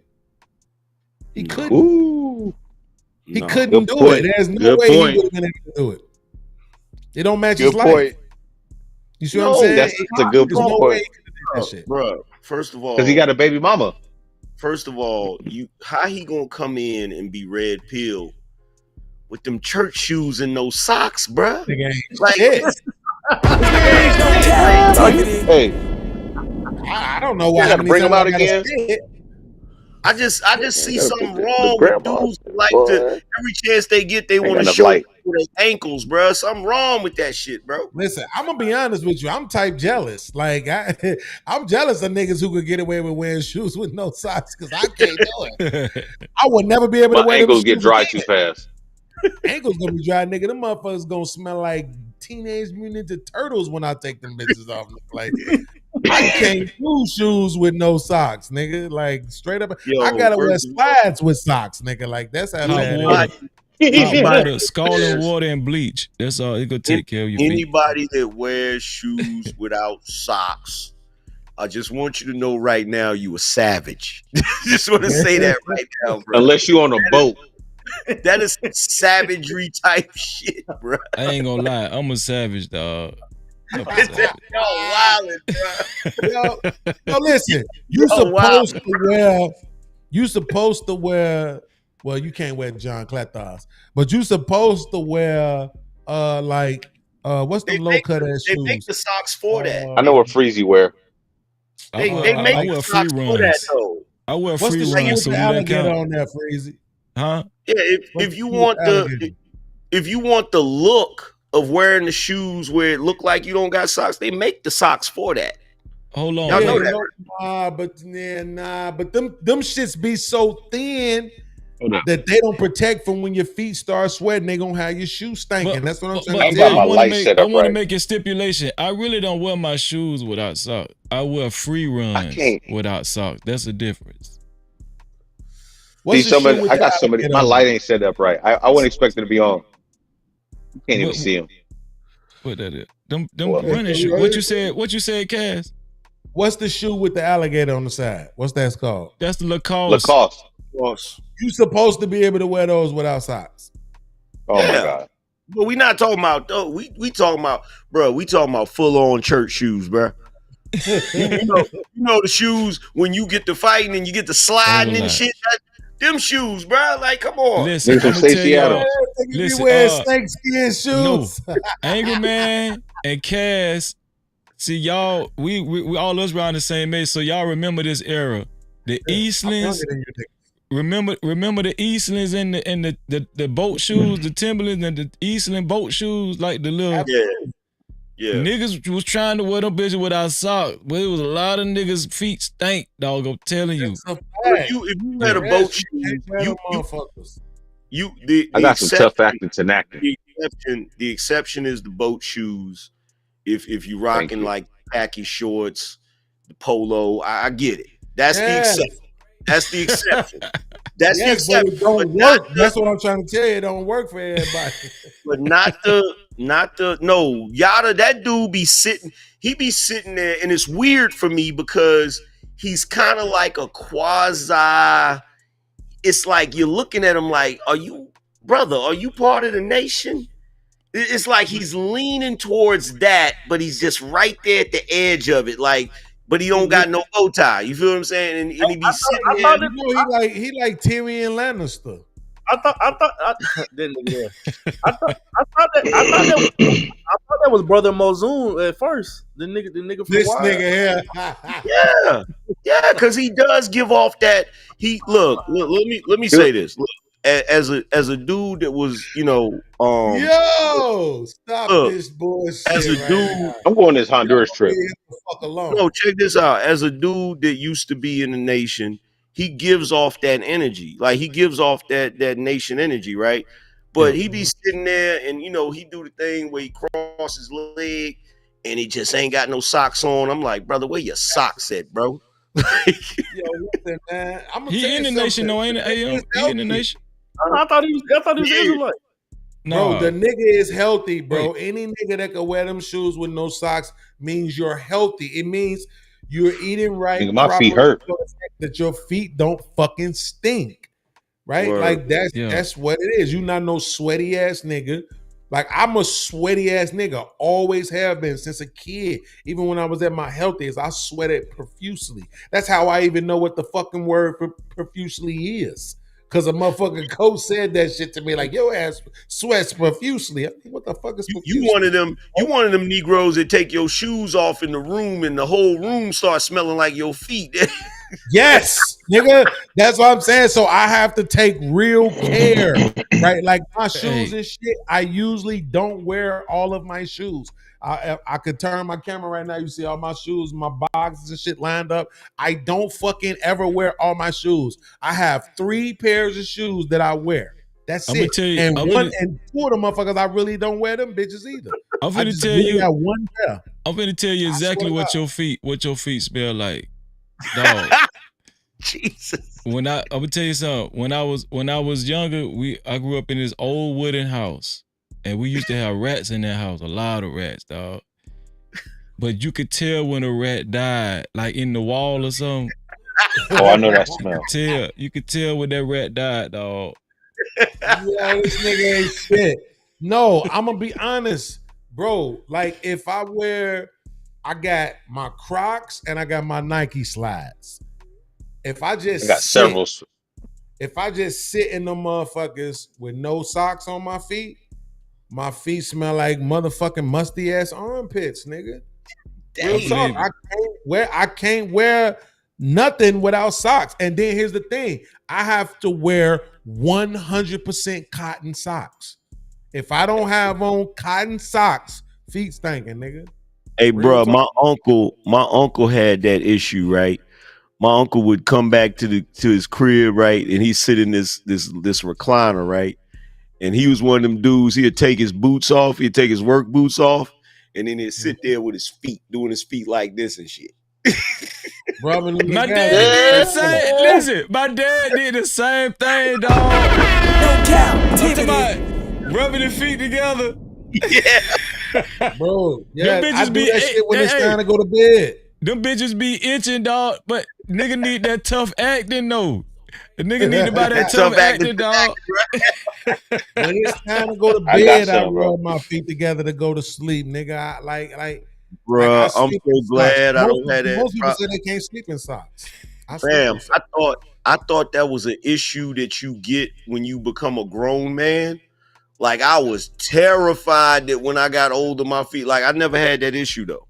but on the serious, youngin, bro, my feet. If I wore shoes without socks, shit was a problem, bro. Can't wear them shoes ever again. Cass, but on a serious note, my younger brother, he never, like, he used to wear shoes without socks, and for some reason he used to, like, when he wake up in the morning, he'll, instead of grabbing clean socks, for some reason he'll grab the same socks he took off the night before, and he was doing that for a while, and his feet was stinking bad, dog. His feet was stinking bad, but it got to the point where he got sick, and we had to rush him to the hospital, and they juiced him up with some damn what that shit called, morphine and all that shit, and oh my god, they shot him up with a bunch of antibiotics. But the doctor said if he waited another week or something, he would have lost his foot. The man would have lost his foot. That's how serious that shit is. So, dog, man, listen, y'all need to. I'm telling you what. I'm gonna tell you what my dad used to do. He used to get a bucket of water that hot as he can bear and put bleach in that shit and let his feet soak in that shit. Man. I'm telling you. Yeah, I mean, people be saying, yo, get pedicures and all that type of shit. I can't, like, I said it before, motherfuckers was laughing and shit. I don't know why, but like, I'm real ticklish in the feet area, bro. I can't handle motherfuckers touching my feet. That shit's goofy. Do you use medicated powder? Nah, I used to, I have Dr. Scholl's and shit. I used to use that shit a little bit. But it's like, it just don't matter. What I realized was, because you know how you like to buy like certain kind of like designer type socks, Fila, Adidas, Nike, the NBA type shit, like all those different kind of socks. But if you look at them, what you will see, them shits be like 60% polyester. Yeah, but when I would buy 100% Fruit of the Loom 100% off Amazon, some type of 100% cotton sock. Nigga, I could wear them bitches for 3-4 days straight and be good. You know what I'm saying? So that's when I kind of just realized, like, okay, I need this 100% cotton shit. You sweat. You must sweat. You must sweat easy. Yeah, that's what I'm saying. I will sweat a lot. So, like, even those basketball shorts, them shits be polyester. Nigga, I get one run. That's it. Like, some niggas could throw their shorts in the gym bag and rock them bitches 2 or 3 hooping sessions. I get one run. Oh yeah, you sweat easy. You sweat easy. Yeah, one run. I told you I sweat profusely. Yeah. I feel you see what I'm saying? Hey, yeah, I got to get better. That's why I'm like, I'm about to pick my sock game up this year. No more Jordan sock. We got to get that. You got to take care of your feet nowadays, man. When you hit the 30 somethings, your feet matter. I've been buying, man. I got more Crocs than anybody. Y'all niggas need to stop wearing. No, y'all niggas need to stop. Listen, y'all niggas need to stop wearing shoes in your house. When you in your house, what do you mean? why you got on shoes? You need to be barefooted. I'm telling you, I let your feet. What you mean? You let can't your walk feet around. breathe, no socks? though. Let your feet breathe. You ain't got no business wearing shoes in your damn house and you watching TV. I wear my Crocs in the house. Got carpet. Yeah. No, I got towel in my main, like the living room and the dining room and stuff. See, I just don't believe in wearing shoes in my house. Fuck that shit. Be cold in the motherfucker walking on that bitch. No, this would be cold in the motherfucker, boy. No, I got my house. I got my Yeezy house shoes. I bought them off Temu. Yeah, Mr. Youngblood, get you some Ofos, bro. I can shop off Temu. What is that? Is Ofos. Now I know I can shop off Temu. That's all I was waiting on for. No, I seen somebody else talking about shopping off Shine. My Crocs on. I bought some shit off of them. No, he's a bro. But what is? Trust me, it's spelled OOFOS. Hold on, let me look for it right now. OOFOS. Yeah. Oh, sound. Okay, slides. Okay, right away. Yeah. Baby, you telling me these are better than Crocs? Because look, I didn't put a gang of people on Crocs. Bro, I got gangsters on Crocs. Let me tell you something. After you wear a pair of those, you'll never wear Crocs again, bro. Hey, I ain't gonna lie. That's a bold statement. Hold on. What them is, Angry Man, what they call it? What they name again? Ofos. Okay. Listen, I just found them. My wife paid $5 for these for a pair on Temu. I'm trying to tell you that. Hey, Mr. Youngblood. That shit sound good, but I ain't gonna lie. I love my Crocs. My wife put me on to them. She's like, "Yo, you need to get some Ofos," and I got a pair. Ofos. I never wear Crocs. How you spell it? But you had Crocs. OFO. Yeah, I had Crocs. Yeah. Okay. OOFOS. I got Croc tennis shoes. Okay. Let me my Croc tennis shoes are dope. Look, see, this is how I know I'm getting old, nigga. I got some Skechers slip-ins. I'm gonna tell you what, that changed the game. When you just go into the store real quick. Hey, niggas can say what they want to. Them Balenciagos ain't shit but Skechers. Yep. Them gym shoes they be wearing, them Balenciagos, them shit ain't nothing but Skechers. Crazy. That shit is insane to me that they got all these niggas wearing them motherfucking big ass shoes. Yep. That shit's crazy to me. Hey yo, so the cushion better on them, Ayo? I'm looking at them right now. Yeah, the inside. I can't get my light right. Like the Crocs, like the inside of the Crocs is just flat, right? The Crocs don't really have a lot of support in them. Them joints, straight up support, fam. Like for real. Is it because of the angle? Because it is a weird angle on them. The ones I saw. Because when you put your foot in there, you don't feel that. It's just mad comfortable. Like it's mad comfortable. In fact, my slides, nigga, them bitches is comfortable in the mother. Is this some new shit? Is this some white people shit? Shout them bitches in there, man. I'm just telling y'all, when y'all in y'all house, take them damn shoes off, man. But okay, sure. Hey, look at mine. I got a tennis shoe Croc, and they got holes in it. So these I could wear with no socks. I got tennis shoe Oh, you Crocs. see it. I got the black ones. Do you see the ones I got right here? Yeah, I got the black ones. That's what I'm trying to tell you. Bro, this is one of my favorite pair of shoes for like years, bro. Because you can slip them on. You can go no Oh socks. shit! It's I got the thought I holes in switched the it. screen. My bad, y'all. Shit. Oh, yeah. Don't worry. Yeah, these are dope. I got these a couple years ago. Dude, I got my brother in the Crocs. He a Hebrew Israelite too, and like he was always calling me a bitch for not wearing Crocs. And now he going to the Croc store. Yeah. I'm Listen, gonna I try was gonna these say, though. Smitty, what his name is? Yada be saying all praises due to Allah. That's what he be saying. Right. Yeah, I think he probably used to be in the nation. Yeah. Yeah, I've been I following thought him you for like 10 years. Wait. No, don't misquote that man. I swear that man be saying all praise due to the Most High. He To said the the Most Most High, High. yeah, he does. Yeah, but guess what? Right before he debated Anton, he's like, hold on, we gonna pray first, and he did like this when he went to pray. I thought he wore the turban with the little carpet. You say that. Well, we do that too though, Young. We do that too, but you know, yeah, we do that. That's why I thought he was Israelite. He might be an Israelite. Oh no, you know that. He might be an Israelite. God gonna get his ass for grifted. Then I thought they prayed The like Most High gonna kill you. I could have said Freeze. I could have swear he said he said what, Bean? Who was the motherfuckers that pray with their hands up like this? I think that's the Orthodox Muslims. Muslim. They be saying this shit is begging, and this shit is. Well, that's the Orthodox. That's Orthodox Muslims. Muslims in the nation pray like this. Okay. Yeah, I know. That's how we stand in Vice Lords. This how we was taught. You know, Vice Lord. He's a nigga. No, I'm telling the truth. The Vice Lord literature is based in Islam, right? So we did stand that way. The same thing. You know what I'm saying?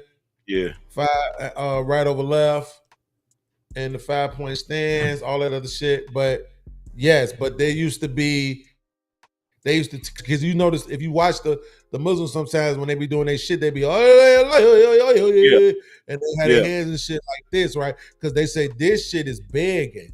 So some of them is different. It's different culturally because like in the Orthodox Muslim world, they kiss each other on the cheek.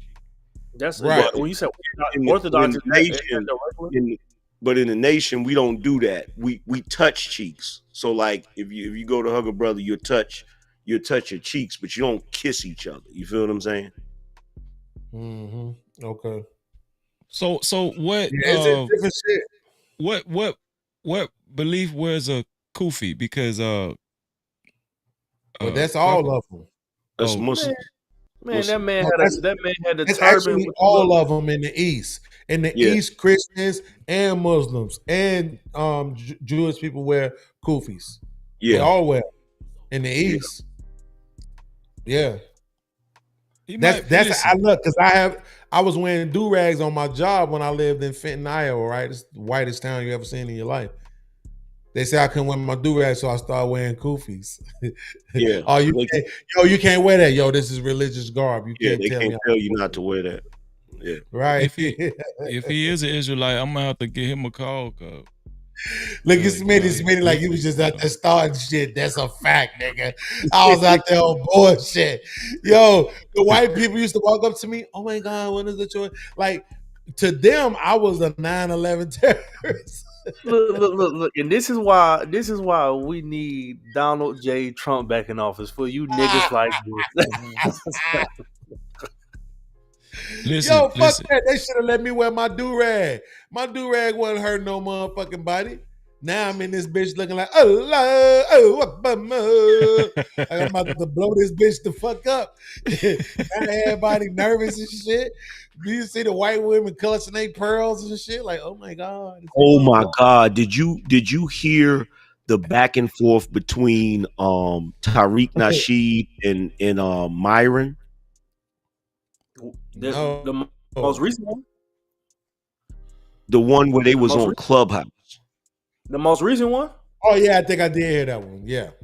Yo, I I don't think know if it was the most recent one, but he was talking to Myron. He's like, you know what, Myron, in the spirit of friendship and burying the hatchet, he's like, I think we can actually have a decent conversation together. So I'm gonna lead us off with a prayer.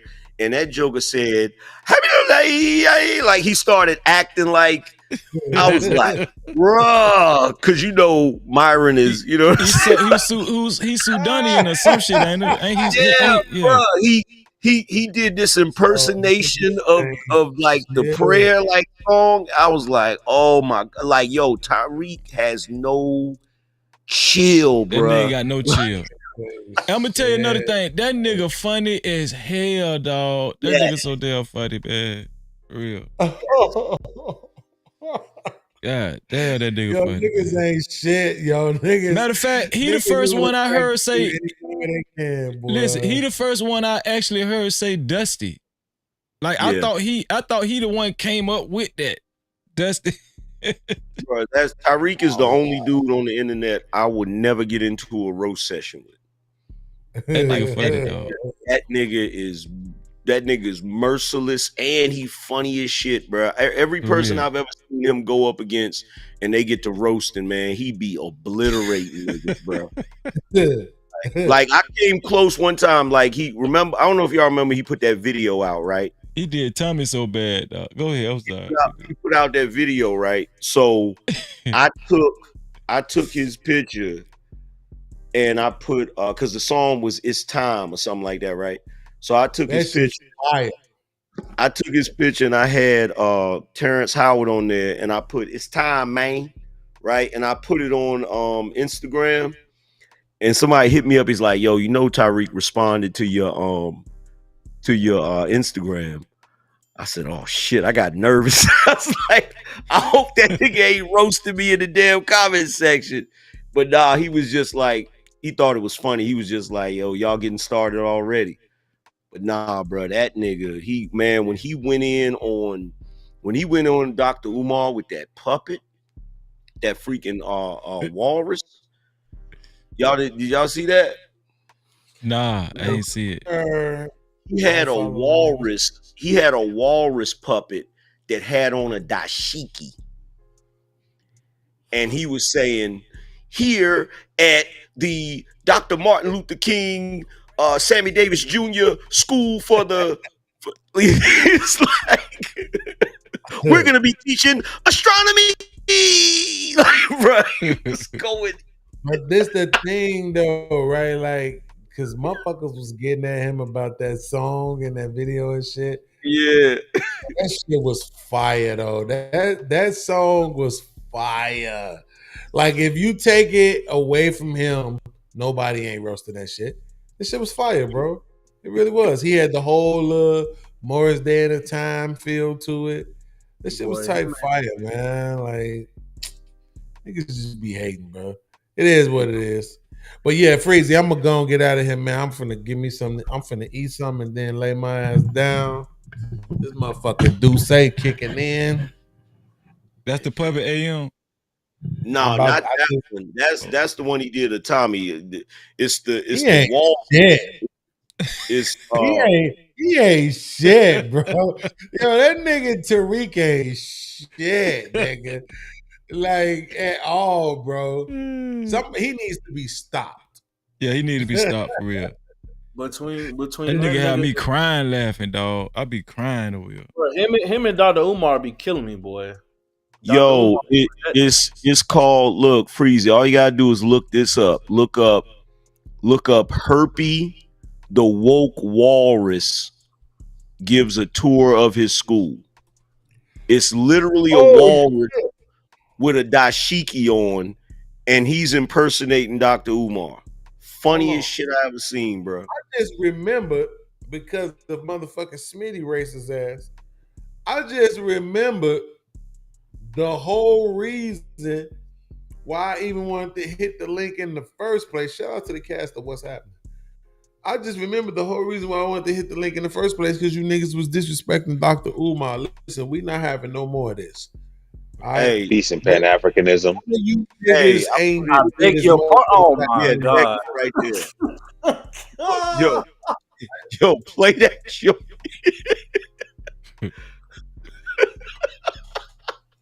Oh my God. For the stand. Peace and love, family. This is Herpy Hotep, the Woke Roarers, aka Papa, aka the Prince of Peach Cobbler, and I'm standing outside the Jesse Jackson, O.J. Simpson, Ike Turner School for Boys. Now, people said that I stole the money for the school, and I just want to give people a tour of the school. At my school, we have state-of-the-art obstacle course equipment because at my school, we're going to teach military science. At my school, we have multi-million-dollar state-of-the-art binoculars because we're going to teach oceanography. At my school, we have state-of-the-art automobiles because we're going to teach driver's education. At my school, we have state-of-the-art computers because we're going to teach website development. At my school, we have multi-million-dollar high-power telescopes because we're going to teach astronomy. At my school, the Jesse Jackson, O.J. Simpson, Ike Turner School for Boys, we have some of the best lubricants from Kemet because we're going to teach sex education. Bro, why was he breathing like that in between? Why was he? Nah, nah. The nigga had the drums in the background, man. Oh my goodness. That shit is I hilarious. hate to admit that shit was kind of funny, but I mean, fuck this nigga, man. Like, yo, like you gave us this nigga pretty much, and now you dissing him, fuck ass I nigga. beg your pardon. Fuck you, Tariq. I wouldn't even know who Umar was if it wasn't for you, and now you dissing him. He was he was on Hidden Colors, right? Shout out to Hidden Yeah. Colors. 1, That's 2, how I 3, 4, found out and about 5. all them niggas. I wouldn't know who Tariq was. Dr. Umar, Claude Anderson. Ali, Claude Anderson. None of them motherfuckers. I wouldn't know who none of them motherfuckers was if it wasn't What, for his. bro? I knew about them in like 2007. Yeah, I knew about them before too, because Tariq, he had that book out. And then Umar, he was all on the internet and shit. So I knew before the Hidden Colors joint. What's the That other was dude back name? Phil Hart. Phil Hart. Man, He's Oh, the yeah, minister. him Yeah. too. When, Yeah. when the cameras is not on, I know Umar is a nigga to the T, boy. Dog, You be fucking with strippers. You know he started out singing R&B. The nigga was in the R&B group. You ain't never seen the pictures and shit. Man, that shit funny as hell, dog. That shit so funny. Hey, but also with Tariq, you know, he made a book that was called The Art of the Mac. That's where he started. Yeah, That's what I'm talking about. And he was in the R&B group. But hold on, this the thing though, right? Like in real life, that's a big ass nigga, bro. Yo, you gotta like see Dr. Umar in real life. That motherfucker. I seen a picture. Bro. I seen a picture. That's just ridiculous. Daryl Long had met him in Michigan. He took a picture. He took a picture standing next to Dr. Umar. I don't know if Daryl just small or Dr. Umar is just Daryl a little nigga. That motherfucker just bit. Like usually, bro. I'm put you like this, Smitty. Usually, what I do is size niggas up. When I'm in the room with a motherfucker, what I usually do is I try to size niggas up to determine whether or not I could beat their ass or if it's gonna be a difficult fight where I need to hit them at. When I was in the same space with Umar, nigga, I was trying to figure out where the X's was at. Which one, Daryl? Daryl like 5'5". Yeah, all right. Bro, like that's a big ass nigga. I walked up on him. I'm like, what's up, fam? You know what I'm saying? See him, such. He like, yeah, that's cool. I'm like, nigga, I literally gotta hold my head up to look at this nigga. Man, like, I know this that a nigga. Big ass fucking dude. I know that nigga be in the back alley of that school shooting dice with y'all fun money. Oh man, y'all always that trying nigga. to He didn't pay for some BBLs. Man, but a God, man, y'all niggas need to stop trying to slam. Listen, this nigga did more for the black community than you niggas could dream of doing, nigga. Okay, look, y'all don't understand. He been trying to build that school. No, Hey, he been trying to build that school since at least 2008. Because I remember going on the website and I was going to donate some money in 2008. And so what? So what, nigga? The nigga, let me put you like this. What's the most you think he collected? 500K? 600K? Hell 700? No, no. oh Hell, no. it's Get more, the way fuck At more than that. least at Don't least start 6 saying million no at the astronomical. minimum. Get the fuck out of here. That nigga ain't collecting no Listen, nigga. That's it. Listen. In 2008, he had 250,000 in the account because they showed it on the website. I could care less. That nigga ain't collected that kind of money. That's what I'm trying to tell you. I'm saying specific. We talking specifically motherfuckers donating to the school. Not he was around That's what I'm saying. doing, you know, No, that's what I said. doing book tours and shit like that and getting paid. I'm talking about motherfuckers saying no, he ain't got no 6 million. That motherfucker probably I'm ain't even got telling 8 you, million. He probably ain't even got 8 Bean. million. But this, wait, hold on. But this the thing though. Even if he did, I don't care. The information that man gave out, I don't. The information that man gave out was worth every fucking penny, nigga. If he never opened up a school, the information that he was given about what was going on, even though I know about Dr. Kawanza Kunjufu and the shit that he was talking about in the 80s, Nigga, the Dr. same Who? shit. Because Dr. Jawanza Kunjufu, Nigga, That's I the will black dude from never, Africa. I will he never forgive that nigga for how he was talking crazy about SETI. I don't care about none of that other shit. He Sarah was said talking it. crazy about Star Suit SETI, and that shit was just out of pocket, man. That shit was goofy as hell, bro. Yo, listen, Dr. Jawanza Kunjufu was a cat in the 80s, right? He had a book that he wrote called The Conspiracy to Destroy the Black Boys. I Mm-hmm. saved He that was talking video. I know about who exactly you're talking about. all the same shit that motherfucking Umar was talking about in the 80s. In the 80s, I know exactly Exactly. what you're talking about. The conspiracy to destroy black boys. And the thing Yes. is, this is another thing. If you go back and look, like I'm gonna tell you what changed my whole mindset was Thomas Sowell, because the same shit they were arguing about in the 70s and the 60s, they're arguing about that same shit now. It don't change. It's just different Yeah, characters. they saw it, but this is what I'm saying. The difference is that today they got social media, DVDs, all this shit, right? How we got all the hidden color shit. So today they had that. Back then they didn't. So like when I talk to my mom, my uncles and aunts and shit, I'm like, y'all didn't know about none of this. Y'all didn't see none of this shit. Y'all didn't know nothing about Dr.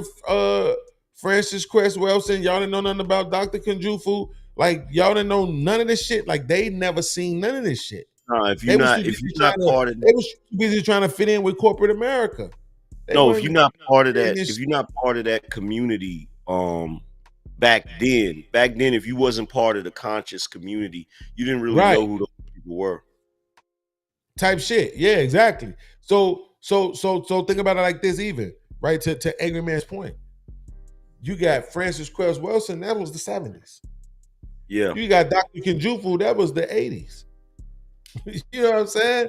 Like we had multiple motherfuckers that been talking about this shit for a long time. Dr. Kunjufu literally is talking about the prison and pipeline in the 80s.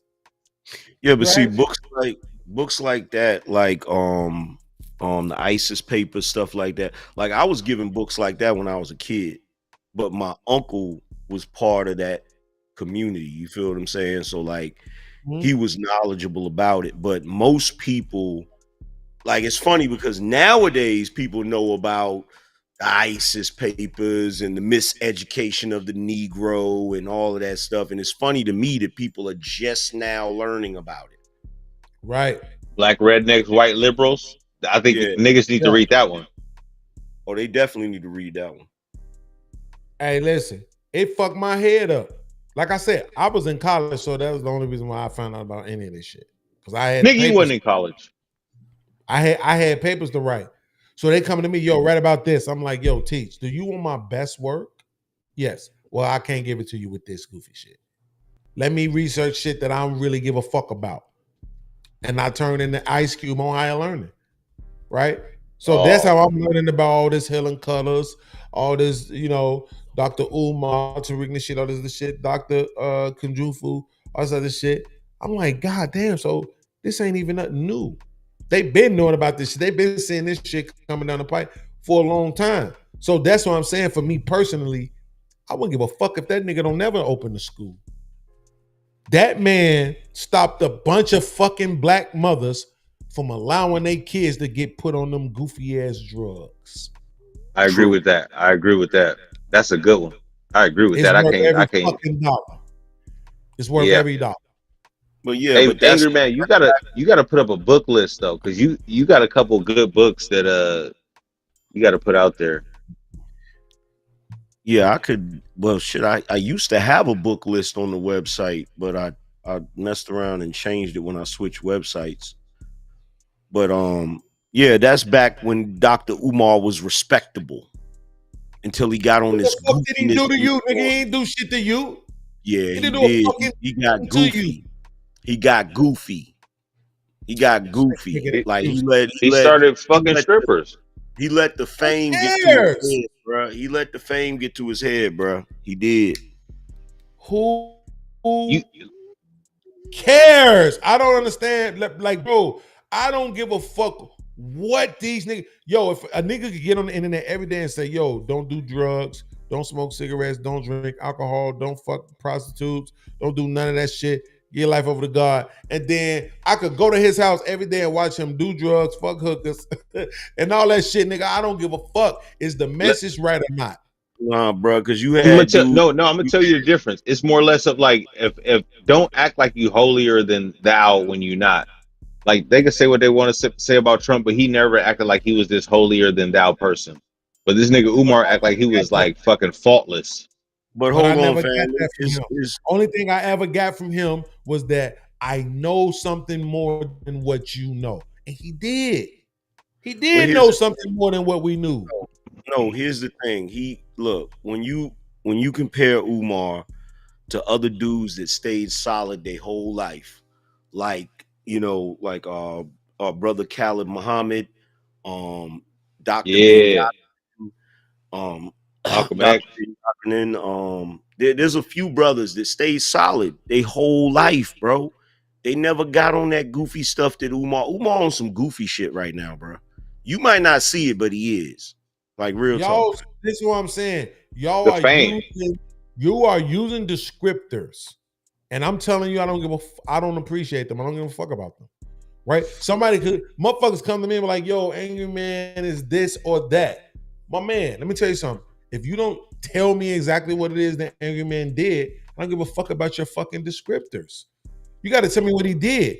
And usually when they tell me what you did, I don't give a fuck. I don't care. It's like, yo, why do I care about that? That makes no sense to me why I care about that. Is the message real? Yo, you know what I always say to people, Angry Man? Hey, yo, Freezy. I think me and Freezy, I think we talked about this before. So you niggas don't like Scared Straight? Right? Are we not supposed to allow these niggas that's in jail for committing crimes to tell these young kids that they don't want to be in jail for committing crimes? Who gives a shit? The message is real. Let the message get out. I don't give a fuck who the message is. I don't care. But you voted for Trump, right? I don't vote. I don't participate in politics. That shit is trash. So you like Trump? You like Trump, right? You care about the message? I didn't want Kamala to win. That's for sure. I didn't want her to win because I don't think a woman should be in that position. But that's my own personal opinion.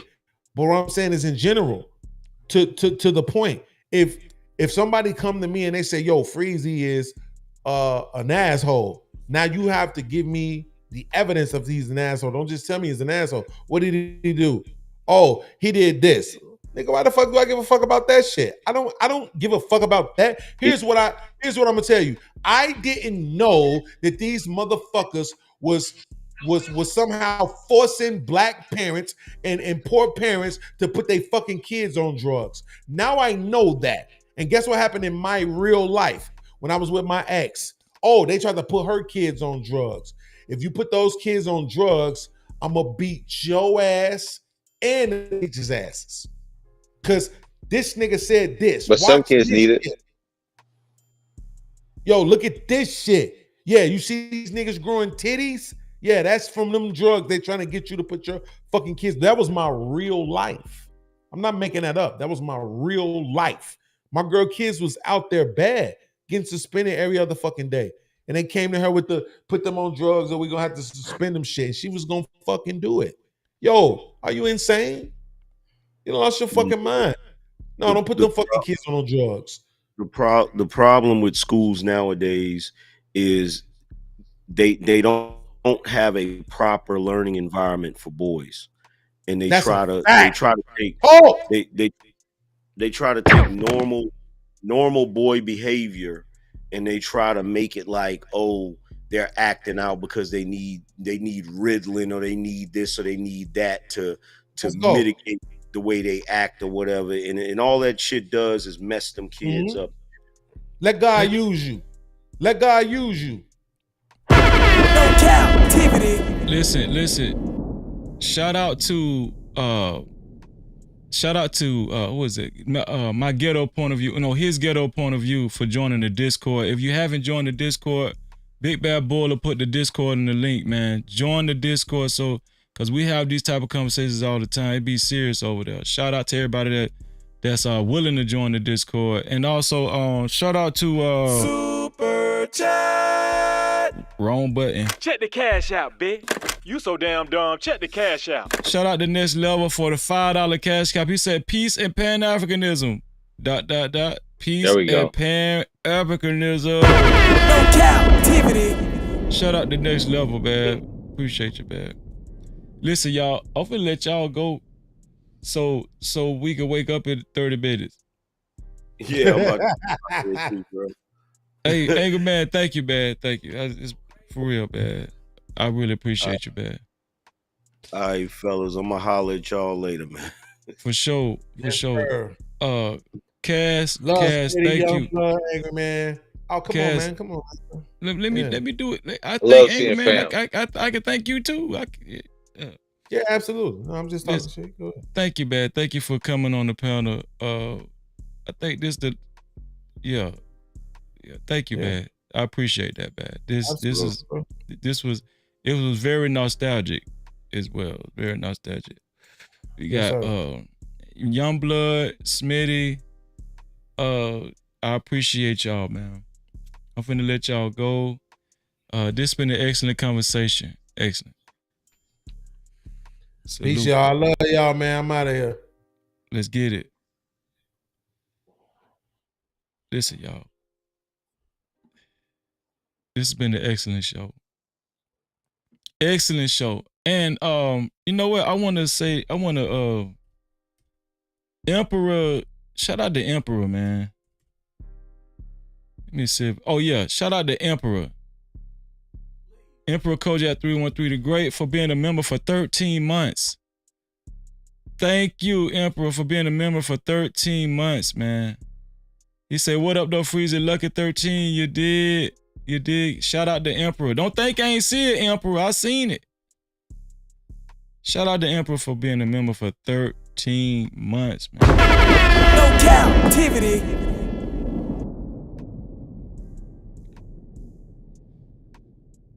It's time for the benediction. Let's see. Appreciate you, Big Bad Bull, for putting the link to the Discord in the chat. Y'all, make sure you click that link. And once again, shout out to his ghetto point of view for joining the Discord. Let me see.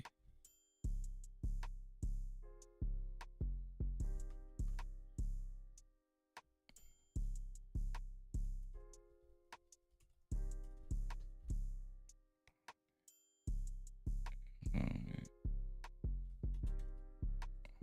There we go.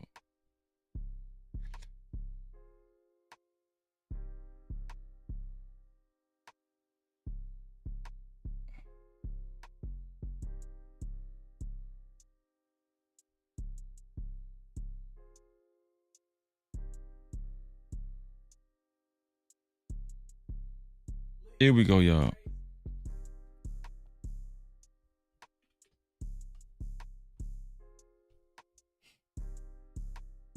I'm gonna do the King James version.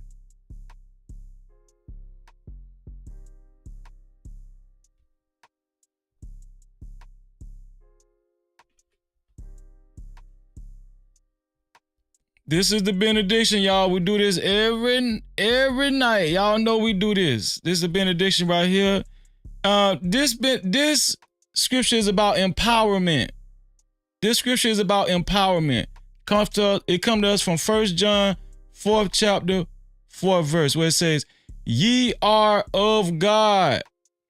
Ye are of God, little children, and have overcome them." Meaning the world. We overcome the haters, the naysayers, right? The people that try to make us afraid. You have overcome them, because greater is he that is in you than he that is in the world. Greater is he in you than he that is in the world. I don't care how you interpret that. That's nothing but positivity and empowerment. That's it. No Cap-tivity. That's it. Listen, man. Shout out to the No Cap crew. Shout out to everybody that joined the show, right? Shout out to everybody that was watching. Even the people that was watching from the clouds. Hopefully you like the show and you're willing to come back. And listen, there's a share button right below the video. I don't care if it's just 10% of the people that do this. There's a share button right below the video. Share this live stream or share anything you like about this platform. Share this live stream to any one of your close friends and family, which it gives you an option to copy the link, or you could share it out to any one of your social media platforms. Facebook, as you see it right here, Facebook, Twitter, Instagram. It don't matter. I appreciate you for becoming a part of the No Cap campaign. No Cap-tivity. Shout out to everybody that contributed to tonight's show and helped make this show a success. Right? Shout out to the first contributor. It was Mo Love. Shout out to Mo Love for her $5 super cap. Shout out to Burger Flipping Bandit for his $5 super cap. Another $5 super cap coming from Burger Flipping Bandit. Shout out to Travis Allen for his $10 super cap. Shout out to Doug Will for his $5 super cap. Shout out to Travis Allen for his $10 super cap. Shout out to Crown Life for his $2 super cap. Shout out to Dr. Frizzle Frost Warrior Spirit for his $3 super cap. Those are the super caps. No Cap-tivity. Shout out to everybody that contributed on the cash cap side of the game. I appreciate you. I appreciate you, right? Shout out to Lisa. Lisa for her $10 cash cap. Thank you, Lisa. Shout out to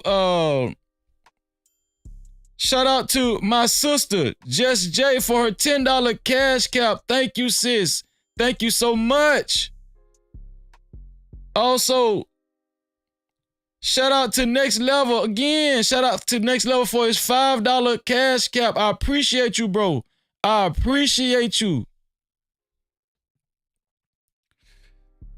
Also, shout out to the first initial sponsor of tonight's show, Miss Kia Baby, for a total of $20. No Cap-tivity. The initial sponsor of tonight's show. Thank you, Miss Kia Baby. Thank you for being the initial sponsor of tonight's show. I appreciate you. And last but not least,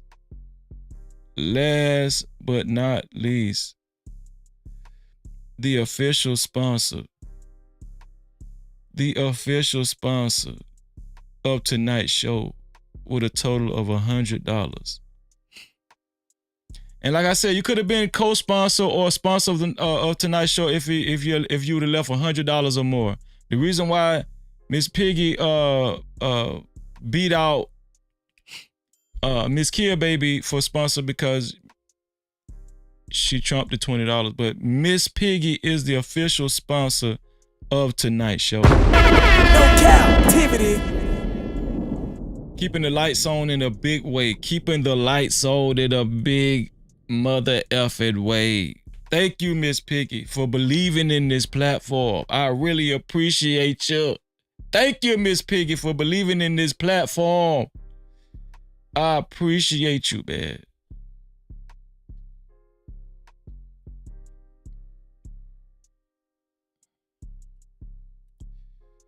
Shout out to everybody that joined the show today. Shout out to Rush, Enterprise Thought. Shout out to Hot Sauce, right? Shout out to JT from What We Know Podcast. Shout out to Refueled. Thank you, Refueled, for coming through.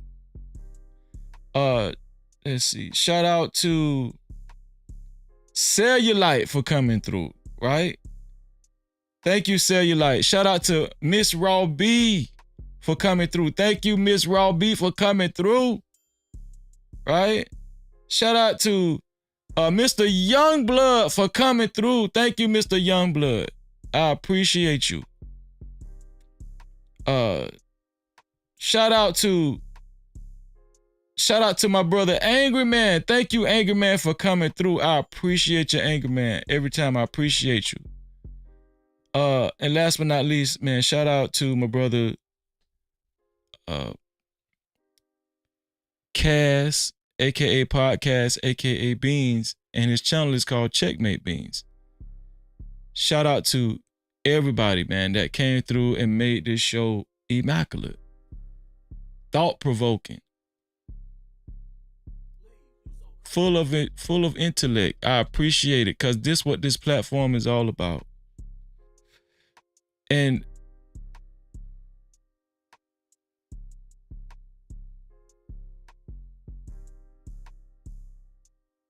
how do I want to say it? More importantly, we kept it respectful, and we kept it to where the public and the crowd and the audience could actually cipher out information clearly. Ciphered out information clearly. Thank you. I appreciate y'all. Appreciate y'all. No Cap-tivity. Y'all, we finna get the hell up out of here. Thank you, Big Bad Bull, for putting everybody's Big Bad Bull put everybody's YouTube channel in the chat. So if you haven't subscribed to the No Cap-tivity with Freezy platform and became a part of the No Cap crew, hit that link. If you haven't subscribed to Cellulite, right? If you haven't subscribed to Cellulite's platform, hit that link. If you haven't subscribed to Raw B's platform, hit that link. If you haven't subscribed to the Angry Man's channel, hit that link. If you haven't subscribed to Checkmate Beans, hit that link. Yeah. No Cap-tivity. Hit that link. Yeah. Thank you, Mel. Thank you, Mel. Please hit that like button before your boy close out. Please hit the like button before your boy close out. Thank you. I appreciate you for hitting the like button. And listen, shout out to the 104 people that hit the like button, the 104 people that hit the like button, and the 2 people that hit the dislike button. Shout out to y'all too, right? And listen, may God bless everybody that hit the like button and the dislike button with a $3 million. May God bless you with $3 million. No more, no less. That's been the magical number this week. 3 million. Thank you. Shout out to the 105th person that hit that damn like button. May God bless you with 3 million. Cause I know you want them 3. I know you do. Thank you for hitting that like button. That means a lot. Y'all, we finna get up out of here, and we'll be back later on today. Thank you to the 106th person that hit that like button. I wish $3 million on you. You thought I was gonna shortchange it 2, didn't you? No, you get them 3 too. Shout out to the 107th person that hit that like button. I wish $3 million on you. Shout out to the 108th person that hit that like button. I wish 3 million. I pray that God give you $3 million. Shout out to the person that hit the dislike button but changed their mind and hit the like button. I was gonna come to you even if you would have stayed on the dislike button. I was gonna come to you. Shout out to the 109th person, the 110th person, and the 111th person that hit that like button. We don't discriminate over here. I like it when you hit the dislike button. It let me know that you're watching and you're engaging. I pray to the Most High God that he blesses you with $3 million. Oh, yeah. But listen, y'all, we finna get up out. And if you hit the like button, even after the show is over with, that prayer still stands. Oh, Mr. Youngblood say that was by accident. No Cap-tivity. Listen, we finna get up out of here, and y'all know what I always say. To free yourself, you must heal yourself. And until the next time, we out of here. Unlock the future of branding while outpacing your competition. Dive into the digital realm, transforming raw footage into video epics. Our editors redefine storytelling. At Prime Your Logos, where pixels become portals. Prime Your Logos. Unleash the unseen. Your brand amplified. Visit us at Prime Your Logos on Instagram. Or call 704-792-6345. That's 704-792-6345. Prime your brand. Prime your logos, where artistry transcends reality.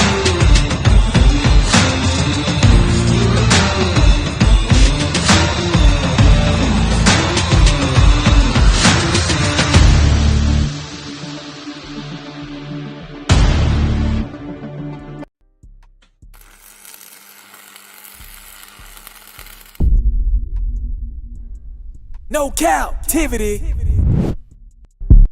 Freezy.